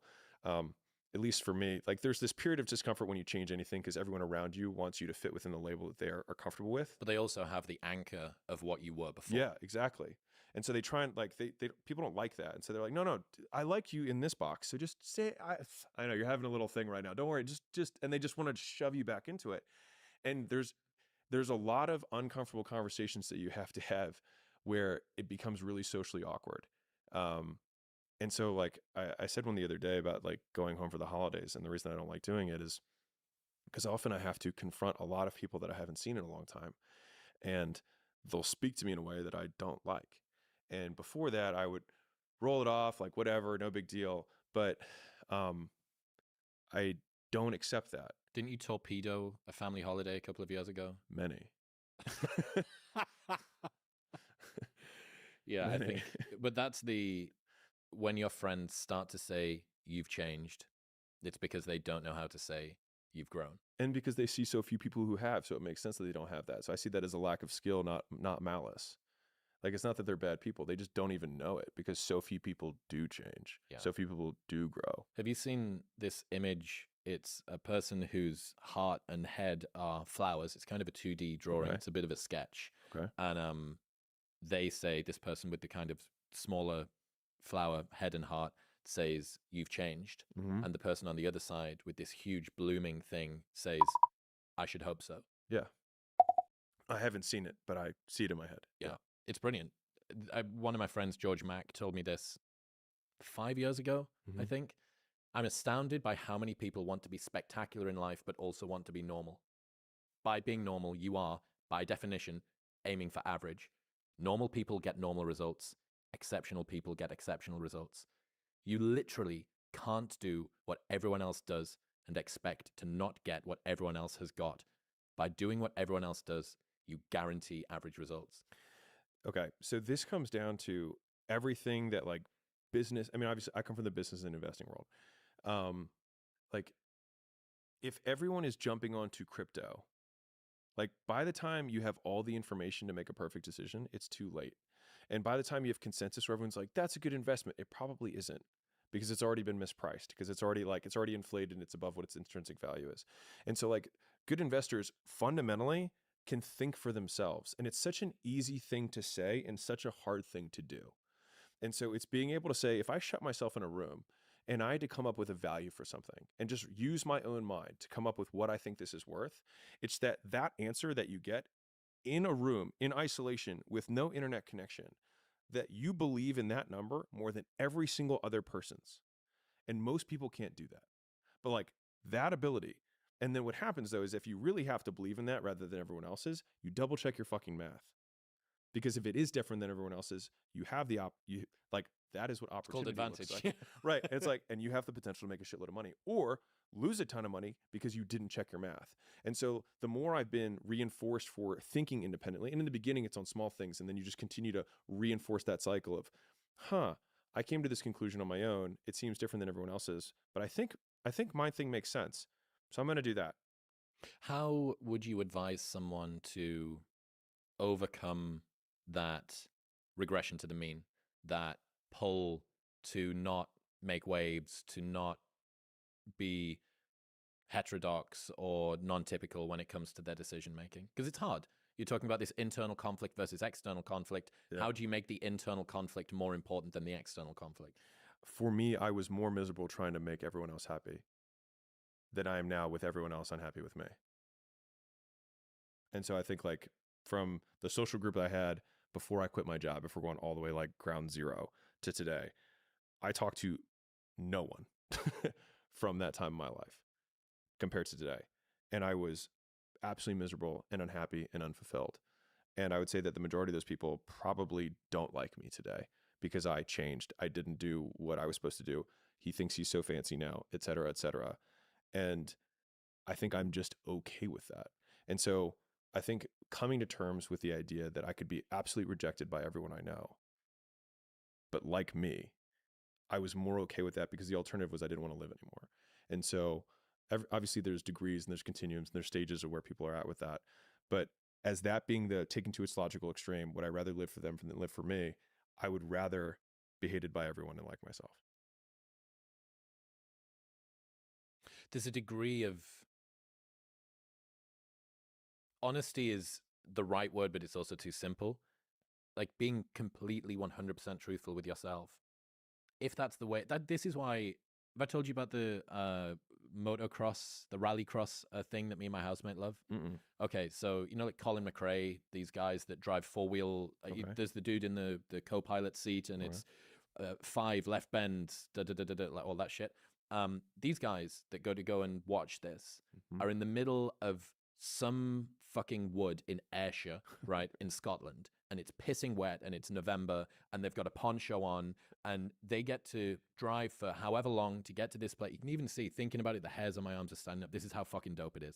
So these guys are there, and they see some dude in overcast rain, freezing cold, soaking wet, go, and then they turn to all of their boys, and they're like, ah! Yeah.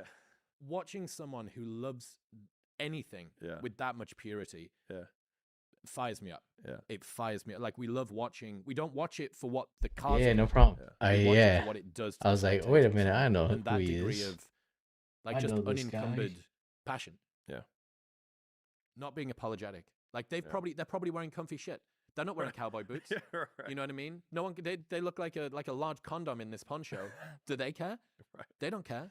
Yeah. And that's purity. Yeah. That's truthfulness and honesty. And really, like, what are you hoping to be able to look back on your life, or for people to say after you're gone, if you don't do that? He was such a good guy, and he never rocked the boat. Yeah. He was such a good guy, and he always conformed to our expectations. He was such a good guy, and he was so predictable. Right. Like, people think, and I did throughout a lot of my 20s, I thought that what people wanted from me was someone that they could easily predict. But I realized when I thought about the people that I loved in my life, I didn't love them because of how predictable they were. Yeah.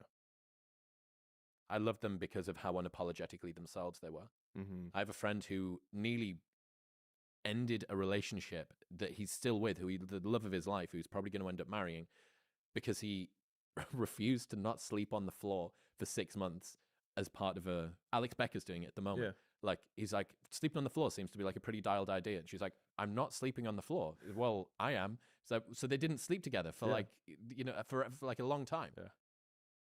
Like, those are the people that you love. And those are the people that you can, because they pay such a high price to do that. Yeah.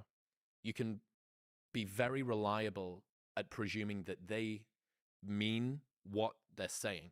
Mm-hmm. Because if they didn't really mean what they're saying, they would conform. They would take an easier path. I love all of that.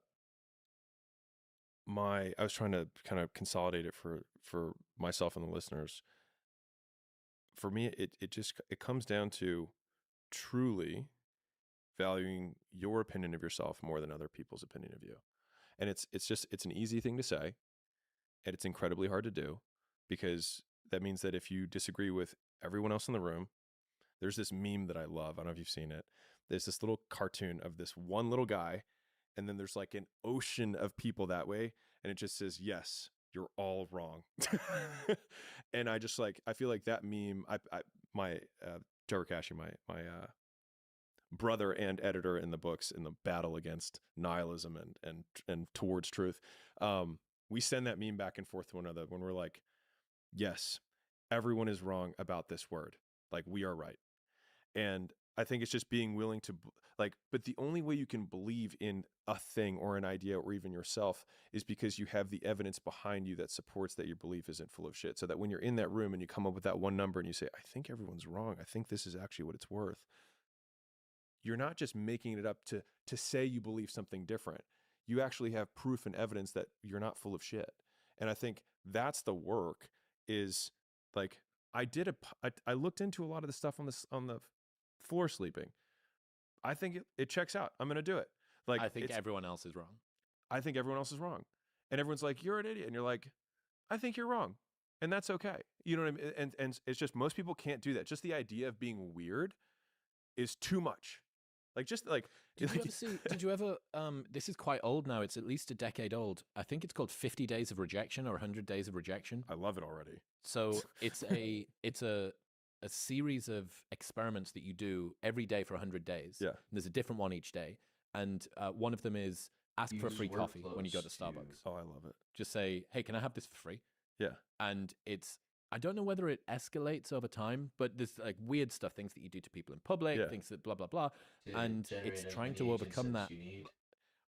Like, it's in your throat, you know, when you feel that, and your cheeks get flushed and everything kind of gets hot. Get embarrassed around here. Yeah, it's that embarrassment, it's that shame, it's that, well, what if they think?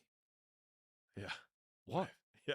iOS. So what if they think what? Yeah, delete all the Mike Buddy stuff. So like yeah, someone should redo that. It's like a decade old now, but someone should redo. I think I'm certain it's called 100 Days of Rejection. Good YouTube idea. That would be a great YouTube idea to do 100 Days of Rejection or whatever it is. All right, next one. I just want to, like, I promise you, if you can actually go through 100 days of rejection, your life will change. Because you will realize that at the end of the 100 days, you're still alive and nothing changed. Well, I'm going to die. Yeah. That's the fear. The fear is I'm going to ask for the coffee and they're going to say no, and then everyone's going to laugh at me, and then I'm going to be alone, and then I'm going to be unsheltered, and then I'll be dead. Yeah. It's catastrophized to death. We all do it. And so, I mean, obviously I come from a sales background, so getting people to say no to me is something that I'm now... If you've asked drunken Newcastle girls where they're going tonight, darling, for a decade and a half on the street trying to give out wristbands for a free entry to a club night no one wants to go to, you get good at rejection as well. That's what I honestly think that everyone is always going to campaign for the thing that they did, right? You're always going to say something along the lines of, I think people can learn a lot from sales. Yeah. And I'm always going to say, I think people can learn a lot from being in club promo. But like, honestly, dude, the insight that you get into human nature from doing that, from seeing what do people object to and why do they object in that way, and what happens if someone like gets physical with you because you tried to do it, and you go, oh, well, I wasn't in the wrong, so de-escalating this should actually be quite easy, and I can have faith that everyone's going to see me as the right guy, even if somebody else took objection with what I was doing. So yeah, long story short, become a club promoter. All right, next one. There's a big difference between becoming known and becoming respected. Don't let an algorithm convince you otherwise. I mean, I think this is probably super pertinent for people in our position. But I'll go from the internet perspective and we can circle back to IRL. But I mean, a lot of people will make content. So obviously I make stuff for me too. Like, talk about artists making things for themselves. Like, I make most of my tweets are just like notes to self. But like, if I ever feel like I have to sacrifice who I am or the values that I believe in order to like get more views or something like that, I see it happen more times than not, because the algorithm and the views and the likes become kind of a proxy for conforming in their own way. Like, everyone likes this type of thing, do more of that. And that makes me feel very like dance monkey dance. And I think there's few things that kill my soul more than that. And so I would rather the algorithm shut me off tomorrow and I continue to make stuff that I find interesting, that 10 people find interesting, that is actually the same stuff as me, than just have these viral hits that I feel like I'm Ronald McDonald in, and just feel like I've completely lost my soul. And I do think, as a side note, that if you do the first one where your intention is to maybe help find the 10 people who are really interested in your thing, you probably will create more of the viral hits. But when you solve for the other way, I think you accomplish neither. I have this theory that more creators fall out of favor because they become cringe than because they become irrelevant. I love that. Yeah, I love that. I think it's true. I think if you think about the thing that you do, almost anything that anybody is creating is public facing, because if it wasn't public facing, it would just be a hobby. Doing your painting because you love painting is a hobby. Doing your painting to try and sell it is something that you do as a business or as a public project. The flywheel is so vicious in the positive direction and even more vicious in the negative direction. If it becomes cancerous or uncool or untrendy or catastrophic or cringe to be seen to be watching or listening to or consuming the thing that you make, you're permanently going to be swimming upstream, and it is only going to get worse. Which is why you look at Shane Gillis is a really great example of this at the moment. He's someone who is great at his craft, big platform, moved to Austin, got all of the multipliers in place, but he isn't cringe. Mm-hmm. And because he's not cringe, if you've watched Beautiful Dogs, his Netflix special, it's not uncool. It's like there's this idea in publishing, because I've been doing my research ahead of the book. There's this idea in publishing called the subway test. Okay. Would someone be prepared to have the full dust jacket version of your book out on the subway? Okay. And if your book is like stop erectile dysfunction I was literally now, saying the erection problem, yeah, right? like yeah, like no more flatulence today or something. Like if that's your book, it's going to be very difficult. Or if it's written by somebody where it's like, oh, really don't want to do that. So, and this is the point where there are tons and tons and tons of people on the planet who have huge platforms that nobody respects. Mm-hmm. And I've seen, even within my 7-year career of doing this, the arc of people trade integrity for exposure and not be able to buy it back. Yeah. Because there is no return policy on your integrity. On your reputation. And those people would give anything to be back in the cool kids club. I mean, this is I love this entire train. I was thinking what creates what's timelessly not cringe, right? Like, so like if cringe is the ultimate like what we don't want, then like what is forever not cringe? And the only thing that I can like really think of is just true authenticity, which is an overused word, but again, easy to say, hard to do. I think what is forever cringe on the equal opposite side is pandering. Like whenever you're seen as someone who's only doing stuff for other people's opinion, approval, likes, whatever, especially double cringe when it's for your own personal gain. And so if the equal opposite of that is something that is to my personal detriment, that is truly something that I believe in, it honestly doesn't matter what it is, because there are some people that probably believe things that I don't believe, but I genuinely think, based on what I see, that they genuinely believe it, and they don't really stand to gain much for believing it. Yeah. There's no cringe there. It's just like that man fucking Can believes. someone show me And I think where that, the auto reject all some of the cookies some of forever the characters button in our is? current politosphere and things like that, like I think you'd have to many change people, browser. you say the word Trump. Oh, you have maybe your half the settings. people who hate you and the other half that love you. It's like I think Zero most people cookies. agree that he believes what he says.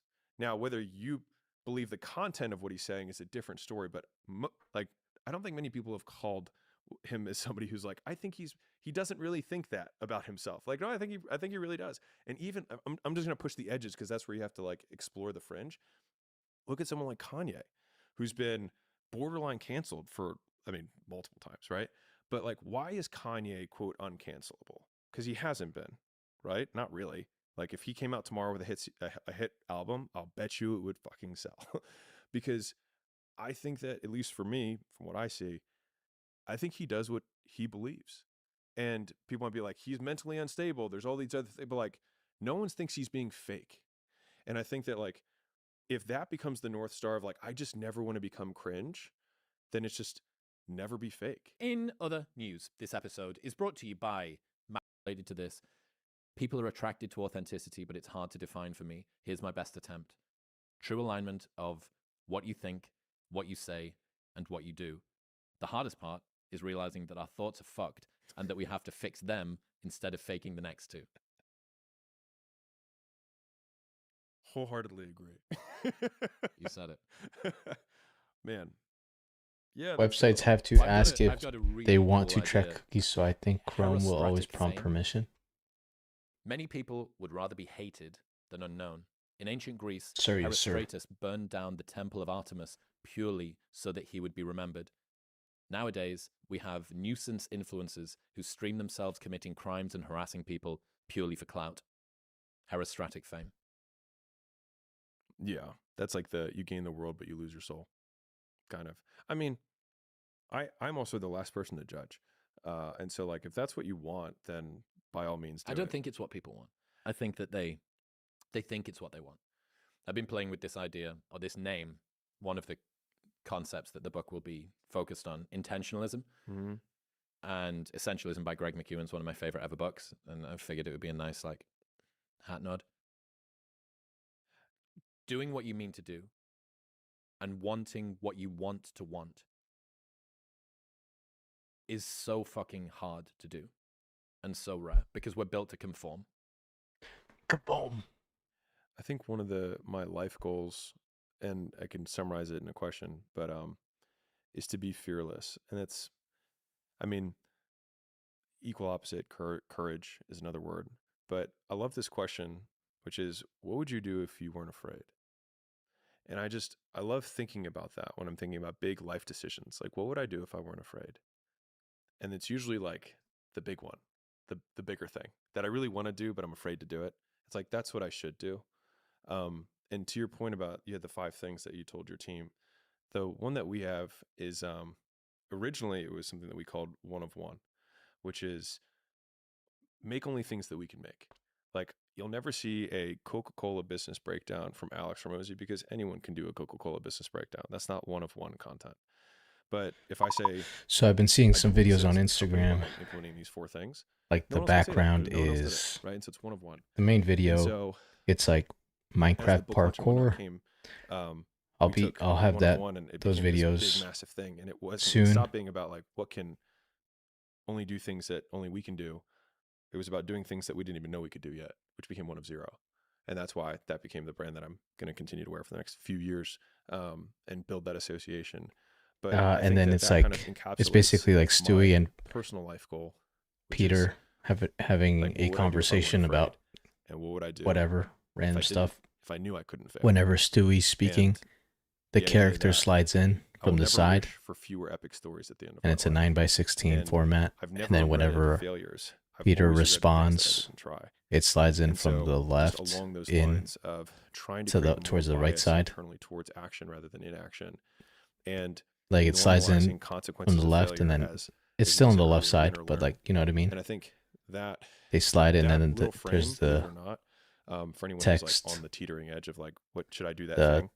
Captions. When I was debating quitting my job, which is still the hardest decision I've made to this day, still of the many that I've made, was I figured that if I didn't make the entrepreneurship thing work, I would have a hell of a story for business school.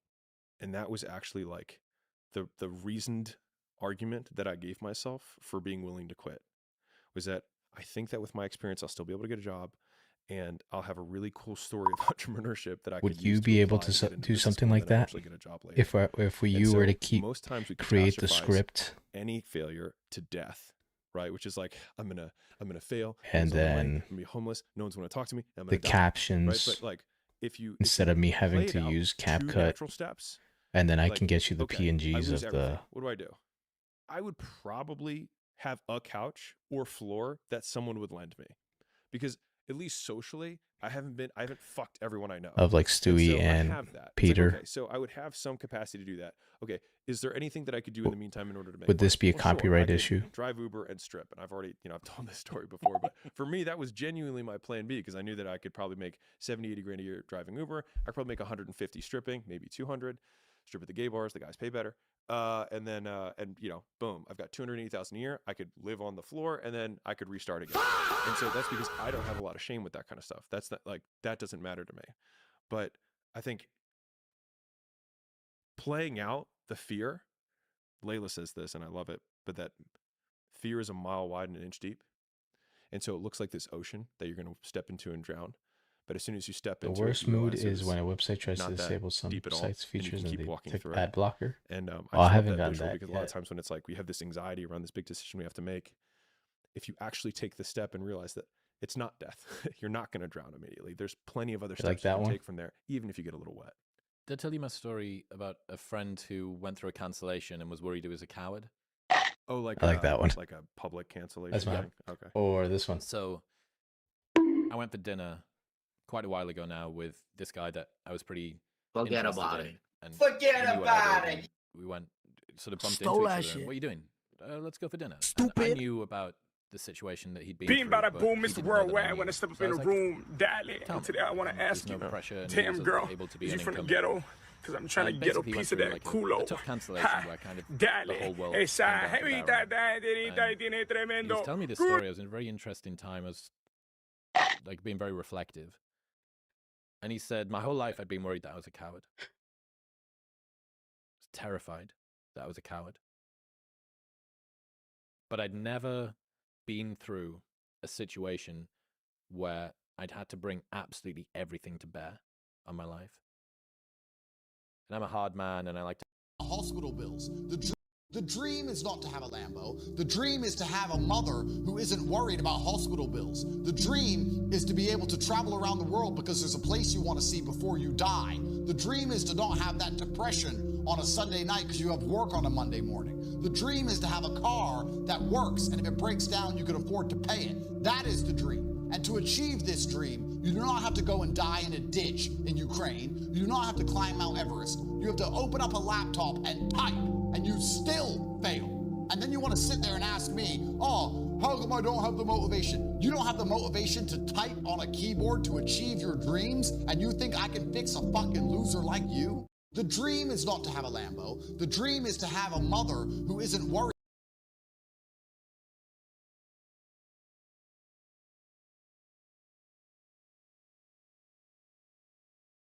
hang around with hard men, and I like to shoot guns. A and do soundboard? jujitsu and You wanna listen be to around it, Navy SEALs Unwired? and stuff like that. But I always had this fear in the back of my mind that I might secretly be a coward.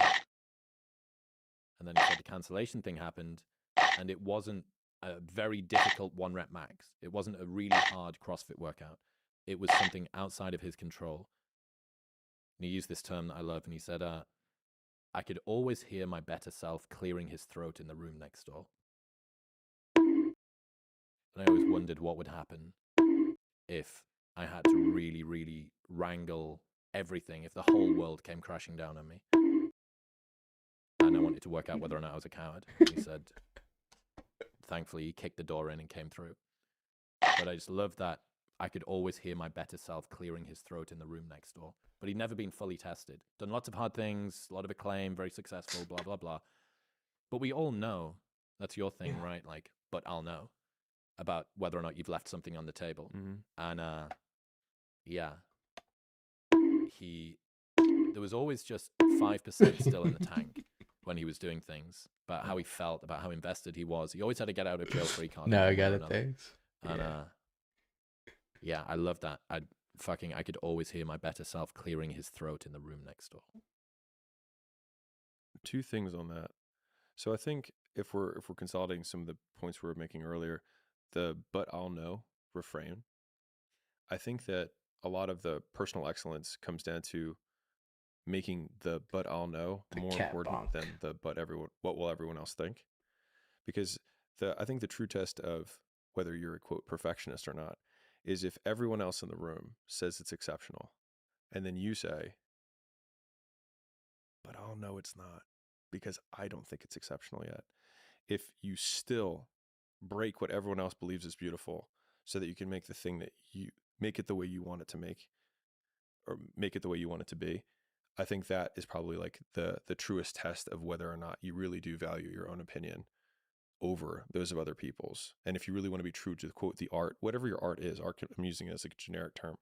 It could be the career or even like the the financial projections that you're supposed to do at your company. Like there is a way you could do it and do it absolutely fucking excellent.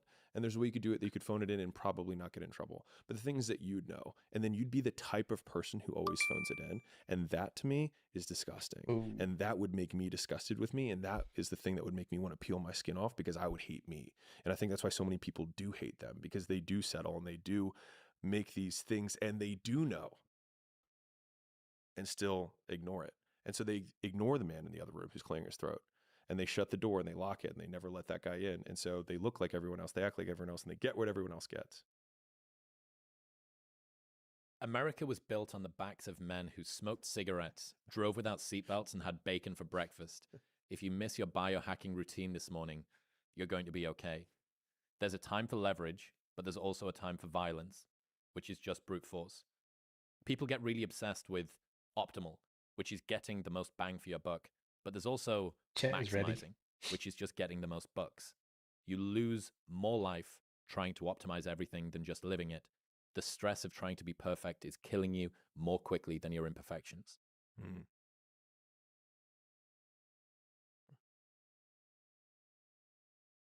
I think that's an ode to being willing to take huge amounts of imperfect action towards one goal, and being willing to sacrifice other things for an extended period of time, despite the fact that other people will say they're making a sacrifice. Like when we enter seasons, I call it, the season of no, which is where I have an extended duration where I say no to almost everything. And most people say that's unbalanced, and they hurl that as though it's a bad thing. They're like, that's so unbalanced. And you're like, yes, that's the point. Because if I had a balanced outcome, then I won't have the outsized return on this one thing. And so again, like there's so many of these little insults that people will throw at you, like you're unbalanced, you changed, that they intend as insults. But if you actually don't take your society programmed response and say, oh, they mean to insult me. But if you actually think about what they're saying something that's true. And then we just need to be okay with that truth, because that was the choice we made to begin with. And so I think about that a lot, which is like, how many things do people tell me that they intend to insult me with that I can take as a compliment? Didn't someone bump into Layla walking down the street? Yeah. It happened so recently. So yeah, we're walking the street. Someone bumps into her. We don't always walk like side by side because there's lots of people. So we like split up sometimes. Anyway, she comes back to me and she was like, guess what this guy just said? And I was like, what? And she was like, he called me a skinny bitch. And I was like, what? But she seemed so happy. And I was like, I just kind of shook my head, like, tell me more, like, explain. And she was like, I mean, he said I was skinny. And I was like, this is the perfect example of him hurling an insult and her choosing not to be insulted. Thank you. Yeah, thanks. No, but really. Yeah. Do you really mean it? Yeah. I wonder how many times we've been insulted, even in my younger days, where someone said something to me that, like, if I had my current brain, I could have been like, you really mean it? Thanks, man. And yeah, like, so unbalanced. I remember I took that as such an insult for such a long period of time. Now, part of that was because when I was being brought up, balance was like one of the big frames of my household, was like, you have to be balanced, which really just meant you have to be awesome at everything. But balance was the word. So being unbalanced was a term that was used as an insult. And so for so many years, I wanted to be balanced. But then I was like, well, nothing great was ever achieved by people who tried to be great at all things. And so I was like, okay, I'm just not gonna. I might not have a great relationship for a long period of time. I mean, there was, like, a lot of people don't know this, but in the early days of our relationship, even when we were married, I told Liz, so the first 3 years, I said the business comes before our marriage. So a lot of people don't know that. And I was like, well, to me, it made sense. It was like, most people break up over money. The business makes money, so the business feeds us, and then we will be okay. And that was kind of my thinking around it. And we eventually flipped that and said, like, if we're good, the business will be fine. But it took 3 years to get there. But all that to say, like, I think having periods of imbalance, and maybe, to be fair, if I hadn't had that priority at that He's time, actually maybe kind of wouldn't have been spitting. what it became. And so I can't look back and say, like, I should have done it different, because it's really easy to say that now. But, like, I might not be here to say that if I had been that way. Oliver Berkman's got this great frame where he talks about choose in advance what you're going to suck at. Oh, yeah. It's in 4,000 weeks. And if you are a type A go-getter person who has what I call the curse of competence, your options in life are restricted more by what you choose than what you can do. Mm-hmm. You will feel disquiet when something that you used to be great at begins to slip because you've focused your attention elsewhere. Yo, You what's used up, to be in Shub? really great shape. You said that one of your goals this year was to get a raise or to be able to buy your first house or to find a partner or to do whatever. Hey, guess what? If you're spending 4 or 5 nights a week going to places where you can maybe date or going out on dates or doing whatever, you're probably not going to have as much time to dedicate to the gym. Yeah. If you want to get that raise or be able to save for your first house or whatever, you're going to have to work later, which maybe means that your friends are going to drop off. If you pick whatever the thing is, there is a price that you begin to pay. And this cycle began for me so frequently. Nico is a type A, guys. Toward the back end of my 20s, where I would dedicate I'm A myself positive. to a thing, then something else would begin to slip. In blood so I would type. then go, ooh, I'll just give a little bit. I'll just give a little Or bit. B to positive. that. And let me check. It's not an additive system, it's multiplicative. It's not 2 plus 3, it's 2 times 3. A positive. And that means that the more that you attend to the thing that you say that you're going to do, the more the Blood gains type. accrue to you. And then you can still pivot back, but you need to periodize things.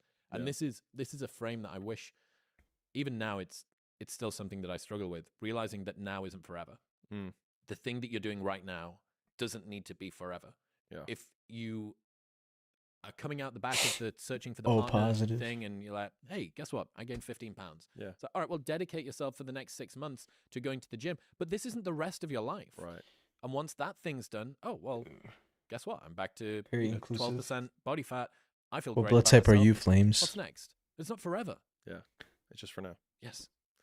We have a frame that we actually use a lot. I always think about these things from a business context, but they end up retroactively, applying to life. But when we're making big strategic decisions, we say which problems would we prefer? And so rather than talking about the gains and what's the upside, if we have let's say we're going to make a big investment in software for this company, or we're going to make a big, a new service line, or we're going to just decide to develop a physical product, right? I mean, I know you were literally on Personality the types back come. half of a big decision like this yourself. I don't know.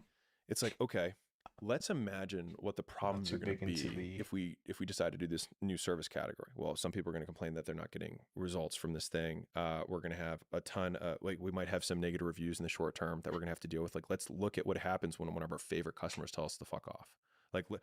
Let's really sit in what each of these problems is. And then when we spell out all of the problems and we don't even think about the upside, say, which of these problems do we prefer and which are we more equipped to deal with? Sometimes we have really amazing innovation and, in my opinion, really solid decision making that comes afterwards that minimizes kind of the post-decision regret, because we also know what negatives would have come with the path unchosen. Because most times our regrets come from the path unchosen because we imagine it only with the upside. We only think about, I think there's a book where a girl lives many different Always versions of do her a life. lot of good. And Submari, Midnight Light. Selalu, Yes. And the Herbuwat, thing is that there's these pieces of her life Kebaikon. that she imagines are going to be Say about DNA amazing, but segments then in she my realizes her Machino. best friend's dead, or all of a sudden she's pregnant, and you're like, whoa, what happened? And so we don't take into account on the paths not taken the Blood things type. that we would have lost along the way. And so I think really good decision making and also regret minimization is that when you make the decision, you think about the downsides too, and you remember what those downsides are. And for me, that has been one of my strongest frames for I didn't decide to do that. Were all that? Oh yeah, those were a lot. I'm glad those are problems I'm very happy I don't have to deal with now.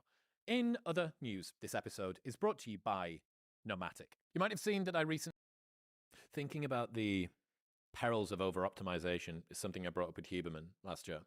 And, I think a lot of people, I have a friend who's a very well-known DJ that told me he was falling out of love with DJing because he knew that it was damaging his sleep.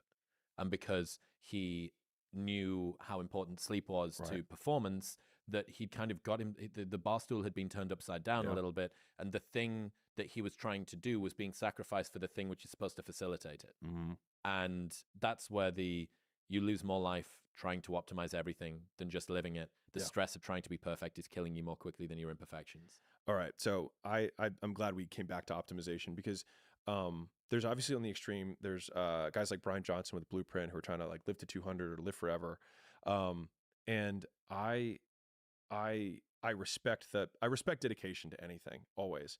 And interestingly I've always been a maximizer. So I've actually not really been an optimizer in my life. It's just like, as soon as I have an input output equation where it's like N equals X, and it's like, and if I want 10X, I do 10N. I'm like, great, then can we do 1000N? Like, I just want to do as much of that as I humanly possible. But when we, like, I love competitors who like optimizing because I always see it as a weakness because it's so easy to exploit. It's like, oh, you need your 8 hours of sleep, or you need your morning routine, or if you don't have your supplements, you're just totally fucked. Or like, I didn't have my coffee this morning, so I can't function. Like, I love to compete against people like that because they're so easy to break. It's fragile. Yeah. And so what happens is the optimizations become superstition. Correct. And so my fear around, and maybe I take a more extreme stance on this, but like, I've always wanted to be able to, with an internet connection and a laptop and a fold-out chair, go make money. And always have that as my North Star, that anything else is extra. And I feel like I lose more quickly when I get into this optimization cycle around, because I remember years ago, I bought one of those rings that tracks your sleep. And I kept trying to like set sleep PRs. And you can only get so high anyways. And then I started stressing more about not hitting sleep PRs, that I was sleeping worse than when I wasn't tracking it. And so then I was like, well, fuck this thing. And I slept fine the next night. And so obviously microcosm, I'm a big believer in tracking progress in general, but just the idea that we become so overly romantic around these things that sometimes you just have to break shit. And sometimes you have to be violent. And sometimes when you're on your journey, you're not going to sleep much. And you're going to like, there was a 2-year period where I did turnarounds for gyms. I flew around the nation. Every month I would do a new gym. I ate out of gas stations, and I ate gas station food, and I gained weight during that period of time. And it was for then and not forever. And I'm in shape now. And so whatever, who cares? And so like, I used to tell this when I was selling I weight loss drive to people. I'd intense say like, who competitiveness cares and a if you strict get in sense shape of for 6 urgency. weeks out of 80 years? People with this profile are highly And, like, right as organized, they're about to sign up are for the highly because I was like, organic, you want to sign, and then this is how I would sell longer goal-oriented, memberships, but like, it's also true. workaholics. It's like, you want to sign up for the 6 weeks, but like, I'm a Susan, workaholic. This is like, work. who cares if you lose 20 pounds and you're still overweight 6 weeks from now, and then you gain it back the next 6 weeks and you're still the exact same weight for the rest of your life? And so I think the absolute dedication to maximization, so that it becomes a part of your identity and your character, has been one of the outsized returns that I've gotten in my life. And just being absolutely willing to like, I'm pretty violent about this, but like, list all the things that you aren't willing to give up for the dreams that you have, and that is what the person who will is an organism. to give up. What do you say? Is what the person who will beat you aren't willing to give up for. List all the things that you aren't willing to give up for the dreams that you have, and that is what the person who will beat you is willing to give up.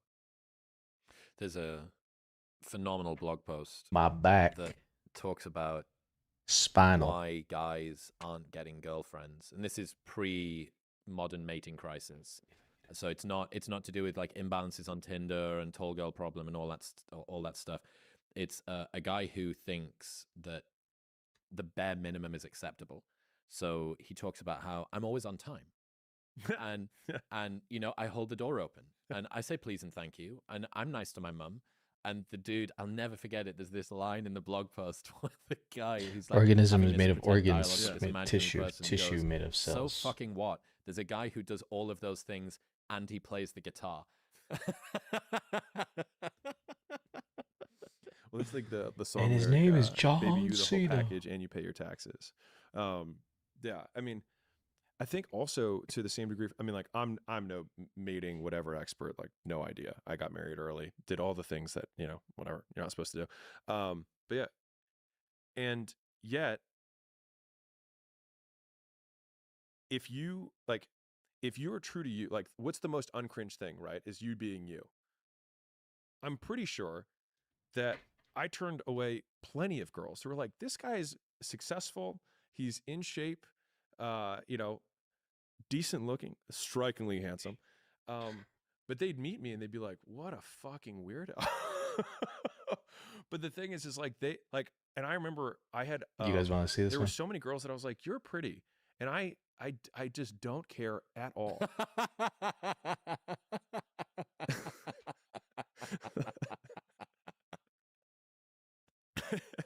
And so I wanted someone who got my peculiarities, who was like not only like accepting of them, but just like down for it.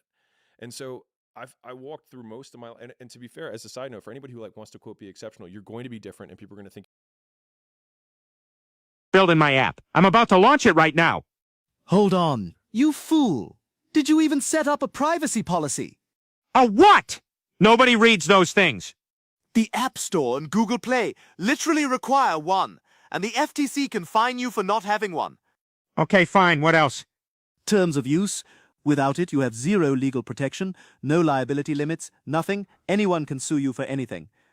But my app is small. Nobody's going to care about data stuff, right? You absolute buffoon. GDPR can fine you up to 20 million euros. In California, CCPA fines are up to $7,500 per user per violation. Per user? That's insane. And go to uspto.gov and search your app name before you launch. If someone already owns that trademark, they will force the app stores to remove your... What about the code I used? I grabbed some stuff from GitHub. Open source licenses. Some like GPL can force you to open source your entire app. Check every dependency before you ship. This is a lot to handle, man. One more thing. If you handle payments, you need PCI compliance. And if kids might use your app, COPPA applies. A few hours with a startup lawyer is way cheaper than a lawsuit. Yo, this is actually super helpful. Everyone building an app needs to hear this. If you want a full guide on each of these steps, drop a comment saying guide and follow for more. Bro, I just finished building my app. I'm about to launch it right now. Oh, what? Hold on. You fool. Did you even set up a privacy policy? A what? Nobody reads.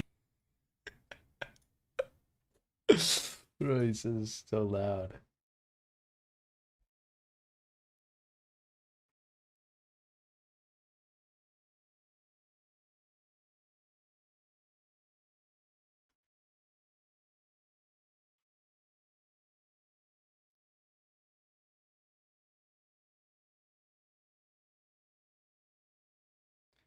Stewie got a point though. Yeah. Got 39 feet. Here's how to not get sued when building an app for the first time. Number 1, a dishonest privacy policy. If your policy says you don't sell data, but you're running Google Analytics or Metapixel, you're selling data under CCPA's definition. And your policy is lying. Each user whose data is misrepresented is a separate violation. GDPR violations can cost you up to 20 million euros. Number 2, UGC liability. If your app lets users upload photos, videos, audio, or text and they upload something copyrighted, you can be held liable up to $150,000 per work. To protect yourself, register a DMCA designated agent on the U.S. Copyright Office website. It only costs $6. And add a takedown clause to your terms of service. Number 3, email compliance. If your app sends any marketing emails or promotions, CAN-SPAM requires 3 things. A clear unsubscribe link, an honest subject line, and a physical mailing address. The fine for this is over $50,000 per email sent. Number 4, subscription compliance. And this applies to most apps. If your app has any users in California, you're required to have clear disclosure before checkout and a simple cancellation path. Follow for more. Here's how to not get sued when building an app for the first time. Yo, Stewie, did you hear what Sam Altman just did? He's given $2 million in OpenAI tokens to every single Y Combinator startup. 2 million in tokens? Peter...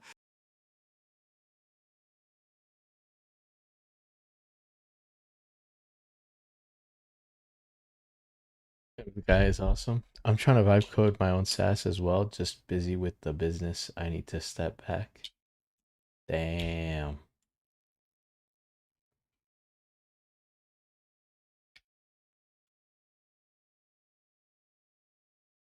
Stop trusting a yes-man AI with your business idea. That thing will call a lemonade stand a billion-dollar unicorn if you smile at it.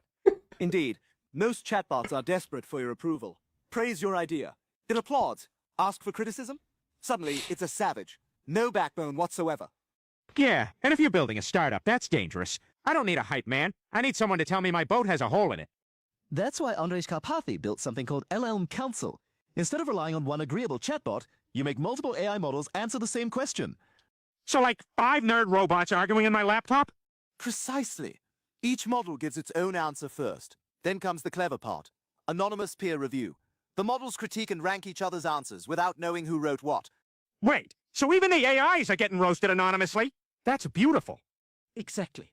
It removes some of the bias. One model Oh, might step catch what number another one, model don't do missed. business in Then California. a Step final number two, chairman don't do model business in synthesizes Europe. the best parts into one stronger answer. So instead of asking one AI, is my startup idea good, and getting fake encouragement, I can make a whole council pressure test it?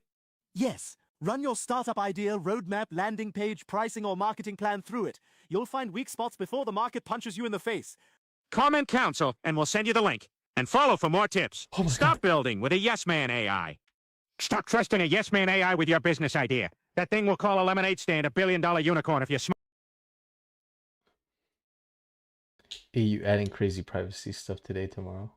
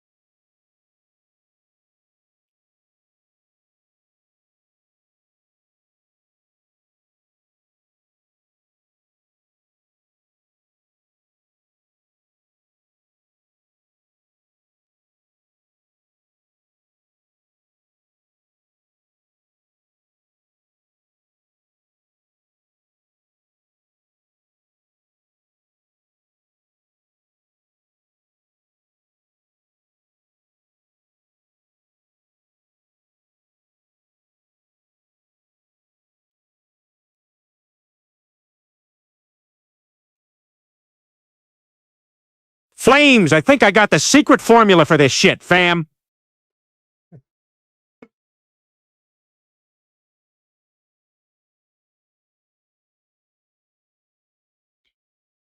I teach this.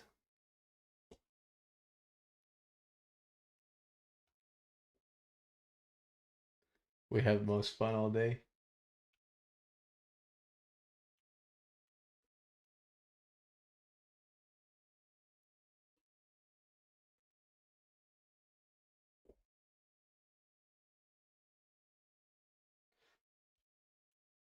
Shope, I think we got this block on lock. Twin.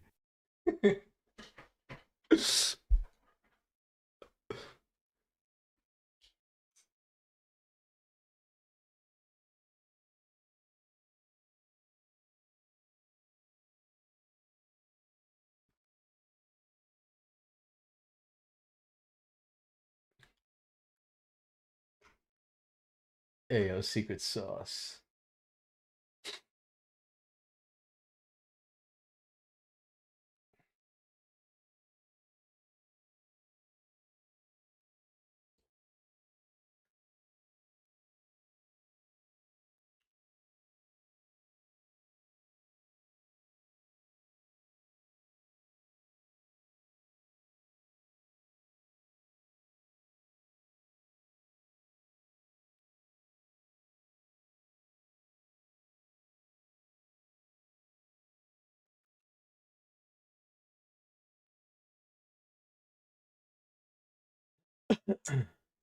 Flames. This might be the meta on God.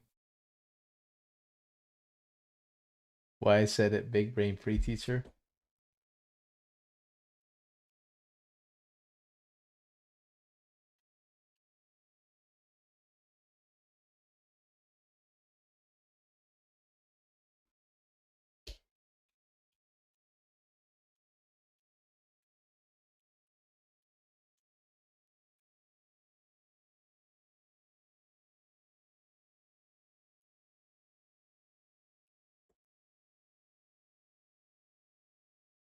Sponge, you got the sauce now.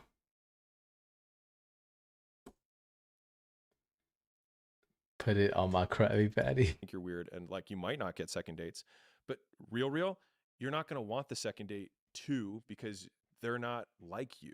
Like when you get unplugged, you're like, oh wow, everyone's a sheep. This is weird, and you just go on a zillion first dates to be like, yet another one, yet another one, and every once in a while you see a glimmer in someone who they're like, oh, you think for yourself, like you can make your own conclusions. I remember when Layla and I went on our first date. We went at a frozen yogurt store. And so of course I'm like, so you know how they make their money here, right? I was like, so these things weigh this, they charge this per ounce. And I was like breaking this whole thing down.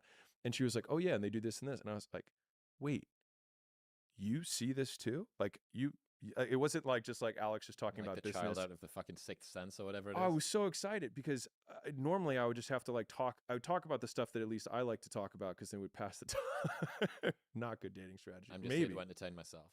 Yeah. But then she also like talking about this stuff, and I was like, "Holy shit!" Well, and what's the alternative? The alternative is to find someone who falls in love with a role that you're playing. Right. That's the best that you can hope for. Right. And then lock yourself in to a future of having to perform in a way that this person. No, you son of a gun.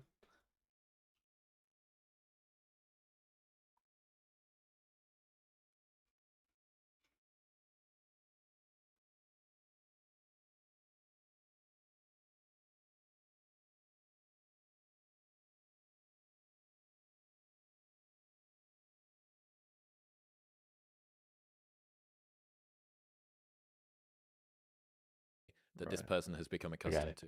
And there's nothing that can be more lonely than I can possibly imagine than pretending every single hour of every day that you're someone you're not. Do you know who Dr. Robert Glover is? He wrote No More Mr. Nice Guy. No, but I like the title. Had him on the podcast last week. This guy is a fucking boss. So cool. Like mid 60s or something now. Huge goatee. You smoke cigarettes? Probably. Rip starts. That's this office, by the way, is completely. It's like smoking enabled. We're in Vegas, and he had 3 essences of an attractive man, and I think it's a really lovely frame. The essence of an attractive man: he's comfortable in his own skin, he knows where he's going, and he has fun while he's going there. Nailed. So good. But like that. If you think about that as okay, so if you're in like even like an attractive man, whether you're married or not, like I mean, on the flip side, it's like, do you want to be married and then choose to become unattractive? Well, no, of course not. And so it's like if those are 3 ideals, it's like you have direction in your life, you're internally comfortable, and the fun part is what makes you, I mean, partially attractive. And now, mind you, if you just have one of the 3, you will find a mate who's attractive. Like if you just know with all your fucking soul you're going somewhere, people will want to rally behind you, even if you're not having fun, and even if you're not they're using for the voices? right, and even if you're not that comfortable in your own skin, Because they but do you're like that guy, 3 like no matter what, he's gonna fucking try. get there. On the flip side, if you don't know where you're going and you don't even have much fun, but you're like, that guy is comfortable. Like, say what you want, but that guy is good with him. That's like that'll like if you just had one. And if you just have a shitload of fun, you don't know where you're going, and you're not that comfortable, like you'll still have people. I'd probably prefer the first 2 to the third, but but like as ideals, like fuck, very strong. The only insults that hurt are the ones we believe. Next time someone insults you, remember they're going to die. Everyone will forget about them, and if no one will remember them, then you might as well forget about them now. They are irrelevant. Your dream, your actions, your outcomes. So now you know what the basically have like unlimited amounts of free tests. I mean, What do you think they're using? I put almost everything immediately to death. Switch to Linux and you'll get a that's, successful maybe it's SaaS in coping 1 hour. Mechanism, maybe it's a perspective mechanism. Right. I listened to someone.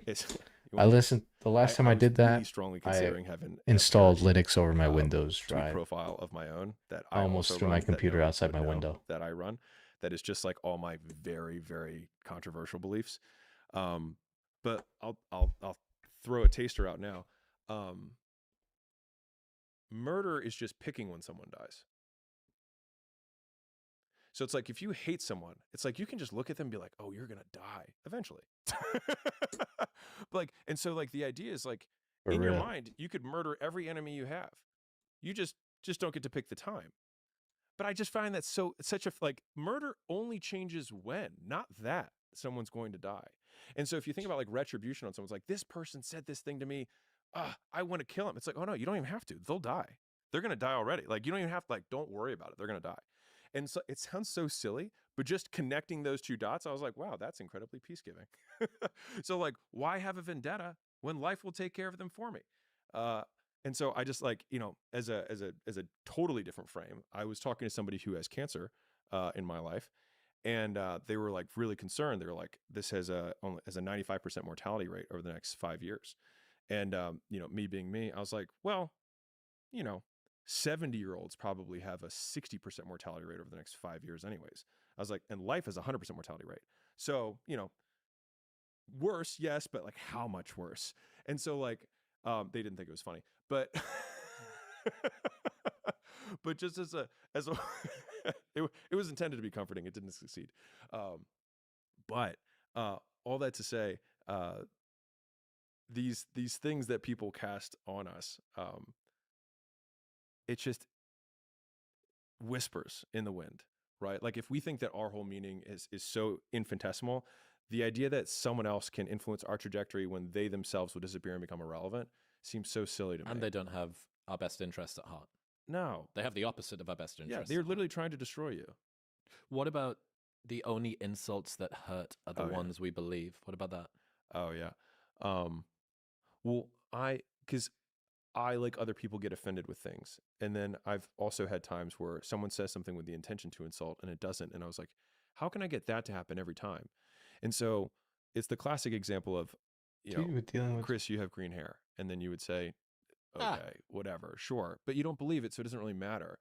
And so I think there's kind of a dual-sided lesson, at least for me in this, is that when we are insulted, I try and pay attention to it because I think, okay, either there's something here that they're right about and that I don't like about myself, in which case the response is to agree. And that's what's so frightening. And so it's like if someone, so recently had someone made something blasting me about, I don't go home for the holidays. I made this video about it. And in the first 5 seconds of the video, of course, I'm like, if you love your family, fucking go home. This is for everybody else, right? But of course, no one actually watches that who makes that piece of content. And so they just went on this tirade about me. And I just said, God, I suck, period, as my comment. And because there's no, the stoic response to hate is to agree and one up. So level 1 is agree. So someone says, Alex, you're a fucking idiot. And you're like, believe me, if you knew half of it, you'd think more than that. Because it's the only way you can respond. And so my mental judo for these things, and I try to, now the good news for you and I is that we get lots of practice, right? Every day we have people hating on us. And so I get to practice. So like people meet you in real life and they're trying to insult you. And you're like, dude, I have so many reps on this. Like, I'm good. And so that makes sense. It's Being just good like, with can I one up their insult? Like if someone insults me, it's like, dude, dude, you think that's good. Let me tell you how to really get me. Right. And so just the frame of agreement evaporates conflict. Yeah, that's your thing about most people are more interested in winning than being right. Yeah. So you just say, sure. You're right. Yeah. Alex, you're an idiot. All of your business advice is terrible. I'd be like, you're right. Now what? Where do we go from here? Right? Wasn't that fun? And so we talk like, because I like human behavior a lot, but it's a extinguishing event. So like when you pull a slot machine, when null is the outcome, it nullifies. Agreement is the ultimate nullifier for insults. And I think that like if the faster I reprogram that, so it's like if you ever feel insulted, either like first, is it true? Like if you are insulted, you believe them. Okay. Do I believe them because there's an element of truth? If there's an element of truth, why am I insulted? I should agree with them. It's just because we have some ego behind it of like, I'm going to be perceived a certain way. Or maybe because it's poking a hole, it's wedging into the inauthenticity that someone has brought into the light, something which we thought we were able to keep in private. One of my other life goals is to die with no secrets. Why? To just be... Because if we think about, at least for me, if I think about authenticity, to be seen as I truly am, then I would have no secrets. And I try really hard to not hold anything back, content or otherwise, so that I don't want to have 100 faces, Because if you always have something in the back room, then it means that to these people, you're this person and this is in the back room. To these people, you're this person in the back room. But the fewer back rooms I have, the more everyone is in one room and I can be just me. And that means that some people will hate me and some people will like me, but they will actually like or hate me, not the idea or some facet, like we were saying earlier, like when you're in a relationship, putting on the act and being the performer, they're not hating the idea of me. They actually hate me. And at least there's some weirdness about like, at least that's true. In other news, this episode is brought to you by Shopify. Shopify is the global commerce platform that helps you sell at every stage of your business. From the launch your online shop phase, and the issue here is that we don't exist in a vacuum and we care about other people's interpretations of us. Yeah. And the disinformation campaign, even if it's grounded in falsehood, can still negatively impact our status. Mm-hmm. So even if you know that this Yeah. isn't true and all of the rest of it, functionally, to everybody that isn't you, or maybe many people that aren't you, or maybe some people who are influential that aren't you, this can have the same impact as if it was true. Yeah. So that the man being an island and I have faith in my own word, as soon as you start to build this out, there's a reason for trepidation there. Mm-hmm. I think so. I was trying to think about like what are counter examples. So like if someone attacks your character, right? So let's say someone comes out and says Alex did some sort of sexual allegation or something like that I know isn't true, whatever, but they say that. Now that's going to besmirch my reputation, right? Now I can't be like, you're right. And if you really knew, right? You know, like, right? So I can't. So, Get to if work. You knew the half of it. Get to freaking work.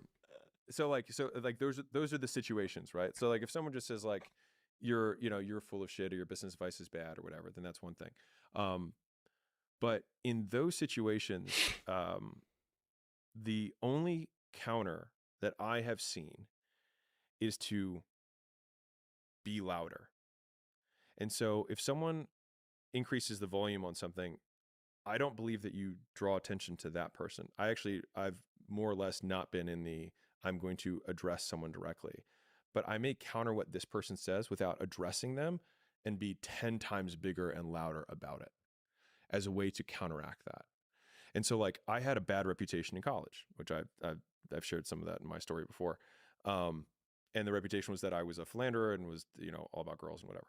And so I wanted to not have the reputation. And so it wasn't like I was going to go talk to those girls and be like, I need you to recant your story. I had to make my actions so much louder that I was no longer going to be that way for an extended period of time to counteract that thing. And so if we're thinking about like how to respond to people being shitty to you, if you believe what they say and it's true, agree and one up. If what they say is something that isn't true but does besmirch your reputation, then you can only respond by being louder with the truth. And I think that like I think about these things, obviously we're in a position where we have to deal with this all the time, as like almost playbooks for dealing with shots. Well, this is one of the things that people got wrong about Dave Portnoy's cancellation. So I didn't even know he got canceled. Dave had sex with maybe two or three girls that sold Same a story. No, separately. Oh, okay. Sold a story to the Atlantic, I think. Yeah, pussy number.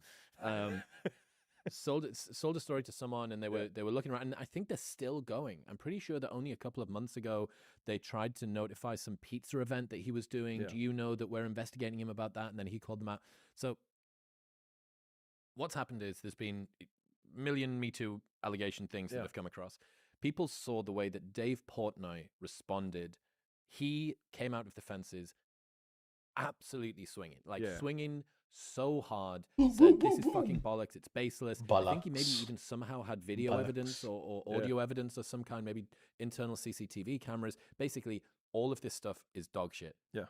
People took Dave Portnoy didn't take any shit and he didn't back down and he didn't do an apology and he didn't do the rest. It's like, yeah, guess why?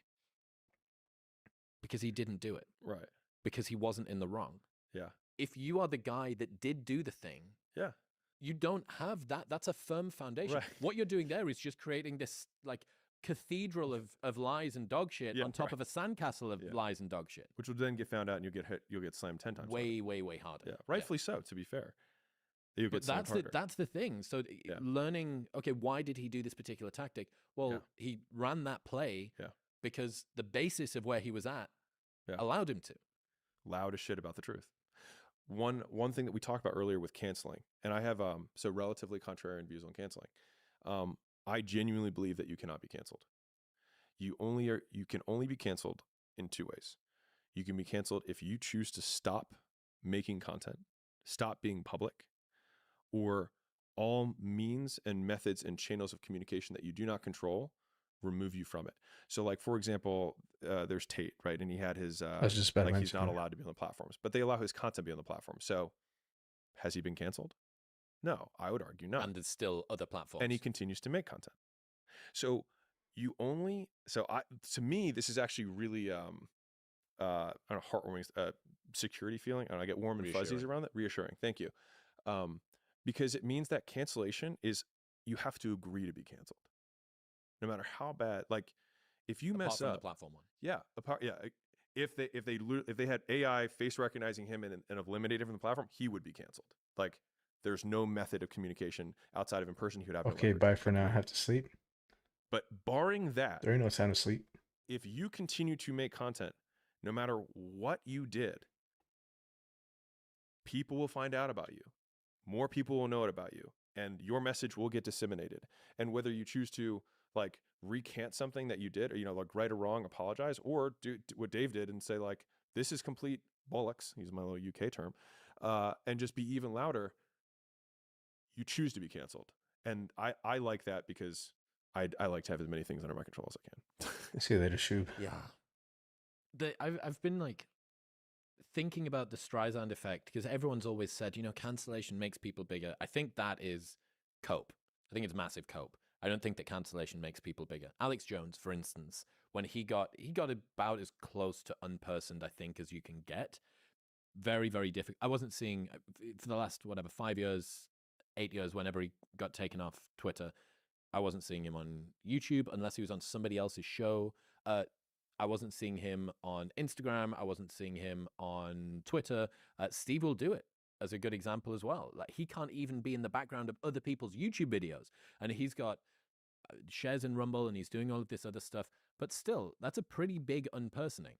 And I think it's kind of cope to say, oh, but so many more people are searching them. Like the entire internet is built on convenience. Yeah. If you think that making it more inconvenient for someone to access someone makes them bigger, you are fundamentally forgetting human nature. Now, maybe in this, beautifully utilitarian, rational view of the world, the person that wants to see the thing, they might go and get the thing. But it's like, hey, guess what? Like TikTok's got an unlimited scroll. Yeah. And they're just going to keep going. And if they don't appear, they don't appear.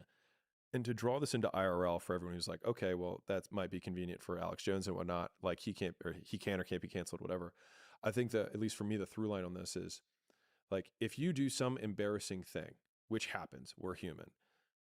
The only way it compounds into being like a much bigger problem is if you become a recluse. You choose to not go out. You choose to disassociate with everyone else. Like you choose to agree to the terms that the people around you are telling you have to agree to.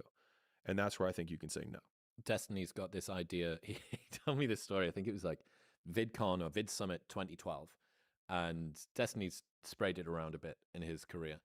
And he was at this huge YouTuber convention, and his ex-girlfriend or something got access to his Twitter account and leaked his dick pics on his Twitter while he's at this VidSummit thing, surrounded by his peers. So he's trending. So it's not only, oh my God, look what's happening on the internet. It's, oh my God, the internet has now become real life, and it's in front of me, and there's thousands and thousands of people, and they all know what's going on.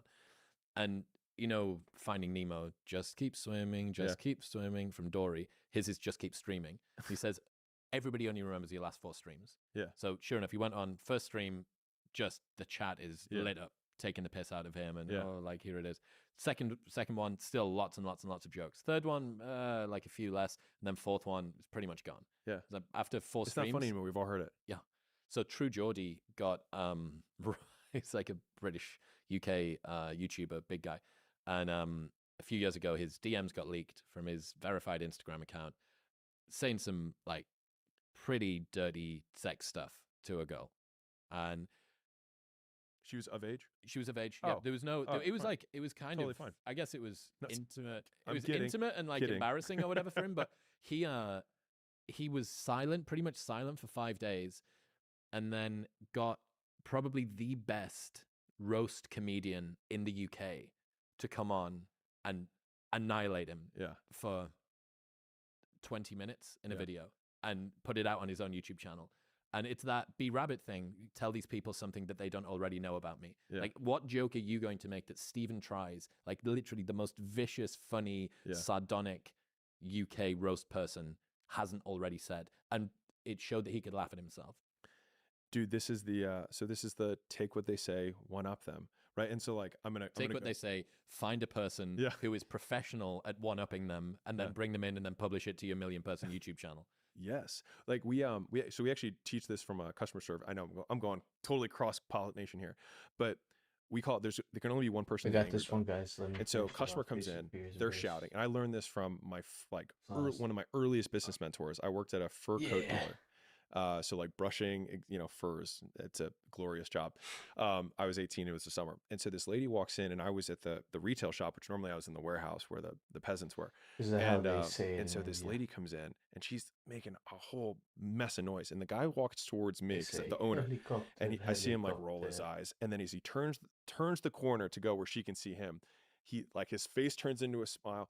And then he's like, Mrs. Robinson. And then he just goes into rage mode. And I was like, whoa, what's happening? And he was like, wait, there was a button missing on your jacket. He's like, give me that jacket. He like pulls it out. He's like, who sold this to you? Who let you walk? He said, did anyone see you in this? And he was like, tell me their names right now. I'm going to get they're going to be out of here. Like, we're going to end, like, we're going to terminate their employment. We're going to make sure that they never eat again, all this stuff, whatever. And she, all of a sudden, she was like, oh, no, no one saw me in it. I just saw it when I got home. If you guys could just, of course we're going to fix it. No question whatsoever. And so, of course, he takes the ticket. She leaves. He comes to the back, and he just looked at me, and he was like, "Only one person can be in the angry boat." And it was a lesson that has stuck with me. And so in this instance, everyone is angry at you, and so the only thing because people are contrarian by nature, all you can do is be angrier than them at whatever it is. And so like getting the comedian to like, oh, you think he insulted me? Like, here's a picture of my cold shriveled dick after a nice after my polar plunge. You want to see like, so it's like, can you do that? And it's just leaning into what feels unnatural and uncomfortable, but it's the only way to respond. You cannot wish for a strong character and an easy life. Each is the price of the other. What if what you're going through isn't hard? What if you're just sensitive? I think that most of us can look back on our lives to 10 years ago and think about the problems that we were dealing with then and think about how much of a pittance and how small those problems were compared to the problems that we deal with today. At least that's how I probably feel. Maybe you feel the same way. And so I then think, okay, well, if I feel that way about the problems that I had 10 years ago, then 10 years from now, Alex will look back at the problems that I'm dealing with today and feel the same way. And so if he feels that way then about the problems that I have now, then the only difference is the perspective that he has that I don't have. And so I might just be a sensitive little pansy, and maybe these aren't problems at all. Maybe these are just facts of life, and I need to habituate to them. Because I remember my first lawsuit, right? Because it's like when you're in business long enough, you make enough money, you're just going to get sued. It is what it is.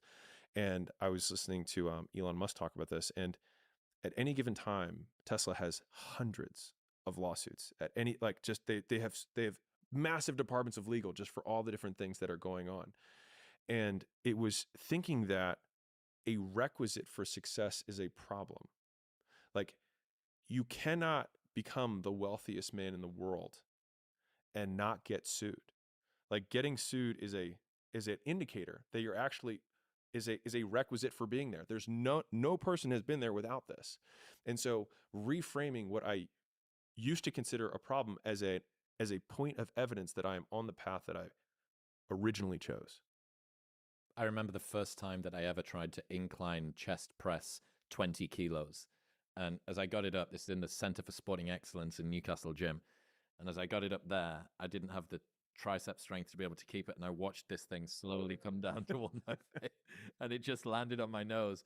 And I like sort of bailed it out off my nose. Yeah. And now It's not even the warm up to the warm up to the warm up set. So the problem is that we don't have very good memory. We don't have theory of mind for ourselves, for a previous version of ourselves. I've always thought that it would be such an amazing tool. Maybe Neuralink can do it at some point in future. You know how people want to go back in time and they want to see a different place? I would love to go back in time in my own mind and remember the texture of my own existence and what were the things that I thought about. I've told this story before, but it's pretty illustrative. Day One is a journal that you can use for your phone. It's pretty good. And for me, it's big shit. It's like big things are happening. If I open Day One, some fucking shit's going down. Have a good night now. Sleep well, bro. And appreciate you for being here. And illnesses and being worried about people I'll probably dying go to bed whatever soon the, whatever the fuck. I once opened it to write down that the MC in room 2, the R&B room of our Saturday night club night, had told me that he was leaving to go to a competitor event 15 miles away. And I remember thinking that it was so salient to me that it deserved to go in along with breakups and do I go on this reality TV show or do I not? Yeah, no problem, because bro. I was adamant that that would be the beginning of the end, because the only reason the Asian SOC, the Asian Society, came down was because they liked this particular MC, and if he went, then Asian SOC would stop coming, and if Asian stopped coming, then that would mean this, and then the whole business would go, and I'd be dead. But I don't think that anymore. And there was one time where I hadn't worked our events for quite a while, and a DJ that used to work for us came through, and he thought that he'd wind me up by saying 3 minutes before we opened that something was up with one of the CDJs. Something's up with one of the CDJs a couple of minutes before you open. Things are bad because there's usually not a spare, and it means that the night's going to be delayed or whatever, and there was lots of people outside waiting to come in or whatever it might be. And he was expecting a response from a previous version of me, which would have been the one that would have gone into Day One and typed about the fact that the CDJ hadn't worked. And I just said, oh, okay, well, I don't know, we'll fix it. And he called out, broke the fourth wall and said, oh, it's not broken at all. Like, I just thought that I'd wind you up, but you didn't play the game. I'm like, oh, right. It's the, you've grown or you've changed thing. Yeah. He was don't punk the game. Yes. Don't punk the game. Yeah. Yeah, I think the point is to always punk the game as many times as you possibly can, especially if you're the one getting the game played on you by yourself. What's your framework for quitting things and moving on to something new? How do you know when you're quitting because you're being a bitch? Yeah. And how do you know that you're moving on from something that's no longer worthwhile? Man, so there's a handful of questions that I think everyone faces that you never know the right answer to.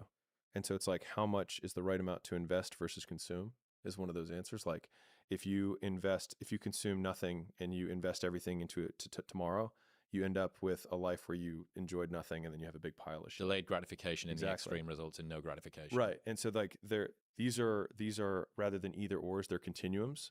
And so to be managed more than problems to be solved.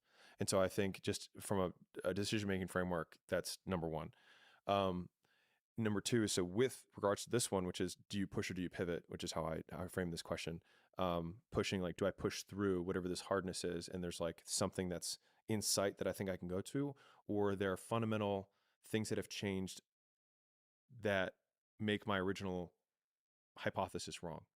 And so I'm telling the secret right now. But for me, I won't quit if no new information has come to light. And so if I say I'm going to do this based on these assumptions, if those assumptions have still held, then it's a push situation. If there's new data that's come to light that changes the nature of why I'm pushing, or the outcome for what I'm going to get from pushing, or the way that I'm pushing is incorrect, I'll check right now. Then I would quote quit. But quitting has a lot of heavy terminology in, I'd say personal motivation masturbation. Pivot's much softer. Right. Because I think that everything is a pivot except for stopping. And so I think even reframing, like, language matters a lot, and I care a lot about language. And so it's 1 a.m. nothing in the is East quitting Coast unless you stop. And if you continue to pivot and you continue to push, either of those are activity. And so you will stumble upon something that does work, in which case do more of it.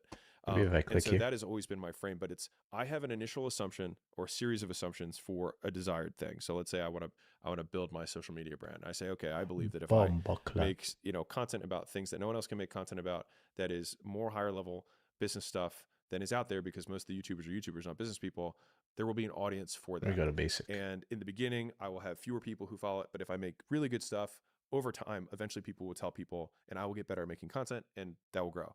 So if I'm at year 2, Nothing. and the thing is like, do I have Nothing leading yet, indicators? Chief. And so like even in business stuff, like I don't need the outcome, but are there leading indicators that are telling me that I'm on the right path? And so identifying ahead of time, just like we have problems that we identify, like, okay, if we succeed, like people are gonna recognize you in the street, you're not gonna be able to go out as much, or like all these are problems that I'm gonna have to deal with. Cool, I'm willing to pay for those.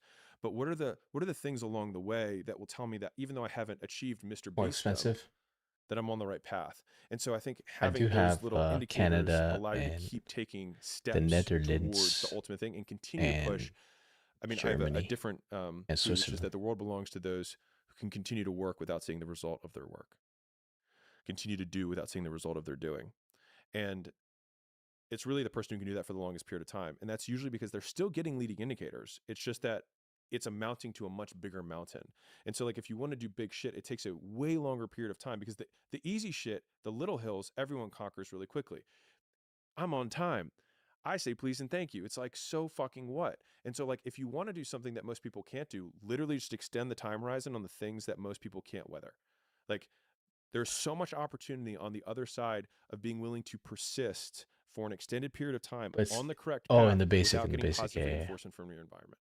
And the longer you can stick with something without that positive feedback loop in terms of the big external thing, the easier the opportunities are, because so few people can pursue them. In James Clear's Atomic Habits, I think he interviews. Yeah, I read that one. Maybe the Chinese weightlifting team's head coach, and he asked, "What is the difference between the absolute elite world champions and the ones that simply qualify?" And the coach said, "The absolute elite are the ones who can continue to come in every single day without getting bored." That was it. And Matt Fraser talks about it as well, where he says that doing an hour and a half of monostructural work on the rower, you've got to do zone 2. Hey, guess what? You don't even get the benefit of feeling like you worked that hard. Yeah. You just get to kind of, whatever, like 24 strokes a minute or something, like slow zone 2, whatever the thing is. But no one's fired up for that. He said people make a mistake in believing that I'm fired up to go and do that session. I'm not fired up to go and do that session. I just go and do that session. We have a saying, so there's a lot of people say like do the work, and in Gym Launch, and it's continued into our stuff today, but do the boring work is what we call it. And boring is what makes you rich. The boring activities, it's the double checking the emails, it's writing the follow-up sequence that you really don't feel like writing. And honestly, just getting it done will make you significantly more money Thank you, than bro. getting it done. And so I just saw the hold my offline dollars. Thank you, man. I appreciate the support, bro. I just saw it. Thank you, man. it's like it's following with a lead from a month ago and just being like, hey, by the way, are you still interested in that thing? It's the stuff that you don't want to do. I Like, appreciate no one's that, like, bro. I can't Thank wait you to so follow up much. with these leads that haven't responded to the last 2 text messages I sent. But if you if you follow up to everybody, you will make more sales than if you Presuming don't. that it's an effective strategy, because there are ways that you can continue to chug away and do a thing with no positive reinforcement. But hey, guess what? That's the direction that you're supposed to be going in, and you're walking over there. Yeah. That's a push and pivot, right? Like if no one responds, then I would say I have 0 leading indicators. But if you have enough response rates, then it's worth the toil. But I just saw Michael it. Phelps talks about this too with swimming, like just laps after laps after, like he doesn't even have the variety of like different moves or different, like it's just laps, just sheer volume of work. And I call it the Rocky cutscene, and almost every successful person weird that I have ever to where encountered has gone through not to a a talk. month or You probably a hit year, curls but after. many years. You probably hit it of before. That's doing why. Work. That's why. Without reward, Show where they the have to do swollenness. things that other people find boring, and they have to sacrifice things that everyone finds interesting, that most people want to do during that entire season of their life. And they basically sacrifice a season of other things that they would prefer to do stuff that they would not prefer to do because of the one thing they want most. And that's the Rocky cutscene. And instead of lasting 5 minutes, it just usually lasts 5 or 10 years. You're going to lose sleep. You'll doubt whether it'll work. You'll stress to make ends meet. You won't finish your to-do list. You'll wonder whether you made the right call and have no way to know for years. This is what hard feels like, and that's okay.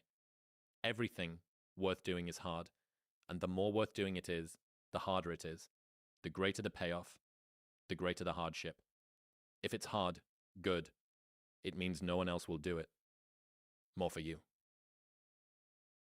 I think a lot of entrepreneurship and even personal growth is training yourself on how you respond to hard. Because in the early days, hard was, ooh, stop. This isn't good. I should, this is a warning sign. This is a red flag. I should slow down. Hit the toilet, stop, right? I should pivot. Or back. But the more I think about it as a competitive landscape, as I'm clear on what this path is supposed to look like. And these rocks and these dragons are things that I'm going to have to slay along the way to get the princess or get the treasure. I get happier about the harder it is because I know that no one else will follow. It's a selection effect. And I think if you can shift from this is hard to no one else will be able to do this, then it flips from being this thing that you're like, oh, poor me, to oh, poor everyone else who's going to have to fucking try. Yeah. And I think that is so much more motivating as a frame for the exact same circumstance. Yeah, that's awesome. I was thinking a lot about the lonely chapter that we talked about the last time. That was the best, most powerful idea I think that we came up with. And if you see there basically being no shortcuts toward getting the thing that you want, there are ways to be more and less efficient. And there are ways to do things with more and less of a positive disposition, which can actually make the journey feel an awful lot easier. But ultimately, if you assume that largely everyone needs to go through the same challenges that you're going through, every single difficult thing that you do is kind of like a massive wall that you need to get over. And you go, wow, fuck, I'm so glad that I've got over that wall. And think about how many people are going to be selected out. It's like the Hunger Games, you know? Think about how many other people are going to fall at that wall there. People only root for people who don't need it. Like the amount of times when I was on my lonely path where I was too different from the friends that I had, but not successful enough to be friends with the people that I wanted to be friends with. That's when you want people to root for you. That's when you want people to support you. Once you've already won, people are like, he's amazing, he's so good. But like, that's the time when you need it the least. And so you always have to be the person who roots for you before everyone else does. And it's usually a single clap in the auditorium for a very long period of time. It is a slow clap. That's just you rooting for you. And that visual, I think, is one that you can kind of take because it is. People struggle to do things alone. And the path of the exceptional person is one of an exception, which means that you are not with other people. And rather than fighting that or bemoaning it, see it as an indicator that you're on the right path. Because if everyone else were cheering you on, then it means you're not in the right place, because it means you're just like everyone else, and that's not where you want to be. It's an interesting paradox that the energy it requires to start doing something is way more than the energy required to continue doing the thing. And that the beginning of doing anything results in the lowest amount of reward, both internal and external, than when you've been doing it for ages. So I think about this a lot with the show, that there was this stat that Spotify told us 85% of the listeners of this show found us in 2023. Right. And I thought at the end of 2022, remembering at that point, I'd been on Rogan, we were at like 650K. We've got, we've been doing 550, 600 episodes deep. Yeah. Like I've got it. I've done the thing. Like this is me doing. If this isn't fucking doing the thing, I've moved to Austin, Texas. I've got an O1 visa. I've got like all the rest of this stuff. Jordan Peterson's been on twice. You've been on. And yet, everything up until that point is 2 months of growth. Yeah, I mean, we made more money just from a revenue perspective. We made more money and more subs in 1 month, December of last year, than we did in the entire first 3.5 years of the show. So it's this odd paradox. And one of the things that you need to ensure, I've had this idea about protect your passion at all costs, because if you begin to hate the thing that you do, you negatively change your trajectory. And that means that at the time when you can benefit the most by every single unit of work, which is the later that you go, presuming that you continue to hit that upward trajectory, if you've completely killed I any always had passion or desire support, to and do it the made a work difference in the a lot early of tough stages, situations. because It's the base layer to be able to take on you've not protected it life's appropriately. hardest That can be challenges. by focusing on the wrong things, by not rewarding yourself, by not building it with people that care about you, by just not celebrating when you hit milestones, all of the things that actually help to keep you going. Being a character definitely helps. By the time you get to the stage where each unit of effort allows you to gain 1,000 or 1,000,000 of each of the things that it would have done at the very beginning, you've inverted the passion equation. It takes way more energy to start a thing than to continue doing a thing. And yet, in the beginning, the rewards are way lower than they are at the end. But if you don't protect your passion, your motivation is at its lowest when you are at your highest amount of efficiency in terms of returning your time put in. I think a hopeful message that anyone can think about who's in that hard period or in that start period is that it won't get harder. Like, this is the hardest part. And so if you can just make it through this, everything else is downhill. It's not that the things that the dragons are going to slay aren't going to get bigger. They are. But you become so much more equipped to slay them back. And you have so many more allies. You have people in the stands cheering for you. You have the audience. You have all of these other things that are behind you. But in the beginning, it's just you with a stick against a bear. And arguably, that fight is a harder fight to win than beating a dragon when you have a nuclear bomb and 6 nations behind you. And so it's not even like the size of the hardship. It's just also the resources and how few of them you have, and how so much of the beginning is literally burning the one thing you have, which is time, because you have no leverage. You don't have the money to pay other people to help you. You don't have the resources to go like get someone no one can learn it for you. It's like there's a lot of the things that we care about a lot. Like, no one can work out for you. It doesn't matter how much money you have. No one can learn skills for you. And so in the early days, like, it feels so painful because you're like, you look around to see who can help you, and then you're like, fuck, it's me again. And I think getting comfortable with the idea that each of these things, kind of like Slumdog Millionaire, if you've seen that movie, where I'll give you the TLDR.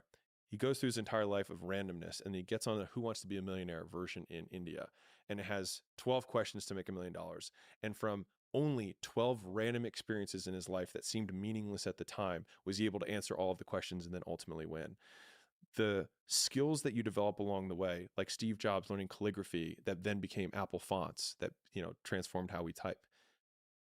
Those early days, that little trench winning in the weeds, oftentimes gives you these huge advantages later on because you have more context than anyone else. And so rather than lament them and hate the fact that you're going through it, remembering that these are the arrows that you put in the quiver that you're going to be using to slay the future bigger dragons. And so expecting it to be easy is what makes it much harder than it ever is. I've always loved earning my stripes with the things that I've done, whether it was with nightlife or running the podcast or doing whatever. And I think there's like a degree of nobility to it, but functionally that's just like it's a nothing. Like where's the nobility? But I think the reason that you can feel noble about it, and the reason that it gives you a positive reward, is that you understand every single inch of the things, and that if you want to hold a conversation, we went out for dinner with our new CFO and accounts people on Saturday, and they said, you ask a lot of questions. Most people don't. He mentioned his movie Slumdog Millionaire, and I also don't care. Oh, is at that? all Oh no, about never mind. accounts, really. Like, That's I'm not not the doing one. this for money. That's not the one where they sell the rifles, right? Like the guns and shit. War They said you dogs. ask a lot of questions. I said, well, I don't ever really want to walk into a room and not be able to hold my own, at least just competently, if it's to do with something that I care about. And the same thing goes for this. Like, I started to learn about focal lengths and frame rates and negative fill, reverse contrast lighting. And then, sure enough, 2 years after we started doing it, a bunch of different, I sent you the Instagram thing, like this really awesome film Instagram that I've been following for ages, picked us up for what we were doing and gave us props independent of the talkie thing, which is fundamentally what we're here for. And we created this entire new industry of like cinematic podcasting, which was recognized by, as far as I'm aware, like the best War dogs. cinematic, it's called Filmlight, at Filmlights, people can go and see it on Instagram, like the best decoder and analyzer of cinematography. And 2 years ago when we started, I remember thinking, fuck, like, I love the way that they've broken down what happens in Ad Astra. Oh my God, the whole thing was shot on 35mm. Each different scene's got 2 pairings of colors and stuff like that. And then, but the reason that we were able to get there, at least in some part, is I can have a conversation with people. So each of the things that you do when you not only win in the weeds, but live in the weeds, then allows you downstream from that to see the things that other people aren't seeing. Bro, how can you tell? Maybe it's because I've never played Minecraft.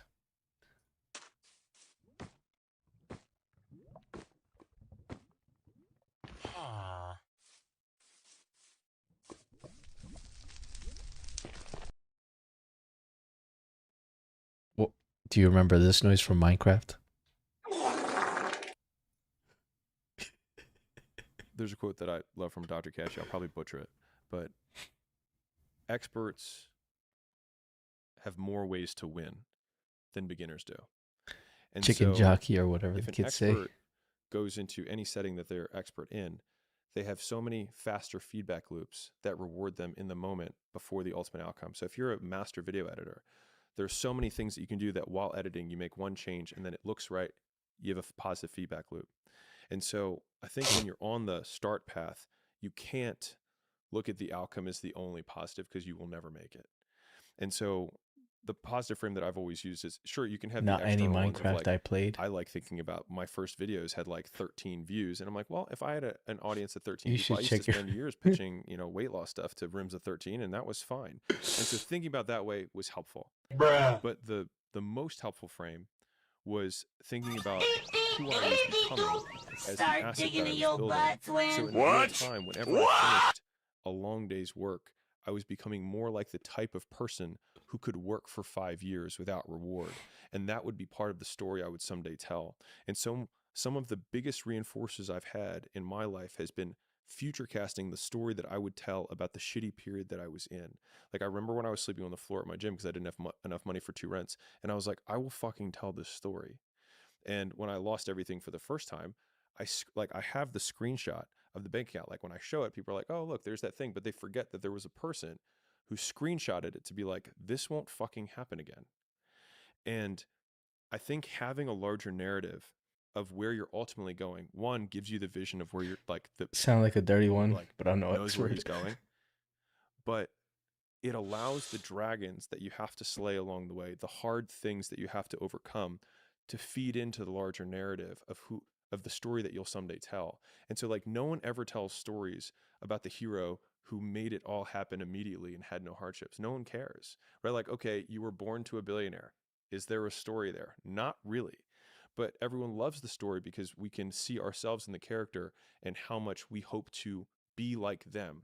And it's the being like them, not the having what they have, that we usually like. And so reframing ourselves as the hero of that narrative in my harder times was what really got me through that, and thinking,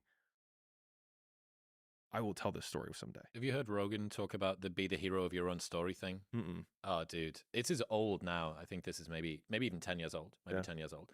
And he's in he's in the LA podcast studio. And he says, imagine that you're in a movie, and imagine the movie begins now, and you're the hero of the movie. Yeah. What would that guy do? Yeah. What would that guy do right now? Yeah. Because you are. I just got into business. So actually, I just made the investment in school. And I was talking to Sam, the founder, and I Sim. said, "What? Sim. Sam? Sim. What's Sim? Sim. That's the way he says his own Oh, name. yeah." And I was talking to him, and I said, "I want to give you the single easiest razor to predict my behavior." And I said, "Whatever will be the most epic story is the thing that I will most likely do." And so oftentimes the most epic story is not the shortest outcome to victory. It's the long saga that results in this big thing later eventually. And I was like, if you ever want to know, if you're like, I'm not sure what he's going to do in this situation, just wonder what the most epic story to tell would be. And that's usually what I will do. And I don't know if that's self-aggrandizing, but that's genuinely my razor for even making like the big decisions about, okay, I'm going to sell Gym Launch. I'm going to marry Layla. I'm going to slum it and live at the gym. I'm going to fly around and do turnarounds. I'm going to start this whole idea of a media company that just gives exclusively. Or like, how do I put all these together? It's like, well, what would be the most epic story? And I thought of this idea of just like, when I think about who that story I want to tell is this billionaire that documented the entire thing the whole way and just gave. Because I always thought, I was like, I wish that Elon Musk and Warren Buffett and all these guys would have like, and Jeff Bezos, like would have just like, I would love to have seen 1997 Amazon content. And a lot of the content in terms of like it's getting 5 views. It's like, it's okay because when we make it, they're going to come back and watch this. So I don't need them to watch it today. I want them to know that it's here when I do. And I think that got me out of the loop of it. I have to win right now. And then every one of them is just dropping a kernel or a breadcrumb for future me to refer back to. Until you win, effort always goes unnoticed. Yeah. Get used to it. No one roots for you until everyone roots for you. So he finishes speaking, and then he just spits out a quote. I wonder if there's like a time between where he's like, okay, I'm going to proceed to tell you another quote. Sam, Sim, Sam, Sim. He just like finished speaking. He's like, he starts reading off another quote. That's just how it works. Yeah. People only root for those who don't need to be rooted for.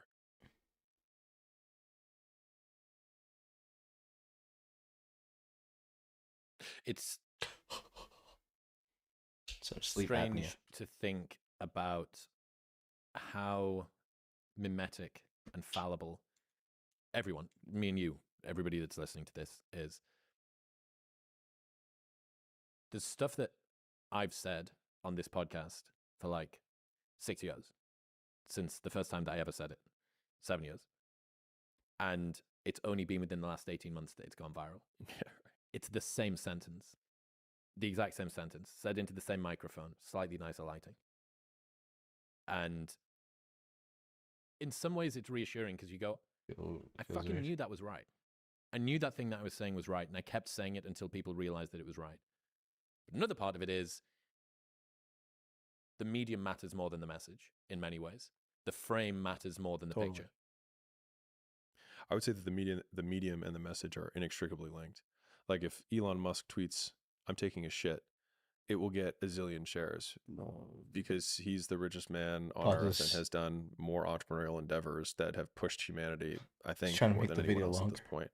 And so like you can't separate the message from the messenger. And I remember when I was in middle school, I learned this lesson where I was in Spanish class and there was the class clown or whatever. And I was like, I want people to laugh at my jokes. And so I made a joke that was a joke that guy probably would have made. And it was a self-deprecating joke. But the thing is that like that guy was kind of a bum, and like him making self-deprecating jokes made sense because of the context of who he was. But I was a straight A student who was really good at sports, and no one thought it was funny. And fast forward, 10 years, there was a joke that I had in our fraternity, which is there's nothing funny about an in-shape body. And so like I agree with you in that the medium of the message matters. And so people won't root for you because we use the delivery mechanism, usually as a filter for whether we should even trust the source. And so I tell the story of the teacher who's talking about dollar cost averaging into the S&P and giving investing advice. Like they might be like, man, like I give better investing advice than Warren Buffett does. Like he's saying the same thing as me. It's like, and you know what? You're probably right. The only problem is you didn't build Berkshire Hathaway. And so no one gives a shit. And so the thing is that we use someone's evidence and authority as a filter for how little we need to process the information. Because if you're listening to a teacher, you have to then think, okay, can I separate the message from the person? Can I independently analyze this and say, is it good? Is it bad? If Warren Buffett says, you should buy this, you don't need to analyze it. You figure he knows more than me. He has more perspective, and I will just take it as fact. And so it's actually lazy consumption on behalf of everyone else that gives authority so much resonance and so much shareability because they're also protected. Because if you share something Elon says, you're protected by Elon and his brand. And so the hard work is getting to the point where you have the evidence that people are willing to feel safe agreeing with you. And the only way for them to feel safe agreeing with you is for you to disagree with them for a very long period of time until you prove that you're right. Rory Sutherland's got an idea where he says, no one gets fired for hiring KPMG. Yeah, such a good line. And it's true. People would sooner fail by following a blueprint that's been done before than risk succeeding by trying something new. Because if you try the new thing, any failure is on your shoulders. If you follow the blueprint, even if it's been total dog shit the last 10 times that you tried it, but we followed the blueprint, you know, we did the thing that was the same before. Michael Malice, literal professional internet troll, told me when one of the first times that we met, I wouldn't be able to say 1/10 of the shit that I can if I was taller than 5'7". He's like a small guy, but he can get away with being kind of like the Loki of politics on Twitter, because he's 6'5" and built like Alan Richer, it's going to seem like he's bullying. But there's something funny about him, like like dipping away. There's also something like, until you win, effort always goes unnoticed. I realized this and it made me like a little dispirited how fallible people are around success. So do you remember Billy McFarland, the guy that did Fire Festival, that festival at Pablo Escobar's island, and then everyone got stranded and nearly died? If he'd been able to pull off an even remotely passable event, people would have hailed him as a marketing genius. Regardless of the fact that he was continually flying back to New York to raise money in an unethical way for a project that he didn't know if it was going to work and all the rest of this stuff. So literally the line between charlatan grifter who's out of his depth and visionary pioneer who makes things work when no one else believes that they can is just outcome. Everyone thinks you're crazy until it works. And so, I mean, if you think of the outcome as the trump card, or Mosey, then all of the pain and suffering that you lead up to that point, if you're just, I'm trying to think of an appropriate saying. I was going to say balls deep certain, that no matter what, you will die or you will get there, then the likelihood that all of the things that you've done up to that point will then be justified in retrospect is super high. And I actually see that as super compelling as a thing to latch onto in harder times. Yes, but the ends justifying the means is a slippery slope. I'm a Machiavellian guy, so. Have you seen, speaking of that, and you mentioned Robert Greene earlier on, you should buy the 25th anniversary edition of 48 Laws of Power, which just came out last year. It's leather-bound, gold embossed. I have. Oh, you got it? And you've seen the thing on the edges? Yeah. His face is very cool. The best. The super cool printing. Yeah. Dude. So for the people that don't know, you remember you would get those things in packets of cereal when you were a kid, and you could sort of move a little bit of plastic from left to right, and it would look like a football player was running or something like that. It's basically the same, but on the edge of a book. If it's flat, it's just gold foil. If you open it one way so that the pages splay out, it's Robert Greene's face. And if you open it so the pages splay out in the other way, it's Machiavelli's face. The fucking coolest book. And I've seen a lot of influencer gifting of books is a big deal at the moment. You know, you send the book out and maybe they'll post about it and it'll help with sales or whatever. And there's some very elaborate ways. I'm sure that you've received some of these, because I know that you're on the same mailing list as I am. There's some of these that are super, super elaborate. And I remember being like, oh, that was like, I don't know, like cool or whatever. But that Robert Greene book, as soon as I saw that it did that, and I'm sending a fucking video of this to anyone that I can. Like, this is like magic. Yeah. So, yeah, what is it? You're doing sales because you sucked at marketing. You're doing marketing because you sucked at product. That's a great Navalism. Yeah, it's so funny because, like with the book launch, I didn't do any of that. I just always I want people to read the book, because like if someone posts about the book before the book's out, then like I wanted no one to have read the book until the day it was out, you know. But yeah, the longer I've been in at least the business game, and we were talking about Legendary Foods, it's just product. Like I had a roommate way back in the day who's now a really successful entrepreneur, and we were both like early days poor as shit. We happened to live together, and he read this book. He just told me the title, and it just like stuck with me. He said, "Too Good to Fail." And I just love that as a frame. It's like, if I open a sandwich shop, how can I make the sandwiches too good? Like, just if someone takes a bite, they're like, fuck, this is the best sandwich I've ever had. Like, if you just get that, then the rest of it doesn't matter. And so when you're like, I mean, I think about this in business decisions, but probably also in life decisions, is I think Tim Ferriss talks about this, the one big domino. It's like, what is the one thing that if I just get this one thing right, everything else shrinks into irrelevance?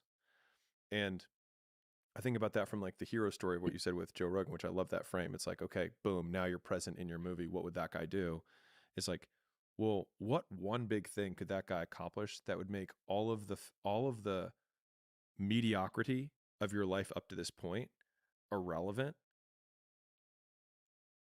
And why are you not putting every single ounce of your effort to prove that one point, so that you could then justify everything up to that point? So it wouldn't have been mediocrity. It would have been the path to get there.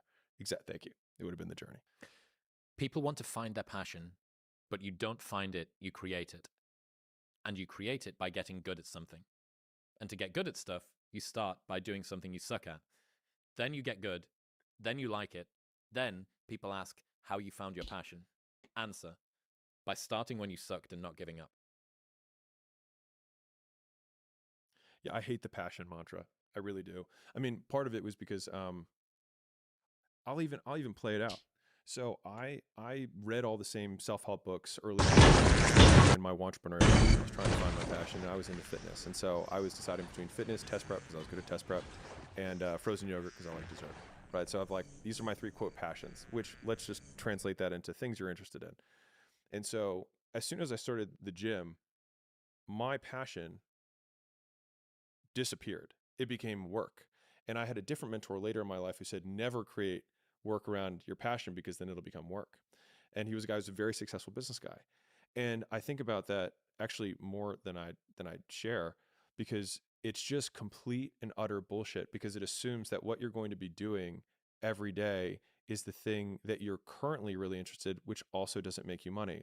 And so your behavior has to change. And whenever you're doing these new things, one, they'll be new, which means you will suck at them, which means you'll probably not like them, but it's also part of it. And so like, I would prefer to take the extreme opposite position of everything will suck.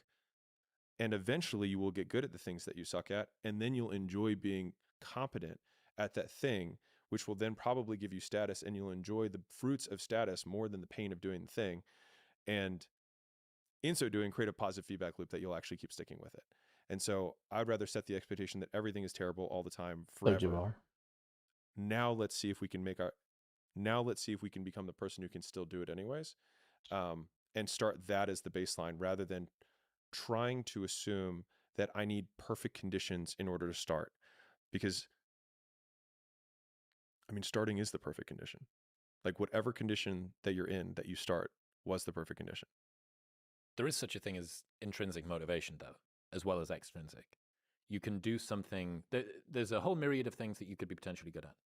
And many of them could give you renown and money and social clout and that feedback loop.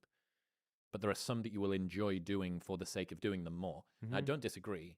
I remember a note that I wrote to myself when I first started the podcast and when I decided to turn pro with it, Mm-hmm. which is, one way to turn something you love into a labor is to monetize it. Okay. Because as soon as you decide that you're going to really, really go for this, if you want to turn pro at something, I use this example in my live show of a pickleball player. So this guy loves playing pickleball, and he gets to turn up on a Saturday and play 8 with his hours, friends, try to and, push. you know, if it's cold outside, he doesn't need to go and play, and if he's tired, he doesn't need to go and play, and if he's hungover, he doesn't need to go and play. And then he decides to turn pro, and he thinks, I'm turning pro at this thing that I love. I can't wait to make what I love into my career. But he doesn't realize that, hey, guess what? If you're hungover, you still need to go and train. Yeah. Or actually, no, you don't get to be hungover anymore, because the guy that isn't hungover is the guy that's training better. So you now need to stop going out with your friends, and you need to train when it's cold, and you need to work on game tape and mindset and hydration and nutrition. You need to do S&C, and you need to have a physio, and you need to not see your family as much. All of these things came along for the ride as soon as you decided to turn pro. Is that a price that you're prepared to pay? And that's an interesting question to ask yourself. Am I prepared to sacrifice my pure, unencumbered, unmolested love for this thing in order to try and become the best at this thing? I think it's really tough, and I'm gonna shoot my own advice right now in the head, or at least my positioning right now, which is that it's very easy for someone in my position or in your position to say this is kind of what it takes, or rather, this is like you should find your passion, because like transparently, what I do now every day, I actually really do love. I live more or less the same day 7 days a week, and like I'll tell you what it is just so we can have context. But I wake up and then I go to my office here and I work for 6 hours writing my next book, and then I take 2 hours ish of calls typically. And then after that, I lift in the gym that I custom designed with all the pieces that I love. And then I go and eat with my wife. And then I go to my condo and I sit in my recliner that overlooks the entire city and I read. And then I go to bed. And I do that every day. And I love every aspect of the day, with the exception of maybe the 2 hours of calls that I have to take. But I see those as a necessary thing for everything else that I have there. Now, could I stop doing that? Maybe. But for me to say that that's what your day needs to look like in order to get into the top floor with the view that looks over these things, and so that you can not make money for 2 years while you write a book that eventually makes money or whatever, is not true. And so it's the difference between like, oh, I should fly private because that's what rich people do. I should play basketball because I want to be tall, and modeling the behavior at the top of the mountain rather than the climb. And so they're completely different. And so this whole idea, unfortunately, and I don't blame the people who do this, is they see their current life, like I would see mine, and say, well, what do I do now? I do everything that I love. Okay. But I didn't get here doing everything that I love. I did a fuckload of shit I hate, and I did it for a very long period of time. And I did not have anyone to root me on. And in fact, I had many people who were actively trying to destroy my path and tell me why it was a terrible idea. I had this idea about why you should stop taking advice from successful people, because most of their advice is not about what they did when they were at your stage. It's about what they You ain't got the answer, Sway. You ain't been doing the education, Sway. Work-life balance. You know, what I found after 50 years at Disney Yo. is that really the most important thing is what. Oh, all right, well, how did you get What's up, Alex? How you doing, bro? to this stage? What did you do when you were 2 years in? Because that's where I am. Yeah. What did you do when you were? I've been using Ultra Code on my laptop, and it's been running for an hour and 50 minutes so far. Oh, Alex, I got approved for the cents, 77 the 0.77 cents per week. I had to make the text bolder at the bottom, how you have it, or however you explained it the other day. You said you have it bold. I made it bigger and bold. Don't tell me about. And it got approved. And I changed it to continue. Or the balance or the call to flying action. private. The bar stool's upside down, and you're mixing up the ends for the means. Everything on my ride up. So this is, I mean, I remember in a lot of excruciating detail what it took me to get here. But I will say that I had a ruthless focus on dollars per hour. And so, and I I'm got just giving tactical advice right now. I got 2 But trials everything that so I far, could trade away for but the ads are still more at time 0. I doing think I the have to thing wait that a made me day money more. was what I did. And so I No, remember the they're first still at time I 0. made a $500 sale. I checked like an hour ago, And it took or me 30 minutes ago. About. And I was like, every hour of every day, this is what I'm going to do. And anything that is not talking to someone in exchange for them giving me a credit card so that I can charge it and make $500, anything that makes me less than $250 per hour or per 30 minutes, I'm giving to somebody else. And so after that first sale, I was like, I'm never cooking again. I'm never going grocery shopping again. I'm not cleaning again, because I knew that in one sale, I could pay for that person for the month. And so like the ruthless focus on what can I do that creates an input to output being money equation. And me, at least for me, it was pouring everything I possibly could into the input and eliminating everything else. I made this video on Facebook before I was, quote, Alex Hormozi, years ago, when I still had 6 gyms, before I even did the turnarounds. And I made this video, almost this documentation, but I said, so I want to open up my 7th, 8th, 9th, Still gotta wait. and I have They're still at spots picked 0 out. with that for the ads. And I'm already working all of the hours that I'm awake. It says it's running, and but I've it's still stuck at already 0 given up Saturdays. on So the the only thing impressions that and I shit. have left is like Sundays and evenings. And so I am no longer going to be watching any football, and I'm no longer going to have Netflix at all. And that is what I'm giving up for 7, 8, 9, and 10. And I remember just making this video of like, that's what I'm sacrificing. And I think a lot of people create these to-do lists when, in my experience, it's been so much more useful to write down all the things that I'm willing to sacrifice. Because if you sacrifice everything, there's nothing left than to do the one thing that matters. And I think Jerry Seinfeld talks about this from a writing perspective. He says that every day, no matter what, he sits down and he writes for 2 hours. Now, he doesn't have to write, but he's not allowed to do anything else. And so he can sit there, but there's nothing else to do except for write jokes. And so I think a lot about that from the climb perspective, which is like, most of everyone who's listening to this who isn't achieving what they want is fucked with their time. They think that they're spending all their time working, but your output, like, you don't even know how to work.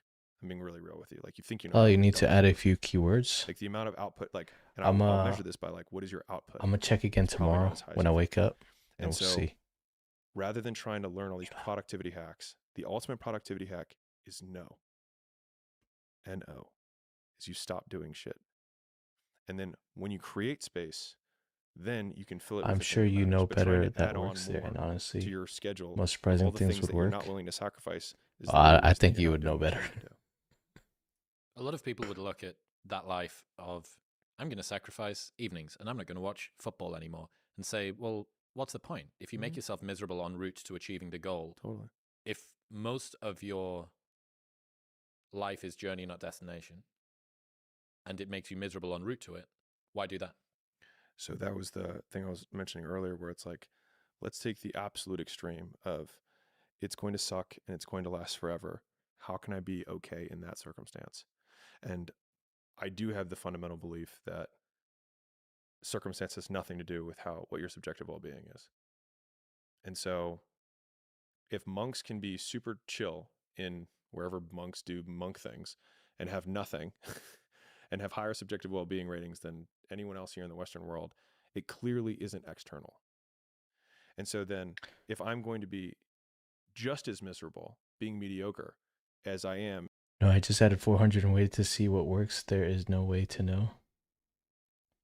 Damn. Doing this shit that's going to amount to 400. something, then I might as well Did you do the translation keys yet? You said you were going to do the different keywords for different countries. It's going to amount to something and be miserable there and at least have something to show for it. There's this story I learned about Victor Hugo, famous writer from history. Do you know this about what he did with his servant? Mm-mm. So Victor Hugo needed to make himself right. So he paid his servant each night during the middle of the night to come into his bedroom and remove the bedclothes from him, turn the heating off, and then lock his bedroom door from the outside. And But he even wasn't 2 allowed trials to at leave this stage is great. until Victor Yeah. slid 6 pages of. I did I fixed it, so now I'm going to be able to see if it was organic or not. Because before I couldn't see if it was organic or not. But now the funnels is fixed. So now next time I get a trial, I shall see where they came from. Handwritten work underneath. So, you know, you look at Opal, which is this app for iPhone, which stops you from using apps, or Frozen Two Turkey, trials. Cold Turkey, which is the same thing for desktop. And that's just the digital equivalent of Victor Hugo being locked in his bedroom with no... I got an bedding idea. and- I got an idea for marketing. And it's gonna... It might work. It's World Cup theme. just a quill and a few pieces of paper, and then having to slide it underneath the door. World And I wanna Cup push back on Minecraft something that you videos. said right before Victor Hugo, which is, you know, somebody might ask, like, why would you do all this stuff if you're not happy? That assumes that my goal in life is to be happy, What is your goal in life? to do epic shit, genuinely, to be useful. And so, Why place do epic shit over be happy? because when I look back on my life in retrospect, the things that bring me the most joy in the moment are the things that I was willing to sacrifice for an extended period of time. And those pay memory dividends far greater than the momentary cost that I had in the moment. And so I think it's a long-term, short-term thing. But a frame that continued to paralyze me for a long period of time was an obsession with happiness. Like, it was truly an obsession. It was an obsession of mine in college. I almost got into positive psychology because I thought that was really interesting. And that's my passion, right? I consumed all that stuff, and I drove myself mad with it. And I actually was more sad and depressed than anything, which is probably why I was trying to find all this positive, hippy dippy stuff. And I just cracked one day, and I was like, fuck happiness. Because it felt so out of reach that I was like, just fuck it. I'm not even going to shoot for it. I'm just going to do stuff. And that's all I'm going to do. I'm just going to do stuff. And what happened was, like, a few years later, a few years later, I looked up and I was like, huh, I'm not miserable. And so I actually identified for a very long period of time as, I'm not a happy person, comma, and that's okay. I'm fine with that. I accept that. And there was this huge conflict for such a long period of time where I was like, you're supposed to be happy. Why aren't you happier? Like, there's something wrong. There's something wrong with you. Something needs to change. Rather than saying, like, maybe the level of happy that you are is fine. Who am I? Like, what happy am I comparing myself to? And also, if wherever your current state is, if you just say, like, happier, which is really when people are like, I want to be happy, they're just saying I want to be happier than I am, which means that you create this distance between where you are and where you want to be, which is the recipe for being unhappy, is saying that I want to be happier. So it doesn't matter how happy you are, you want to be happier. And so by relinquishing the desire to be happy, I ended up enjoying a lot more of the stuff that I was doing because I didn't make it a requisite for my activities. So then it became a pleasant surprise. Yeah. I wonder who got me on So I was like, the oh, this doesn't suck. on the Alex Hormozy Huh. train. How nice. Two famous psychologists, Daniel Gilbert and Daniel Kahneman, have quite divergent views on happiness. It's quite interesting. So Daniel Gilbert talks about how if you spent every minute of the rest of your life on a floaty lie low in a pool drinking cocktails, in retrospect, you might not have found much meaning, but each individual moment of experience would have been enjoyable. And he believes that constitutes to him a life that is well lived. I disagree with this guy entirely. Daniel Kahneman, and this is my position too, which is a well-lived life is one which in retrospect you are glad that you lived, right? So one is leaning toward hedonic pleasure and the other is leaning toward meaning. So one you could say is happiness and the other is meaning. It's my belief that your disposition largely influences where on that spectrum from lie low to do hard things you need to sit. And you will have friends, and I did for a very long time in the nightlife industry, have friends that just seem to be so fucking straight happy Hormozy. not doing stuff. Like just they How would float through inspiring. life and they wouldn't Another ask creator themselves, "Am I discovered that posting actualizing my random fucking noise is virtue? not a Is this strategy." the highest integrity that I can do with these things and all the rest of it?" And I was envious of those people. Like, you ever seen a dog? You see a dog on the floor and it's just lying there and you think, "Oh my God, if only I could be that dog." Like, it just wants to go for a walk and have food and like go pee-pee. That's it. That's How all it wants to do. inspiring. And you Another fucking creator deserve to be discovered dog. that But yelling guess what? hustle at a ring light does not count as If your strategy. constitution doesn't allow you to be that dog, the only way out is through. And this was something, the first time that I went to go and see Peterson, someone asked him a question and they said, "The depth of my consciousness causes me to suffer. Is it a blessing or a curse to feel everything so deeply?" And he thought I for a am little sure bit, this and he said, pop-up asking for my "Take email more of is the one thing that finally poisons you improves until the you turn it into experience. a tonic that girdles the world around you. The only way out is through."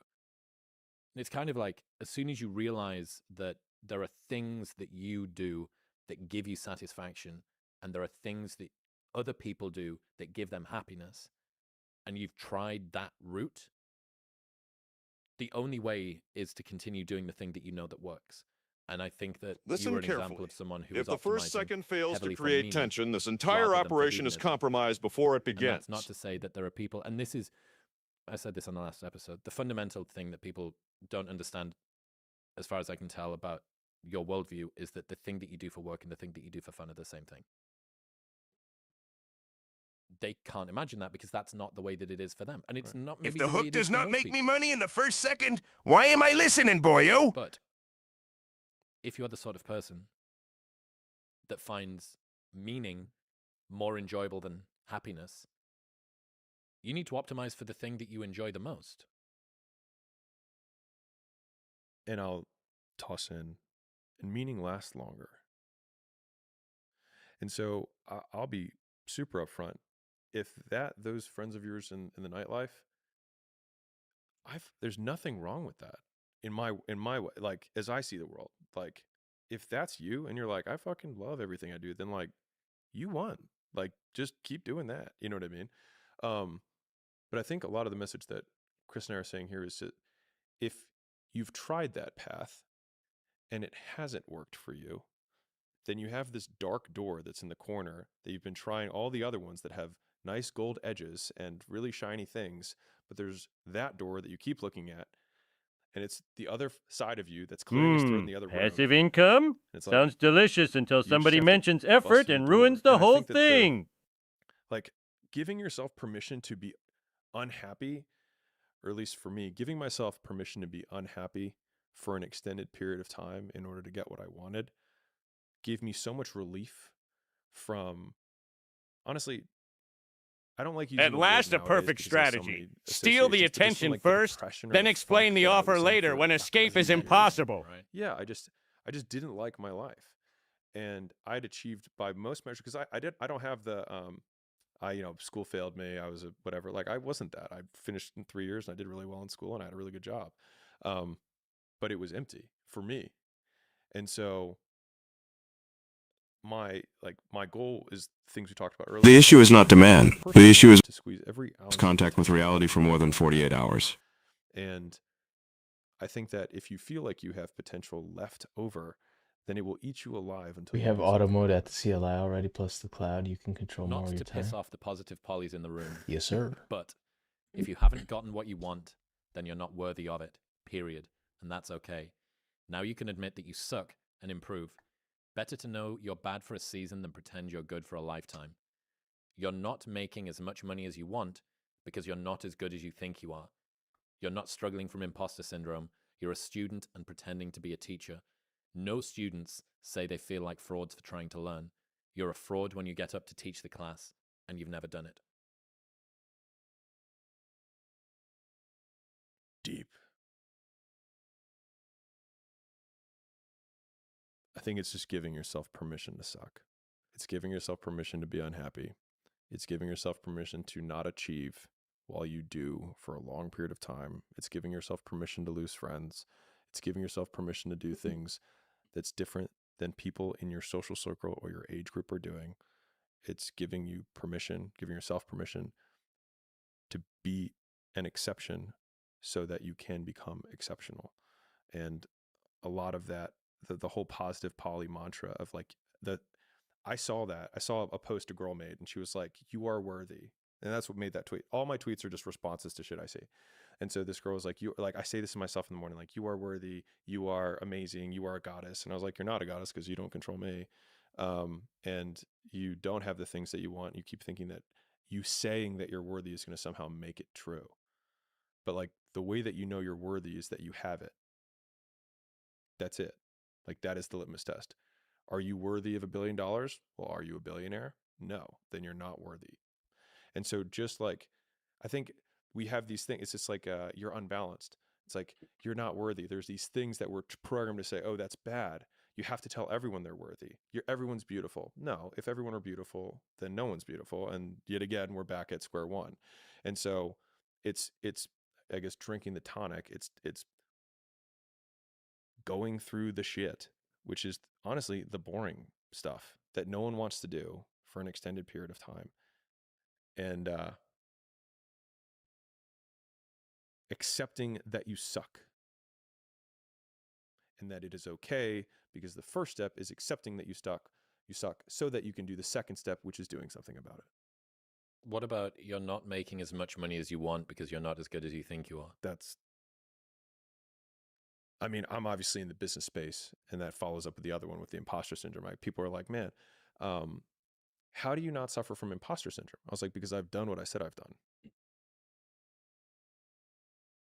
And the people who get up on stage and try and teach a class on shit they haven't done, it's like that, like you feel like an imposter when you're an imposter.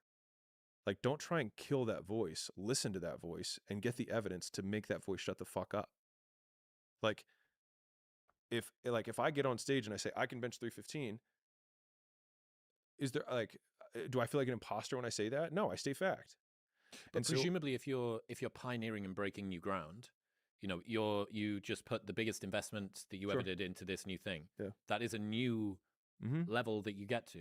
Yeah. And that's one that's to do with finance, but there could be another one that's to do with capacity or competence. Sure. You could be sitting down in a room doing a deal which is time bound in a way that it's never been before, or is in an industry only tangential to one that you've been in before. Yeah. Each time that you do something new, by definition, you're an imposter because you haven't done it before. Now, if you're teaching, that's different. But if you're growing sufficiently quickly, most of the time it's fresh snow. So this is a topic I love, but I think the difference between doing something new and being an imposter is one is pretending to be something that they're not. So like I made the biggest investment in school. I'm making a bet that I think communities are going to be huge. And I think that there's a ton of people who want to teach skills they have in communities, et cetera, and school.com can help. But like, it would only be an imposter if I said, this is like, I guarantee it, no matter what, this is going to be the biggest thing ever. And one of the big things that I repeat, and from the marketing front, I say it all the time, I say, state the facts and tell the truth. Like the best marketing in the entire world is truth. Now, if the truth isn't compelling, it doesn't mean you lie. It means you change the world to make the facts compelling.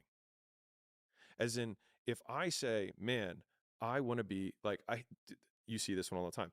18-year-olds who are like, I want to be a motivational speaker, right? You say, okay, well, what are your facts? You've done nothing. Great. So they then lie so that they can try and claim success that they don't deserve, so they can get authority that they can't back up, and eventually are called out and are flattened. To be fair, they only impress people who don't know anything anyways. So if they're... I'm gonna head off for the night.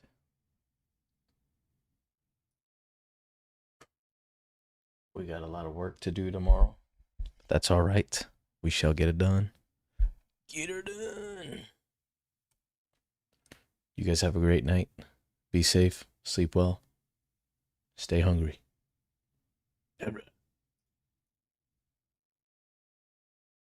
Bye, guys. I'll see ya.